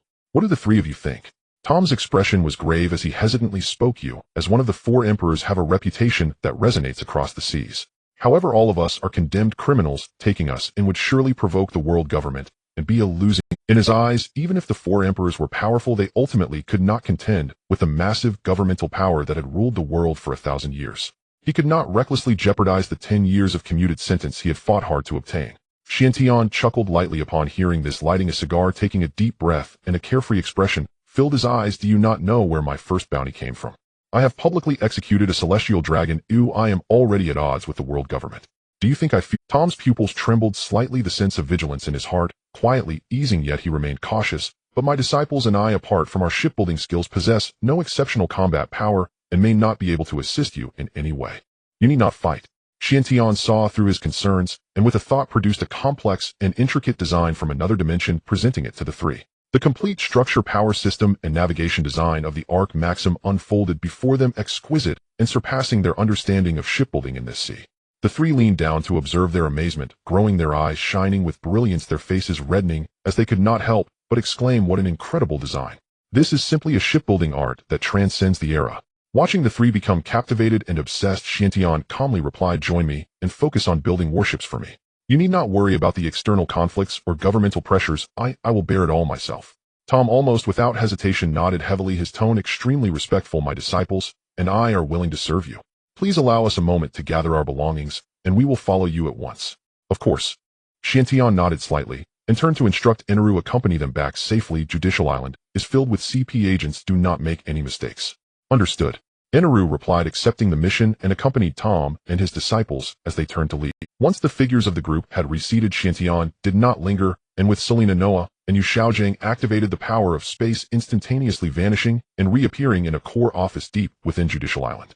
At Judicial Island, within the core office of CP9, Spandane had just hung up the phone, a sly and self-satisfied smile gracing his face, his brows and eyes radiating the arrogance of an upper echelon figure. He was dressed in a neatly tailored black suit draped with a black and white striped long coat. His long black hair cascaded freely, and his rectangular face, paired with sharp and fierce features, exuded an aura of malevolence and harshness. Just as he finalized a promotion deal over the phone, a few figures abruptly flashed into the otherwise empty office. The silent and sudden manner of their appearance was too strange. Spandane's body stiffened, and he leapt up from his chair, angrily shouting, "Bastards! Who are you? How dare you intrude into the confidential office of Judicial Island?" Ignoring his rage entirely, Chen Xin walked straight towards the filing cabinet against the wall, casually rummaging through the layers of classified documents as if he were in his own territory. "Hey, stop. Those are top secret documents of the world government. You are being reckless. Shut up." Noah had no interest in listening to any more nonsense. With a slight lift of his fingertip, a chilling aura instantly sealed Spandane's mouth and nose. Frost quickly covered his lips and chin, freezing all his words, rendering him utterly silent. Spandane, fearful for his life, felt cold sweat soak his back, his pupils constricted, and his entire body trembled violently. Upon seeing the faces of the people before him, he instantly realized their identities. The arrogance in his heart crumbled completely, leaving only profound fear as his legs grew weak, nearly giving way beneath him. After finishing the last document, Chen Xin slowly closed the file and murmured, "It seems these little fellows have yet to be officially inducted into the agent ranks." In the year 1498 of the Sea Circle calendar, Rob Lucci is only 6 years old and still too young. It will be several more years before he joins CP9. Chen Xin turned to glance at the trembling Spandane and said coolly, "Selena, alter his memories. From now on he shall be our undercover agent within the world government. This man is despicable and selfish, driven only by ambition and power, and is not worth winning over." However, he was well versed in the rules of the officialdom and possessed strong networking skills. It wouldn't take long for him to climb the ranks and secure the position of CP9's chief. In the turbulent currents beneath the Holy Land, such a high-ranking, easily manipulated pawn was needed to cover up movements, handle trivial matters, and lay plans in the shadows. After weighing the pros and cons, Xiantian ultimately decided to make use of him burying this crucial piece on the board. Selena raised her hand in response, her ethereal light swirling as she swiftly altered all of Spandon's memories. In the moment of memory alteration, the fear in Spandon's eyes completely faded, replaced by an overwhelming sense of sincerity. Ignoring the scornful gazes of those around him, he suddenly lunged forward, tightly hugging Xuantian's thigh and sobbing uncontrollably, expressing heartfelt loyalty and recounting the hardships he faced while lurking within the world government. The others watched coldly, knowing that this was a facade resulting from memory alteration. Those unaware of the truth might actually be deceived by his display of genuine emotion, believing him to be a steadfast undercover agent who had been lying in wait for many years. After handling everything, the group quietly left Judicial Island and returned to the dock. Tom and his apprentices had been waiting for quite some time, and Iceberg had even brought his wife. Xiantian gave a slight nod and turned to instruct Yu Xiaojing to open the portal. The group immediately began their return to Sky Island. You take them to familiarize themselves with the environment of the Holy Domain and arrange their accommodations and workshop, Xiantian gently reminded. Meanwhile, the turmoil at Judicial Island came to a close. Spandane completely erased all traces of Xuantian's group, visiting, ensuring not a single whisper reached the outside world. Subsequently, he publicly executed the 2 CP agents who had been monitoring Tom and his apprentices, citing negligence and allowing serious offenders to escape. The official statement claimed that Tom and his apprentices had jumped into the sea to escape, and a nationwide manhunt was ordered, commanding all CP branches to search with full force. Every trace was thoroughly wiped clean. In the year 1499 of the Sea Circle calendar on Sky Island, in the Assembly Hall of the War God Temple, Chen Xin, Gulong, Yu Xiaojing, Barrett, Enel, Selena, and 15 other core, high-ranking members gathered together, standing solemnly within the hall waiting for Xuantian's orders. Only Mihawk was absent. After a year of hard training under Chen Xin's meticulous guidance, his strength had surged, and his foundation in the sword arts had grown increasingly solid. Seeking faster breakthroughs and honing his combat skills, he volunteered to go out for training. Chen Xin gladly agreed. True strength is nurtured through battles and travels. Suddenly, the sharp and iconic sound of a transponder snail rang out. Morgan's flamboyant voice came through the receiver. Yaha. Dear young master, my seagull spies have reported that Gecko Moria's fleet has entered Reverse Mountain and is now in the Grand Line. Got it. Xiantian hung up the communication, his gaze falling on Yu Xiaojing, and instructed solemnly, open the portal to Wano country. For this expedition, he would only take 15 core combatants. Deliberately concealing most of his cards, he sought to avoid provoking the world government and the Marine headquarters, while also preventing the remnants of the 4 emperors and the revolutionary army led by Drago from forming excessive wariness. He aimed to reveal just the right amount of strength, steadily laying out plans. As the portal's faint light flickered, the group instantly crossed the sea and arrived within the borders of Wano country. Xiantian unleashed his observation Haki, instantly locking onto the precise location of Kaido the Beast, and the group vanished in a flash. In the next moment, within the opulent main hall of the general's residence, the group quietly materialized. At this moment, Kaido the Beast was surrounded by 2 geisha in kimonos, his cup overflowing with liquor, utterly intoxicated, while the servants and attendants in the hall were swaying drunkenly, the air thick with the stench of alcohol. The revelers, lost in their indulgence, were completely oblivious to the arrival of uninvited guests. Xiantian frowned as he scanned the chaotic and lavish hall, his tone icy. Eliminate everyone except Kaido the Beast. Alright, yaha. Enel's killing intent surged, and with a sinister laugh, he raised his golden staff. Several bolts of ferocious purple lightning crashed down, accurately striking all the attendants and geishas in the hall. In the instant of the electric explosion, the smell of burnt flesh instantly filled the entire hall. Noah made a slight motion with his fingers, and an icy aura swept through the scene, freezing all the charred corpses and residual scents, leaving the place immaculate. The sudden lightning and chill instantly awakened the drunken Kaido the Beast. His short, rotund body trembled violently as he realized the horrific scene in the hall, and he was instantly terrified, screaming and stumbling backward in panic, desperately avoiding the 2 frozen corpses. Noisy. Barrett snorted, coldly stepping forward. His heavy iron fist accurately struck down, knocking the panic-stricken Kaido the Beast unconscious to the ground. Selena, alter his memories. Xiantian stroked his chin and said lightly, make him remember that he never saw us tonight, only that Kaido's men ambushed him in the dead of night, intending to silence him and monopolize all the resources of Wano country. Understood. Selena pinched her nose in disgust, avoiding the spilled liquor on the floor, and with one hand conjured ethereal light as she rudely yet precisely altered Kaido the Beast's memories. In his unconscious state, Kaido the Beast furrowed his brows, faintly groaning in pain. Moments later, the group quietly faded away, vanishing from the general's residence. The layout of the hall was completely restored, leaving only traces of ice and grim scenes. After a long while, Kaido the Beast slowly awoke, his head pounding. Recalling the fragmented memories in his mind, he instantly felt a surge of rage, gritting his teeth and shouting, "Kaido, you dare to scheme against me in the dark, relying on your sheer strength to swallow Wano country whole. I won't allow it. From now on we will fight to the death." He braced himself against his throbbing head and staggered out of the general's residence, never to return. It was from this day forth that Kazuki Oden, who had once danced naked in the streets of the flower capital, completely vanished, never to be seen again. 5 days quickly passed. In the dead of night towards Onigashima, a sudden eruption of thunderous battle cries erupted, the clang of metal striking and furious roars piercing the night, echoing throughout the waters of Wano country. Following that, a deafening dragon roar resounded through the heavens, and the earth carrying boundless fury. "You seek death." The flames of war surged, chaos was imminent. In a dilapidated shack, the moonlight dimmed, the wind howled desolately. Ten Moon Time huddled in the corner with her 2 young children, trembling all over, gripping a precious letter tightly. The sounds of battle echoed faintly from outside, drawing ever closer, instilling a sense of dread. 5-year-old Kazuki Momonosuke, with tear-stained cheeks, buried his face in his mother's embrace, trembling and crying out, "Mother, I'm scared." 3-year-old Kazuki Hayori tried to appear calm, gently patting her brother's back and soothing him with soft words, "Brother, don't be afraid. Father will definitely win. That's right, believe in your father. He will drive away the enemy." 10 Moon Time's voice trembled as she gently stroked her children's heads, her eyes filled with apprehension and hope. "Oh, is that so? I don't believe that fool Oden can defeat Kaido." A frivolous sneer suddenly echoed within the shack as Chen stepped out, glancing at Barrett, who wore a mocking expression. Barrett laughed heartily, exuding madness. "He. I don't believe it either. Unless I take action. Instructor, you're so mighty." Noah teased in response, his laughter lighthearted. The sudden arrival of several people made 10 Moon Time look up in surprise. The moment she recognized Xuantian, delight instantly filled her eyes. Ignoring the mockery in their words, she hurriedly stood and deeply bowed, her tone extremely earnest. "Lord Xuantian, I beg you to lend your strength and save my husband. Help Oden drive away Kaido." The atmosphere in the room instantly froze. Xuantian raised an eyebrow, incredulously pointing at himself, and asked slowly, "You want me to help Kazuki Oden fight Kaido?" "Yes. As long as you take action, my husband and I will surely remember your kindness and repay you for eternity." 10 Moon Time completely failed to grasp the astonishment in his tone, still desperately pleading. Xuantian felt somewhat speechless. Oh, were the people of Wano country truly this naive? They were essentially strangers with uncertain positions and even potential adversaries. What led them to believe he would offer assistance?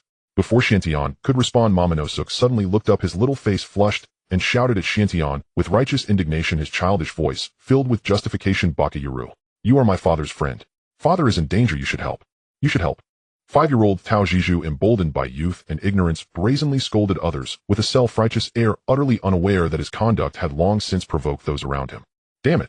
Tian Yuesher, still bowed in apology, turned suddenly ashen, her heart lurched. She was about to plead and explain when a blur of movement revealed Xuantian's large hand, already reaching out. His 5 fingers snapped shut, precisely clamping Tao Zizu's slender neck and hoisting the child clean off the ground. The childish body dangled in midair, his legs flailing uselessly, utterly incapable of escape. "I will silence that arrogant mouth of yours." A crisp, resounding slap descended after slap. Firm and controlled, not fatal, but laden with unmistakable rebuke. Xuantian's gaze was ice cold as he continued to chastise while striking. So young and yet ignorant of decency, lecherous to the bone, perpetually whining and feckless, frozen before a comely woman, forever ingratiating himself. "With such depravity, how dare you claim the title of young master of the Guanyue clan?" The blows fell without pause. In mere moments, the once fair, tender face swelled, grotesquely flushed and puffed until it resembled a round, puffy pig's head. Tao Zizu's eyes rolled back, his breath ebbing. After several futile struggles, he slipped into unconsciousness, hanging limp in the air. "No, please stop." Tian Yuesher was utterly panicked, her body chilled and her mind blank. She had never heard such a denunciation of her small child. How could a 5-year-old harbor base desires and be besotted with beauty? But seeing Tao Jiju senseless and disfigured, she lost all composure. Throwing caution to the wind, she flung herself forward, clutching Xuantian's leg with a desperate embrace and collapsing into anguished sobs. Beside her, 3-year-old Rai was overcome with tears, her tiny body trembling as she whimpered and begged the cold-hearted Xuantian to spare her brother. Amidst the chorus of pleading, the shrill trill of a telephone bug suddenly tore through the oppressive hush. Chen Xin retrieved the device and tapped it to answer. On the other end burst the metallic din of combat and the rough voice of Zhantian Xiong, "Moshi Moshi." He reported, voice ragged with battle. "The fighting at Gui Dao is nearing its end. The full Yutian is about to collapse. Molia's fleets lie on the brink of annihilation. When shall we step in to join the fray?" Those words landed squarely in Tian Yuesher's ears. She stiffened, all color drained from her face, and she stood motionless, eyes hollow, numbed into despair. Chen Xin raised his eyes to Xuantian, awaiting the young master's instruction, then calmly told the caller, "No rush. Let them tangle a little longer. We'll move in to finish things at once." At the fringes of the Gui Dao battlefield, Zhang Tianxiong and his contingent lay in ambush, waiting silently for the order to harvest the field. In that desolate instant, a last sliver of mad resolve ignited in Tian Yuesher's eyes. She thrust herself out of despair, a blinding white radiance flared from her, and she poured every ounce of the Shirshir fruit's power into motion. Ignoring the toll on her body, she made a final furious attempt to wrench Tao Zhizhu from Xuantian's grasp, intending to fulfill Yushin's dying request and fling his children 20 years into the future to escape the present doom. But Xuantian, having come specifically to wait here, would afford her no opening. With a casual snap of his fingers, a faint sound echoed. The pearly white light enshrouding Tian Yuesher shattered and dissipated in an instant. The threads of space-time were severed. She lost her balance and crashed to the ground, her ability utterly sealed and incapable of further activation. Xiantian stepped forward, seized Tian Yuesher by the throat, and lifted her into the air. His tone was indifferent yet icily precise. "Forgive me. I have my eye on the Shirshir fruit's power. Therefore you must die." His fingertips suddenly tightened. A crisp, sickening crack of breaking bone filled. The woman who had been struggling moments before went limp, her limbs dropped, and the breath left her body. Xiantian slipped her corpse into an extra-dimensional space, then retrieved it a moment later and cast it aside onto the floor. At the same time, a devil fruit, oddly banana-shaped and streaked with peculiar patterns, manifested quietly in his palm. This is the Shirshir fruit, a contravention of nature that can traverse time and send people into the future. Chen Xin's gaze fell upon the fruit, his eyes shone with astonishment. He had already heard that Tian Yuesher had crossed time 800 years hence. Now, seeing this world-bending fruit with his own eyes, he was further struck by the ocean's wonders, the myriad unfathomable abilities that exceed mortal imagination. Indeed, Xiantian inclined his head slightly, his eyes sweeping over Rai, who still wept on the ground, and he slowly revealed the truth of the future. Had we not intervened today, she would have sent that little lecher and his retainers 20 years forward. He spoke each detail plainly, recounting Tao Zizhu's future degradation, cowardice, preying upon women under the shield of youth, fleeing at the first trouble, devoid of any warrior's mettle, ignoble traits that would stain his name. When his words fell silent, those present turned to look at the motionless Tao Zhizhu. Contempt and disgust quickly shadowed their faces. None could have imagined that this seemingly pitiable 5-year-old might grow into such shameless baseness. Kill him outright. Nuya, his eyes churned with a cold, murderous tide, his intent to slay plain to see. "No need," Xiantian replied, shaking his head with cool indifference. To die so easily would be far too cheap for him. Seize them and toy with them at leisure. With that, he moved his hand and slipped the wailing Rai and the unconscious Tao Zhizhu into the extra-dimensional space, securing them there with meticulous restraint. "Let us go. It's time to finish things on the battlefield." In a flash, the party vanished from the ruined hut and streaked toward the main fight at Gui Dao. On the battlefield, smoke choked the air and blood pooled like rivers. The roar of combat was gradually. Yueguang Molia lay prostrate, battered and broken in a pool of blood. His crew lay strewn like corpses, the great fleet utterly smashed, leaving him the sole survivor, clinging to life. Guang Yuetian was likewise drenched in blood and spent of strength, surrounded only by a handful of gravely wounded retainers, all unable to continue the fight and teetering on the brink of defeat. "Very well, it is our turn." Xiantian took a step and rose, hovering steadily above the battlefield. Across the sky, a black 10,000-foot dragon coiled among the clouds. Kaido had assumed his draconic form, his dragon eyes frigidly fixed on Xiantian. Two overwhelming auras confronted one another in the heavens, sweeping across the firmament. Xiantian, on the brink of ruin, Yutian recognized the newcomer, and a delirious joy flared in his eyes. Ignoring his grievous wounds, he roared upwards, "Xuanxiansen, Gurong-san, have you come to aid me in toppling Kaido?" Kaido, high above in his colossal form, emitted a low, cruel laugh and jeered, "Ho ho ho, Xiantian brat, are you an ally of this fool?" On the ground, the surviving members of the Qiqiao retainers relaxed slightly, hope rekindling on their exhausted faces. For them, utterly spent and teetering on death's door, the arrival of Xuantian's party was the only glimmer of dawn. Yet the three calamities and Kaido's true subordinates above shifted, their faces darkening with dread. No one doubted the terrifying prowess of Xuantian's cohort. Chen Xin, Gurong, and Barrett were all top-tier warriors with bounties in the billions. Should they join the fray, their side would collapse in an instant. Xiantian regarded the battlefield with an expression of disdain and spoke coldly, each word a blade to the heart. Truly a pair of foolish spouses, senseless beyond measure. He looked down with contempt at Yutian and continued, voice like frost, "Your wife is dead by my hand, and your 2 children have been taken into my custody." With that, he moved his hand and released Tao Zhizhu and Rai from the spatial confinement, letting them hang trembling in midair. Seeing their father, Rai immediately broke down in wails. Father, mother was killed by him. Yushin's pupils dilated, his mind erupting in a thunderclap of grief. Overwhelming sorrow and rage consumed his reason in an instant. Staring at his unconscious son and his sobbing daughter, hearing the news of his beloved's death, he lost himself utterly and hurled a titanic roar to the heavens. Chen Xin, I will kill you. No forgiveness. Gripping a battered blade, Yu Tian surged forward in a frenzied, blood-soaked charge toward the hovering Chen Xin. Kaido, circling in the clouds above, made no move to stop him. He merely lazed in the sky, dragon eyes narrowed, watching the unfolding tragedy with amused interest. In the sea of blood, Molia strained to raise his head. He looked upon the slaughtered decks and shattered fleet, teeth bared in a rasping cry. Kaido, I will rip you limb from limb. But he was grievously wounded and utterly spent, lacking the strength even to rise. Helpless, he could only watch his foe enthroned in the heavens. A mere commander of a defeated force dares strike at my young master. A cold exclamation rang out. Rong flashed into motion, assuming a half-dragon form. A scales cloaked his body, and surging draconic chi enveloped him as he stepped deliberately before Yu Tian, his expression frosty and mocking. You have escaped twice by sheer fortune. Consider that great mercy. It is said affairs do not repeat thrice. Tonight, I wonder where you will flee. Rong-san, get out of my way. I have no time for your games. Yushin's eyes were bloodshot and hollow with vengeance. He swung his blade, steeled with top-tier armament, and lunged at Rong without hesitation. A clash of metal rang across the heavens. Rong's draconic claw, laced with heavy haki, met the charging blade and seized it with immense force. Truly the fool Yu Tian lives up to his name, Rong sneered. With a final wrench, the resilient blade was snapped in two with a crisp fracture. He added with a hint of puzzlement, what became of your two famed great blades? Why do you now wield only this broken scrap? Yu Tian gave no answer. Redrimmed, gripping the ruined haft, he threw himself forward once more in reckless. Lord, the surviving Chi-Chiao retainers' faces went pale. Ignoring their own grievous injuries, they tore themselves free of entanglement and rushed to Yushin's aid. Kaido's underlings, seeing this, made no further attempt to restrain them, allowing the battered men to surge forward. Just as the conflict threatened to erupt anew, a brazen, deranged laugh cut through the night sky. Yaha! I, the deity, have come to play with you all. Yaha! I have come to play with you all. The boisterous laughter erupted on the battlefield as purple lightning surged through the sky. Enela's figure flickered, and a thick bolt of purple lightning crashed down, accurately blocking the path of the rushing Sekiro, sealing his way forward. He threw his head back in wild laughter, raising the thunder drum on his back, with one hand the golden rod striking heavily as thunder roared through the night. 100 million volts, Thunder Dragon. The rumbling lightning quickly coalesced into a massive purple-scaled dragon, its claws menacing, letting out a roar that shook the heavens, charging towards Sekiro with unstoppable force. The overwhelming pressure of thunder struck him, heating, causing Sekiro's pupils to constrict, his face turning ashen. Damn it!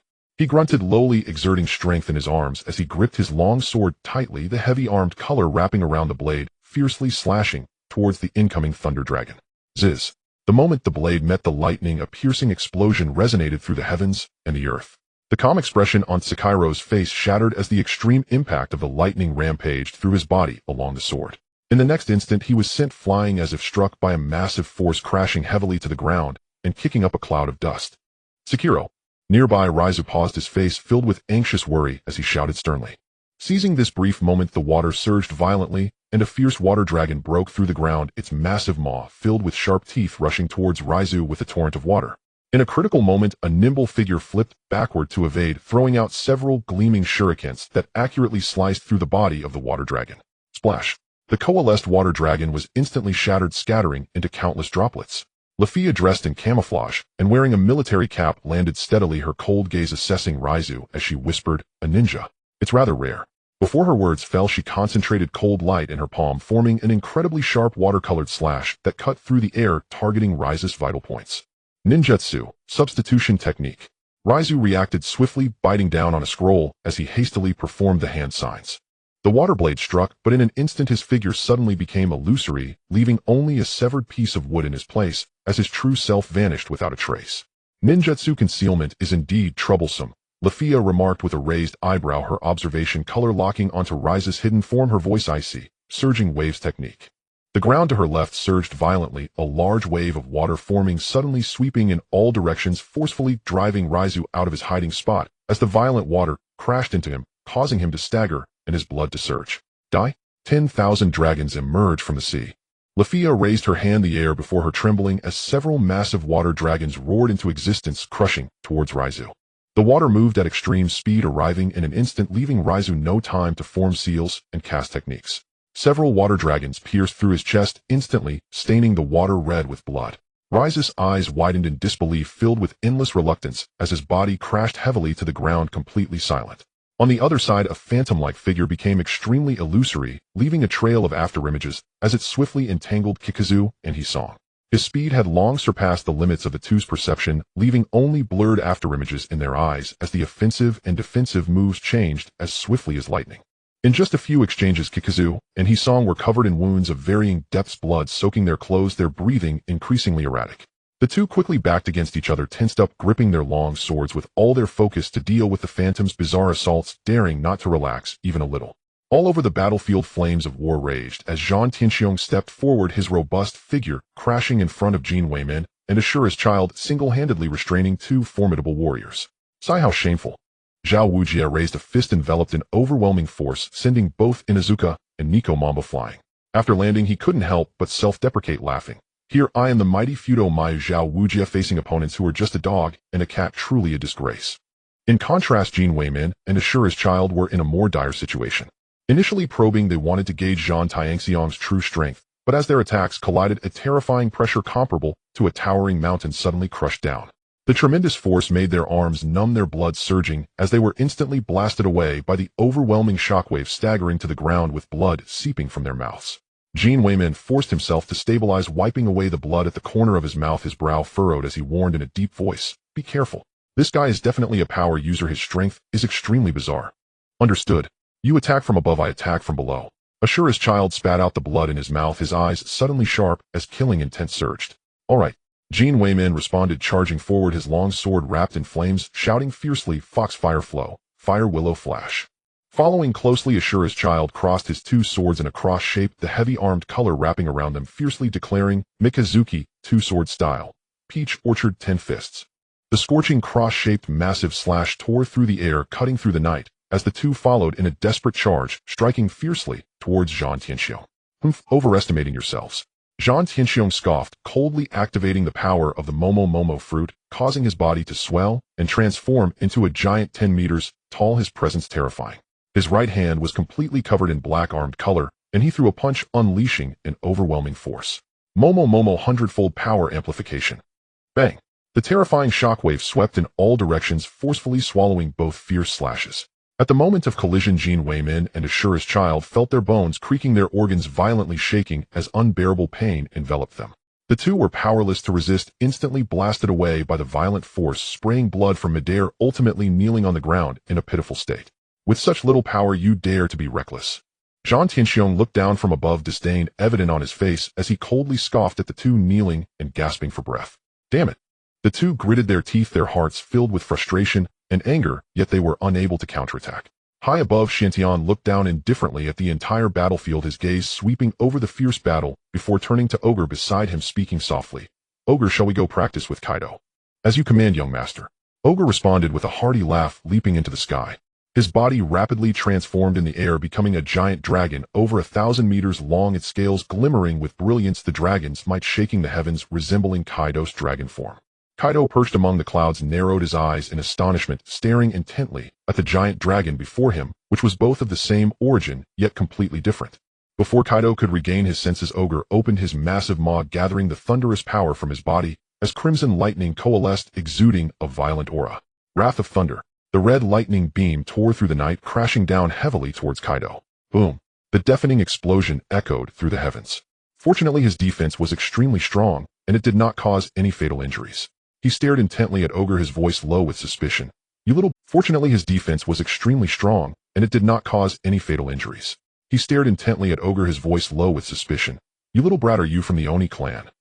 "Enough with the nonsense, let's fight."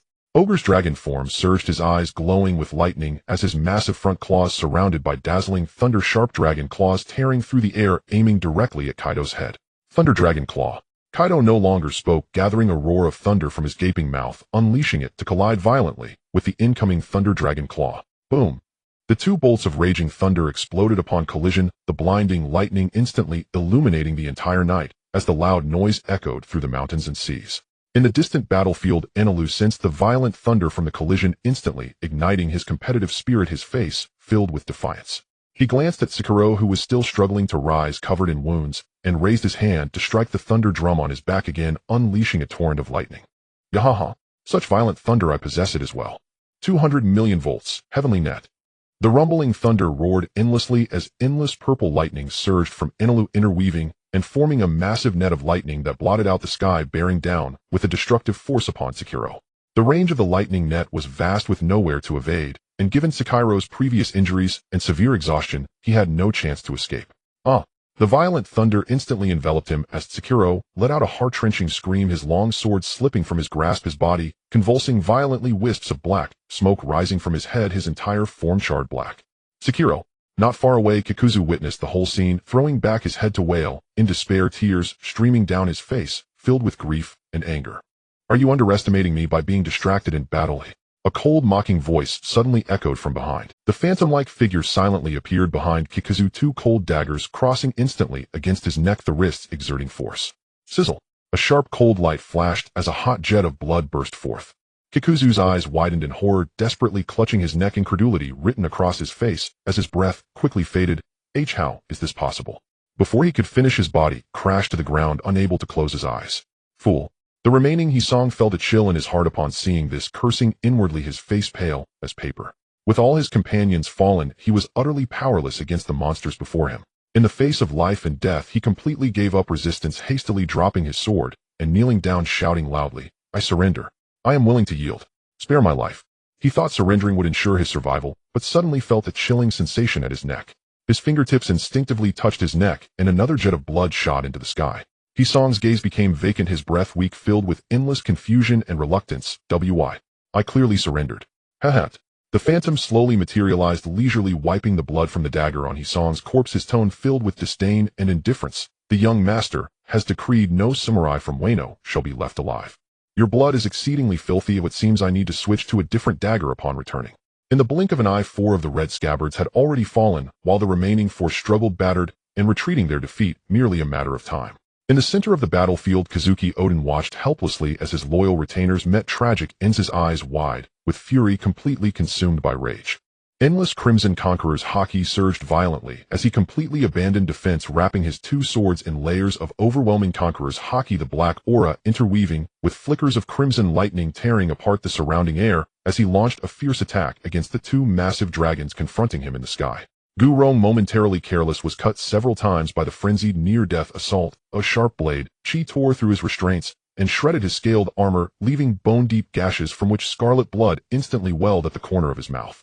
He flashed back, shedding his draconic shape to resume human form, and casually wiped the blood from his lip. His visage was icy and sullen, and a violent malice swelled within his eyes. Very well. Rong's voice was low and frigid, carrying an endless chill. I have not tasted wound and blood in a long time. Today let you, on the brink of death, witness the true bottom card of my strength. Before his words finished, 9 soul rings of differing hues rose from beneath his feet. Yellow, yellow, purple, purple, and 5 blacks, each ring whirling in order. Their spectral light bathed the ravaged battlefield, an uncanny, overwhelming pressure rolled outward. The bone dragon, martial soul, fully awakened. Rong thrust his right hand into the void and bellowed the mantra, shaking heaven and earth. Bone dragon to the sea, cleave the firmament, roam unfettered, ascend the triads, let the wind guide its course.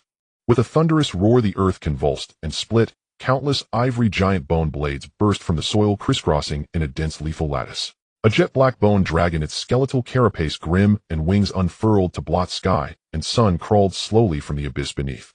Its draconic majesty surged, awing mountains and seas.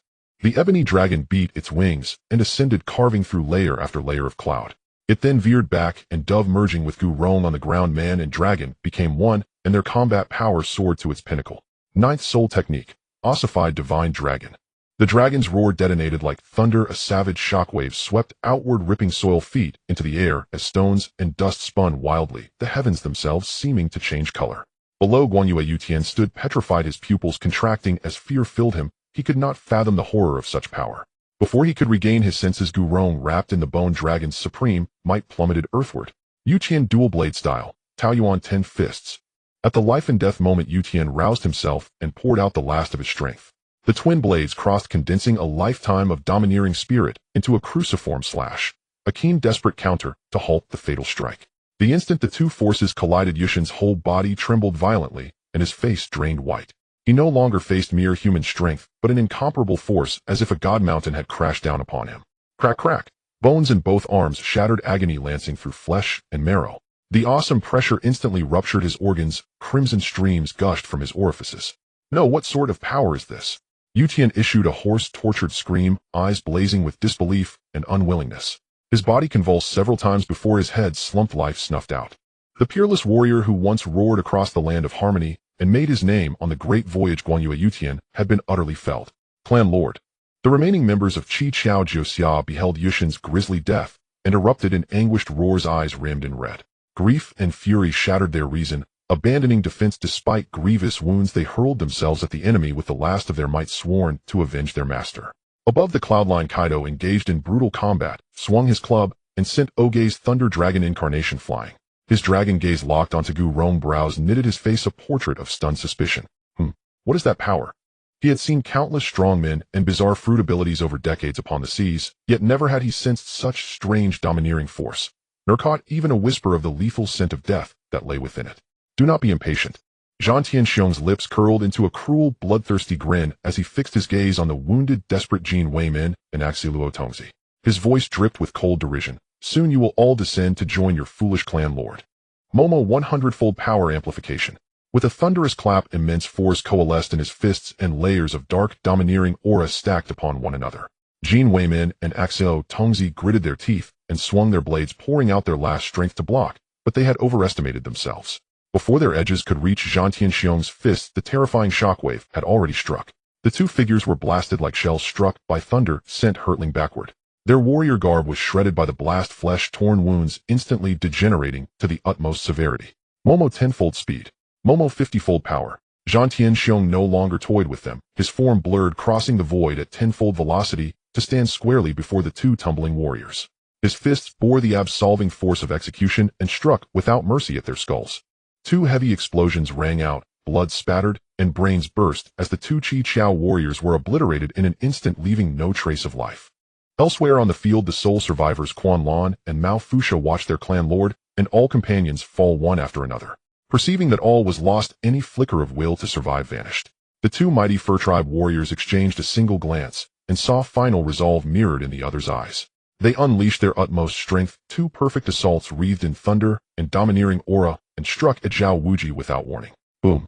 Zhao Wuji, caught off guard, was struck heat-in by the twin onslaughts. His burly form was blasted dozens of meters away and fell heavily. He shed his Vajrabear form and reverted to human shape. He rose, supporting himself on the ground, clothes rent and dust coating his body.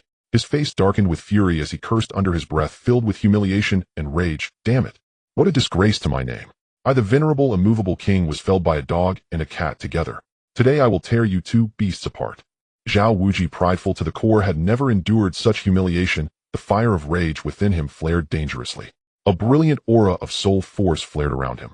7 soul rings, yellow, yellow, purple, purple, black, black, black, circled beneath his feet as his oppressive presence surged layer upon layer. Third soul technique, gravity augmentation. An invisible, terrifying gravity field unfurled in an instant, enveloping the entire area. The charging Quan Lan and Mao Fusha suddenly felt their bodies sink, their legs softened, and with 2 heavy thuds they collapsed to the ground.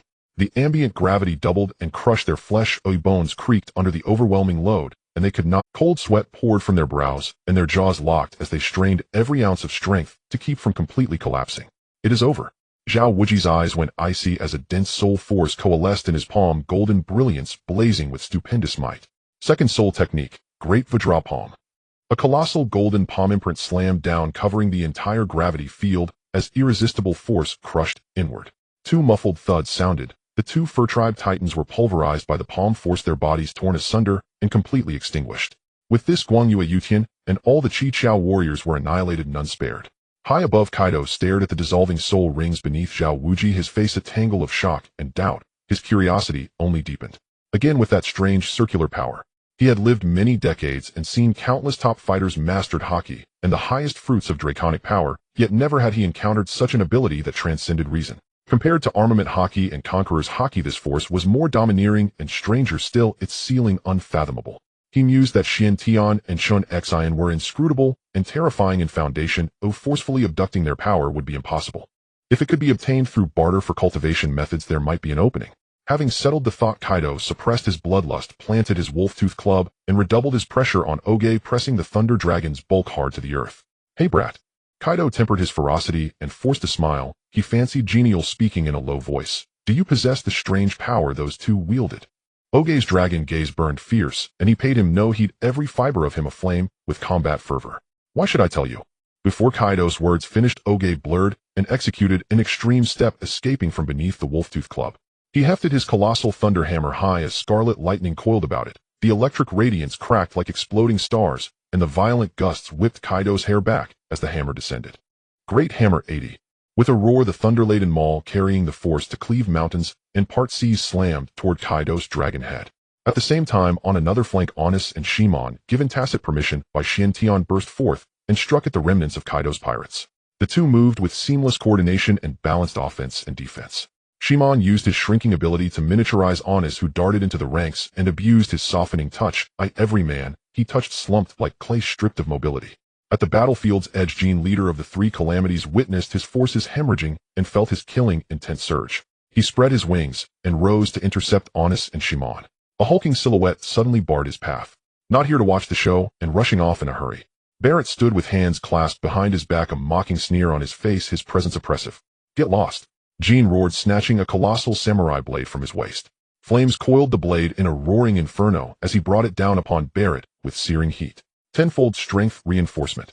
Barrett grinned savagely as his right fist was instantly cloaked in dense midnight top-tier armament Haki.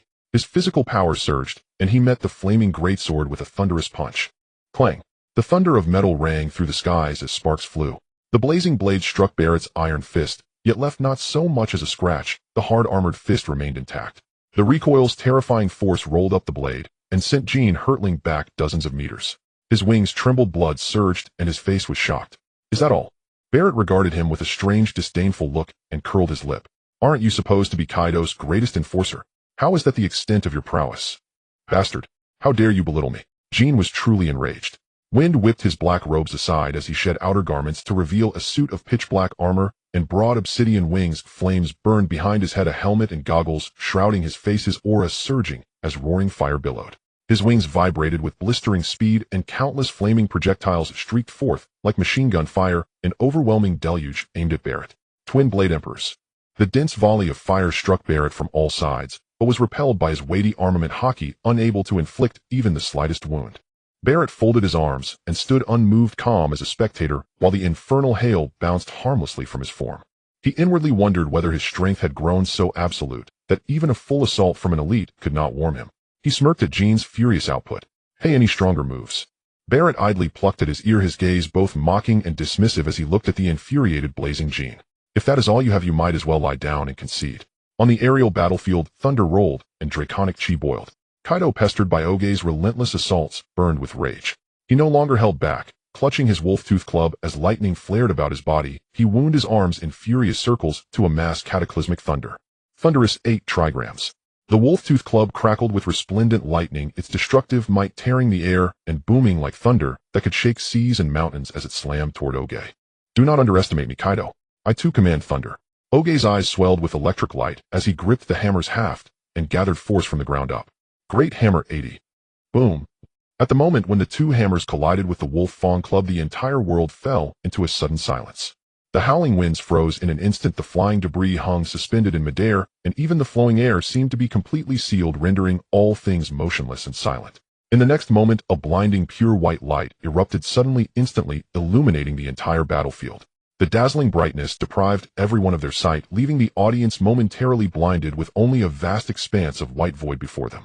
Following the white light was a thunderous roar that shook the heavens and the earth. The ear-splitting explosion pierced through eardrums, and the violent tremor nearly ruptured everyone's eardrums, causing dizziness to sweep across the battlefield. Bang! 2 muffled sounds of bodies flying backward rang out in succession. Ogre and Kaido were violently flung away by the terrifying shockwave generated from the collision of their powers. Both men lost control, soaring through the air as they coughed up mouthfuls of crimson blood staining their garments. Boom! Boom! The heavy sounds of landing exploded in succession as the two bodies crashed to the ground, smashing down a low hill. Dust and debris shot up into the sky, gathering and rising like a giant mushroom cloud hovering over the battlefield, an awe-inspiring sight. The smoke and dust spread out, enveloping all directions. Moments later, as the dust slowly settled, Kaido sat cross-legged amidst the rubble, looking disheveled, his blood surging, yet suddenly threw back his head and laughed heartily, his boisterous laughter causing the remaining dust to fall. "Gaha, little brat, I didn't expect you to have such strength." He casually wiped the blood trickling from the corner of his mouth, his eyes devoid of anger, instead igniting a fierce fighting spirit and exhilaration. "It's been a long time since anyone has made me feel this good in a fight. Little brat, take this." Before his words fell, Kaido suddenly pushed off the ground with his feet, the immense force causing the ground to crack as he soared into the sky. He raised the Wolf Fang club, high arcs of crimson lightning danced wildly across the dark club, the extreme heat of Conqueror's Haki coiling around it, increasing its power and causing the clouds to churn violently. Downward, 3 worlds lead to the abyss. The ultimate killing move took shape, the destructive pressure locking onto the battlefield, firmly enveloping Ogre below. At this moment, Ogre felt an overwhelming weakness throughout his body, his meridians trembling and chi blood exhausted. The recent clash had nearly drained all his stamina, and his body felt as if it would fall apart, utterly unable to rise and fight. He looked up at the terrifying move descending from the sky, his eyes swirling with endless unwillingness and stubbornness. He was unwilling to stop here, unwilling to die at this place. The young master Chen Xin took him in when he had nothing provided for him, taught him knowledge, and granted him opportunities, personally bestowing upon him the invaluable artificial azure dragon fruit. He had not repaid this kindness even a little. This was just his first battle on the battlefield. He had not yet earned great achievements for the young master, nor had he proven his worth. How could he end it so hastily and perish here? The intense unwillingness and obsession surged wildly within him, supporting his nearly broken body. "Young master, I will block Kaido." Beside him, Chen Xin saw this, and instantly drew his 7-kill sword, the clear ringing of the sword resonating across the battlefield as he stepped forward, intending to intercept this fatal blow for Ogre. "Wait, Chen Xin." Chen Xin raised his hand to calmly stop him, his gaze fixed on the grounded Ogre, his tone steady and calm. "Look closely at his condition." "Moi." Chen Xin was taken aback, and as Zuanshan's words fell, Gu Rong, Zhao Wuji, Barrett, and others all turned their attention to the fallen Ogre.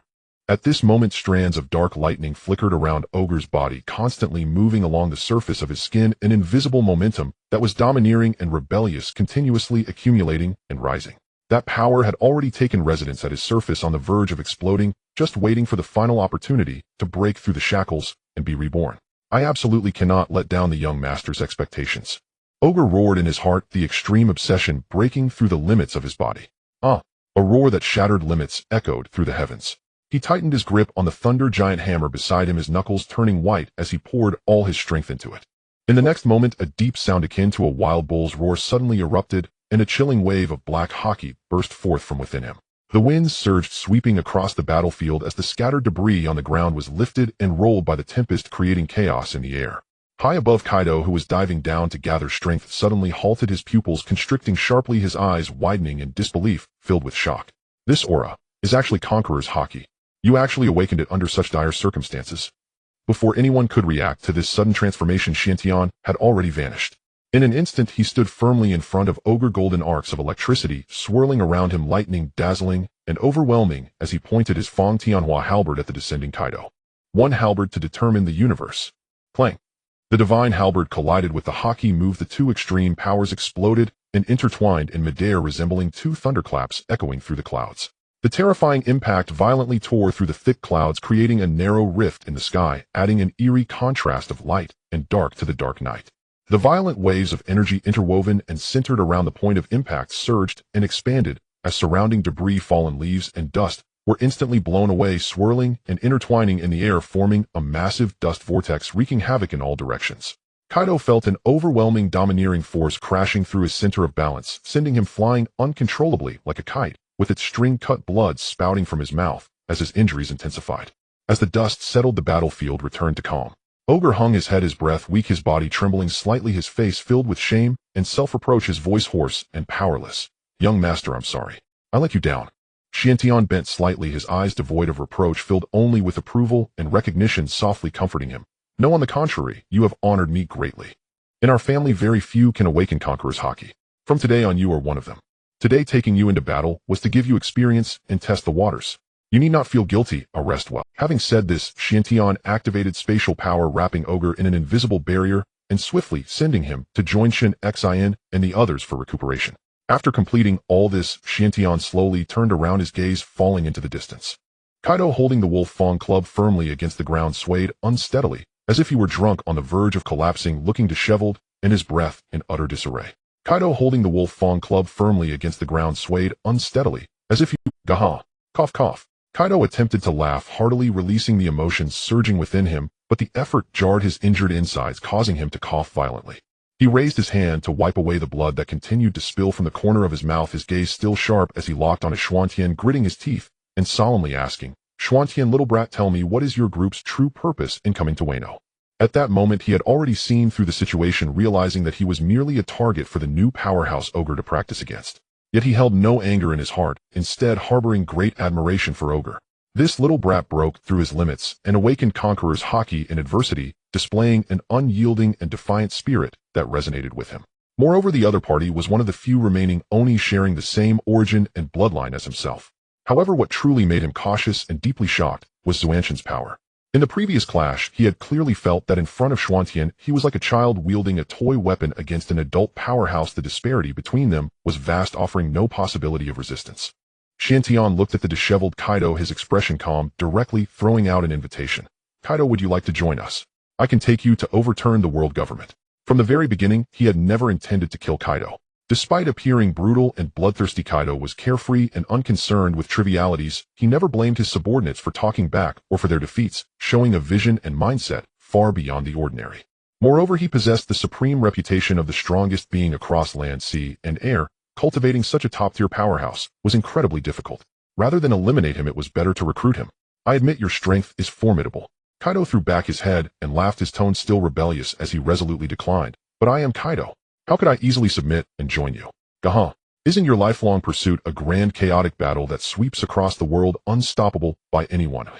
Xiantian remained unhurried, slowly speaking, precisely hitting the mark of Kaido's inner obsession. "By joining us, you will have countless top-tier wars to engage in. Not just this ocean, but endless battlefields await you in the future." Before his words fell, Xiantian activated spatial power, instantly constructing an invisible barrier that completely isolated the area, blocking all probing and eavesdropping. Within the private battlefield, Xiantian spoke again, his voice steady and powerful. "I won't hide anything from you. Chen Xin, Rong, and the others are not from this world. And I possess the power to traverse through the myriad realms. My path does not stop at this small ocean, but pushes forward, conquering countless worlds." Hearing this, Kaido's expression suddenly became serious, the mockery and arrogance on his face fading away, replaced by an unprecedented seriousness and gravity, faintly sensing that he was about to hear earth-shattering secrets. "I see." Kaido pondered for a moment, his previous doubts dissipating entirely, and without any suspicion he said, "I knew that the power they exhibited was bizarre and unprecedented, completely defying the logic of this world. So they are from outside this realm. And you, Xuantian, little brat, are you also not from this world?" "Yes and no." Xiantian spoke calmly, unwilling to elaborate on the intricacies of his rebirth and soul crossing, and could only vaguely say, "The body belongs to this world, but the soul comes from the other side. To put it simply, I am a survivor of the Battle of the Valley of Gods, the only one who survived among the fallen 300,000 souls." "Valley of Gods." Kaido's pupils constricted, suddenly his eyes widened in disbelief, stuttering. You can't be the child of rocks. It has nothing to do with rocks." Xiantian slightly shook his head, feeling somewhat helpless about Kaido's precise but misguided focus. "All right." Kaido let out a slight sigh of relief, his gaze deeply fixed on Xuantian, and he asked solemnly, "You share such earth-shattering secrets with me, are you not afraid I will reveal them and let them spread across the entire ocean? Others will hear it and only consider it absurd nonsense. No one will believe it." Xiantian smiled, nonchalantly filled with confidence. "Moreover, Kaido, wouldn't you be content to remain forever in this small ocean, letting the world define your limits? Don't you want to shatter the heavens and leave your illustrious name across the myriad realms?" This statement precisely struck at Kaido's deepest ambitions and restlessness. Kaido remained silent for a long time, his expression changing several times, ultimately, still carrying a hint of caution and hesitation. "Of course, I want to fight across the world and make a name for myself. But how do I know you are not fabricating lies, deliberately deceiving me?" In order to dispel all of Kaido's doubts, Xiantian said no more. He moved his hand slightly, and two vastly different immense soul powers surged forth in an instant, his twin martial souls synchronously manifesting. "Watch closely. This is the source of their power, martial soul. This power system far surpasses the fruits and Haki of this world at a completely different level. Simply put, if Chen Xin were to go all out with his 7-kill sword, he could kill you with a single strike. Kaido's gaze was locked onto the martial soul emerging in Xuanzhen's hand, fully sensing the terrifying aura that transcended logic, deep and vast, as he continually weighed and contemplated. After a long time, he slowly raised his eyes, the hesitation in his gaze completely fading, replaced by seriousness and determination as he spoke solemnly. I can join you. But I have only one condition. I want to cultivate your martial soul power. I want to master this power that transcends this world. Naturally, it is possible, but for now it is not feasible. Chen Xin spoke calmly, informing Kaido of the rules of the martial soul system. He explained everything from what soul rings are to the shackles of breaking through every 10 levels, the ceiling of the 99th level titled Douluo, and the realm of the 100 levels of deification, as well as the fact that he had completely solved the problem of soul power replenishment. This was a power system never seen before in the sea, transcending the inherent framework of fruits and dominance. Every piece of knowledge subverted conventional understanding. Kaido stood quietly, silently digesting the information. For a full hour, he was immersed in this entirely new power system, repeatedly sorting through all the rules, realms, and advancement logic, with his inner shock growing more intense. The arrogance that once looked down on the world was completely subdued in the face of such overwhelming power. After a long while, Kaido snapped back to reality, the confusion in his eyes dissipating, leaving only burning ambition and reverence. His body slightly bent, he solemnly knelt on one knee, his voice steady and powerful, devoid of any rebelliousness. Kaido is willing to serve the young master. Chen Xin smiled with joy, quickly stepped forward to help him up, sincerity shining in his eyes. Welcome to our family, Kaido. He then quietly instructed, establishing a long-term plan. From now on, you will still openly control Wano country, maintaining the original situation, and do not let the outside world perceive our connection, simply accumulate power in secret. Kaido's expression hardened as he instantly grasped the underlying meaning. His brows furrowed slightly as he reminded, Young master, I have been negligent in managing Wano country. There are quite a few CP spies from the world government hidden within. Given the thunderous commotion of tonight's battle, they have likely already caught wind of it, and we need to eliminate the threat as soon as possible. No need to worry too much. Chen Xin shook his head gently, his tone assured and calm. Before entering Wano country, I had extended domain-wide heart network covering the entire nation. All hidden spies have already been cleared by thunder, and no one knows what transpired here tonight.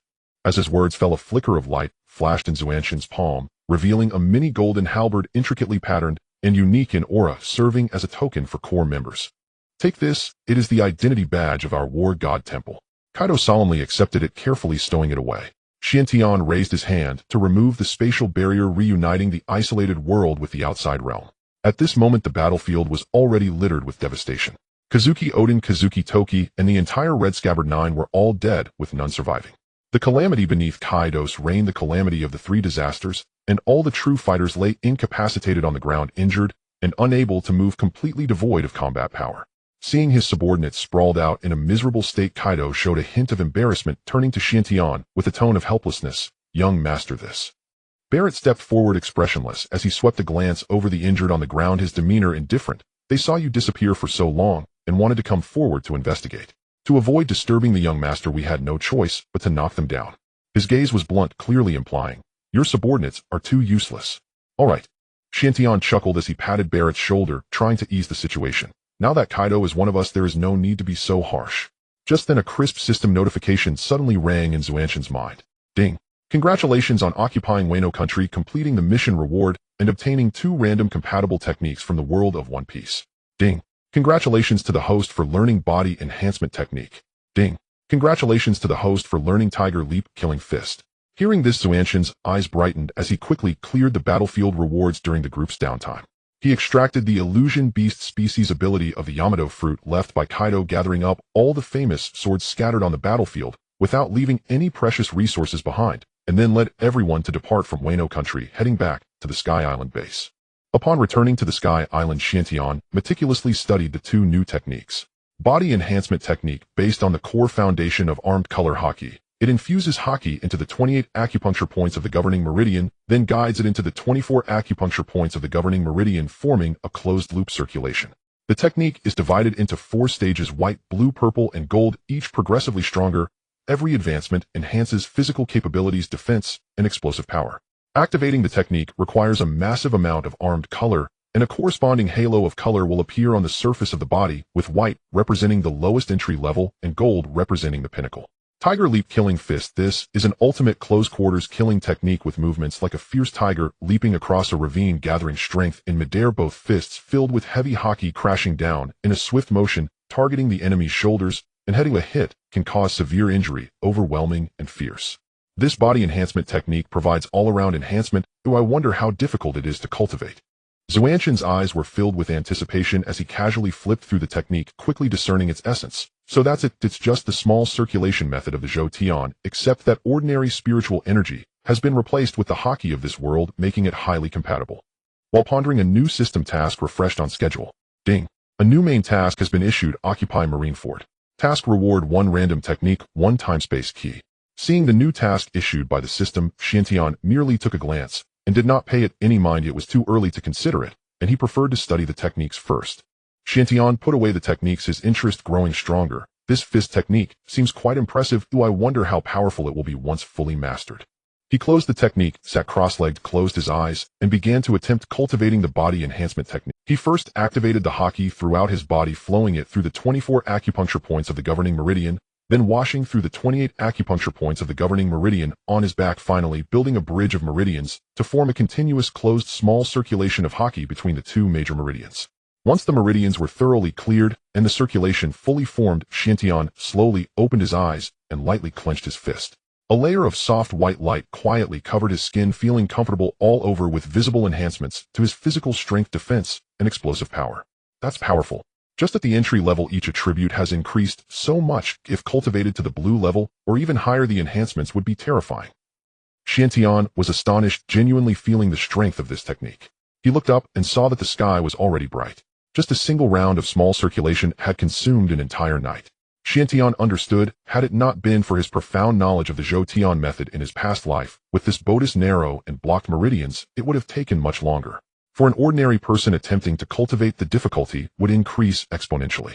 The sensation of Haki washing through the meridians is extremely painful. Others may not be able to endure. Xiantian stood up, having no time for breakfast, and rushed to the conference hall, with the 2 techniques, gathering Chen Xin, Rong, and the others to meticulously explain the details and pain points of cultivation, allowing everyone to try cultivating one by one. Chen Xin was the first to sit cross-legged, concentrating on the technique. The rest of the group, remembering the operational mantra, attempted it on the spot. The tearing pain of the Haki washing through the meridians instantly engulfed their bodies, and everyone gritted their teeth, sweating profusely, desperately enduring the excruciating pain. Some could not bear it and let out low groans. Before long, Yi Xiaotang, Hu Duguyan, and Yu Xiaojiang were the first to be unable to hold on their faces, flushed, breathing erratic, forced to halt their cultivation, gasping, heavily drenched in cold sweat, their expressions filled with agony. Moments later, Yi Lingling, Titan Zhao Wuji, and Zhu Huan also could not persist and completely halted their cultivation, unable to continue. Only Chen Xian, Gu Rong, Gue Mei, and Ling Yuan remained struggling to hold on. Gue Mei and Ling Yuan trembled, their expressions tense, already nearing their limits, while Chen Xian remained calm and steady, showing no signs of strain. Although Gu Rong gritted his teeth and persevered, his facial muscles twitched constantly, clearly tortured to the extreme by the pain in his meridians. 3 hours later, Gu Rong ultimately could not withstand the intense pain, letting out a groan as he raised his hand to cover his chest, breathing heavily, his clothes soaked in sweat, as if he had fought for days, completely withdrawing from cultivation. At this point, only Chen Xin remained focused on cultivation, his state stable and unwavering. Xiantian instructed everyone to rest and gradually adapt to the techniques before turning to leave the conference hall for lunch. Meanwhile, the entire sea was once again ignited by Morgan's sensational news, with major newspapers spreading across every island, igniting a storm of discussion. Breaking news. A tremendous chaotic battle erupted in Wano country. Former captain of the Whitebeard Pirates, 2nd Division Kazuki Odin, having endured naked dancing for 2 years, uncovered Kaido's deception. Odin, along with the Red Scabbard retainers, joined forces with a mysterious power to launch a strong attack on the Beast Pirates, ultimately suffering a tragic defeat. The Kazuki couple and all retainers perished in battle, with the offspring of the Kazuki clan captured, completely stabilizing the situation in Wano country.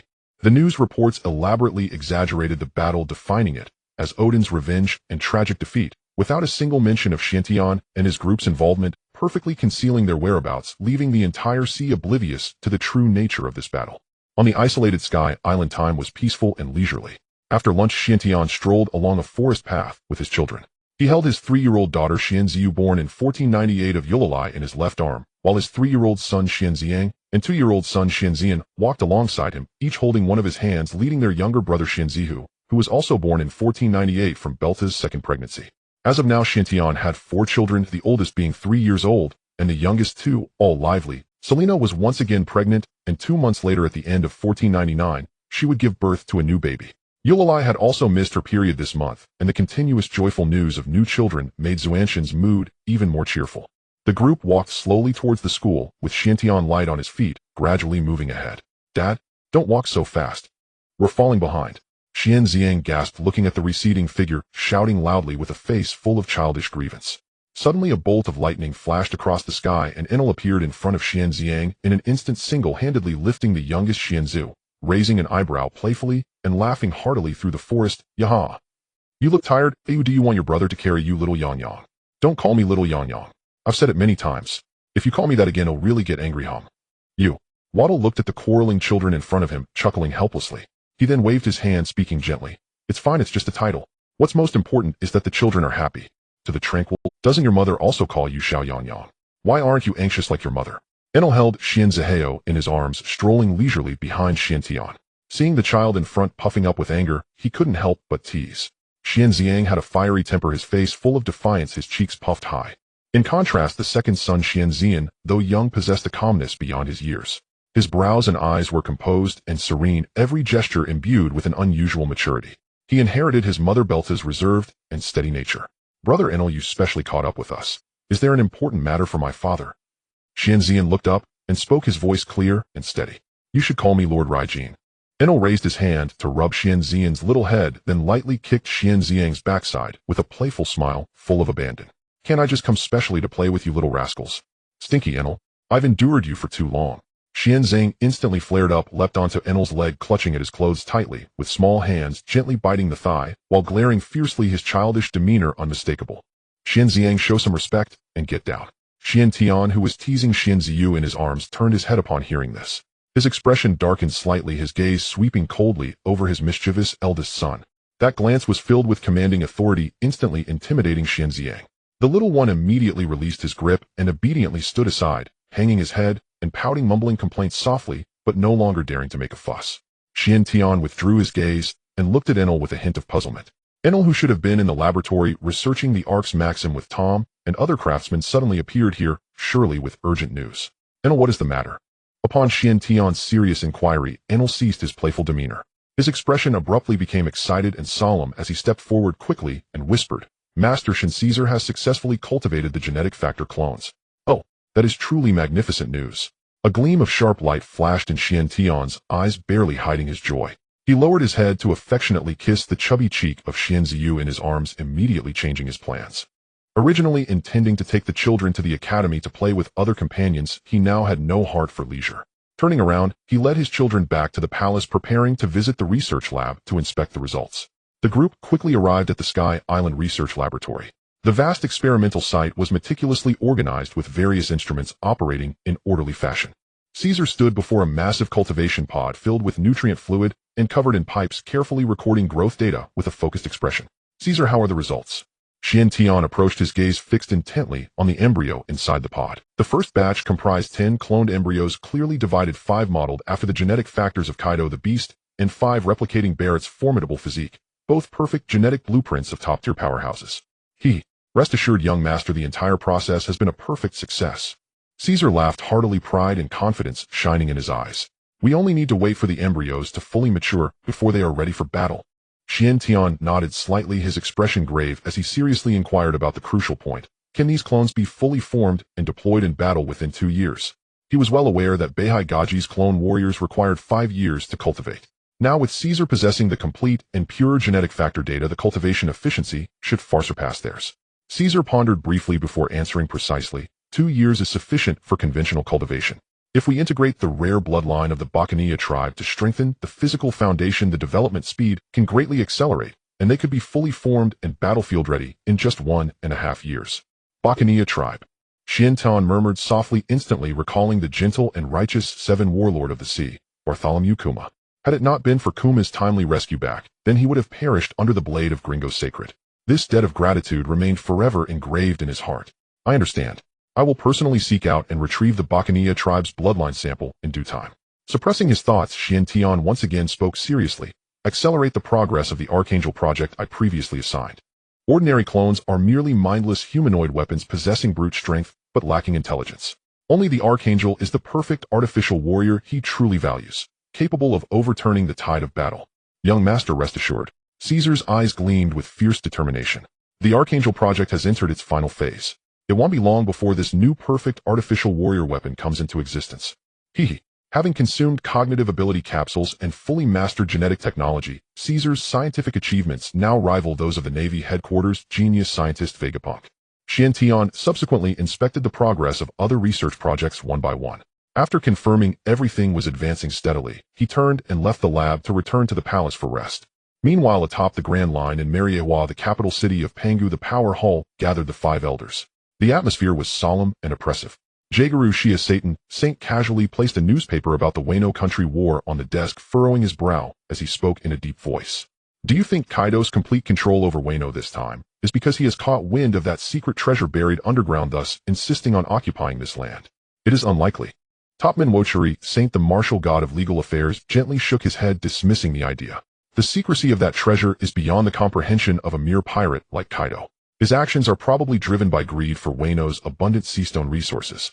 Better safe than sorry. Saint remained full of concern, his gaze heavy. If that fellow truly finds the treasure by chance, it would bring endless troubles. It might be best to dispatch the Navy to exterminate this ant, eliminating all future risks. No need to worry excessively. Izambron V. Nashru, Saint in charge of intelligence, spoke slowly, revealing precise information. According to reports, since Kaido occupied Wano, he has been holed up in Onigashima drinking and indulging neglecting governance, showing no abnormal behavior. We need not fret unnecessarily, Shepherd X. Peter Saint, the agricultural martial god, said calmly with certainty. Besides the 5 of us, and Lord, no one else knows the secret location of that treasure. Saint pondered briefly, finally setting aside his worries and nodding slowly. Very well, let it be for now. Should any anomalies arise, we will deploy troops immediately to utterly destroy the beast's pirates. Beneath the facade of peace, undercurrents flowed silently. At Navy headquarters, Marineford, the Admiral's office, Sengoku held a newspaper with a grave expression, looking at Admiral Kong sitting behind the desk, and asked, Admiral, the situation in Wano has drastically changed with the entire Odin faction wiped out. Should we intervene? Kong gazed at the new recruit data on the table, furrowing his brow slightly, his tone steady. No need to interfere for now. Kaido is keeping to himself on the island and not inciting war, so let him be. Once the Navy has recuperated and strengthened over several years, when its power is abundant, we will strike and completely pacify Wano, eradicating all hidden dangers. After speaking, he handed 4 sets of top-quality recruit files to Vice Admiral Tsuru. Tsuru, these individuals have outstanding talent. Immediately assign personnel to thoroughly investigate their backgrounds to ensure they are clean with no risks. Understood, Admiral. Tsuru briefly scanned the files, acknowledged the order, then turned and left to arrange the investigation. Time flowed on as night enveloped Sky Island. Chen Xin, who had been silently cultivating the overbearing body technique, finally opened his eyes, slowly awakening. Xian Tian had long ordered a prepared dinner sent to the council hall, where he and Guron and others were seated, dining and chatting cheerfully. Seeing Chen Xin awake, Xian Tian immediately beckoned him with a gentle smile. Come quickly, take your seat and eat. How did today's cultivation go? Chen Xin walked over and sat down, picking up a piece of meat to eat. He shook his head lightly, a hint of regret in his eyes. One last step remains incomplete. All 24 acupoints on the Rin Meridian have been fully cleared, but the 28 acupoints on the Du Meridian along the back have yet to form a complete circuit. No matter. Xian Tian smiled calmly, offering reassurance. The overbearing body technique is inherently difficult. If it doesn't succeed in one day, train for 2. We have ample time to refine it. He was not surprised at all. His success last night was thanks to his familiarity with the cultivation experience from his past life, knowing every acupoint and meridian.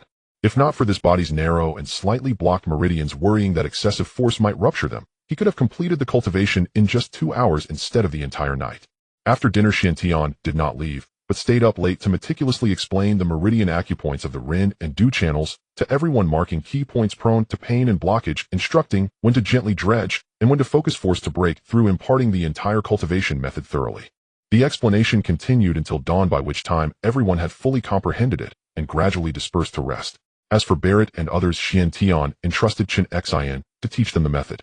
Most of them had shallow mastery of armament Haki and unstable foundations, so there was no need to rush into advanced overbearing body technique training.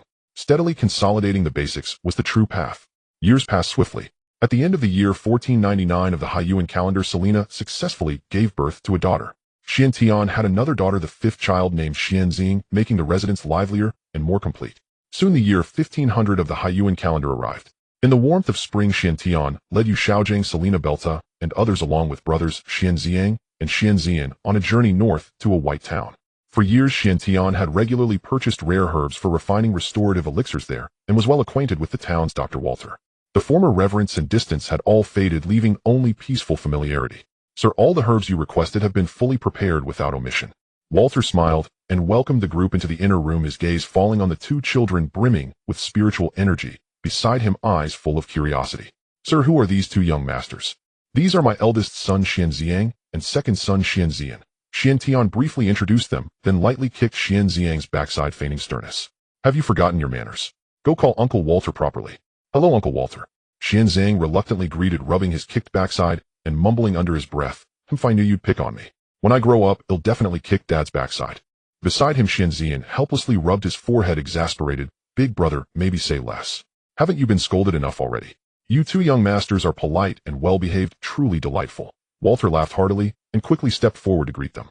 The group entered the inner room just in time to see Walter's wife carefully teaching the young Trafalgar Law to read. The little Trafalgar Law sat upright, his gaze focused and serious. Wife, honored guests have arrived. Quick, Walter called out loudly, then turned warmly to invite. Sir, the weather is perfect today. Why not dine here at noon, rest briefly, then continue your journey? That sounds good. Chen Tian thought briefly and agreed. There was still over a month before that event, and with Yu Xiaojing accompanying for protection, there was no need to rush. A short rest was acceptable. Hearing the noise, Law immediately put down his book, rose quickly, his face showing genuine joy as he respectfully called out, Uncle Tian, you're here. Yes, once again bringing business your way. Chen Tian smiled, waving and pulling his two sons close, introducing them warmly. Law, let me introduce my two younger brothers, Ziang and Zian. They are my children. Chen Xin slightly raised his head, eyeing the slim and slightly older Law with a look of dissatisfaction, muttering softly, why is he not even as tall as my shoulder, yet I have to call him brother? You. Waddle looked at the quarreling children in front of him, chuckling helplessly. He then waved his hand, speaking gently. It's fine, it's just a title. What's most important is that the children are happy. He turned and walked into the inner room, quickly retrieving two exquisitely crafted small wooden boxes. He crouched down in front of the two little ones, his brows and eyes softening. Little young master here, this is a gift from Uncle for you. Chen Ziang and Chen Xin exchanged glances, turning to look at Chen Tian, who nodded slightly, prompting them to happily accept the wooden boxes. The lids opened gently, revealing two warm-toned, intricately patterned golden bracelets lying quietly inside, particularly eye-catching. Thank you, Uncle. The two brothers chorused obediently in gratitude. Waddle smiled and blinked, turning to look at Luo beside him. He casually pulled out a wad of berries from his pocket and handed it over. Luo, take the two little brothers to the town for a stroll and buy some snacks and toys. All right, father. Luo silently accepted the coins, showing no extra expression on his face. He turned and led the two brothers, Chen Ziang and Chen Xin, out of the courtyard, heading towards the town streets. Yuxiagang, who was nearby, needed no instruction from Chen Tian. He flickered his aura, instantly concealed, quietly disappearing into the room and silently trailing behind them. The streets of the white town were peaceful and calm. The three little ones strolled leisurely, purchasing many candies and snacks until they finally reached the outskirts along the coastal hillside. This was Luo's secret base, where he often spent time alone. A towering tree rooted on the slope provided a vast shade, and lying here allowed one to take in the ships passing on the sea and the boundless ocean view. A gentle breeze brushed across the sea, carrying a hint of salty moisture. Chen Xiang lay sprawled on the grass, his little legs kicked high, candy in his mouth, speaking indistinctly as he glanced at Luo, who was quietly gazing at the sea with a gloomy expression. Hey, are you the little Luo that my dad often talks about? Luo turned his head at the sound, his cold eyes giving Chen Xiang a faint glare. He corrected seriously, you should call me brother, I'm older than you. TCH. Chen Xiang pouted disdainfully, standing up and gesturing to illustrate their height difference, his face brimming with defiance. How are you older than me?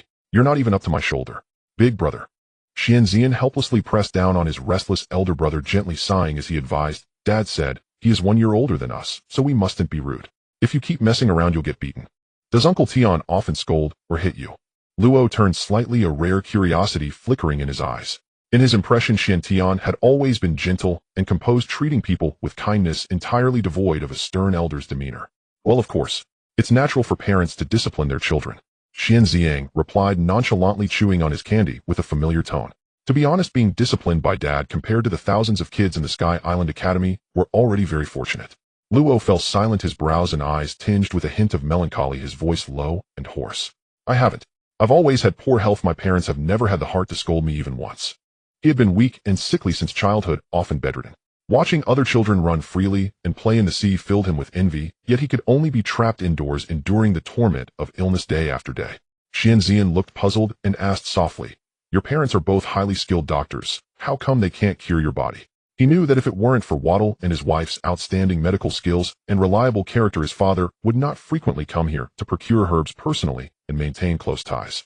"We've tried many methods." Luo took a deep breath, slowly lowering his head, his tone filled with powerlessness and frustration. "All the means can only temporarily alleviate the pain. They can't cure it completely." Chen Xin suddenly sat up, his eyes brimming with enthusiasm as he grasped Luo's arm, speaking excitedly. "Then come back with us to Sky Island. Aunt Nakin's medical skills are amazing. She can treat any illness. She will definitely be able to cure you." Luo forced a smile and gently shook his head, softly declining. "No thank you." He wasn't unwilling to seek treatment, but he had overheard his parents discussing it, and he already knew that he suffered from an incurable disease of fate, that even this vast sea could not change, and there was simply no remedy.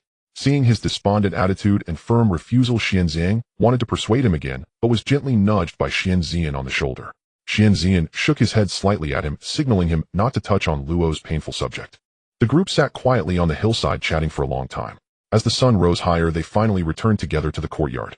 After lunch, Chen Tian and the Waddle couple exchanged pleasantries before bidding farewell and setting off back to Sky Island.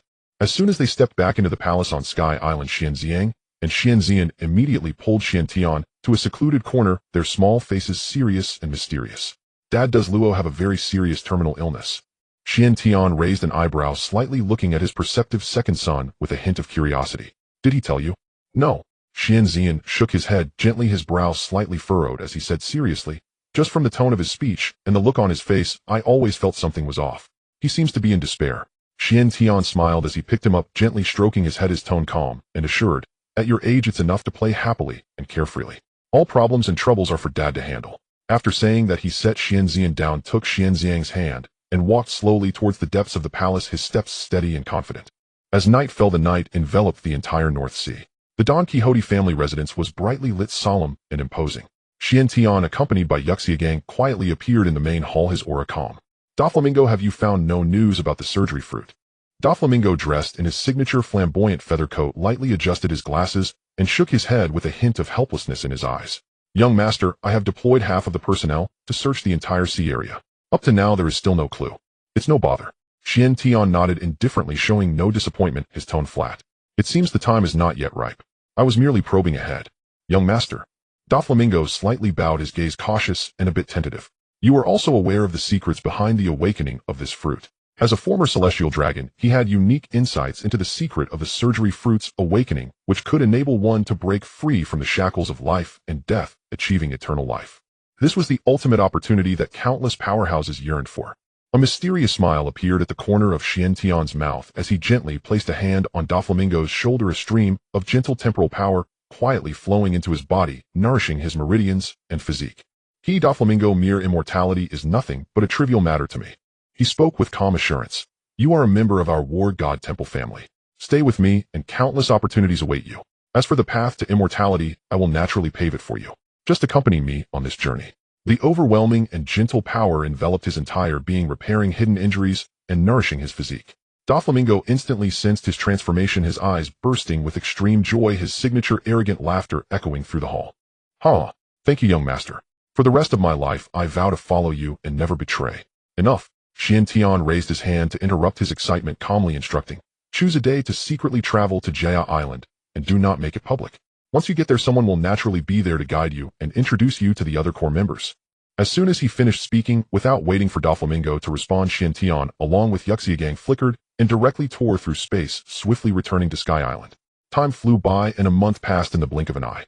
On Sky Island in the Central Palace Hall, a phone bug rested on the table, emitting faint buzzing sounds. Time flew by and a month passed in the blink of an eye. On Sky Island in the Central Palace Hall, a phone bug rested on the table, emitting faint buzzing sounds. Click! The phone bug hung up, curling into a ball. Chen Tian tidied his robes, his figure flickering, and instantly arrived at the council hall. Yuxiagang, Analu, and Noah had been waiting quietly there. Upon seeing Chen Tian appear, all three stood up and saluted. "Let's go." Chen Tian spoke in a deep voice, concise and straightforward. Yuxiagang snapped his fingers, and a brilliant spatial teleportation portal suddenly opened, with lights swirling and space trembling. The four stepped in one after another, their figures instantly disappearing within the hall. In the West Sea, the O'Hara Sea, on the vast sea surface, 10 giant naval warships were lined up in formation, their black, main cannon muzzles, all aimed at the tranquil O'Hara Island, cold flashes of cannon light, flickering, the killing intent palpable. The entire fleet was poised for action, waiting for a single command to unleash a relentless barrage, completely erasing this island known as a sacred ground for archaeology from existence. On the deck of the ship, Spandam strolled out leisurely, stretching lazily as he gazed at the lush scenery on the island, feigning regret as he sighed. What a beautiful little island. Yet they insist on touching the forbidden, seeking their doom. Why not live peacefully? It's truly a pity for such splendid scenery. As soon as he finished speaking, a cold, impatient voice suddenly broke the tranquility of the deck. "You're too." Sakazuki stood at the bow of the ship, his face as dark as water, his aura extremely low, filled with hostility. "Why are you dragging your feet for so long? Can't you just carry out the mission promptly?" Confronted in public, Spandam instantly became furious, turning to scold harshly. "Shut up, you bastard. Just wait here obediently for orders." "What did you say?" Sakazuki's eyes grew sharper, his aura dropping dangerously. Relying on his position as the commander of this extermination order, Spandam grew even more arrogant, taking a step forward and pointing angrily at Sakazuki's nose. "Shut your mouth. This operation is under my command. You naval vice admirals are merely pawns executing my orders." "Bastard." Sakazuki's fists clenched tightly, his knuckles turning white-hot, red light faintly glowing from his palms, the power of magma surging beneath his skin, boiling restlessly. Looking at this arrogant, useless bully before him, he felt a surge of murderous intent rising within him, almost unable to suppress the urge to smash him into ashes with a punch. However, he ultimately understood military discipline and rules, forcibly suppressing his overwhelming anger, snorting coldly as he turned and strode towards the other side of the deck, unwilling to waste more breath on such a waste. If he lingered a moment longer, he would undoubtedly lose control and act ruining the overall plan. Watching Sakazuki retreating with restraint, Spandam's lips curled into a dismissive arc, a proud snort escaping him. "Oof. What kind of monster, Vice Admiral? What elite navy? In the end, you still have to obediently listen to my orders."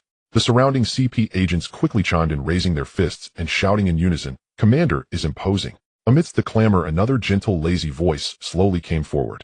Kazan stepped onto the deck, draped in a Navy Vice Admiral's cloak, his posture relaxed as he lazily urged, "I say, isn't it about time to act?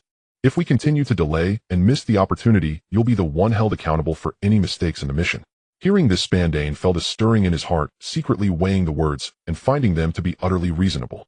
The Demon Slaughter Order is the highest level purge directive of the world government, allowing no room for error. If he were to delay due to his own procrastination, allowing the scholars of O'Hara to destroy evidence and escape, leading to a complete failure of the mission, this responsibility was far beyond what a mere CP9 officer like him could bear. His expression immediately turned fierce, the lazy demeanor vanishing, entirely replaced by a chilling ruthlessness as he ordered sharply, "Advance into the mountains at once. Bring all those scholars before me. Also search for all their translations, manuscripts, and records, leaving no trace." "Yes." A group of CP black-clad agents responded in unison, their voices cold and uniform, their forms swift as phantoms, leaping from the deck and rushing towards the towering knowledge tree at the center of the island. The peace on O'Hara Island was utterly shattered. The residents on the shore saw the black-clad agents rushing in with brutality and witnessed warships aiming their cannons at the island, instantly plunging into extreme panic and despair. Screams, cries, and the thunderous sound of fleeing footsteps erupted. Families dragged their elderly and children in a frantic escape, rushing towards the only port, desperate to board a ship and flee this island on the brink of destruction. In a mere moment, the entire O'Hara Island was thrown into chaos, with fear gripping the hearts of its people. A close aide rushed over, bending down beside Spandam, making a swift motion across his neck and whispering, "Sir, should we deal with the fleeing civilians on the island as well?" A fleeting glint of bloodthirsty ruthlessness crossed Spandam's eyes, already contemplating a complete slaughter without leaving any survivors. But he quickly calmed down. Indiscriminately slaughtering innocent civilians was too extreme. If word reached the Holy Land, it would surely result in accountability, and he dared not act on his own. He shook his head slightly, his tone indifferent and cold, devoid of warmth. "There is no need to meddle. The target of this demon slaughter order is solely the scholars who privately researched forbidden history." After a brief pause, he spoke again, his tone carrying a hint of indifferent indulgence, yet his eyes concealed a venomous calculation. "The civilians need not be concerned. If they manage to escape, it can be considered their fortune." No one knew his true intentions. He had already resolved to allow the civilians to flee, pretending to be magnanimous and compliant. Once he had collected evidence and completed the mission, he would immediately request full military bombardment, completely erasing O'Hara from existence, leaving no trace behind for those unable to escape. Moments passed swiftly. Under the knowledge tree, a chilling atmosphere prevailed. The O'Hara scholars were brutally escorted by the black-clad agents, all kneeling on the ground, their hands bound and suppressed. These elderly scholars who had dedicated themselves to academia and were refined and gentle were now trembling, their faces pale, so terrified that they lacked the courage to look up, their quaking bodies filled with endless despair. Spandane stepped forward, slowly looking down at the crowd from a position of superiority, his face twisting into a cruel and sinister smile. He raised his hand and harshly slapped the face of the leading DR. Kloba the Force, brutal and mocking. You fools who do not know your own death. The world government has long prohibited the exploration of blank history and the interpretation of historical texts, yet you choose to swim against the current and touch the forbidden, purely seeking your own demise. His gaze was as sharp as a knife, sweeping over the trembling scholars as he coldly warned, you better not let me find any remnants of evidence, otherwise all of you will surely die. With that, Spandane no longer paid attention to the kneeling crowd, turning and striding directly into the Knowledge Tree Library, which housed thousands of books and bore the essence of the entire West Sea civilization. However, as soon as he stepped inside, his gaze suddenly sharpened, and he stopped abruptly. In the center of the library, which should have been empty, stood several tall figures. At the forefront, Chen Xin held a thin booklet, his head bowed as he quietly flipped through the secret materials recorded on the pages, his expression calm and composed, with an aura of tranquility surrounding him, as if the overwhelming slaughter and imminent danger had nothing to do with him. Spandane was startled in his heart, and he quickly retracted his imposing demeanor and arrogant air, turning to the outside and shouting sternly, no one is allowed to step into the library without my command. Those who violate this will be severely punished. In an instant, the ruthless and violent expression on his face disappeared, replaced by an extremely submissive and flattering smile. He hurried over his demeanor, humbly submissive, his tone exceedingly respectful. My lord, you have arrived so quickly. I did not welcome you properly. Oh, please forgive me. Chen Xin responded faintly, not lifting his head, casually handing over the finished booklet, his tone flat and unchanging. Take it. This is the solid evidence you wanted. Spandane quickly took it with both hands, his eyes filled with confusion as he looked down at the thin booklet in his hands. What is this? This is the solid evidence of O'Hara's violation of the taboo. Chen Xin lifted his gaze, scanning the neat and orderly ancient books in the library, his tone showing no ripple. The booklet contains a detailed record of these scholars' entire process and research results over the years in interpreting blank history and translating historical texts, enough to confirm their death sentence. As soon as he finished speaking, he gently clenched his right hand in the air. The vast and invisible spatial power instantly enveloped the entire library, gently, yet dominantly covering every ancient book.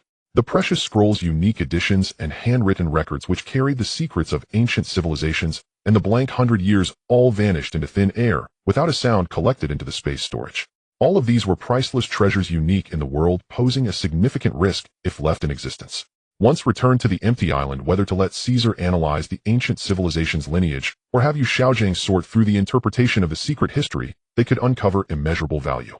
Hearing this, Spandane was greatly shocked, breathing rapidly as he eagerly opened the booklet to read carefully. Page after page turned detailed research records and complete interpretation notes were glaringly present, each piece of content enough to solidify the charges against O'Hara. In a brief moment, his eyes reddened, tears welling up as he disregarded his dignity as an officer and suddenly hugged Xuanzhen's thigh, his voice choked with emotion, nearly losing composure. Thank you, my lord. The debt of gratitude you have shown me is as heavy as a mountain. I shall pledge my life to serve you. Xuanzhen's expression darkened suddenly, and with a gentle push of his toes, he deftly kicked the overly flattering Spandane away, silently cursing in his heart, is this brainwashing too excessive, or is this person inherently servile? He impatiently waved his hand, urging, enough, don't waste time, hurry up and get on with your business. Yes, I will obey. I will act immediately. Spandane hurriedly scrambled up from the ground, not daring to say another word, clutching the booklet, as he quickly exited the library, his expression excited yet arrogant. Once the door closed behind him, only Xuantian, Yu Shaojing, Enel, and Noah remained inside. The cries, rushes, and shouts from outside faintly penetrated the doors and windows, the overwhelming slaughter engulfing the entire island. Yu Shaojing looked at the chaos outside and understood that with Spandane holding undeniable evidence, the destruction of O'Hara was already a foregone conclusion, with almost no one on the island able to escape. Feeling a stir of compassion in his heart, he softly asked, young master, are we really not going to save them? Xuanzhen's long lashes drooped, his gaze hidden beneath a layer of bone-chilling coldness, severing all unnecessary pity, his tone detached and clear without a hint of hesitation. Why should we save them? For this group of reckless people who brought trouble upon themselves, exposing our whereabouts and risking their lives, is it worth it? He was not cold-blooded nor harsh, but merely understood the overall situation. These scholars knew full well that exploring blank history was an absolute taboo of the world government, yet they failed to understand the need for restraint and low-profile research, instead acting brazenly and openly discussing it, causing a stir that attracted the calamity of the Demon Slaughter Order. It was purely self-destructive. With his current strength, it would not be difficult to preserve the entirety of O'Hara and save everyone. Yet the ensuing chain reaction was something no one could bear, nor was there a need to. Before Yu Xiaojiang could respond, Xiantian spoke again, his tone laced with clarity and helplessness. Moreover, even if we were to intervene today and save them, with the nature of these individuals, they would undoubtedly spread the secrets of the blank 100 years and the ancient history around. At that time, it would no longer be just the island of O'Hara suffering. The entire sea would see more innocent lives lost because of their reckless and ostentatious actions. Instantly enlightened, Yu Xiaojiang fully understood the layered consequences, unable to help but show a hint of shame as he bowed his head. I was shallow in thought and narrow in vision. Thank you for your guidance, young master. At this moment, Enel timely interjected, electric light flickering slightly, asking, young master, now that all the ancient texts have been collected, should we immediately withdraw from here? Xiantian gently shook his head, his gaze passing through the window to the distant sea, his tone calm and resolute. Not yet, let's wait a little longer. I am still waiting for someone. Outside the library, the atmosphere had become utterly murderous. Spandin, holding solid evidence, walked arrogantly towards the kneeling scholars, raising the booklet high and mockingly taunting them. A bunch of naive fools. Open your eyes and see clearly what this is. The scholars looked up, recognizing the familiar record booklet, their faces instantly paling, pupils constricting, their eyes filled with despair and disbelief, bursts of lament rising and falling. That's our research notes. Our preserved interpretation manuscripts. As he watched the scholars crumble in despair, Spandin's laughter grew increasingly wild and piercing, wantonly crushing their last hopes. In front of all the scholars, he took out a din-din mushi and skillfully dialed the Holy Land contact line. Moshi moshi. The din-din mushi's eyes widened, emitting a crackling sound. Spandane straightened his back, his tone respectful, yet exuberant, reporting loudly, report to the Gorisei. Spandane has acquired solid evidence in O'Hara. These scholars have been privately exploring forbidden blank history and interpreting historical texts for many years with irrefutable evidence. On the other end of the din-din mushi, after a moment of silence, a voice gradually emerged, cold and hypocritical, carrying a hint of feigned regret. I see. Though it is indeed a pity to lose such talent in academia, you have openly violated the iron laws of the world government and touched upon ancient taboos. We cannot turn a blind eye. The sin is established and unforgivable. The leading Dr. Kloba was furious, his hair standing on end, his whole body trembling as he erupted with rage and resentment, shouting, nonsense. Hypocrisy. Enough. Spandane was enraged, raising his hand and delivering a vicious slap, the crisp sound resonating in the air. The force was so great that it sent the elderly Dr. Kloba staggering, his head turning aside, blood trickling from the corner of his mouth. He stared wide-eyed, angrily reprimanding, a mere sinner dares to speak disrespectfully to the Gorisei. No matter. The voice of Saint Satan remained calm, penetrating through the din mushi, accurately identifying the old man's status with a tone of condescending indifference. You are Kloba from O'Hara, right? You have indeed made modest contributions to the preservation of the world's literary lineage. Inside the library, Xiantian quietly listened to the grandiloquent hypocrisy coming from outside, feeling nothing but endless disgust and disdain in his heart. The world government and the Gorisei have never feared so-called historical research. They fear the truth of the blank 100 years being publicly revealed, fear the awakening of ancient weapons, fear their fabricated rule lasting for a millennium collapsing entirely. Yet they twist facts and confuse the truth, packaging their selfish desires as great righteousness, falsely claiming that prohibiting historical exploration is to prevent the resurgence of weapons and avoid the suffering of the populace. Such hypocritical faces are truly nauseating. Boring, let's go to the dock. Xiantian no longer wished to stay, feeling disgusted by the hypocritical farce, and since he had already decided not to intervene, there was no need to increase his annoyance here. Just a short distance away from the Tree of Knowledge, a sudden barrage of gunfire echoed behind them, accompanied by piercing cries and wails as the stench of blood and despair instantly engulfed the entire island. Xiantian and his companions concealed themselves, and before they could exit the spatial barrier, they had already arrived near the dock, where their ears were immediately filled with the cacophony of angry curses and screams. You disaster-bringing monster, get out of here. Everyone stop her. We cannot let this monster board the ship. Force her hands apart and push her away. After narrowly escaping to the port with the desperate help of the giant Sol Nico, Robin, who only wished to board the ship and flee, was completely frozen in place. She never imagined that her neighbors, with whom she had spent the last 8 years, would now regard her with hatred, pressing closer and blaming all the sins on her and her mother. The villagers firmly asserted that the catastrophe that destroyed the small island was brought about by Robin and her mother, stating bluntly that they should perish on the island along with the scholars and should not survive. Sol overturned a nearby naval warship with his bare hands, and upon turning around saw several Navy ships surrounding them, while Robin and her mother were still blocked on the shore, unable to board the evacuation vessel. He felt a surge of urgency and shouted loudly, Robin, Get on the ship. Don't delay. Before his voice faded, he exerted force again, violently flipping another approaching warship into the sea, deliberately, holding back, to only knock the Navy soldiers into the water, without causing any fatalities. However, his successive destruction of warships completely attracted the blockade of Vice Admiral Kazan. A cold figure suddenly rushed over Kazan's icy gaze, struck as he delivered a powerful punch that sent Saul flying. The giant's massive body crashed heavily onto the port ground, causing a thunderous sound, as trees lining the road were flattened with dust swirling in the air. Saul, have you forgotten your identity and duties as a Navy? Kazan questioned coldly. Saul slowly pushed himself up from the ground, his head bowed, his voice heavy with suppressed emotions filled with endless reluctance and pain. But they are all innocent civilians. What wrong have they done? Mom, let's go. We need to leave here. Robin wiped away the scorching tears from the corners of her eyes, gazing at the evacuation ship that had already set sail from the port, growing distant, her eyes filled with despair. She tightly grasped her mother Albia's hand, turning to seek another escape route. Just then a thunderous explosion. In the distance, the evacuation ship carrying the fleeing villagers was accurately hit by a Navy shell, instantly igniting in a raging fire, the towering flames staining the sea red, and heart-wrenching cries, clearly carried by the sea breeze, tearing at the heart. Witnessing this brutal scene, the previously dejected Saul suddenly raised his head, his eyes wide open, pupils constricting, his face filled with disbelief and shock. Seething with rage like the flames on the sea, he stared at the stunned Kazan and roared, launching a powerful punch. Is this the justice you all pledged to uphold at the cost of your lives? They are just unarmed, ordinary civilians. The duty and iron law of a soldier firmly bound him, allowing no room for personal feelings. He could only continue to carry out orders. The duty and iron law of a soldier firmly bound him, allowing no room for personal feelings. He could only continue to carry out orders against his only friend. He leaped into the air, his cold voice resonating throughout the port. Ice Age. In an instant, a chilling aura spread wildly. Icy layers rapidly grew at a visible speed, racing across the ground towards Saul, aiming to completely encase him in ice. Just as he was about to be completely frozen, Saul turned to look at Robin and her mother, who were embracing and crying on the shore, their faces filled with despair. Seeing the broken tears and confusion on Robin's youthful face, he exerted all his strength and shouted hoarsely, "Robin, the sea is incredibly vast. One day you will meet companions willing to protect you. Remember what I taught you when you're sad, just laugh out loud." Saul. Boo-hoo. Robin trembled as she raised her small hand, desperately blocking her tear-filled eyes, biting her lower lip tightly, her suppressed sobs breaking and choking, heart-wrenching. Everything collapsed too suddenly. The respected scholars perished. The island where she had lived for years was on the brink of destruction, and those villagers who had once distanced themselves and disliked her were also buried in the flames.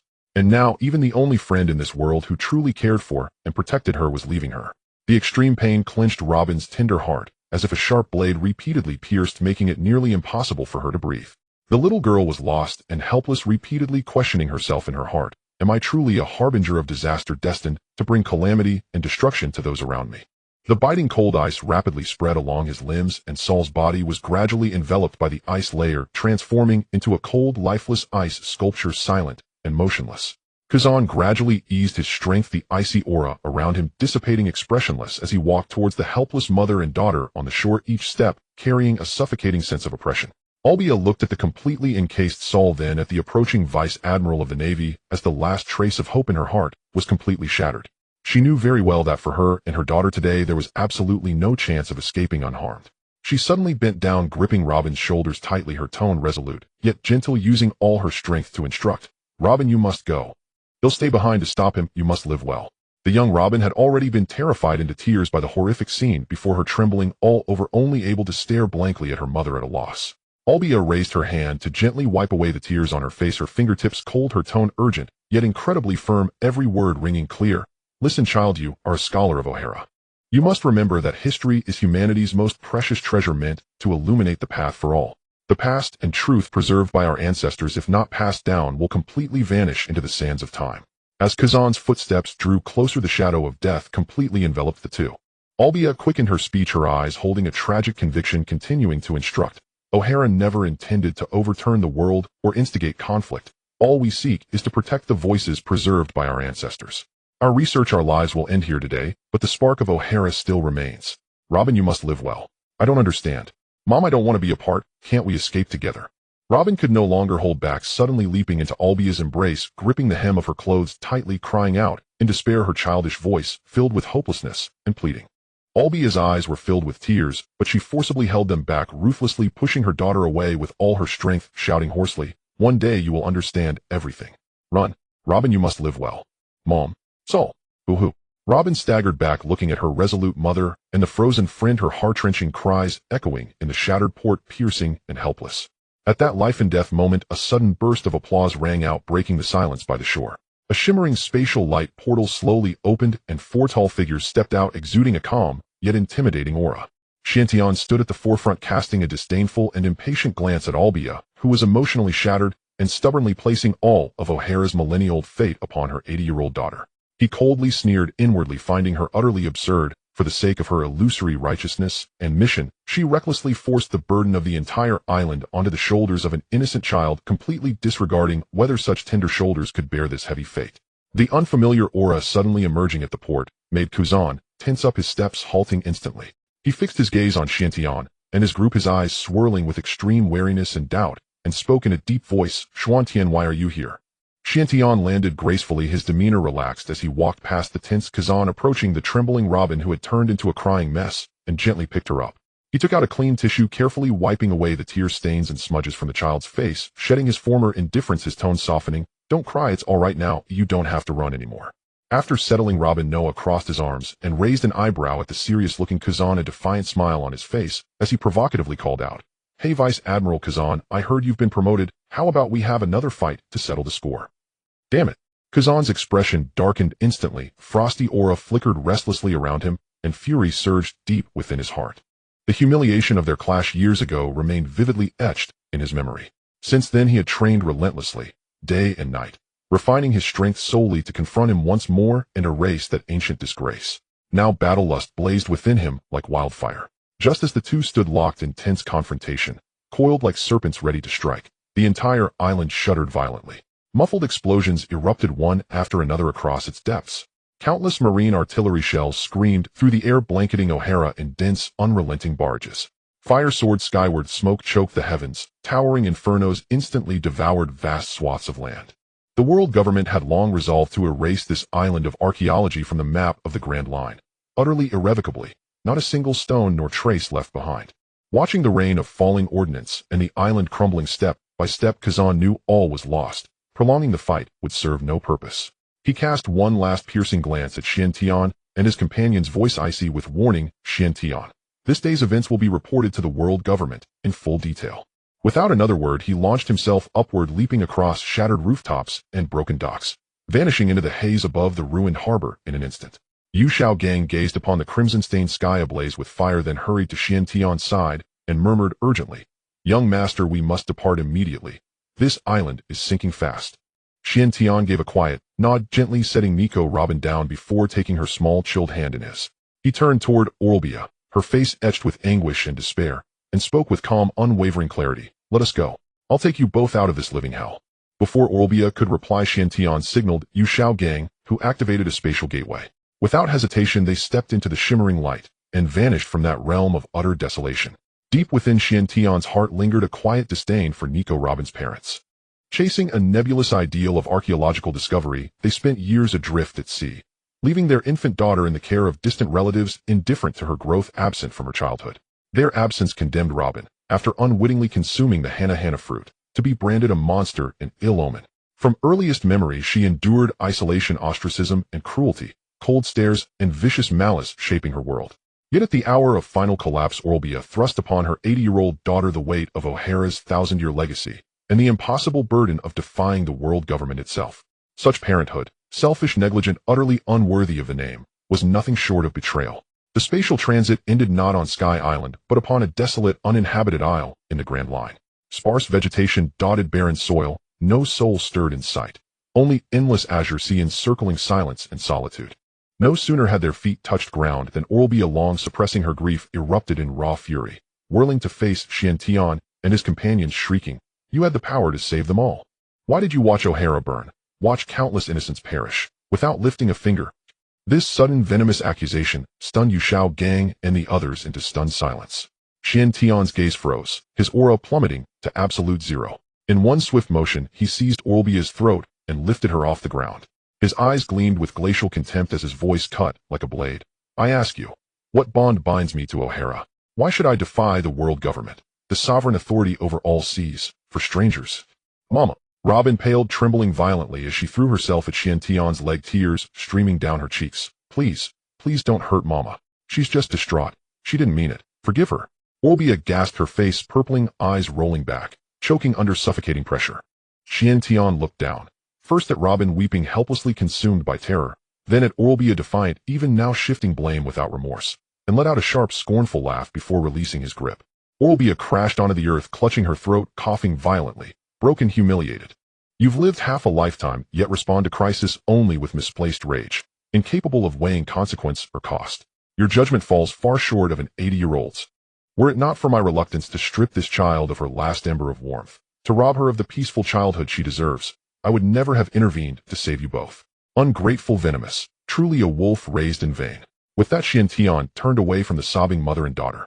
From his storage space, he withdrew ample food and fresh water, and set ashore a compact, sturdy lifeboat. His tone remained detached. These provisions and vessel are yours. Whether you survive these treacherous seas depends entirely on your own fate. Seeing Chen Tian and his party prepare to leave, Orbia panicked, staggering upright, then collapsing onto her knees, bowing low. Lord, I beg you, I know my fault. Take Robin with you. With me she'll surely perish in these perilous waters. She has no chance to live. Chen Tian paused, initially unwilling to entangle himself further, yet the vision of Robin's future flashed before him, a life of exile, betrayal, and ceaseless suffering. Compassion stirred, reluctant but undeniable. Yet unwilling to bind himself to karmic entanglements, he knelt slightly and met Robin's eyes. Voice gentle, little Robin, you shall choose your own path forward. I won't leave Mama. I'll stay with her, forever. Robin clutched Orbia's hem, tightly shaking her head fiercely, tears spilling anew. Robin, listen. Your youth makes you unfit for such hardship. You must not wander with me through sorrow and storm. Orbia whispered tenderly, eyes brimming with guilt and sorrow. Chen Tian, ever impatient with scenes of sentimental parting, interjected firmly. You have until dawn tomorrow to decide. I shall return at first light. He then opened a spatial gateway with Yushao, Gang, Enel, and Noah, vanishing instantly back to Sky Island, leaving mother and daughter alone upon the silent, barren shore, speechless, sleepless, suspended in sorrow. Meanwhile, in Mary Geos, the Holy Land, within the Five Elders' council chamber beneath Pangea, Castle fury crackled thick in the air after the naval report ended on the Din Din Mushi. All 5 elders wore ashen faces. Saturn Saint seethed most violently, repeatedly ordering immediate annihilation of Chen Tian's faction, each time blocked by the other 4. As rage subsided slightly, Peter Saint's eyes narrowed, malice glinting coldly. As he spoke in measured, venomous tones, this youth grows increasingly brazen, repeatedly challenging the world government's sovereignty. Let us strike at the endless isle, a calculated warning. Seconded. The remaining 4 exchanged grim glances, recognition of shared ruthlessness flashing between them, then nodded in unison, drawing close to plot in hushed, merciless detail the siege of Chen Tian, the utter destruction of the endless isle.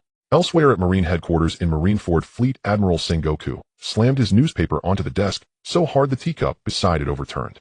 Scalding tea spilled across parchment and polished with steam rising like a pall, deepening the oppressive silence. Every high-ranking officer present stood frozen, faces grim and drawn. Kazan fixed his glare on Sakazuki beside him, eyes burning with resentment and condemnation. Though Kazan commanded the O'Hara operation, the global outrage now swirling across the seas stemmed entirely from Sakazuki's unauthorized order to sink the refugee ships, an act of brutal, unyielding severity. The world condemned the Marines for massacring innocents, exposing their hollow, hypocritical justice, and eroding the Navy's moral authority across the Grand Line. Meanwhile, CP Commander Spandine, who orchestrated the massacre, bore no stain of guilt. Instead, he received commendation from the 5 elders for mission success. Sengoku brushed tea from his sleeve, face thunderous, sweeping his gaze across the room with grave intensity. This scandal threatens our very foundation. Without decisive, careful resolution, recruitment, and the cultivation of righteous faith across the seas will become insurmountable tasks. Fleet Admiral, what is the world government's stance? Sengoku asked quietly. The 5 elders have issued strict orders. All records of Chen Tian's presence at O'Hara are to be sealed. Absolutely, completely. Sengoku's voice lowered, heavy with authority. They intend to handle Chen Tian personally and forbid any intelligence regarding him from leaking through marine channels. On what grounds? Sakazuki retorted, jaw clenched, voice laced with indignation. This chaos began with Chen Tian. He disrupted the operation. And you dare accuse others, hey? Kazan rose abruptly, eyes blazing. Had you not acted unilaterally, slaughtering civilians aboard refugee vessels, this storm of censure would never have risen. To prevent scholars' escape and ensure the purification order's flawless execution, sacrificing peripheral lives was a necessary calculus. Sakazuki shot back, unflinching, voice iron hard. As their voices clashed, sharp, unrestrained, the already grim atmosphere curdled further. Sengoku struck the table with a thunderous bang. Enough! This is a council chamber, not a tavern brawl. If you wish to quarrel, do it outside. The two were surrounded by a clash of cold and hot air, each letting out a cold huff, angrily taking their seats and turning their heads away, no longer speaking. The hall fell silent for a moment as Sengoku lightly tapped the corner of the newspaper, which featured a heart-wrenching image of a young child in tears. With a calm gaze, he spoke, "Marshal, the news regarding Xiantian and his group has been sealed by the higher authorities, leaving us no way to hold anyone accountable or to argue our case. The only way to quell public opinion and restore the Navy's reputation now is to place all blame on this little girl. She is merely an 80-year-old child. How can she bear such a heavy crime?" Kong frowned slightly, revealing his confusion. "This girl is named Nico Robin, a paramecia-type user of the flower fruit." Sengoku slowly recounted Robin's detailed information, clearly outlining, "We can publicly declare that she, using her fruit abilities, destroyed multiple Navy warships, deliberately mixed into the evacuation ship, and led the Navy's cannon fire to mistakenly strike the vessel, resulting in the tragic deaths of many civilians on board before escaping alone. All the stigma and blame will be placed solely on her." Kong pondered for a moment, then nodded in agreement. "This immediately draft the bounty notice to be issued across the seas. Sacrificing the reputation of a child is far more cost-effective than losing the Navy's decades of just belief." Kazan, who had been listening beside them, felt a chill in his heart after hearing this dirty scheme. Is this the justice the Navy has upheld all their lives? Not daring to confront the darkness above, nor to face the faults of their comrades, instead forcing an innocent 80-year-old child to bear all the stigma and become a scapegoat to quell the storm. Zifa, filled with disappointment, let out a cold huff and stood up, sweeping his sleeves as he left without saying a word, disdainful of getting involved in this sordid scheme. Kapu's face was also ashen, filled with suppressed anger, and he coldly stated, "I am on vacation, do not disturb me," before turning and leaving directly. Kong watched the few people leave one after another, filled with helplessness, ultimately letting out a deep sigh, powerless to shake this predetermined injustice. Soon a bounty notice that shocked the entire sea was swiftly dispatched from the naval headquarters to every naval base across the seas. Demon child Nico Robin, only 8 years old, paramecia-type user of the flower fruit. Suspected of destroying multiple naval warships, deliberately leading cannon fire, resulting in the tragic deaths of all aboard the O'Hara evacuation ship, posing a significant threat, with a bounty of 79 million berries, dead or alive. In an instant, the entire sea erupted in chaos. Countless bounty hunters were drawn by the high bounty, setting sail to search for Robin's whereabouts.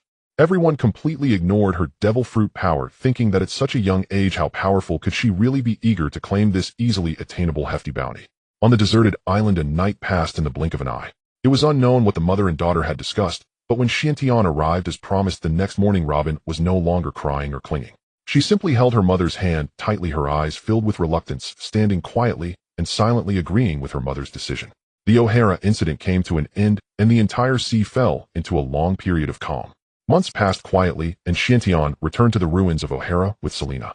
The once prosperous archaeological Holy Land had long turned into a desolate wasteland, with only broken walls silently recounting the passage of time. Among the ruins stood Dr. Vegapunk alone, quietly reminiscing about this fallen land, his expression solemn. The two exchanged glances from a distance, understanding each other without words, merely nodding slightly in acknowledgement, without approaching to converse. Xiantian walked slowly through the entire site, searching carefully all around, yet he still could not see Vegapunk's figure, causing a hint of confusion to rise within him. According to the original storyline, Dr. Vegapunk was supposed to meet here with Dr. Monkey D. Dragon. Why was he not present now? He patiently stayed at the site for 2 days, yet still did not wait for Vegapunk to appear, ultimately having to turn and leave with regret. Unbeknownst to him, since Xiantian had previously caused a ruckus at Punk Hazard and disrupted the secret research laboratory of the world government, the 5 elders had placed Vegapunk under strict supervision and layers of defense, preventing any recurrence of the Punk Hazard incident, thus stripping Vegapunk of his limited freedom. Xuantian's intention for this trip was merely to copy the advanced scientific knowledge in Vegapunk's mind, with no plans to abduct him, ultimately returning empty-handed. A month later, Xiantian left Sky Island with Yu Shaojiang and Enel, heading towards the South Sea Kingdom of Sorbet. By that time, the Kingdom of Sorbet had long fallen into chaos, with its people suffering greatly. The king was greedy, brutal, and debauched to amass wealth and indulge in luxury. He openly issued cruel and unjust decrees, demoting half of the nation's citizens to slavery, selling them to the underground human trafficking market in exchange for endless treasure to squander. Witnessing the entire nation in dire straits, Bartholomew Kuma rose in anger, leading Ginny into the palace with the intent to overthrow the tyrant's rule. However, the king's army was vast, and the king had already sought aid from the world government, who a large number of navy soldiers rushed to assist in the encirclement. Kuma and Jinny, unable to match the overwhelming numbers, ultimately found themselves trapped within a civilian dwelling, facing a dire situation. Inside the dilapidated house, Jinny was drenched in blood, her clothes soaked, wounds covering her body, her face pale as paper and her breath faint. She looked at Kuma, who was squatting in the corner silently guarding her, her voice trembling uncontrollably. Kuma, when will the revolutionary army you contacted arrive? If they don't come soon, we will surely die today. Kuma raised his hand, gently wiping the blood from Jinny's cheek, his tone calm and steady, softly reassuring, don't be afraid, they will be here soon. As soon as he finished speaking, the sky outside suddenly darkened, dark clouds obscured the blazing sun, and a deafening thunderclap erupted, resonating throughout the land.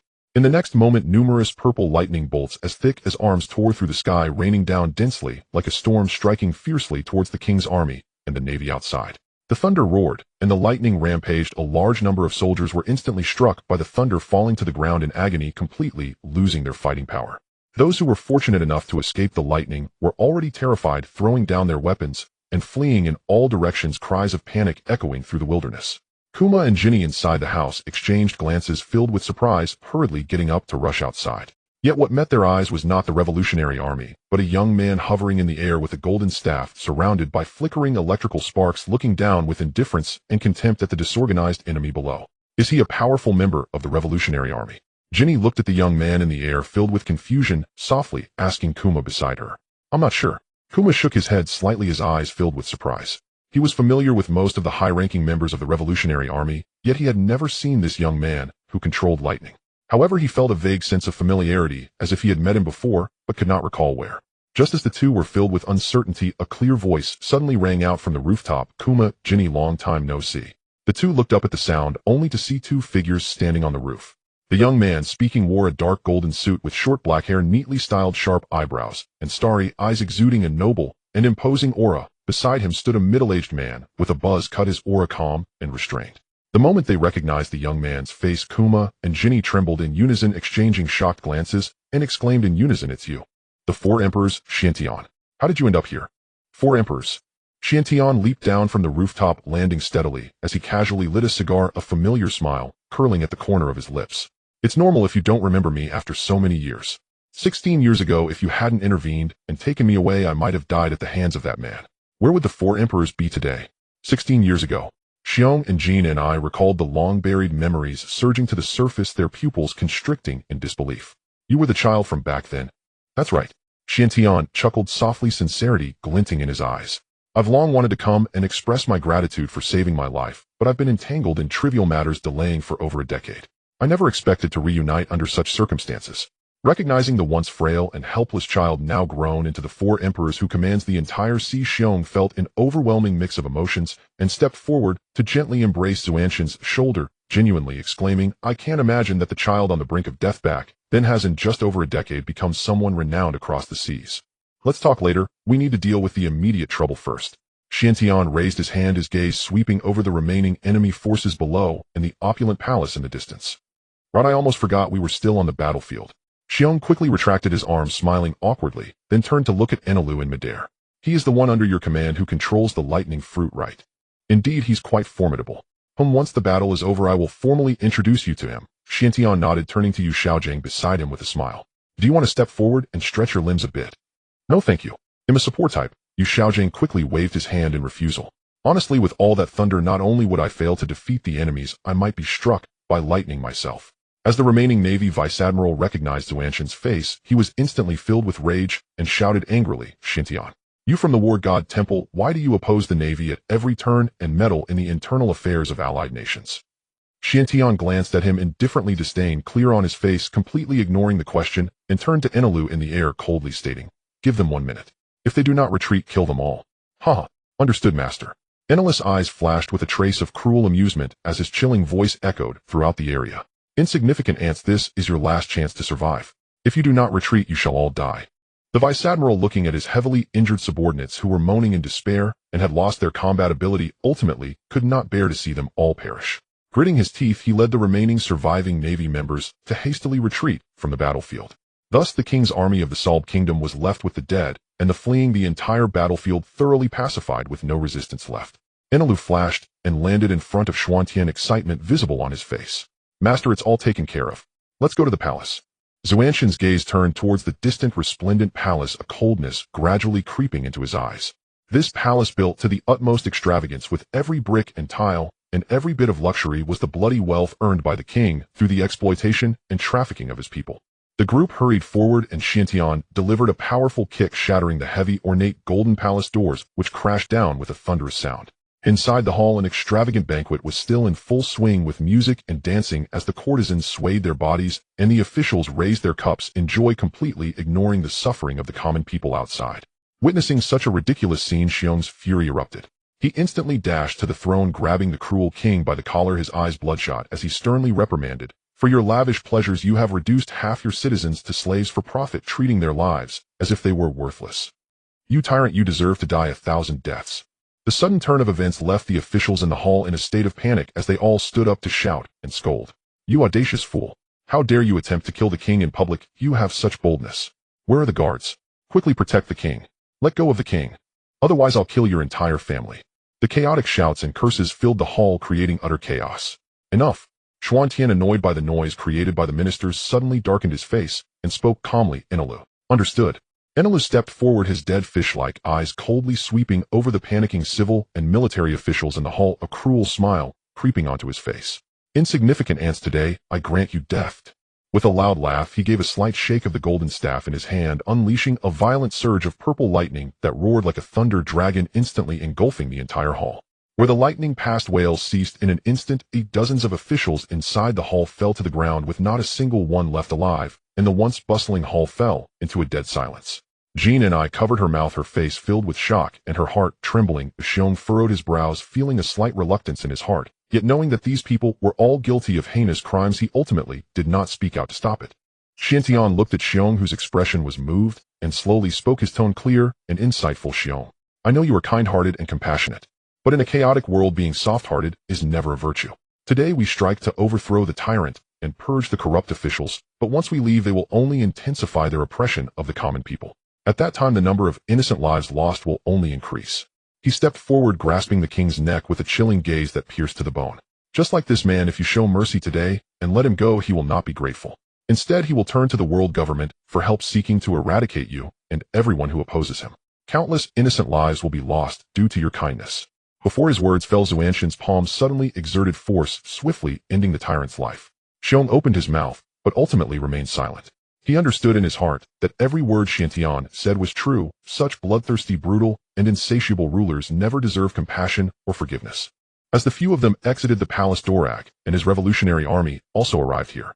After a brief conversation, Xiantian bid farewell and returned to Sky Island Marine Headquarters, Marineford, inside the Admiral's office.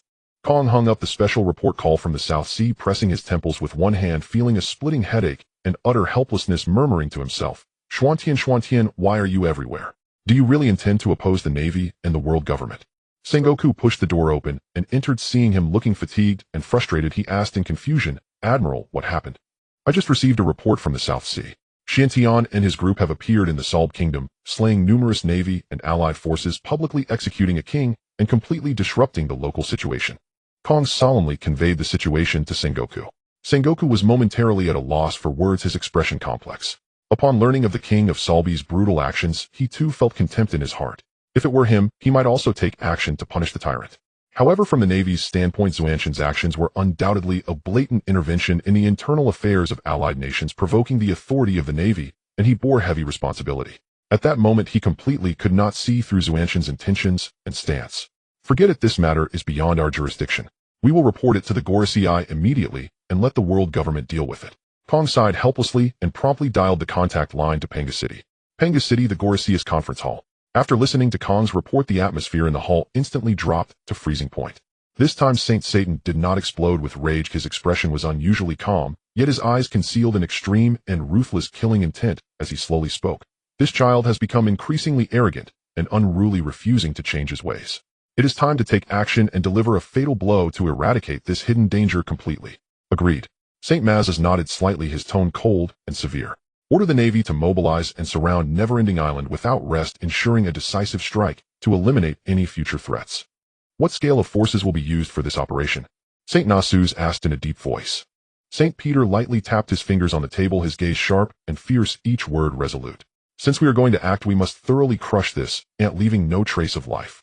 Order Kong to mobilize all elite branches of the Navy from the four seas and the New World, gathering everyone at Marineford on standby. Let the Knights of God participate. Saint Satan coldly added, his tone full of dissatisfaction. I will go speak to Saint Greenback. The other four unanimously raised their hands in agreement, and the five of them began to make detailed plans for the operation against Neverending Island.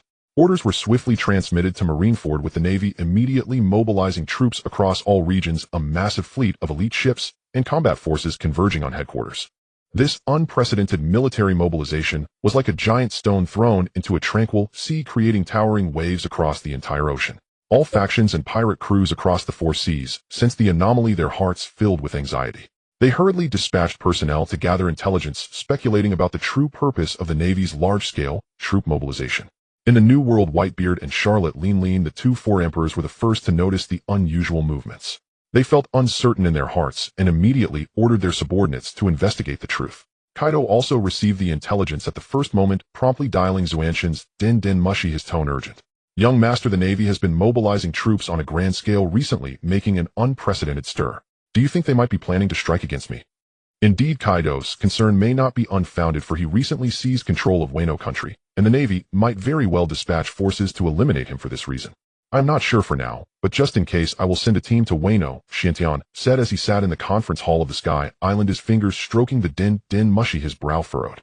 I have sent someone to investigate, and I will notify you once I have results. After hanging up on Kaido, Xiantian called Doflamingo, who was equally perplexed and completely in the dark, just preparing to contact the undercover Virgo for insider information. Let me know as soon as you find out anything, Xiantian instructed before ending the communication, a wave of intense unease surging within him.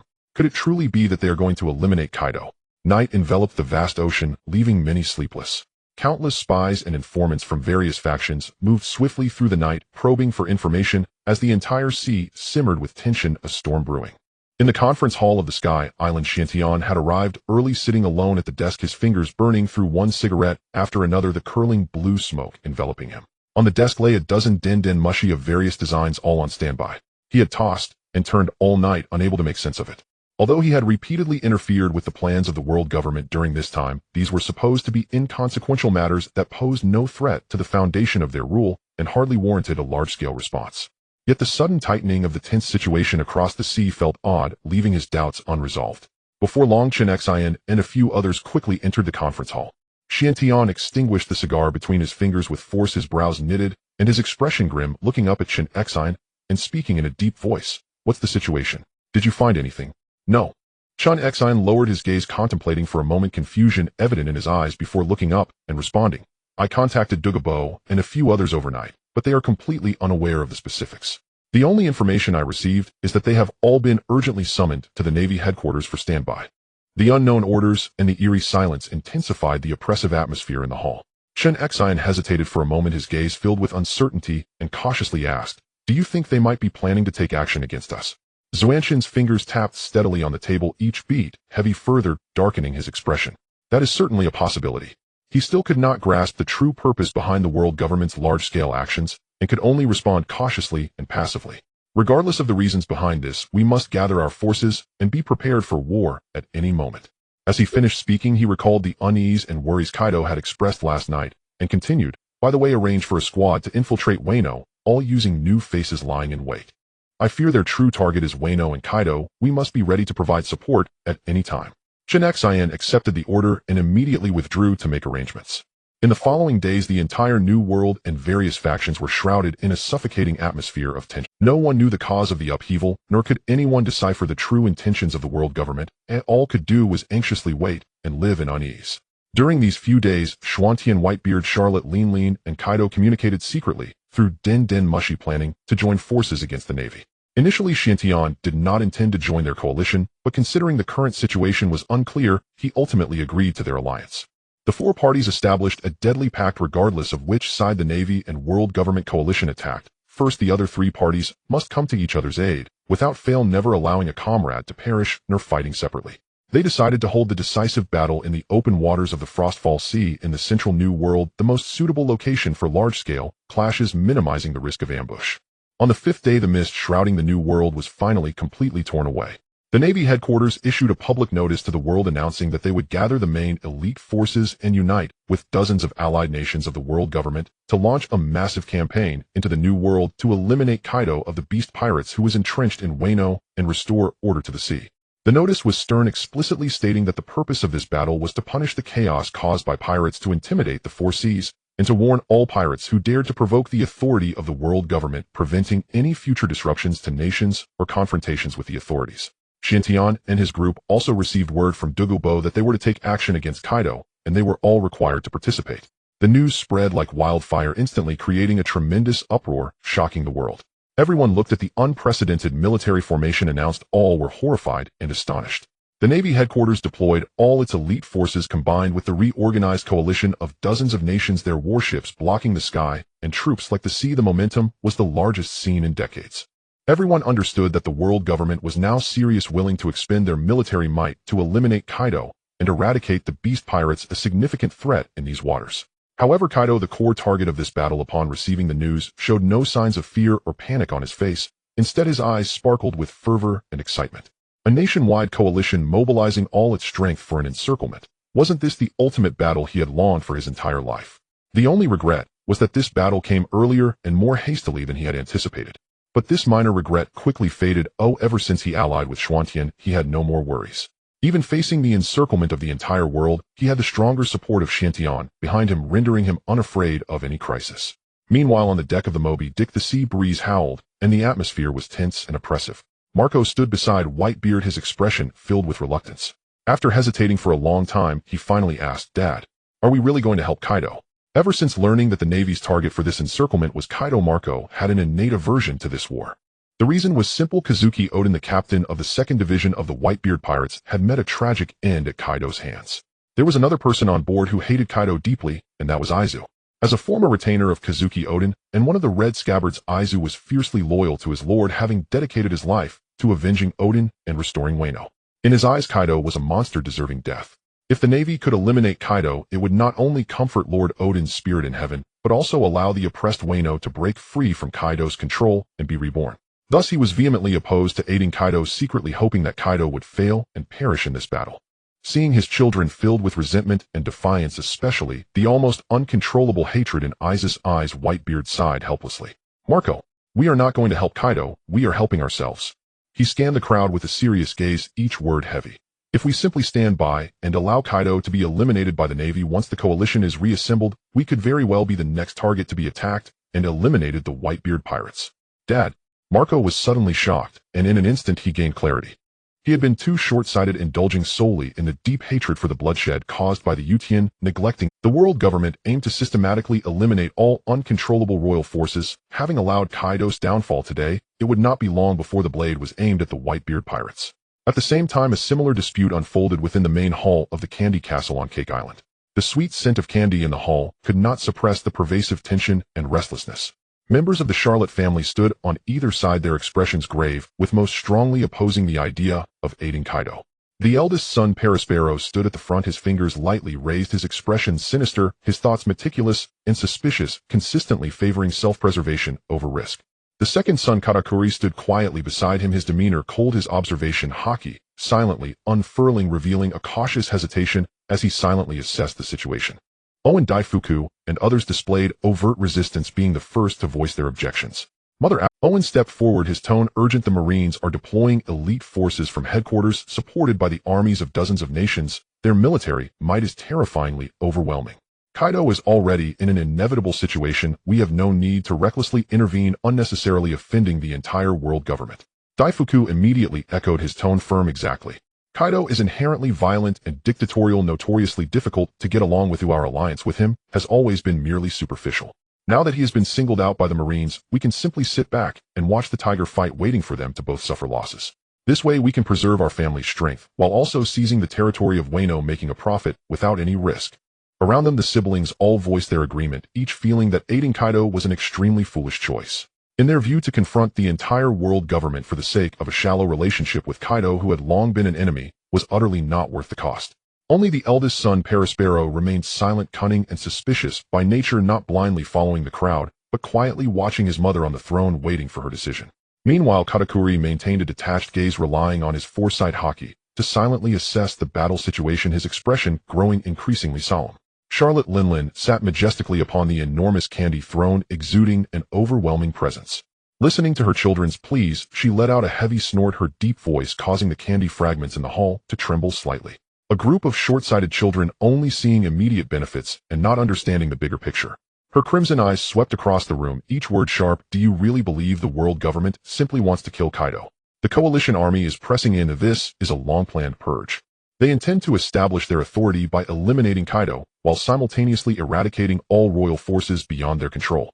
Upon hearing this, Katakuri's pupils contracted slightly, his observation Haki instantaneously capturing countless fragments of the future, fully understanding the essence of the situation, and his tense expression relaxed slightly in silent agreement with his mother's judgment. I have fought alongside Kaido since the days of the Rocks Pirates. Oh, I understand the world government's tactics better than... Linlin tapped her fingers on the armrest of the throne, her tone cold and serious. They excel at taking down opponents one by one. With Kaido's fall today, once the coalition regroups, we could very well be the next target they turn their guns on. This so-called sitting back and watching the tiger fight may seem prudent, but in reality, it is digging our own grave. As her words fell, all disputes in the hall instantly ceased, and her children fell silent, their expressions grave, fully awakening to the true scheme behind this purge. Perospero's eyes flashed with a hint of realization, then he suppressed all doubts, bowing in silence to await orders. Katakuri nodded slightly, already preparing for battle. Charlotte Linlin no longer regarded the others, raising her hand to connect with the transponder snail. The moment the call was connected, Kaido's rugged, boisterous laughter filled the air, brimming with overwhelming battle intent. Huh, old hag, I thought you would sit back and watch like your little brats, letting the Marines surround me. Kaido's voice carried no hint of panic at the impending threat, only pure excitement and fervor. I have waited a lifetime for this grand battle that requires the full might of the world. Today I finally get my wish. This battle deserves to be fought by me, Kaido of the Beasts. Linlin laughed derisively at this, her tone domineering and determined, showing no hesitation. Stop being so arrogant, Kaido. Since I took the initiative to contact you, I never intended to stand by idly. I understand the principle of lips and teeth being cold better than anyone. She changed the subject, directly asking solemnly, tell me your plans, the route of the Marine Coalition's advanced troop composition, landing points. What intelligence do you have on your side? The four-nation alliance has already formed. Xiantian and Whitebeard are ready. We must unite on a single front and fulfill our respective roles. We cannot fight separately or lose our formation. On the other end of the transponder snail, Kaido's tone became unusually serious, suppressing some of his wild laughter. My informants have already covered all the coastal areas of the New World, and I have precise control over every squad's movements and marching speed.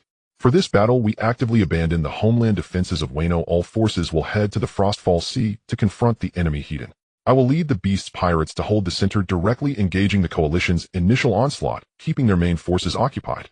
Whitebeard will be stationed on the western side of the Frostfall Sea, blocking the Marines' flanking routes and cutting off their retreat. You will lead the Big Mom pirates to hold the southern side of the Frostfall Sea, preventing the allied nations coalition from launching surprise attacks on our flanks and infiltrating our rear. As for Xuantian's manpower, they will remain hidden, not revealing their strength in advance. Once the battle becomes protracted, they will interject to support various defensive lines and cover our vulnerabilities. This plan is clear-cut, both offensive and defensive, with no flaws whatsoever. After listening, Charlotte Linlin decisively agreed, her tone resolute. No problem. I will immediately issue orders for all pirate crews to prepare their weapons, gather their forces, and seal off all sea passages around Cake Island, ready for deployment to assist in the Frostfall Sea. Huh. Good. After this battle, I want to see if the world government dares to recklessly manipulate us, the four emperors. Kaido laughed heartily, enthusiasm bubbling within him. Hanging up the transponder snail, Charlotte Linlin looked around at her numerous children, solemnly issuing the final military order. All personnel, heed my command, prepare for battle immediately. Seal off all coastal routes, closely monitor maritime movements, and be ready to rush to the Frostfall Sea to engage in battle. Yes, mother. Within the main hall, everyone responded in unison, the previously scattered morale instantly coalescing with the war machine of Cake Island operating at full speed. Thus the combat posture of the three forces, Whitebeard, Big Mom, and Kaido, was firmly established, and the secret alliance of the four nations was thoroughly solidified. Everyone believed this was a life-and-death gamble of the four emperors uniting against the world government. No one knew that Xiantian was the most hidden trump card in this alliance, and even fewer knew that Kaido had long since submitted to him. Meanwhile, Xiantian quietly remained in the rear, filled with doubts, unable to fathom the true purpose behind the world government's determination to expend all resources to surround Kaido, merely waiting for the battle to commence, passively facing this sudden monumental war. 3 days passed in the blink of an eye. At the end of the vast seas of the New World, a dark fleet finally broke through the thick fog, pressing down towards the Frostfall Sea. The main battleships of the Marines and the warships of dozens of allied nations were densely packed, their sails blocking the sun, their cannon mouths cold and menacing. The sheer visual pressure was enough to make ordinary pirates tremble in fear. Countless individuals gazed from afar, secretly alarmed, convinced that this time the world government was truly exerting its full strength to crush the beast's pirates. But when the main forces of the coalition drew near their formations, fully unfurling, the members of Chen Xin and the others hiding in the high skies, separated by spatial power, coldly overlooking the scene, Xuanqian's pupils suddenly constricted slightly. The strange unease that had been lingering in his heart for days suddenly magnified at this moment. His gaze sharpened, quickly scanning the coalition's camp, the doubts in his eyes deepening. This seemingly formidable coalition, abundant in numbers, lacked top-tier quality. Where were the top-tier combat powers of the Marine headquarters? The Admiral Sengoku was nowhere to be seen, and the two Vice Admirals Borsalino and Sakazuki were also missing. Only Kuzan the Blue Pheasant accompanied the allied nations' coalition into battle, harboring a deadly ambush. Among the entire coalition fleet, there were very few top-tier powerhouses capable of holding the line. Only Admiral Akiji was stationed in the center, the veteran Admiral Zephyr in full uniform, his expression cold as he stood at the ship's bow alongside the fierce Vice Admiral Garp, standing on the flank, while the remaining forces were comprised of elite Marine Vice Admirals, Rear Admirals, a vast number of Marines and soldiers from the allied nations.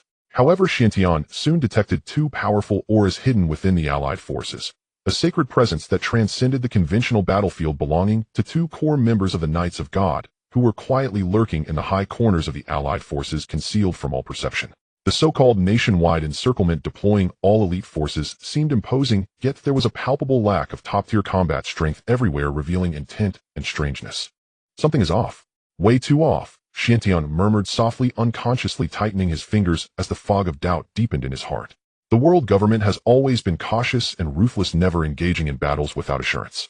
Since they openly declared war, creating a spectacle to annihilate the four emperors, how could they possibly send only a few powerful fighters? Even though there were those two powerful members of the Knights of God, it was still insufficient. It was far from enough to crush the combined forces of Kaido Whitebeard and Charlotte Linlin. They clearly held an absolute top-tier combat advantage, yet they deliberately concealed all their trump cards, only using secondary forces to feign a frontal assault. Xiantian repeatedly simulated various possibilities, his mind racing, yet he could not comprehend what the opponent's plan truly was. But the more he couldn't understand, the stronger that ominous premonition became in his heart, as if a colossal conspiracy capable of overturning everything was quietly brewing, lurking in the shadows, waiting to strike. Beside him, Chen Xin also noticed the strangeness of the battlefield and quietly inquired, "Young master, the allied forces' combat strength seems inconsistent with the intelligence. Should we immediately issue orders to alert Whitebeard and Big Mom to raise their vigilance and delay the battle?" Xiantian silently shook his head, his gaze fixed on the unfolding allied fleet in the distance, his tone grave. "There's no time." As soon as he spoke, the surface of the Frostfall Sea below suddenly erupted with a wave of chilling air, of fierce frost sweeping across the land. Kazan stood alone at the forefront of the allied forces, the powers of the ice fruit unleashed as endless cold tides surged forth from his body, instantly enveloping the entire Frostfall Sea. The churning seawater crystallized and hardened at a visible speed, layer upon layer of thick ice, covering the sea surface for miles, completely flattening the raging waves, transforming the entire area into a vast, flat, and solid giant ice battlefield. Ice Age.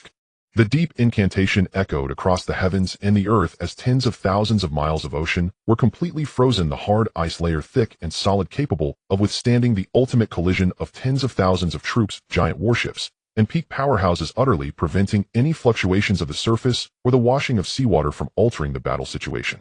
As the ice battlefield took shape, Kazan did not rest or lie in wait, but rather his form blurred, surrounded by swirling icy air currents moving along the periphery of the mid-level battlefield.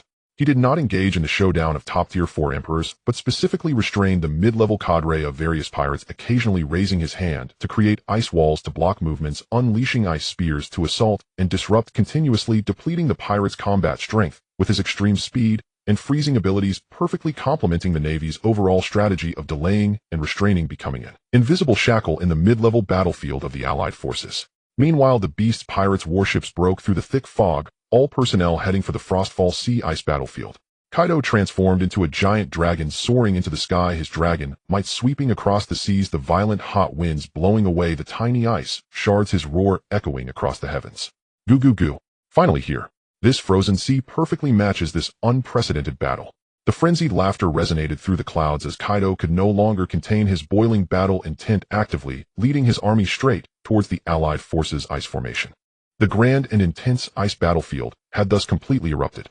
Cannon fire roared, domineering clashes occurred, abilities collided, endless flames and smoke instantly enveloped the entire Frostfall ice field. The extreme clash of ice and fire further escalating the ferocity of this encirclement battle. Everyone's gaze, the attention of all forces, was completely drawn to this centuries encirclement battle, firmly locking onto this battlefield. Meanwhile, in a remote sea area in the first half of the Grand Line, Endless Island, an unknown secret battlefield was quietly unfolding. In the waters around Endless Island, numerous concealed military ships silently encircled, quietly sealing off all entrances and exits of the island. Above the sea, thousands of elite soldiers stood in formation, their killing intent restrained yet immense as the sea. Countless CP agency combat personnel dressed in black uniforms and emanating a chilling aura hid throughout the warships, quietly laying down a net of heaven and earth. At the center of the island, Sengoku, clad in the attire of a marine general, stood solemnly at the bow of the ship. He gazed at the seemingly unremarkable Endless Island before him, a trace of seriousness and determination flashing in his eyes. The Frostfall sea battle in the New World is a deliberately staged facade meant to attract the attention of the world. It is this unnoticed Endless Island that is truly the ultimate target of the world government, where they intend to spare no effort. As the sea wind brushed past, swaying the military attire on Sengoku's shoulders, he slowly raised his hand to remove the justice cloak hanging at his side, his expression cold. All personnel, listen up. The deep command penetrated the sea wind, spreading throughout the entire encircled area. Land, sea, and air encirclement, leaving no survivors, completely cleanse Endless Island.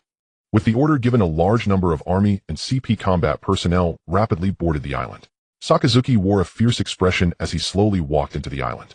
Countless CP0 agents moved like phantoms, silently infiltrating the island's dense forest, each aura condensed and cold, all meticulously trained top assassins of the world government. At the forefront of the team stood two members of the Knights of God, clad in pure white sacred armor, their presence towering over all naval combatants. Fagalind Green Saint Garen Saint and his son Fagalind Shamrock Saint. Both are the highest core combat strength of the Knights of God, with the Father Green Saint being the current leader of the Knights, the highest authority with the deepest permissions and legacy. His son Shamrock Saint serves as the vice-captain of the Knights, and the two, at the request of the five elders, have come to assist Sengoku in this top-secret cleansing operation on Endless Island. As the captain and vice-captain of the Knights, the father and son duo have fought together for many years, their coordination already reaching an extraordinary level of perfection. Captain Green Saint's cultivation is unfathomable, his top-tier swordsmanship intertwined with domineering. Vice-Captain Shamrock Saint hails from the Fagalind royal family, exuding a noble and chilling aura, carrying the pressure of a top celestial dragon royal, wielding a unique sword known as the Hellhound, and commanding the strange and vicious powers of the underworld flame beasts, excelling in offense and killing within the entire Knights, making him the sharpest blade of the team. If Shantian were to appear here now and see Green Saint, he would probably instantly go into a rampage, recklessly wanting to eliminate him. On the Frostfall ice field, the battle intensified further. The three top-tier Imperial combatants immediately confronted the Navy's upper ranks, resulting in a strange stalemate. In the main aerial battlefield, Kaido transformed into a kilometer-long dragon, his dragon flames sweeping across the vast ice field, his scorching breath repeatedly incinerating naval warships and melting thick ice, his dragon might suppressing all around. Zifa, clad in military attire, stood tall and imposing, his fists covered with dark-armed Haki blocking Kaido's path. Kaido, you have ravaged the New World for years. Today is your end. Zifa's voice was steady, his moves seasoned and vicious, not seeking a quick victory, but solely aiming to restrain. Goo goo goo. You think you can stop me? Kaido laughed maniacally as he dove down, his dragon claws wrapped in Supreme Conqueror's Haki, crashing down, shaking the surrounding ice layers into pieces. The black iron fist collided violently with the dragon claw, creating a thunderous explosion that shattered the ice field for miles around, debris flying and smoke billowing. In the western ice field, Whitebeard stood at the bow of the Moby Dick, the thunderous rumble of clouds shaking, the power of the tremor fruit boiling and spreading, causing the entire world to tremble, the space continuously folding and fracturing. At the center of the ultimate showdown stands two top-tier powerhouses from the old era, Iron Fist Carp and Whitebeard Newgate, locked in confrontation. Carp stood upon the thick ice, which cracked and spread under the force of his footsteps.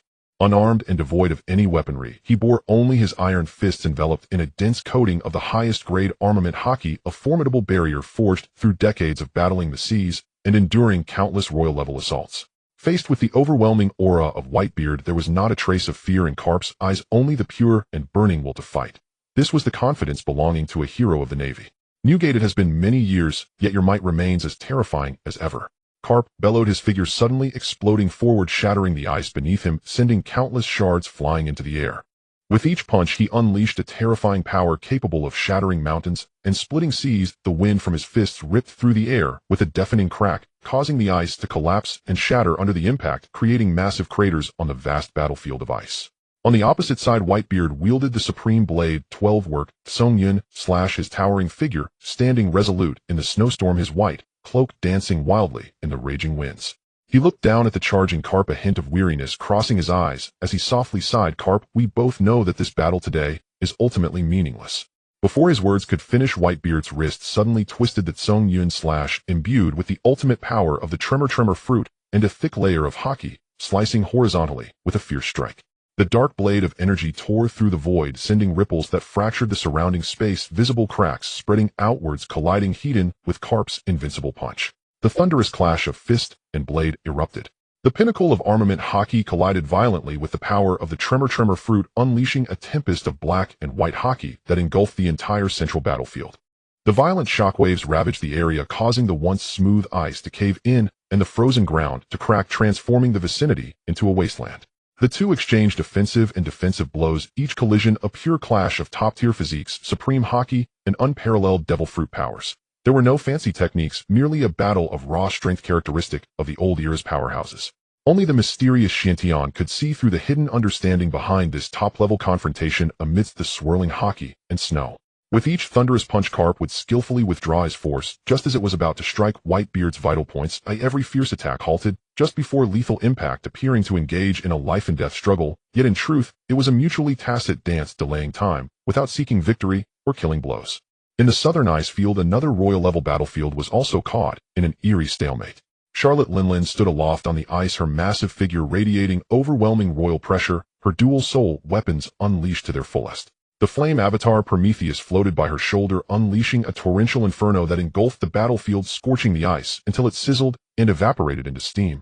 Meanwhile, the thunder avatar Zeus spiraled through the sky, gathering endless lightning into towering columns that crashed down upon the ice surface, causing ice and earth to explode as thunder roared.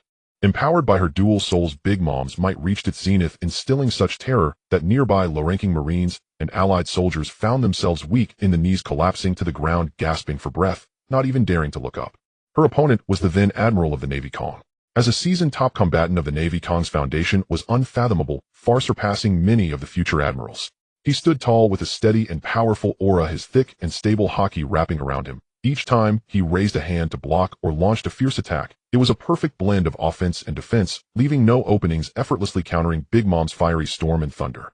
The two exchanged punches and strikes. Big Mom's thunderous flames raged on while Kong's Haki defense stood on, yet he adhered to the secret directives of the world government, always concealing his full strength, forsaking fatal moves, merely engaging in steady offense and defense to keep Big Mom at bay, aiming not for a breakthrough, but to firmly restrain this emperor and lock down the southern top battlefield. Thus, the three royal-level battlefields fell into an eerie state of stagnation. The four top-tier emperors unleashed their full power and overwhelming might, yet could not break the deadlock. The two highest combatants of the Navy intentionally held back, patiently conserving their strength, executing a perfect entanglement to buy time, collaborating with the world government's overall strategy. In stark contrast to the stalemate of the top battlefield, the mid-tier battleground had reached a boiling point with brutal slaughter and rivers of blood. The vice admirals of the Navy headquarters and elite members of the Divine Knights participated in battle, precisely matching the core officers under the three emperors, the clash of blades and the sounds of battle echoing across the land. Kazan did not engage in direct combat, but instead roamed the battlefield. He activated his freezing fruit powers, unleashing endless cold that swept across the area, continuously freezing the battlefield, blocking movements, and encasing pirate advances in ice, steadily depleting the mid-level fighting capacity of the three emperors' pirate crews. Wherever the cold swept, seawater froze, flames extinguished, and air stagnated, leaving many pirates encased in ice collapsing to the ground. Within the Beast Pirates ranks, the three Calamities and the six Flying Six fought fiercely, recklessly charging at the Navy's formations. The Flame Calamity Jin soared into the air, his body transforming into a colossal, toothless dragon, the terrifying pressure of the ancient dragon race enveloping the battlefield. Endless ancient dragon flames cascaded down like a wildfire, scorching the ice field and instantly melting the frozen ground. He targeted Marine Vice Admiral Fire Mountain and dove down to launch a fierce attack. Fire Mountain, wielding fire abilities as well, unleashed a torrent of lava flames, the crimson magma roaring back, colliding Hedon with Jin's dragon flames. Ice and fire intertwined flames clashed and Haki tore at one another, turning the entire airspace into a sea. However, ordinary magma flames ultimately paled in comparison to ancient dragon flames as layers upon layers of Jin's fire suppressed and devoured them. Utilizing his racial talents and formidable Haki, Jin firmly suppressed Fire Mountain, engaging in an unending struggle amidst the flames. The Plague Calamity Queen moved through the battlefield with his rotund figure fully unleashing the power of the Beast Fruit Dragon Fruit Allosaurus form, and his virus abilities erupted. A deadly, colorless, and odorless toxic fog enveloped a vast expanse of the ice field, corroding the frozen ground and paralyzing Haki. Anyone contaminated in the slightest would see their physique and combat power drastically diminish. He confronted Marine Vice Admiral Squirrel Hedon. Squirrel, calm and composed, wielded his sword with supreme skill, his renowned blade gliding through the air, wrapping the pure and refined armament Haki around his sword. Each strike was precise and fierce, slicing through the miasma of toxins and advancing through the poison, using top-tier sword techniques to restrain Queen's viral onslaught and prevent the toxic fog from spreading to his allies. The Drought Calamity Jack transformed into a gigantic mammoth, his overwhelming brute force shaking the earth, tusks sweeping and massive feet trampling, causing ice to shatter and ground to cave in wherever he went. He single-handedly faced the joint assault of Marine Vice Admiral Douluo and Elite Vice Admiral Demai. The two Vice Admirals, having coordinated for years, seamlessly connected their offense and defense, one blocking to exhaust Jack's brute strength, while the other launched surprise attacks from the side, constantly wearing down Jack's stamina and Haki. Their perfect teamwork firmly restraining the formidable Drought Calamity, preventing him from aiding other battlefields. The remaining four formidable members of the Flying Six engaged in fierce battles against Marine Rear Admirals and elite soldiers, unleashing their full forms in a savage slaughter, utilizing their powerful ancient race abilities and Haki to push the battlefield forward. Ordinary allied soldiers unable to approach anyone who dared charge and would be instantly devastated. The captains of the Whitebeard pirates charged forth in a blood-soaked battle, holding the front line of the entire Whitebeard fleet.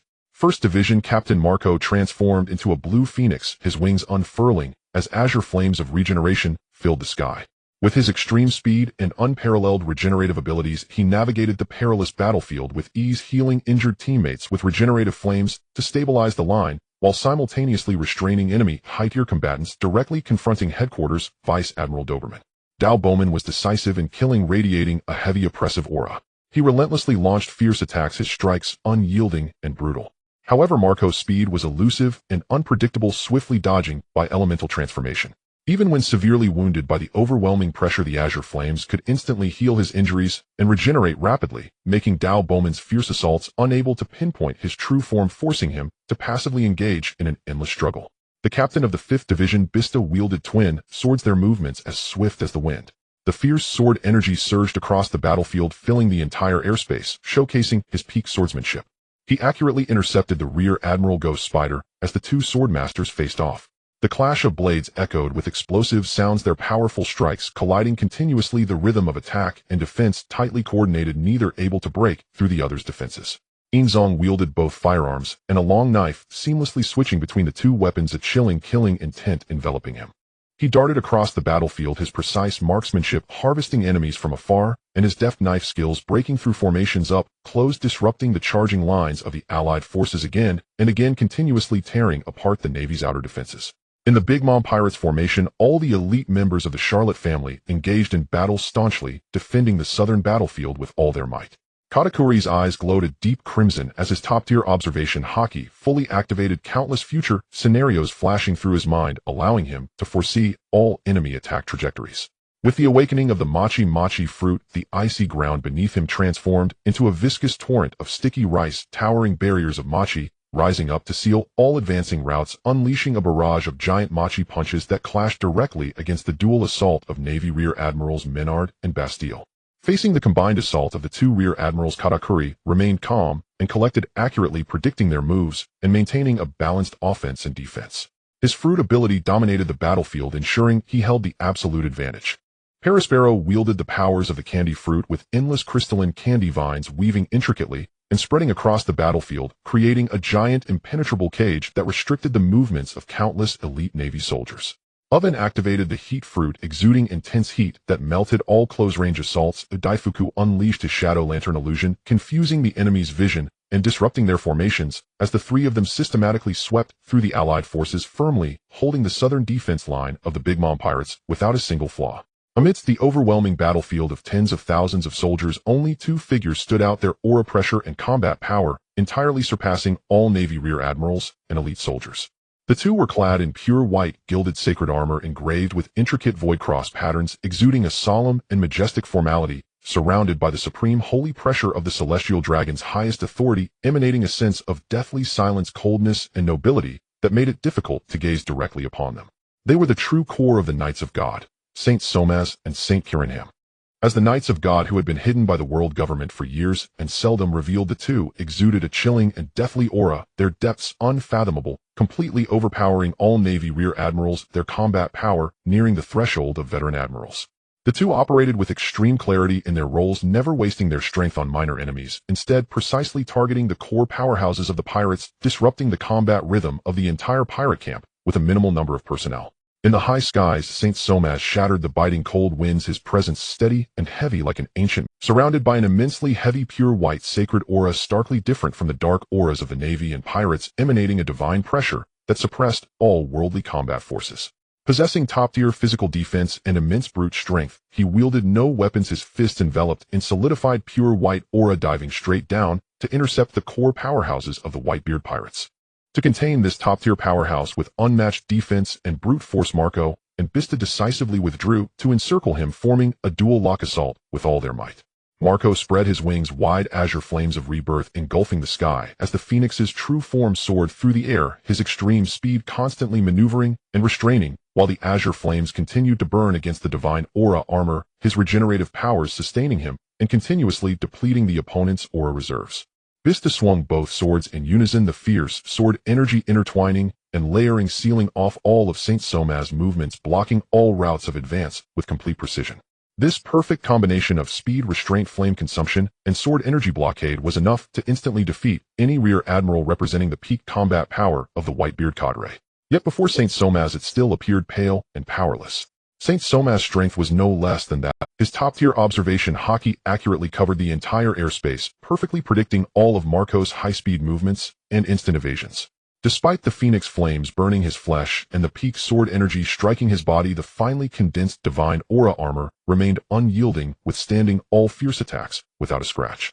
In the next moment, Saint Somaz's fists thundered down the dense divine aura, instantly unleashing a colossal. Amidst the deafening roar, the azure flames were shattered and dispersed by the overwhelming pressure, the layers of fierce sword energy torn apart and destroyed by bare hands, all assaults rendered void, dissipating into nothingness.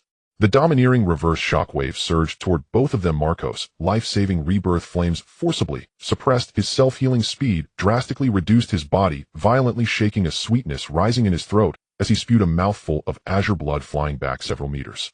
Bista's arms went numb, his hands nearly losing grip on his sword's, blood surging within him as he also coughed up blood and was sent flying. The combined assault of the two royal cadre members not only failed to break through the defenses or suppress the opponent, but was instead completely crushed by Saint Somaz, locking them in the high skies and rendering them incapable of maneuvering and supporting the battle. Meanwhile, the rear admiral Dao Bowman, who had been entangled, immediately sought out another opponent upon seeing his adversary escape. On the icy battlefield, Saint Kirinham stood upon the frozen ground, his aura ghostly and chilling. A thin yet extremely lethal layer of special ability aura surrounded him, adept at mental intimidation, seeing through weaknesses and counteracting abilities, his movements unpredictable and elusive. He charged straight into the core battle line of the Big Mom pirates, confronting the combined siege of the two top powerhouses of the Charlotte family. At that moment, the usually calm and composed Katakuri's expression turned gravely serious, his pupils constricting, his body on high alert. His full-force observation Haki exploded, countless deadly future trajectories flooding into his mind as he clearly saw the opponent's aura had absolute restraint over his fruit ability. With the Machi fruit fully awakened, the icy ground beneath him transformed into a viscous torrent of sticky rice, massive Machi barriers stacking up and sealing off the entire airspace, unleashing countless lethal Machi punches that blocked all routes of advance or evasion for St. Kirinham, combining prediction, confinement, and fierce assault to suppress the opponent with all his might. Perispero unleashed his full power in synchronization with endless candy vines interweaving and entangling in layers, weaving an impenetrable closed cage that restrained the opponent, with both softness and hardness firmly locking their movements, forming an inescapable encirclement in conjunction with Katakuri. This ultimate joint offensive capable of instantly killing numerous vice admirals from the division was rendered utterly ineffective before St. Gillingham. With his top-tier observation Haki and ability to see weaknesses, he accurately captured the core flaw in the flow of the mochi fruit's energy, moving freely through the torrents of sticky rice and candy cages, leaving all lethal attacks empty. In an instant, a bizarre aura erupted, and an invisible force of restraint swept through the surroundings. The torrents of sticky rice instantly dissolved and collapsed. The hard and heavy rice barriers shattered inch by inch, and the entangled candy vines crumbled to dust at the slightest touch. All of Katakuri's predictions, evasions, elemental transformations, and lethal assaults were completely anticipated and perfectly blocked by the opponent. His one-sprout awakening ability was thoroughly suppressed, with each clash of Haki causing blood to surge and meridians to tremble, retreating step by step, suffering continuous defeats. Perospero's candy confinement could not restrain the opponent in the slightest, and his top control abilities were entirely rendered ineffective. St. Gillingham relentlessly pressed forward, his ghostly movements continuously compressing the battlefield space, while the strange Haki kept suppressing the two mighty warriors single-handedly, withstanding the combined assault of the two top powers from the Charlotte family. Dominating the entire scene, he maintained control, dragging the originally dominant Katakuri and Perospero into a desperate passive struggle. A massive army of allied soldiers trod upon the icy plains, forming a sea of bodies charging mindlessly, without regard for casualties, as the solid and smooth ice surface allowed for orderly movement without obstruction. Using only their physical bodies to exhaust the stamina and Haki of lower-tier pirates, they covered the entire frozen sea, complemented by the targeted restraining efforts of two members of the Divine Knight Corps, perfectly slowing down the pace of the battle, appearing as a brutal massacre, yet merely serving as cannon fodder to cover the top warriors' control of the battlefield. The entire battlefield was eerily bizarre. All four emperors suppressed the commanders originally dominating the field, while the navy and allied forces seemed to be retreating continuously with heavy casualties, yet thanks to the top balance of the Divine Knight Corps, Kuzan's interference, and the upper echelon's restraining efforts, they remained firmly at a stalemate, never collapsing, never launching a full counterattack. Standing high above, Chen Xin watched as the battle continued for 2 days, feeling an increasing chill in his heart, with an overwhelming sense of unease filling his chest. Kaido, firmly pressed against the peak level, Zifa, Whitebeard, and Garp remained locked in a stalemate, while the mid-level commanders who were originally overwhelming were held off by the two members of the Divine Knight Corps, St. Somaz and St. Gillingham, each withstanding multiple Emperor-level commanders' attacks. Clearly the alliance of the four emperors held absolute superiority, yet the entire battlefield felt like a meticulously orchestrated farce. The world government spared no effort in rallying the entire world, launching a coalition not to engage in a death struggle, but for a complete diversion and delay. Hold, everyone. Keep us all here, drawing the attention of the entire world. Chen Xin gritted his teeth, his heart sinking suddenly, as a chilling truth emerged. From the beginning, they didn't care whether they could take Wano or kill Kaido. The Endless Island, my headquarters, is their only true target. Thinking of this, Chen Xin suddenly stood up, his face dark enough to drip water, and shouted loudly, "Yuxia gang, quickly open the teleportation passage to Endless Island." Seeing Chen Xin in a near-violent state, everyone looked confused, not understanding what had happened. However, upon hearing Endless Island, some immediately thought of a possibility. Chen Xin's face changed dramatically, his tone icy, as he said, "Their true target is us." Because Chen Xin rarely showed himself, everyone thought he was inside the palace of Endless Island, and the area within dozens of miles of the palace was tightly controlled, making it nearly impossible for spies to approach.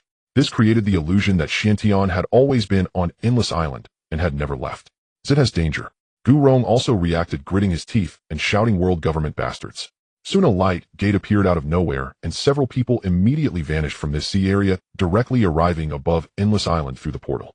At this moment, Endless Island had lost its previous hustle and bustle, and the newly constructed beautiful buildings were gone as smoke rose everywhere, and the remnants of collapsed houses filled the area. The once luxurious palace had turned into ruins. Looking around, the streets were littered with countless corpses, and the heavy smell of blood attracted many birds descending upon the bodies to feast.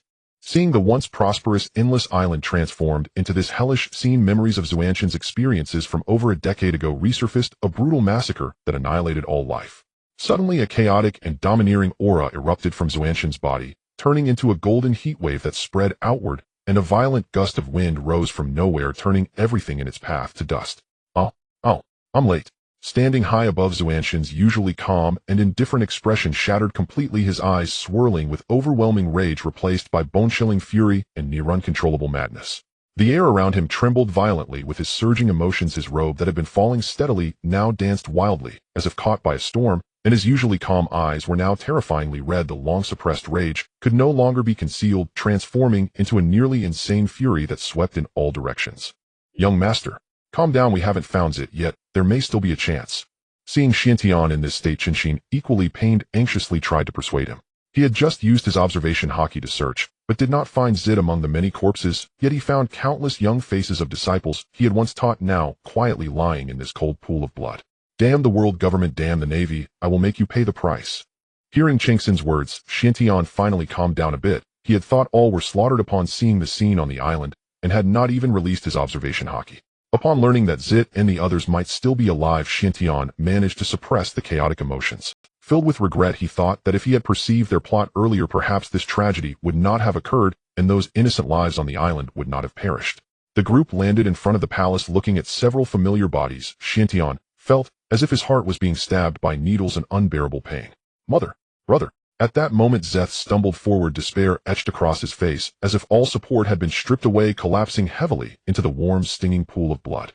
He trembled as he reached out his arms, tightly embracing the already cold and stiff body on the ground. His suppressed cries suddenly erupted, mingling with the scent of blood in the wind. Lying on the ground were all his closest family members, several younger siblings. The oldest was barely 18, while the youngest sister was just 2 years old. Her small body curled up quietly, her vibrant life abruptly halted, forever frozen in this cruel moment. Zeth pressed his cheek tightly against the child's cold skin, tears continuously dripping into the dark red pool of blood, his shoulders shaking violently, his cries filled with helplessness and profound sorrow. "Zeth, I'm sorry, it's my fault that they suffered." Xiantian stepped forward slowly, gently placing his palm on Zeth's trembling shoulder, his usually steady features now filled with deep self-blame and guilt. If it weren't for his own actions bringing disaster, the world government would not have set their sights on this inconspicuous, peaceful island. His heart was filled with an unquenchable remorse. Zeth clenched his blood-stained hand, struggling to push his broken body up, tear streaks still clearly visible on his cheeks, his eyes swirling with bone-deep resentment. With gritted teeth he growled in a suppressed roar, "Young master, it's not your fault. It's all the damned world government and the navy. I will kill them all." Xiantian let out a heavy sigh, kneeling down amidst the pool of red blood, his fingertips gently touching the cold brow of the 2-year-old girl. A strand of gentle, shimmering power of time flowed slowly from his fingertips, seeping into the girl's. He harbored a flicker of hope in his heart, wishing to use the power of time reversal to turn back life and bring this tender little life back into the world. Yet no matter how many times he activated the laws, the little girl's eyes remained tightly shut, her small body showing no signs of revival. The power of the time laws he controlled was inherently flawed. The rules here firmly locked the boundaries of life and death. With such a limited power, he could not possibly rewind to the time before the deceased. The crowd stood quietly beside him, no one daring to step forward, all eyes fixed on Xiantian, their hearts. In Surf's eyes burned a faint glimmer of hope. He silently prayed, hoping the young master could perform a miracle and make the little sister open her eyes again.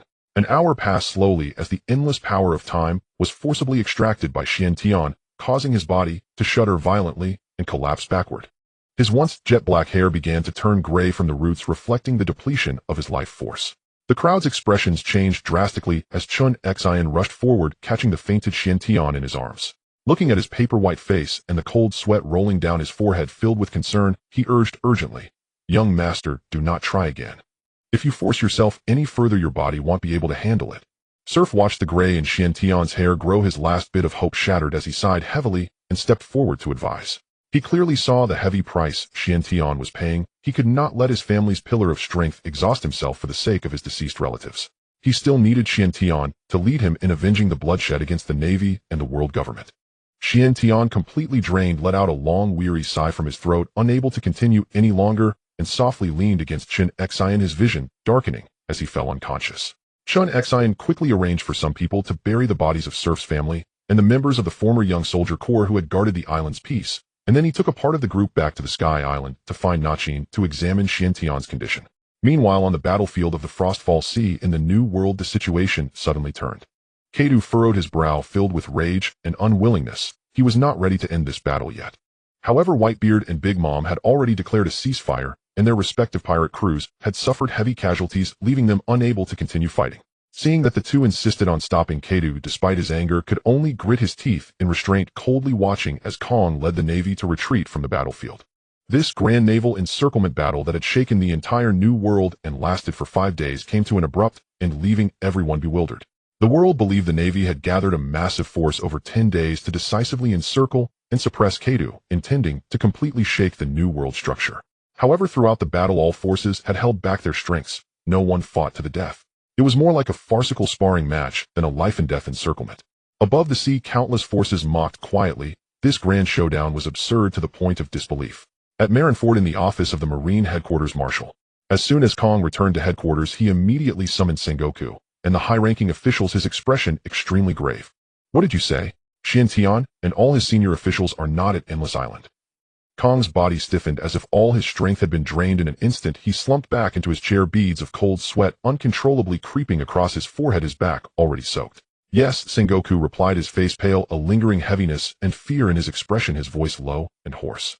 "We completely sealed off the island, and throughout the process we found no trace of them. In this encirclement we exhausted our army's strength to seal off the island, ultimately facing only the strongest combatant, the Red Count, while the enemy's core was merely Douglas hit. The innocent people on the island and the station forces were almost entirely slaughtered, bodies lying everywhere." Sengoku felt a deep gloom and helplessness. This massacre was not his intention, he was merely following orders. The real order to massacre was given by a mysterious celestial dragon, whose true identity even he did not know. What troubled him even more was that the soldiers accompanying him did not belong to the Navy and did not obey his commands, only following the orders of that mysterious individual. At this moment Sengoku was left with nothing but endless apprehension. He could only hope that Chen Xin, upon learning of this tragedy, would show mercy and refrain from unleashing devastating revenge. All troops enter the highest state of alert and prepare for all defensive measures. Kong's face was weary as he pressed his hand against his throbbing temples, letting out a long sigh, and then fell silent. Their plan was to use this new world war to restrain the four emperors, trapping various forces so that they could not assist in encircling Chen Xin. But in the end, the entire plan fell apart. The target and his forces remained unscathed, while the Navy and the Allied army suffered countless losses, making it a fruitless endeavor. Thinking of the impending frenzied retaliation from a powerhouse like Chen Xin, Kong was filled with oppression and frustration. The situation had completely spiraled out of control. The office fell into silence, and after a long time Sengoku finally spoke up, breaking the gloom. "Marshal, the Red Count and Douglas Hit have been taken away by that lord. He plans to publicly execute the two of them as bait to lure out Chen Xin and his cadre, aiming to capture them all and eliminate future threats." Kong slowly closed his eyes, filled with exhaustion and helplessness, his tone heavy and resigned. "Very well. Let us wait for further orders." On Sky Island, in the Sacred Domain Palace, the conference hall. It had been 5 days since the end of the battle, and Chen Xin had only just awakened this morning. He had nearly exhausted all the remaining power of time within him, almost injuring his essence, which was why he had been unconscious for so many days. "Young master, according to reliable intelligence, Hit and the Red Count are not dead, but the world government has issued a notice that they will be executed on Judicial Island in a month." In the days of Xuanxin's unconsciousness, Chen Xin had already conducted a thorough investigation, uncovering all the intricate details. Inside the conference hall, Chen Xin lightly pinched a confidential report with his fingertips, his gaze cold and unyielding as it swept across the densely packed names on the paper. His deep voice, laced with a bone-chilling coldness, slowly resonated. "The army, the warring states." Very good. At the top of the report it simply stated mysterious two individuals, their true identities known to no one. However, just based on the spies' descriptions of their attire, aura, and physical appearance, Chen Xin instantly concluded that these two were indeed the father and son of the ancient Sage Green. He slightly tightened his fingertips, staring solemnly at the paper for a long time. The entire hall fell into a deathly silence, his subordinates holding their breath and waiting in stillness for their young master's command, the atmosphere becoming unbearably tense. After a long while, Chen Xin suddenly raised his hand and slammed the confidential report heavily onto the table. He closed his eyes, took a deep breath to suppress the rising rage, and his hoarse voice echoed through the hall. "Chen Xin, tally all the funds available to us and send them all to my room." After speaking, he turned and swept away, his tall figure enveloped in an icy aura as he swiftly exited the. Once Xuanxin's figure completely vanished, Chen Xin finally relaxed, a long-lost smile curling at the corners of his mouth, his tone tinged with anticipation. "It seems we will soon meet our old acquaintances again." "Old swordman, what do you mean by that?" Ancient Rong beside him looked completely puzzled, unable to decipher the underlying meaning of his words. Chen Xin helplessly shot him a sideways glance and silently shook his head. This old partner's combat strength was unrivaled, yet his thoughts were always blunt, lacking in strategy. The current situation is tense, and the young master suddenly mobilizes all funds. The purpose is all too clear. Don't forget how we got here. He had already calculated thoroughly in his heart. It was definitely not for the purpose of exchanging for the ability capsules. Xiantian was eager for revenge, intending to confront the world government immediately, while the nurturing cycle for ability capsules was lengthy and could not solve the urgent crisis. Only by summoning top combat forces from the Douluo realm could they find a way out of the current predicament. With his thoughts settled, Chen Xin no longer hesitated and headed straight to the storeroom to tally the assets, while also issuing orders to Barrett, commanding all his subordinates to prepare for battle ready at a moment's notice. Before long, Chen Xin led a group of subordinates carrying dozens of heavy boxes briskly entering Xuanxin's room. Young master, after deducting the expenses for 2 months of daily operations, the total funds available for mobilization amount to 8 billion berries. On the bed, Xiantian was sitting cross-legged, eyes closed in meditation. After hearing the report, he nodded slightly and solemnly instructed, Chen Xin, tomorrow you and Yu Xiaojiang will go to the Land of Harmony and bring Kaido and the others to Sky Island to stand by. Understood. After everyone received their orders and departed, no one else remained in the room. Xiantian opened his eyes, raised his hand to fully recharge the 8 billion berries into the system, his gaze fixed on the summoning interface, his tone resolute. System, initiate 6 intermediate summons and 5 advanced summons. Ding. Command received, initiating summoning for the host immediately. Congratulations to the host for obtaining powerful beings from the intermediate summons. Level 86 Soul, Douluo Feng Bailong, level 89 Soul, Dong Wudi level 66 Soul Emperor, Huowu level 65 Soul Emperor, Feng, Xiaoyan level 78 Soul, Saint Mahongjuan, and level 86 Soul Douluo, Hu Qianxing. Ding. Congratulations to the host for obtaining powerful beings from the advanced summons. Level 86 Soul, Douluo Erlong, level 93, Ghost Leopard Douluo, Ghost Leopard level 93 Demon Bear, Day Demon Bear, level 96 Light, Feather Doll Light Feather, and level 95 Thunder Yu Engine. Suddenly a dazzling white light engulfed the entire bedroom, and within the empty space 11 figures materialized out of thin air, comprised of men and women of all ages, each with distinct auras. The moment the figures appeared, a torrent of unfamiliar yet vivid memories surged into their minds, instantly clarifying their situation and the individuals they were loyal to. After a moment, all 11 individuals fully digested the memories, collectively bowing on one knee, their postures upright, speaking with respect and determination. We greet our young master. Rise. Xiantian spoke calmly. Go outside and follow Chen Xin's arrangements. If you have any questions, just ask him. He then no longer looked back, his figure suddenly fading as he stepped into a dedicated alternate space. This time exhausting all the temporal power within him, had left his body extremely weak even now. Not to mention engaging in battle, even ordinary movements were quite taxing. He must utilize the area within the alternate space that was set to manipulate the flow of time to quickly meditate and recover, replenishing his foundation and restoring some of his original power. Otherwise, when the Great War resumed, it would likely jeopardize everything. Outside, Chen Xin personally received the group of Douluo powerhouses, explaining their queries one by one. Only then did they realize they had long since left the Douluo continent and crossed realms into a brand new otherworld. Upon learning that Xiantian possessed the incredible ability to summon powerful beings across realms, the 11 were all deeply shocked, growing increasingly respectful and submissive. In the following days, Chen Xin and a group of core subordinates thoroughly educated everyone on the power dynamic, strength systems, and combat rules of this world, while informing them that a game-changing war was already looming. 10 days passed in the blink of an eye. Xuantian, who had been in seclusion for recovery, finally stepped out of the alternate space and walked steadily into the conference hall.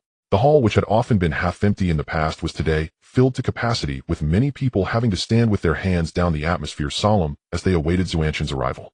Xiantian slowly ascended to the main seat, his cold gaze sweeping across the entire assembly, the fierce battle intent around him quietly unfurling, suddenly intensifying the tension in the atmosphere. Gentlemen, his voice was steady and powerful, each word ringing clear. From today onward, we shall officially seek revenge against the Navy and the world government. Yes. As Xuanxin's words fell, the conference hall erupted with a thunderous response. The combatants beneath him were all boiling with blood, especially those who were more warlike, their eyes ignited with fierce battle intent, their entire aura surging, unable to contain themselves, eager to rush to the battlefield and confront the world government and Navy in direct combat. Xuanxin's gaze was sharp as he held a deployment roster, his voice deep as he began to call names. Barrett, Ling Yuan, Yang Wudi Feng, Xiaoyan Huowu. Here. The 5 stepped forward in unison, their postures upright and expressions solemn. Led by Barrett, take a platoon of combat forces along with 100 elite swordsmen to the North Sea. Assist Doflamingo in eliminating all naval strongholds in the sea, leaving no trace, completely uprooting them. Set off immediately. Understood. We will ensure the mission is accomplished. The 5 received their orders, bowed, and then turned swiftly to leave, quickly mustering for the North Sea battlefield. After a few left, Xiantian continued calling names. Zhang Tianxiong, Ghost Leopard, Zhao Wujia, Titan Tang. Who? The crowd responded, stepping forward with resolute energy. Zhang Tianxiong is captain, leading a platoon and 100 swordsmen cooperating with 2 fleets under Kaido, to launch an attack on the South Sea, dismantling all naval bases and cleansing the enemy forces. Set off immediately. We will not fail the young master's trust. Zhang Tianxiong and the 5 left after receiving their orders, the pace of troop mobilization in the conference hall, proceeding in an orderly manner without any delays. Noaha Demon Bear Wind, White Dragon Tiger, Qinqing Yijiqiu Lu Erlong. Noaha will lead the troops commanding the forces of the Ogre and Hade platoons along with 100 swordsmen to set out for the West Sea and destroy all naval bases. Next, Xiantian turned to the remaining few, his tone steady, as he said, Florina Lafia and Molia lead the forces of the Saya platoon to the East Sea. The naval strength in the East Sea is weak, so there's no need for too many personnel. You are sufficient to stabilize the situation. Xiantian had already weighed the pros and cons, and now with his forces deployed for battle, every arrangement was meticulously calculated. Due to Karp's influence, the East Sea lacks a strong naval force, so there's no need to waste elite troops. This small team is enough to secure victory. Rest assured, young master, we will complete the mission perfectly. The 3 bowed and accepted the order. Their expression. Malia's demeanor was submissive already, without a trace of dissent. Previously, in a time of urgency, Xiantian had ordered Selena to alter his memory, completely subduing him for his own purposes. After the battlefield deployments were completed, Chen Xin stepped forward and bowed, asking, young master, should we also eliminate the naval base in the Paradise region? Xiantian held a cigar between his fingers, the ember flickering. He slowly exhaled a cloud of smoke, a sharp glint flashing in his eyes as he spoke with a detached, yet commanding tone. No need to worry about that. Let the Navy there go and assist elsewhere. Our true core battlefield is Judicial Island. With that, he spoke again, issuing a crucial command. Gu Rong, at your service. Gu Rong stepped forward, a faint pressure from his skeletal dragon form radiating proud.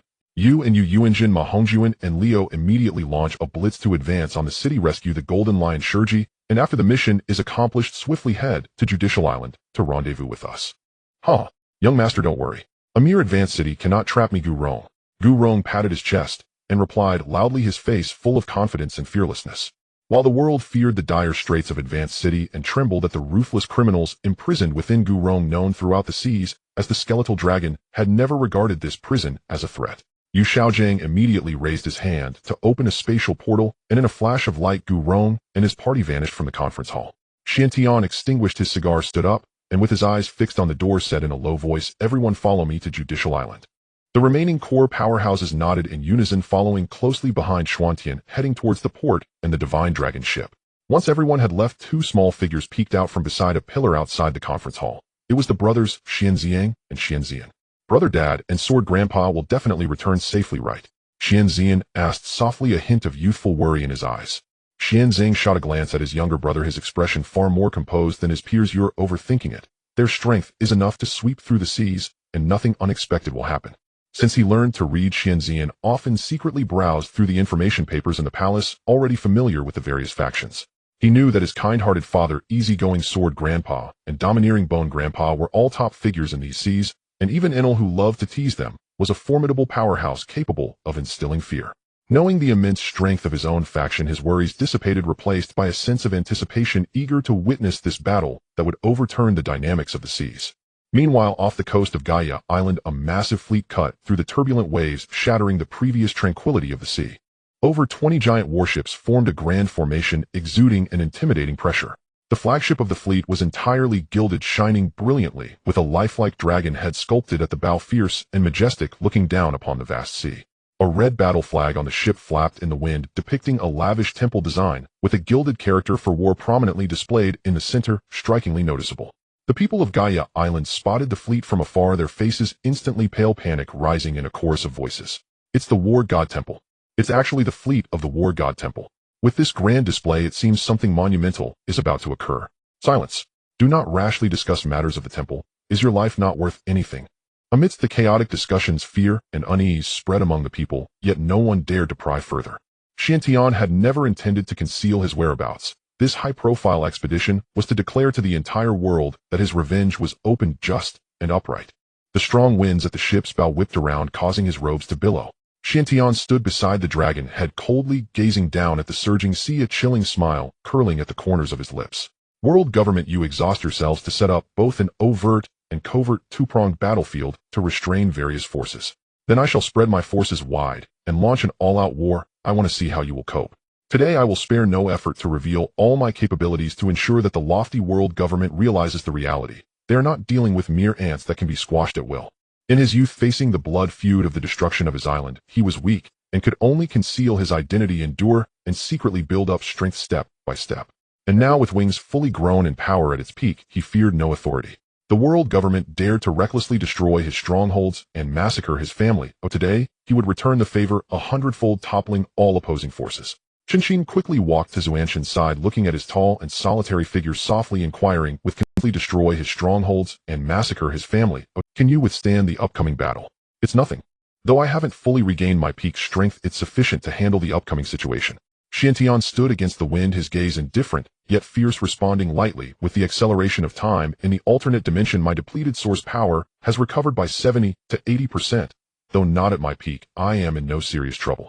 A determined glint flashed in his eyes. He felt completely at ease for this expedition. This time he had summoned several titled Douluo to assist, and his fighting strength was vastly improved. To ensure that the Douluo powerhouses could maintain their strength, he deliberately brought Do into the alternate dimension, constantly operating his ability to convert power, preparing to replenish the soul power of those who would exhaust their energy in the upcoming battle.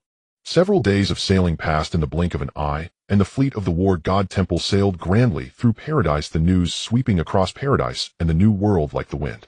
At this moment, the four seas were already engulfed in flames of war, with battlefields blooming everywhere. Naval strongholds were falling one after another, and everyone's attention was tightly focused on the four seas battlefield, leaving no time to notice the movements in the depths of paradise.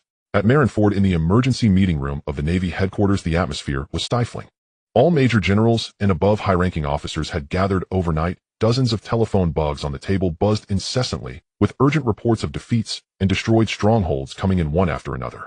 Admiral Kong sat in the main seat, his complexion ashen, receiving a series of bad news reports, his fingers slightly trembling. After a long time, all the telephone bugs fell silent, no further sound indicating that many naval strongholds in the four seas had completely fallen. Kong let out a long sigh, weariness and regret etched across his brow, as if he had aged 10 years in an instant. The revenge from the War God Temple has arrived so soon. The first to suffer is my foundation in the Four Seas Navy. His heart was filled with remorse. Had he known today's situation, he would never have cooperated with the schemes of the five elders, getting entangled in the turmoil against Xuantian, ending up with enemies on all sides, and his foundation completely destroyed. "Marshal, time is of the essence. Immediately mobilize our forces to aid the Four Seas. If we delay any longer, all the naval bases in the Four Seas will be utterly destroyed today." Zhangguo's face was filled with anxiety as he hurriedly stepped forward and urged his mind, already taut from the continuous bad news, wishing he could mobilize the troops to the battlefield at once. Kong's expression was complex as he shook his head bitterly, each word heavy. "No. The world government has issued a strict order for us to defend Judicial Island at all costs, preventing Xuanqian's main forces from advancing, ensuring that the public execution of those two goes smoothly." How could he not know that the forces in the Four Seas were weak and precarious? How could he not feel the pain of the naval power accumulated over years of conscription? But the orders from the world government were as solid as a mountain. As the admiral of the Navy, he could only endure the pain of abandoning the Four Seas defense and resolutely hold Judicial Island, the last stronghold. "Damn pirates!"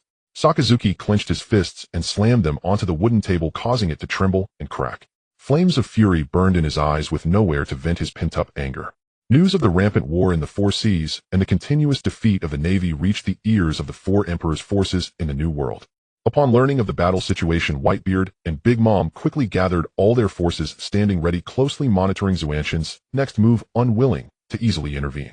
The boundless blue sea surrounded Judicial Island, which hovered alone above the waves, perpetually basked in daylight, earning it the name Island of Eternal Night. This place is one of the three core strongholds of the world government, renowned alongside the Navy headquarters at Marineford, and impelled down, standing tall for 800 years without faltering. The entire island is surrounded by towering and thick iron barriers, with the majestic Gate of Justice standing at the back. Behind the gate lies a unique and special ocean current. Once open, ships can only head towards the Navy headquarters and impel down, with a defensive system that is as solid as a copper wall and as impenetrable as iron. For 800 years, a harsh law has circulated. Those sent to Judicial Island have never returned alive. The court on the island is merely a formality, never having shown a shred of justice.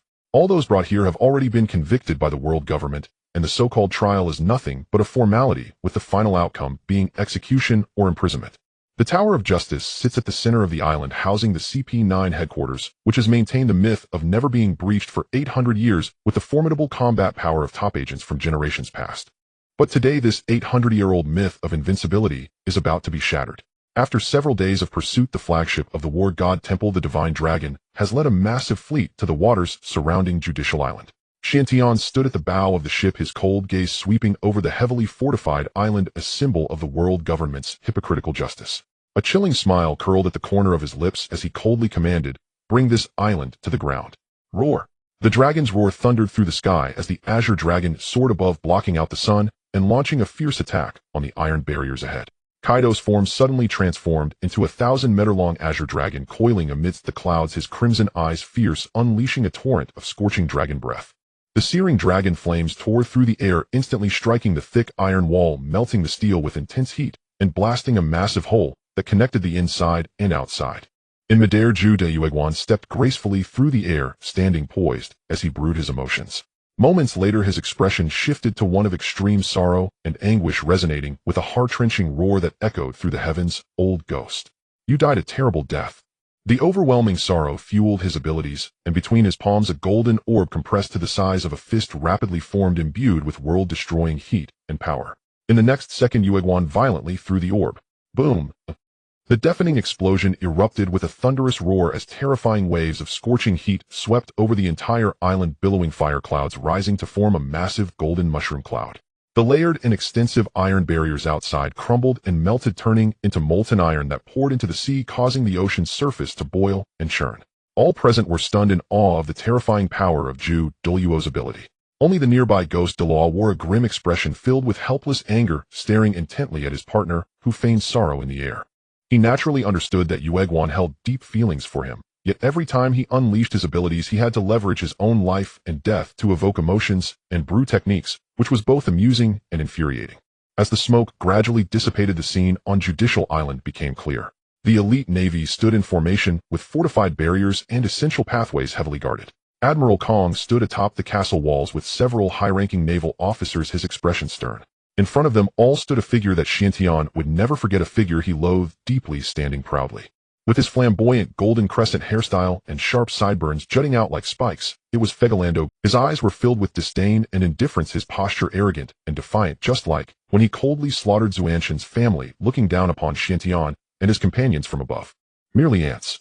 The Green Saint scoffed derisively. "That day on the island of endless rest you were fortunate to escape a calamity. I never expected you to be so oblivious to danger, coming here to deliver yourself to death. I must commend your audacity." This utterly contemptuous taunt instantly ignited the deep-seated enmity that Chen had buried for years. Xuanzhen's eyes turned blood red. In an instant his jaw clenched tightly, a furious aura raging around him as he fixed his gaze on that familiar and detested figure, his voice resonating powerfully. "Green Saint, if you do not die today, I will write the name Chen backward. Presumptuous. A mere traitor dares to speak disrespectfully to the Lord. You deserve to die 1,000 deaths." Admiral Kong glared furiously, his voice harsh and scolding as a fierce aura radiated from him. His overwhelming anger shattered all restraints, with Xuanzhen's breath growing heavy, his pressure suddenly surging like a volcano about to erupt. He suddenly roared, "Everyone listen up. Not a single person on the island is to be spared. We annihilate them all." As his words fell, a boundless wave of golden Conqueror's Haki erupted violently, visible golden ripples sweeping across the land, instantly enveloping the entire Judicial Island. The thousands of elite Navy soldiers at the front line were utterly unable to withstand such top-tier pressure, instantly having their veins invaded by the Haki, shattering their hearts and lungs, all suffocating to death without exception. "Kill!" The deafening cry for blood erupted, and the forces under the war god temple charged forward. In this expedition, apart from the 4 brigades sent to the 4 seas, only 180 core elites and 200 sword masters remained, with the rest being Kaido's over 10,000 seasoned pirate soldiers. In contrast, the Navy side was overwhelmingly superior in numbers, with 100,000 elites, 50,000 extremely mysterious land forces, plus a host of CP agents totaling over 160 to 70,000 troops. Even though Chen unleashed his Conqueror's Haki at the beginning, killing thousands of Navy soldiers instantly, it still failed to shake the enemy's main forces in the slightest, with a vast disparity in military strength. Just as the battlefield was at a standstill and a great battle was imminent, a sinister and arrogant cackle suddenly echoed through the heavens from above the cloud layer. "Keek keek keek. Xuanzhen, am I too late to arrive?" At the moment when the entire battlefield was stalemated and a great battle was imminent, everyone collectively raised their heads to gaze at the vast sky. Above the thick clouds, an immensely large aerial fleet broke through the sky, its ships overlapping and completely obscuring the sunlight, casting a dark shadow that engulfed half the horizon, exuding a suffocating grandeur. At the bow of the flagship, the golden lion Shiji stood proudly, his flamboyant cloak billowing in the wind, a rebellious aura sweeping across the sky.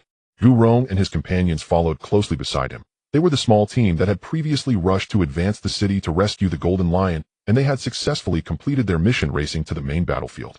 Holding the chilling Fengdianyu halberd, Xiantian pointed the spearhead straight at the core position of Judicial Island, his expression as cold as frost. He bellowed in a deep voice that resonated across the vast sea. Shiji, have your men charge with all their might. Ha ha. The golden lion's wild and unrestrained laughter echoed through the heavens, carrying endless ferocity. Charge ahead, my minions. Crush these hypocritical navy scum and kill them all. With a single command, the sky-covering aerial fleet slowly descended, perfectly merging with the main naval fleet of the Divine Dragon. Countless fierce pirate warriors leaped down from the warships, riding the air currents and waves, charging fiercely towards Judicial Island with murderous intent. Shiji's figure flickered as he stepped through the air to Xuantian's side, shedding his usual rebellious demeanor, his expression grave and unprecedentedly serious. He clasped his hands and said solemnly, Xuantian, young one, thanks to your rescue, I have regained my freedom. In today's battle, even if I die, I will not retreat half a step and will go mad with you until the end. Xiantian nodded slightly, saying little more, his gaze suddenly locking onto the golden figure at the highest point of the island, his eyes filled with a chilling murderous intent, all his deep-seated hatred concentrated there. In the next moment, the silent battlefield erupted with a thunderous explosion. The golden lion's figure soared into the air, his feet shattering layers of air, the overwhelming power of the float fruit sweeping across the entire island. The massive boulders along the coast of Judicial Island, the fortress cannon towers, and the thick walls broke free from the constraints of gravity and floated into the air. Tens of millions of tons of earth and stone weaponry hung in the sky, and in an instant they came crashing down like a torrential rain, violently smashing towards the densely packed naval positions below. Boom! The continuous deafening sounds shook the heavens and earth, the ground trembled violently, and the sea surged with wild waves. The once orderly and stable naval formation was instantly crushed and torn apart by the falling boulders. Countless naval soldiers had no time to react before being crushed into meat paste by the heavy boulders, their pitiful and tragic wails echoing throughout the entire Judicial Island.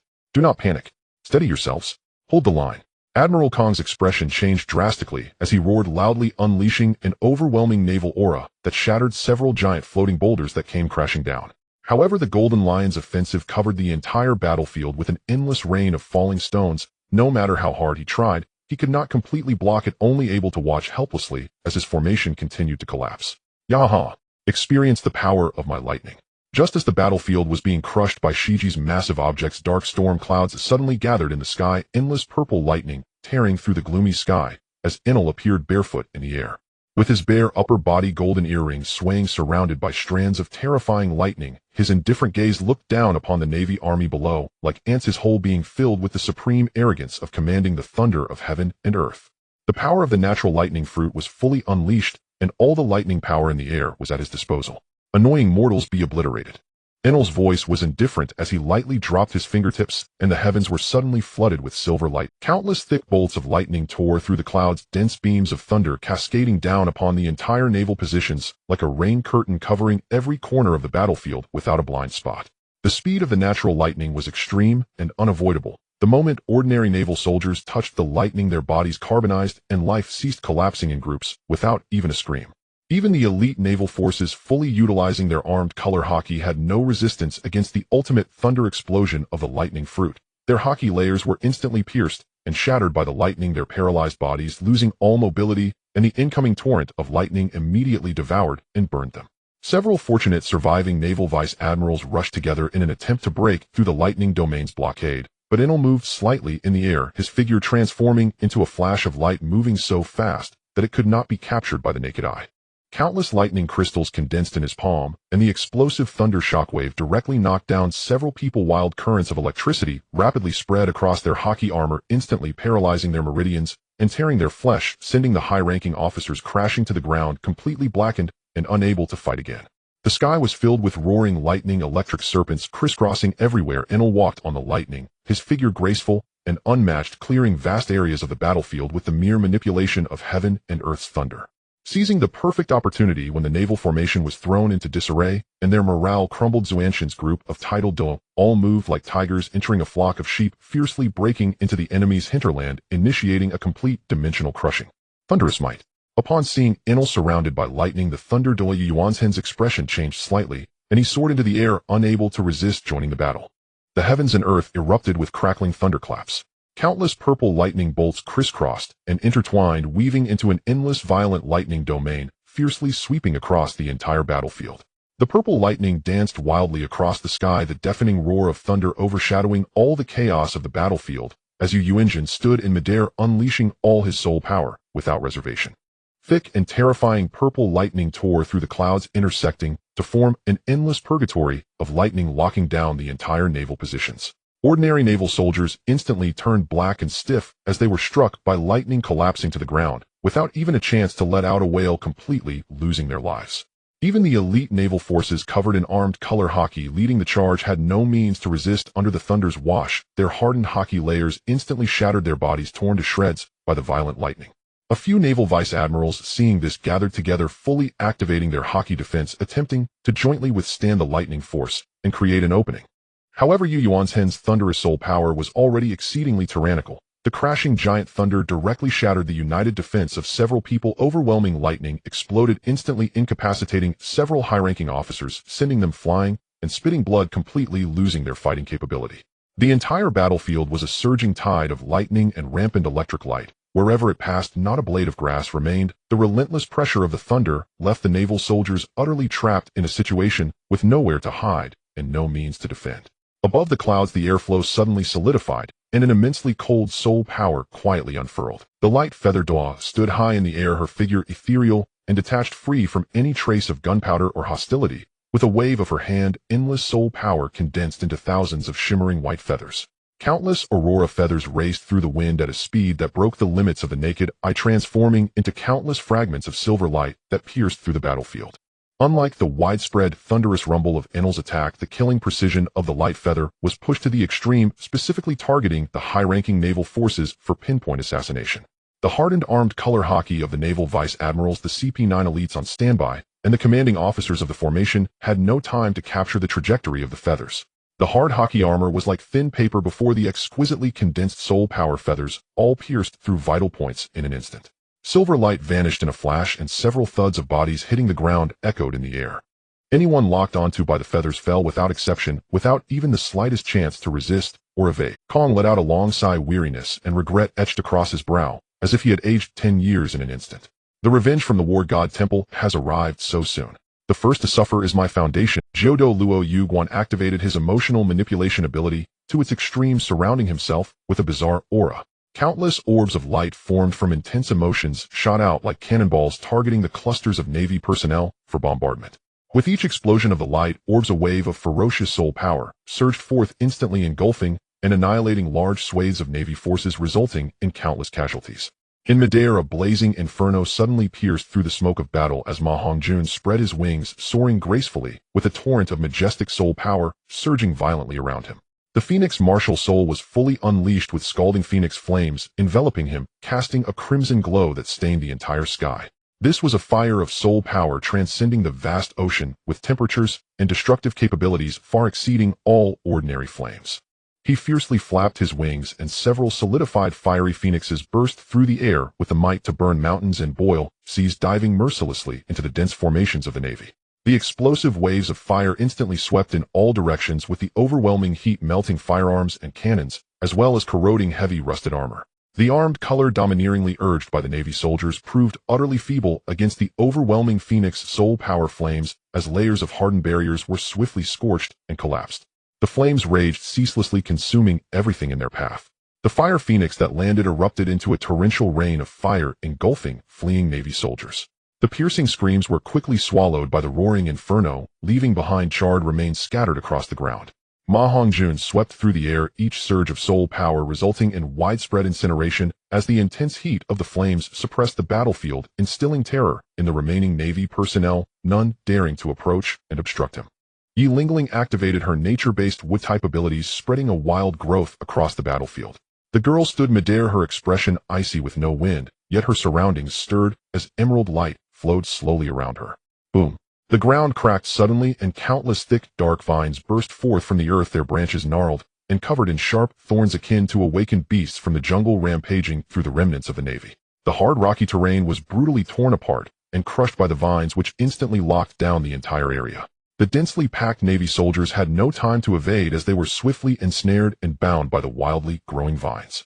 Layer upon layer of wooden branches constricted tightly, even the fully armored figures with hardened armed color domineering were forcibly crushed. The sound of shattering bones drowned out by the battlefield's roar. Countless sharp wooden spikes erupted, piercing through flesh and armor, instantly impaling numerous Navy soldiers. The trapped soldiers could only watch helplessly as they were consumed by the vines and plants, their vitality swiftly draining away. Faced with several Navy brigadier generals breaking through, Yi Lingling's gaze turned cold as she lightly lifted. Several thick wooden spears rapidly formed and shot through the air with incredible speed, accurately penetrating the domineering defenses of the brigadier generals, pinning them forcefully to the ground. The fierce martial arts and hardened power were rendered utterly ineffective against this overwhelming nature base. The entire battlefield, covered by the wood ability, transformed instantly into a sealed cage as the plants grew wildly, strangling everything in their path, with no escape and no survivor. The battlefield was filled with the intense chaos of fire, thunder, and giant rocks crashing down, while an even more sinister killing move quietly descended upon the side of the battlefield. Dugu Yen hovered in midair, her expression cold and indifferent as she swiftly activated her abilities. Buzz! A dense storm of dark green energy suddenly enveloped her, the sky darkening and the wind howling. Dugu Yan's human form instantly twisted, elongated, and transformed as flesh and body were completely reshaped by her extreme abilities. In the blink of an eye, she shed her human form and fully transformed into a ferocious beast, the true body of the tongue snake. Her entire body was covered in dark green scales, each one as hard as steel, reflecting a grim, cold light under the sky. The serpent's body was long and powerful, coiling amidst the clouds with blood-red vertical pupils coldly thirsting for blood and interlaced white fangs gleaming with deadly cold. A pressure from the ancient and savage beast erupted violently, instantly suppressing the entire battlefield around her, shattering the spirits of all. This was Dugu Yan's illusion beast snake-type ability, tongue snake form, transforming into an ancient calamity beast, carrying the utmost poison of heaven and earth, corrupting all living things in its path, and representing a complete dimension of crushing power. Now fully transformed into the tongue snake, Dugu Yen locked her blood-red, fierce gaze on the densely packed Navy formations below her enormous serpentine body, suddenly dove sweeping her massive tail through the air. Boom! The earth-shattering impact resonated across the land as the immense serpent tail struck down, causing the hard rock surface of Judicial Island to crack and collapse instantly. The terrifying brute force, accompanied by waves of toxic shock, swept in all directions as dozens of heavily armored elite Navy soldiers, fully unleashing their armed color domineering, were instantly crushed, their bones shattered, and flesh exploded with no chance of resistance. As the massive tail struck the ground, the earth collapsed and cracked with a terrifying energy shockwave sweeping across a radius of dozens of meters. Dozens of Navy soldiers were instantly crushed, their bones shattered and bodies ruptured. Even clad in heavy armor and unleashing their armed color domineering, they could not withstand the brute force of the ancient beast. Even more terrifying than brute force was the inescapable poison carried by the tongue snake's true form. Any Navy personnel touched by the serpent's scales or swept by the beast's aura instantly became covered in dark green poison markings as their powerful armed color domineering corroded and shattered at a visible rate, flesh and bones rapidly dissolving, ultimately turning into a pool of murky black water, silently vanishing from the battlefield. Immediately after, the massive serpent head lifted high, its mouth wide open, spewing forth an endless torrent of thick, dark green poisonous mist. The poison enveloped large swathes of the coastline like a natural disaster, silent and inescapable. Guns and ammunition corroded upon contact, armor and shields shattered, and even the layered defenses of domineering power could not block this beast's poisonous onslaught from another dimension. Large groups of Navy soldiers instantly fell to the ground, blood flowing from their orifices, their organs completely rotting as they quickly became corpses strewn across the field. Several brigadier generals desperately unleashed all their domineering power to form a heavy defensive barrier, attempting to break through the poison zone. However, the tongue snake's poison was inherently invulnerable to all techniques specifically designed to break defenses. The domineering poison swiftly penetrated the barriers, invading their veins and limbs, instantly sealing their physical abilities, rendering their combat power useless as their bodies rapidly decayed, collapsing in despair. At this moment, Dugu Yen in her beast form traversed the battlefield freely, her enormous serpent body moving without restraint, the poison domain expanding step by step, leaving no life in her wake, plunging everything into silence. Unlike the roaring slaughter of fire and thunder, the massacre of the tongue snake was cold, eerie, and inescapable. This silent natural disaster of erosion instilled a deeper sense of despair in the Navy, completely shattering their remaining morale, casting the entire battlefield into an extreme state of fear. A multitude of Douluo powerhouses showcased their abilities as the vast and imposing soul power swept across all directions.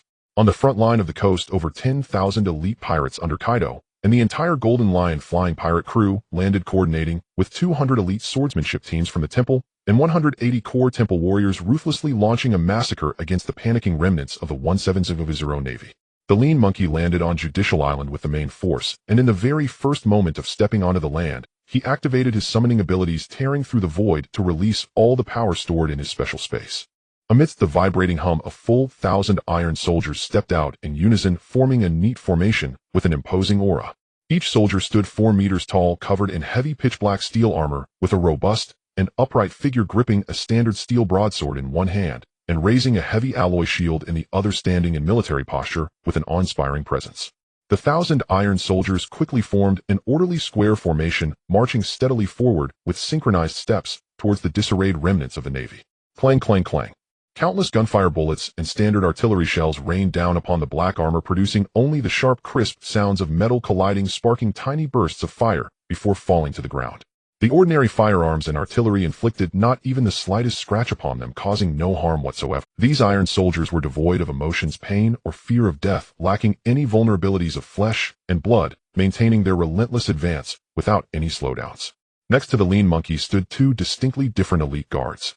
They towered 10 meters tall, resembling 2 small giants of steel, standing on the battlefield, abandoning the ordinary soldier's black armor for silver heavy armor with a cold gleam, with a pair of alloy wings unfolded from their backs, each wielding a long double-edged sacred sword, exuding an oppressive force that far surpassed the 1,000 black-armored warriors. The invincible Iron Army appeared, completely shattering the last psychological defense of the Navy soldiers. All the surviving Navy personnel's pupils constricted, their faces pale, overwhelmed by sheer terror as they uncontrollably retreated. With firearms rendered completely ineffective and hand-to-hand combat offering no chance of victory, the only path left for the defenders was a dead end faced with these indestructible, steadily advancing iron monsters. The ground defense line, barely maintained, collapsed entirely under the relentless advance of the Iron Army. The apparent numerical superiority of the paper forces became meaningless in the face of absolute power suppression, turning into a complete joke. The Navy's reliance on firearms, artillery, and armed Haki struck against the Douluo powerhouse's soul power shields, failing to create even a ripple akin to a child scratching an itch.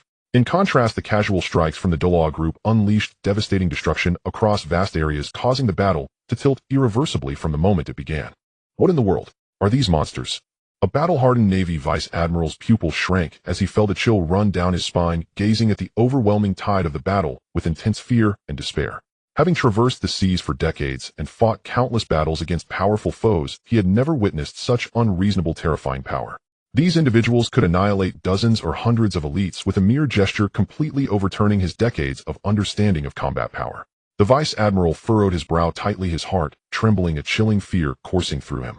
At this moment, he finally comprehended that the arrival of Chen Xin brought not only the fury of revenge, but also a terrifying force capable of overturning the entire sea and toppling the world government.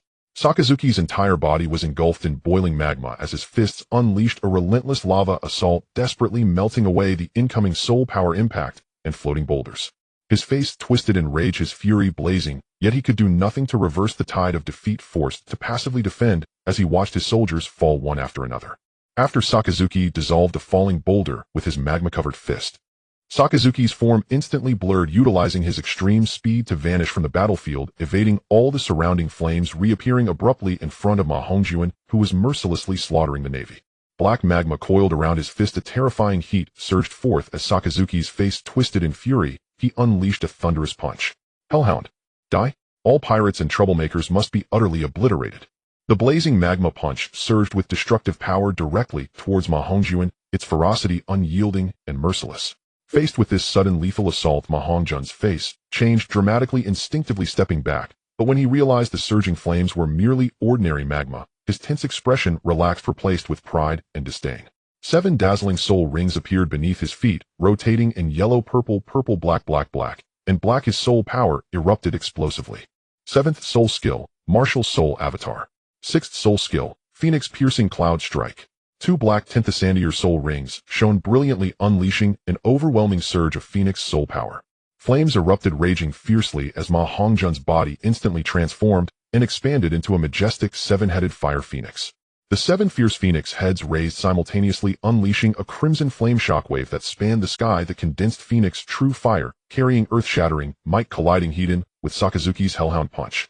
The two flames of the same attribute collided violently, an overwhelming heat wave instantly sweeping across the area. The victor was clear in an instant. Sakazuki's fierce and domineering magma punch was utterly crushed before the pure phoenix, divine fire like ice and snow meeting fierce fire instantly scattered and dissolved. The remnants of the lava fell powerless to the ground, transforming into scalding magma that dripped onto the surface, rising with hissing white smoke. Among the scattered magma, Sakazuki's form slowly reassembled. He furrowed his brow tightly, his pupils trembling, disbelief written all over his face as he stared at Ma Hongjuan, who had already transformed into a seven-headed fire phoenix. Impossible. Why can your flames disperse my magma? Having consumed the magma fruit of the natural system for years, my flames are unparalleled. Why, I have roamed the seas with few rivals, yet I have never seen a fire capable of completely overpowering my lava. In midair, the seven phoenix heads lifted high as Ma Hongjuan's voice dripped with disdain. Mere ordinary fire cannot compare to my innate phoenix divine fire. Your magma is nothing but ants and fireflies before me. Right after his words, the seven-headed phoenix's wings trembled violently, raining down a torrent of crimson fire. Once again, the phoenix true fire layered and intensively sealing off all escape routes around Sakazuki. In the peak state of his martial soul avatar, Ma Hongjuan relentlessly pressed the attack. Numerous exquisitely condensed fire phoenix flames shot through the air one after another, each flame carrying the might to incinerate all things, continuously bombarding Sakazuki's elemental body. The searing divine fire continued to scorch, causing the magma body Sakazuki had gathered to continuously evaporate and turn white, the surrounding lava burning thinner. Sakazuki's expression darkened further, his eyes nearly bursting with fury. Having traversed the seas for years and wielding the top-level magma fruit of the natural system with unmatched offensive and defensive capabilities, today he was brutally suppressed by an unknown flame user, marking a tremendous humiliation. Arrogant pirate, do not be so presumptuous. Sakazuki's furious roar reverberated through the vast sky as the dormant power of magma within him erupted violently. No longer limited to sporadic attacks, the entire battlefield was instantly engulfed by scalding lava, with dark red magma surging like a flood, transforming into an unending wave of searing fire that fiercely devoured the divine flames of the phoenix. After several exchanges, he had already grasped the clues. The opponent's flames surpassed his magma, and a direct confrontation of flame purity would only lead to his disadvantage. He immediately changed his strategy, relying on the endless elemental reserves of the nature-type fruit and his formidable physical foundation, initiating a war of attrition. Although the grade of magma fire was slightly inferior to the divine flames of the phoenix, it excelled in its heavy and overwhelming nature, endlessly entwining and eroding persistently, wearing down the might of the phoenix's flames. Boom, boom, boom. The deafening clash between two flames of different colors echoed through the heavens as the crimson divine fire violently collided with the dark red magma, exploding without end. The terrifying heat wave enveloped the entire area. The clouds in the high sky completely dried up by the intense heat, while the sea boiled and surged with the surrounding remnants of the navy and pirates retreating in panic, none daring to tread into the core of the battle between two top-tier powerhouses. In the previous battle, Ma Hongjuan relied on the extreme explosive power of his martial soul's true form to continuously suppress Sakazuki. With the overlapping soul skills of Phoenix Piercing, Cloud Phoenix, Meteor Fire, and Purgatory Fire Domain, each strike was capable of tearing apart vast barriers of magma, forcing Sakazuki to repeatedly retreat, falling into a passive position. But no one knew that such high-intensity, continuous soul skill explosions came at a terrifying cost of soul power. The Phoenix Martial Soul was the most soul power-consuming assault-type martial soul in the Douluo continent. Maintaining the seventh soul skill's true form while repeatedly overextending to activate other soul skills caused the vast soul power within Ma Hongjuan to deplete at a visibly rapid rate. He could clearly sense that the soul power surging within him was gradually drying up, his once swift and fierce descent now losing its edge, and the erupting phoenix flames were falling in both temperature and might completely losing their initial dominance. Battle-hardened Sakazuki instantly seized upon this fleeting fatal flaw, a chilling murderous intent exploding in his eyes. I've seen through you. Your explosive power is merely a flash in the pan, lacking any lasting strength. The endless elemental power of the nature type cannot be compared to your fleeting techniques. Sakazuki howled to the heavens. The swirling magma fire around him suddenly converged and condensed, gathering entirely upon his right fist. The dark and heavy magma stacked and compressed, the extreme temperature distorting the surrounding air. A sense of annihilating oppression capable of crushing everything suddenly enveloped the entire battlefield. Great Fire Blast. A thick torrent of dark red magma surged into the sky, discarding all flashy explosions, seeking only extreme penetration and crushing force, carrying the terrifying might to suppress heaven and earth, directly crashing into the seven-headed fire phoenix, who was drained of soul power and weary in battle. At this moment Ma Hongjun was already exhausted. The light of his soul rings dim and flickering on the verge of extinguishing, unable to summon the full Phoenix divine fire for defense. With a whoosh, the heavy and violent torrent of magma instantly ripped apart the weakened Phoenix fire domain, breaking through layers of fiery barriers and violently striking the massive body of the seven-headed fire Phoenix. Boom! The earth-shattering explosion resonated across the seas. Blinding flames erupted into the sky, scattering fiery debris and scalding magma everywhere. The massive body of the seven-headed fire Phoenix trembled violently, the seven fiery heads above extinguishing in large swathes, the originally brilliant and majestic crimson feathers crumbling layer by layer into ash. Ugh! Ma Hongjun stifled his pain, letting out a muffled roar. His soul power was completely exhausted, his mind spinning with dizziness as every vein in his body ached and throbbed, nearly breaking. The true form of his martial soul could no longer be maintained. The enormous body of the fire Phoenix suddenly shrank, shedding all its anomalies and reverting to his human form. He was completely drained, his clothes charred and tattered, his body uncontrollably plummeting from the sky, utterly devoid of the strength to continue fighting. Even the power to lift his hand to support himself had vanished. Sakazuki stood in midair, the magma around him still surging, though his body was covered in burned scars and his breath slightly fluctuating. He remained at his peak battle strength, exuding a terrifying presence. He looked down coldly at the fallen Ma Hongjun, his eyes filled with a chilling, murderous intent devoid of any compassion. No matter how dazzling your explosive power, without the foundation to sustain it, it is ultimately just a fleeting moment. This is the fate of those who defy the world government and provoke the Navy headquarters. Seeing his formidable enemy defeated and falling from power, the remaining Navy soldiers around instantly lifted their spirits, stabilizing the previously crumbling morale. Sakazuki's eyes were cold and fierce, his murderous intent palpable as he suddenly lunged forward, enveloped in the scorching and domineering magma power. His iron fist aimed directly at the fallen and breathless Ma Hongjun, intent on seizing this perfect opportunity to utterly slay his foe and eliminate future threats. But just as the magma fist was about to strike his body, a brilliant purple lightning suddenly tore through the scalding sky, crashing down in the center of the battlefield, forcefully standing between the two. Crackle, crackle. The furious and sharp power of thunder exploded wildly, thousands of electric arcs leaping through the air, crackling and resonating, the ultimate thunder pressure instantly crushing and dispersing the surrounding heat waves. Akainu attacking when the enemy is down, your fighting style is truly despicable.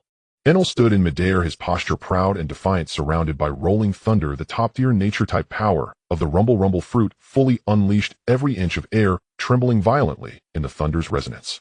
Boom!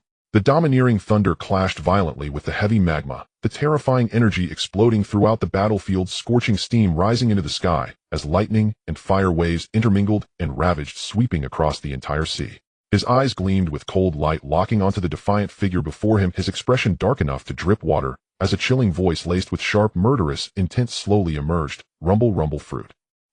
Another naive little brat here to seek death.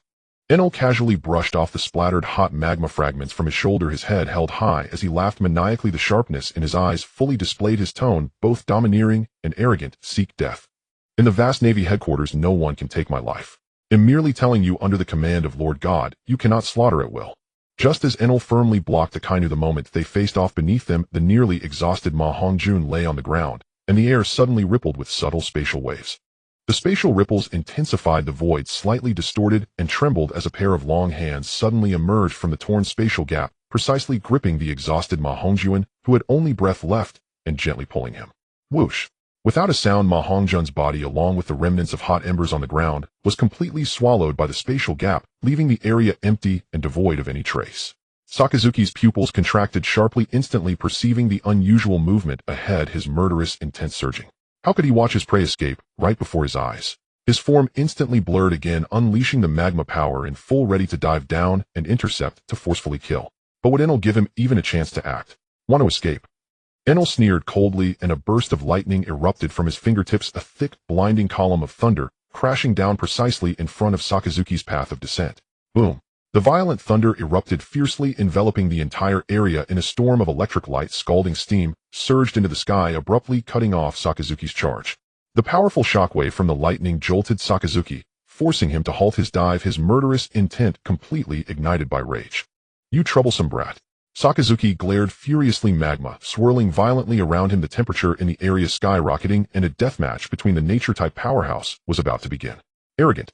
Sakazuki roared, his anger fully ignited. As a vice admiral of the Navy headquarters renowned as one of the three monsters of the headquarters, when had he been so openly provoked by an unknown pirate? Magma surged violently around him, the rolling lava scorching the air, and the overwhelming heat wave swept in all directions, the previously retreating sense of impending doom doubling in intensity. A mere brat dares to speak so boldly in front of me. Since you seek death, I will incinerate you along with the trash that just escaped. Before his words could finish, Sakazuki's figure suddenly vanished from the spot. The elementalization of the magma fruit erupted at full speed, leaving only a dark red afterimage, the scalding molten fist carrying an overwhelming force silently crashing towards Enel. This punch was extremely fast, its weight and power overwhelming, abandoning all flashy techniques. It was purely a combination of physical strength and fruit abilities capable of shattering mountains and incinerating ships with a single blow. Yet Enel remained unfazed. Ziz. A shroud of silver-white electric light instantly enveloped his body. The thunder fruit's elementalization pushed to its limits. Thunder inherently surpasses high temperatures, and the ultimate speed of lightning is the pinnacle of the entire ocean. Sakazuki's rapid assault appeared incredibly fast to an ordinary person, yet in Enel's eyes it was laughably slow. His body transformed into a flickering flash of lightning, instantaneously phasing out of existence, precisely avoiding the lethal molten fist. Boom. The empty molten punch slammed heavily into the air, sending shockwaves of lava exploding. The sea below was immediately smashed into towering scalding waves. Boiling water surged, and mist filled the sky. Your speed is decent. Enel's figure suddenly coalesced in the high air to the side, surrounded by thunder, a mocking smile curling at the corners of his mouth, but too slow. In the next moment, endless electric light cascaded down. Heavenly cataclysm, thunder prison. The clouds above were instantaneously torn apart. Countless thick columns of thunder descended from the sky, densely packed and overwhelming, locking Sakazuki in every direction he could evade, forming an inescapable thunder prison. Each bolt of lightning contained the terrifying power to pierce steel and melt rock, the crackling thunder shaking the entire sea violently. Sakazuki's expression darkened, not daring to underestimate the situation. He was acutely aware of the terror of the thunder fruit, which boasted both offensive and defensive speed and naturally countered high-temperature flames. If struck by thunder and paralyzed, even elementalization would experience a brief delay. Magma barrier. He crossed his arms, and a massive amount of lava instantly gathered around him, forming a thick, dark lava barrier that fiercely protected his body. Layers of molten rock crazily resisting the thunderous onslaught. Zizz's boom. The thunder raked fiercely against the lava barrier, sparks flying and heat waves surging. The heat-resistant, thick lava melted and peeled away rapidly under the extreme lightning strikes. A cloud of steam soared into the sky, obscuring the entire battlefield. It seemed that Sakazuki was holding his defense firmly, yet his expression grew increasingly grave. The lightning's penetrating power was too terrifying. Countless tiny electric bolts pierced through the gaps in the lava, continuously striking against his elemental body, causing waves of numbing pain that disrupted the operation of his fruit. Are you just going to hide behind the lightning and sneak attack? Sakazuki shouted angrily, the magma around him suddenly swelling and erupting, shattering the surrounding lightning, and the violent lava tide surged back, sweeping the entire area. Canine bite, red lotus. Several ferocious magma giant dogs broke through the flames, their mouths filled with sharp fangs, bringing the searing heat that could incinerate everything, lunging towards Enel, sealing off all his escape routes. Facing the oncoming magma beasts, Enel remained calm and collected, his eyes filled with mockery and disdain. Useless brute force. He grasped the air with one hand, instantly gathering the residual thunder in midair into his palm, forming a long, sharp spear of lightning. The spear shimmered with radiant lightning, humming constantly, carrying unparalleled piercing power. Thunder spear. Instant launch, instant stab. A bolt of silver-white lightning pierced through the flames at speed, breaking the limits of visual perception. Puchi puchi. Several magma giant dogs didn't even have time to get close before being instantly pierced through their cores by the lightning spear, the high-temperature lava immediately disintegrating and shattering, turning into scattered fiery debris. The remaining lightning surged forward without losing momentum, shooting straight towards Sakazuki's chest. Sakazuki's pupils constricted, hurriedly dodging to the side, and even though he managed to evade in time, the lightning still grazed his shoulder. Zila. The powerful paralyzing current surged through his body in an instant, and even a nature-type elemental body with a top-tier physique could not avoid freezing momentarily, his movement stalling. This moment of vulnerability. Enel's figure instantly broke through space, arriving before Sakazuki in the blink of an eye, gathering thunder around his fist, a domineering punch crashing down. 100 million volts thunder beast. The shadow of a fierce lightning beast manifested, carrying an immense force, crashing heavily against Sakazuki's chest. Boom. A thunderous explosion erupted and Sakazuki felt as if he was struck by a meteor, his body violently trembling, blood surging in his mouth, uncontrollably flying backward, shattering layers of air waves crashing heavily into the sea. The sea surface was instantly smashed into a massive sinking vortex. Boiling water surged into the air. In midair, Enel stood with his hands behind his back, surrounded by a storm of lightning, looking down at the sea with a reckless laughter echoing through the heavens. Monster Vice Admiral. Just that. The rocky pit erupted violently, a dark red figure bursting forth from the rising dust. Sakazuki's body was engulfed in surging lava, brutally shattering the residual lightning paralysis clinging to him, wiping away the blood at the corner of his mouth, his eyes burning with intense murderous intent. Having been continuously suppressed and mocked, even watching as the enemy's strength retreated and scathed, the dignity of a vice admiral of the navy was completely trampled. Damn bastard. Sakazuki roared into the sky, his voice shaking the sea into towering waves, the magma surrounding him boiling and swelling, the temperature rising again, the dark red lava nearly transforming into pitch black flames, a destructive aura enveloping the entire area. He held nothing back, his entire being elementalized and erupting to the extreme, his figure transformed into a torrent of lava that tore through the sea and sky, carrying an unyielding murderous intent, charging directly at Enel high in the sky again. On the other side of the battlefield, the bloody slaughter had yet to cease. Douluo stood in midair, surrounded by swirling emerald green poison mist, the toxic aura spreading in all directions. Having experienced numerous battles, her dress was stained with smoke and dust, yet her gaze grew colder and sharper, the aura of poison chilling to the bone. Facing the relentless siege of naval soldiers, her movements were elusive and unpredictable, unleashing her full poison abilities without holding back. Tendrils of green poison mist spread with the wind. Any naval soldier who came into contact instantly suffered skin rot and paralysis, unable to even scream before plummeting into the sea to meet their end. Groups of naval soldiers fell one after another, countless bodies floating on the sea, the scarlet blood intermingled with the emerald poison, exuding a chilling cruelty. In a short moment, the naval team surrounding this place suffered heavy casualties, their formation in disarray. In the distance, a golden light quietly hovered in midair. Borsellino's admiral coat fluttered in the wind, his features obscured by sunglasses, his lazy tone tinged with indifference, yet his eyes concealed a hint of coldness. What a brutal little girl. Witnessing Douluo brutally slaughter the navy and reap the lives of soldiers, Huang Yuan realized that if this continued, his forces would only suffer further losses. No longer a bystander, particles of light at the speed of light suddenly burst forth, enveloping him in a brilliant golden glow. In the next moment, a humming sound erupted. The blinding golden light tore through the air of the battlefield, and Huang Yuan's body transformed into an exquisite streak of light, instantly erasing all traces of movement as he completely vanished from sight. Under the speed of light, the distance and space became meaningless.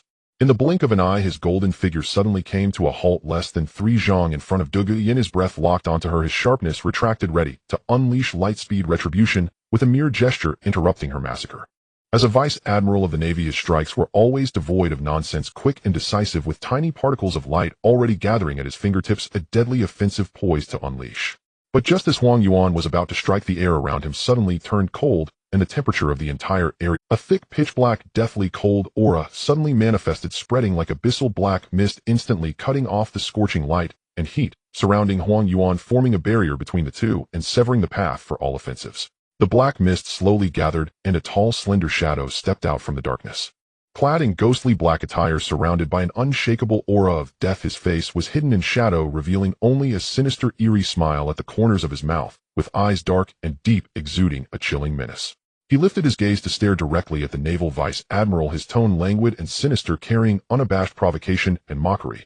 "Huang Monkey, you dare to move against our young master in my presence." On Judicial Island, the flames of war raged. Elite forces from all sides were deeply embroiled in chaos, the heavens and earth overturned, smoke billowing every corner of the air, resonating with the thunderous clashes of techniques. The Navy's elite forces completely abandoned the high-altitude objects, falling towards Shurji, focusing instead on targeting those enemy powerhouses that wreaked havoc and caused widespread slaughter among the Navy.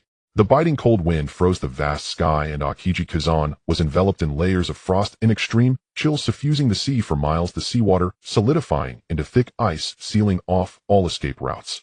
He had originally rushed in wanting to suppress Yi Lingling, who was harvesting the Navy with her wood-type abilities, but was suddenly intercepted by Juhua Guan, who emerged from nowhere. "You who play with ice, your opponent is me." Juhua Guan floated in midair, surrounded by chaotic and violent invisible emotional energy, repeatedly recalling scenes of the ghostly figure and how he was abandoned by the Spirit Hall along with visions of death, a surge of intense hatred and sorrow transforming into pure destructive abilities. A mocking and arrogant smile graced his face, his eyes shining brightly as he raised his hand, and countless dark explosive orbs formed out of thin air, densely filling the entire space. These energy orbs, condensed from extreme negative emotions, required no manipulation, bursting forth with overwhelming explosive power, barreling towards Kuzan, sealing off all escape angles and leaving no room for respite. Kuzan's expression was lazy and indifferent, but a hint of seriousness crossed his eyes as he halted his steps, unleashing the full power of his Ice Age.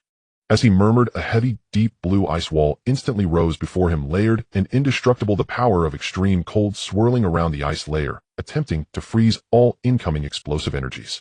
Boom, boom, boom. A continuous series of violent explosions suddenly resonated through the heavens and earth as countless emotional energy orbs struck fiercely against the ice wall. Unlike ordinary elemental impacts, Zhuhuaguan's emotional explosions carried a chaotic, tearing characteristic, each detonation able to destabilize the ice's foundation, the violent shockwaves penetrating layer upon layer. The hard Navy standard ice rapidly cracked, spread, and shattered the sky, filled with ice shards mixed with explosive shockwaves, the biting cold being fiercely countered and dispersed by the raging heat. Kazan raised an eyebrow, internally astonished. Ordinary attacks could not shake his ice barrier at all, but this bizarre emotional ability, which did not rely on hardness, but specifically targeted the foundation, could only amplify the explosive power with increasingly intense battle intent and killing intent, perfectly countering his defensive strategy. Before he could stabilize his form, Zhuhuaguan launched another offensive. Only defending. A vice admiral is nothing more than this. Zhuhuaguan laughed loudly, his emotional power surging once more, squeezing all the violent emotions from the millions of people engaged in battle into several black explosive orbs the size of a zhong in diameter, the air around them slightly distorting. Emotional annihilation, explosion. Several giant energy orbs trailing dark tails of flame plummeted with a thunderous crash, their power far exceeding the previous ones, smashing fiercely against the broken ice wall. Boom! A shocking explosion swept across the surroundings, the heavy ice wall completely shattering the sky, full of frost, instantly turned to nothingness. The violent energy aftermath swept through the space, forcing Kazan to retreat repeatedly, his cold energy being forced to retract, his originally composed demeanor completely shattered.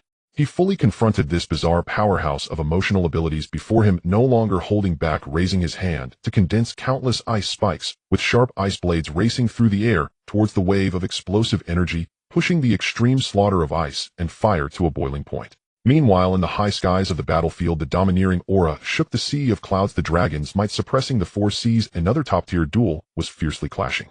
Kaido's entire body was covered in shining black dragon scales, surrounded by raging flames and surging dark thunder, wielding a massive club, each swing bringing forth a terrifying force capable of shattering mountains and splitting seas, the howling winds and surging waves causing the surrounding air to tremble violently. Zifa, clad in a vice admiral's uniform, though aging, still possessed an unparalleled physique, his armed Haki condensed heavily, as dark as ink, clashing with the violent assault of the club, each punch landing with brutal force. Boom, boom, boom. The clash of Haki and dragon power continued to collide, terrifying shockwaves exploding layer upon layer, tearing apart the sky, full of clouds, shattering the giant waves of the sea, turning the entire sea into a battlefield where the two fought fiercely. After several intense exchanges and fleeting forms, Zifa used the momentum to retreat, his fists numb and blood surging within his chest. He stared intently at Kaido, who once ruled a territory on his own and had never involved himself in power struggles, his voice low and filled with confusion and anger as he questioned. Kaido, for many years you have roamed the seas alone, claiming your own territory, never participating in the struggles of forces. Why now do you choose to interfere, joining forces with the war gods to wreak havoc, attacking Judicial Island, going against the world government and the entire navy?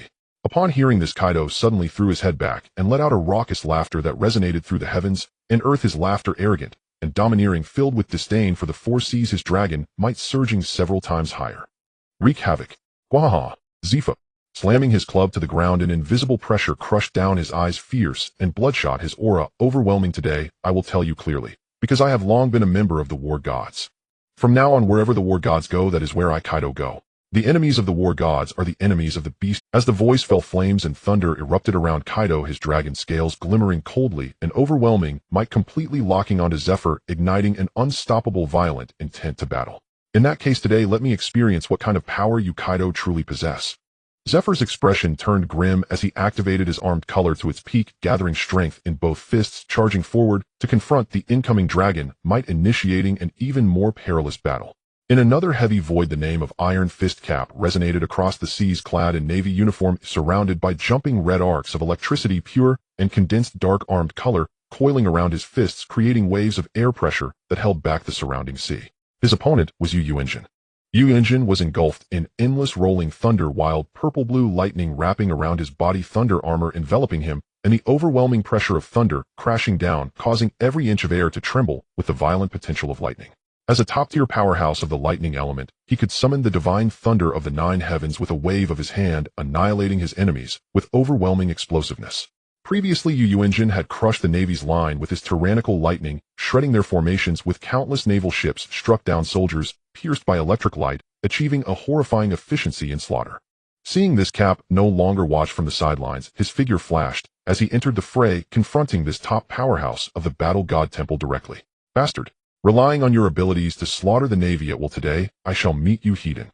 Cap's voice boomed like thunder, unwavering as he hurled his fists wrapped in supreme domineering, directly striking at the raging thunder, his pure physical strength clashing against the top-tier thunder power, the shockwaves tearing through the sky, scattering the electric light. Yu Yuanzhen's face turned cold, and the power of thunder surged around him as countless thick purple lightning pillars condensed in midair, crashing down like a falling river of thunder, layering on top of each other, sealing off all escape routes for Cap, initiating a brutal clash between two top-tier offensive powerhouses. In the very center of the battlefield, the Buddha warring states stood tall, surrounded by a golden Buddhist light that concealed the immense power to suppress the sea beneath a gentle facade. As a Navy admiral, he directly approached Shiki, who had caused the most damage in the battlefield. Shiki's floating power erupted chaotically, countless blades of light crisscrossing across the sky, numerous sharp cuts hovering in the void, ready to tear apart mountains and sever ships, the murderous intent of the Golden Lion rampantly sweeping in all directions. After breaking free from the restraints of the vice admirals, his battle intent surged as he prepared to wreak havoc in the waters surrounding Judicial Island. But in the next moment, golden Buddhist light enveloped the entire area as warring states stepped forward, firmly blocking Shiki. "Shiki." Warring State's voice was steady and profound, carrying the supreme authority of maintaining order over the sea, piercing through the raging flames and thunder ringing clearly across heaven and earth. "You escaped from the 6th level of Impel Down without reflecting on your sins, but instead stirred up chaos again, openly attacking the sacred grounds of Judicial Island. Today I shall suppress you once more and return you to the deep-sea prison, never to see the light of day." Hearing this, Shiki suddenly looked up, erupting into a wild, unrestrained laugh, his vicious gaze locking onto Warring States, gripping his standard sword tightly and unleashing his floating power to its peak. "Ah, Warring States, you remain as hypocritical and arrogant as ever. If it weren't for you and Cap teaming up to ambush me that day, how could you alone have trapped me, the Golden Lion? Today, being alone, you dare to boast about suppressing me. It's simply laughable." With a roar, the floating cutting force clashed violently with the Buddha's overwhelming power, causing the entire sky to tremble violently, winds swirling and air exploding. The battle situation had completely deteriorated and the Navy was at a disadvantage across the board.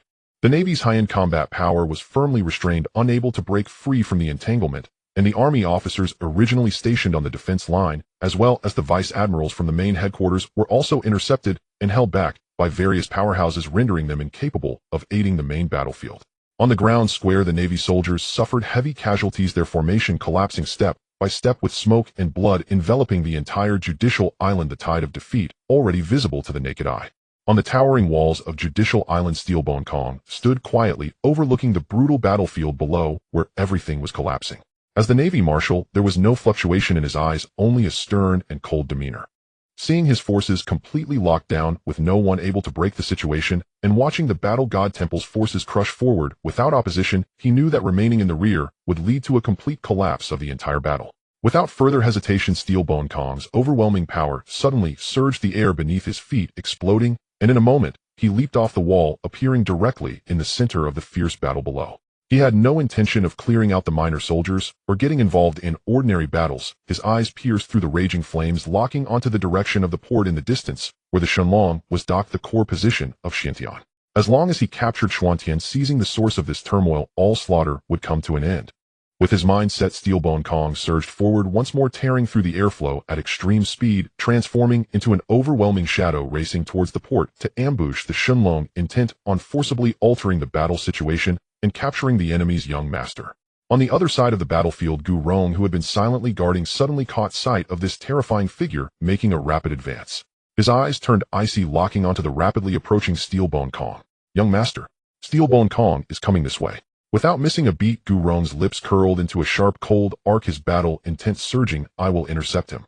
With that, Gu Rong's figure instantly vanished, countless bone fragments materializing in midair, stacking layer upon layer, the eerie sound of bones grinding echoing through the void. In an instant, a colossal bone dragon, ominous and covered in bones with sharp claws, took shape in the sky. The deathly silent, desolate, and domineering dragon might sweeping across the surroundings, locking onto the fiercely charging Steelbone Kong, fiercely blocking his path. The void trembled and a furious wind howled. The rapidly advancing Steelbone Kong suddenly came to a halt, his pitch-black armed color surging, a vast and overwhelming sense of oppression clashing against the deathly might of the dragon. He gazed at the gigantic bone dragon before him, its body entirely made of bones, sharp claws glinting, his expression cold with no trace of fear, only the unmatched authority of a Navy Marshal. Bone Dragon. Steelbone Kong immediately recognized who was blocking his path, his voice low and commanding with a tone that carried the weight of crushing everything to stand in my way is to seek death. Roar. The bone dragon Gu Rong scoffed at the notion of saying more, a deep and hoarse dragon roar resonating across the sea, countless white bone soul powers converging on its fearsome claws, the pale giant claws carrying a terrifying force capable of shredding mountains, clawing towards Steelbone Kong. This claw tore through the air, causing the void to collapse violently. Wherever the claw wind passed, the sea was instantly flattened, smoke blown away, and the overwhelming physical power crushed everything. Faced with this terrifying strike capable of tearing apart ships and smashing mountains,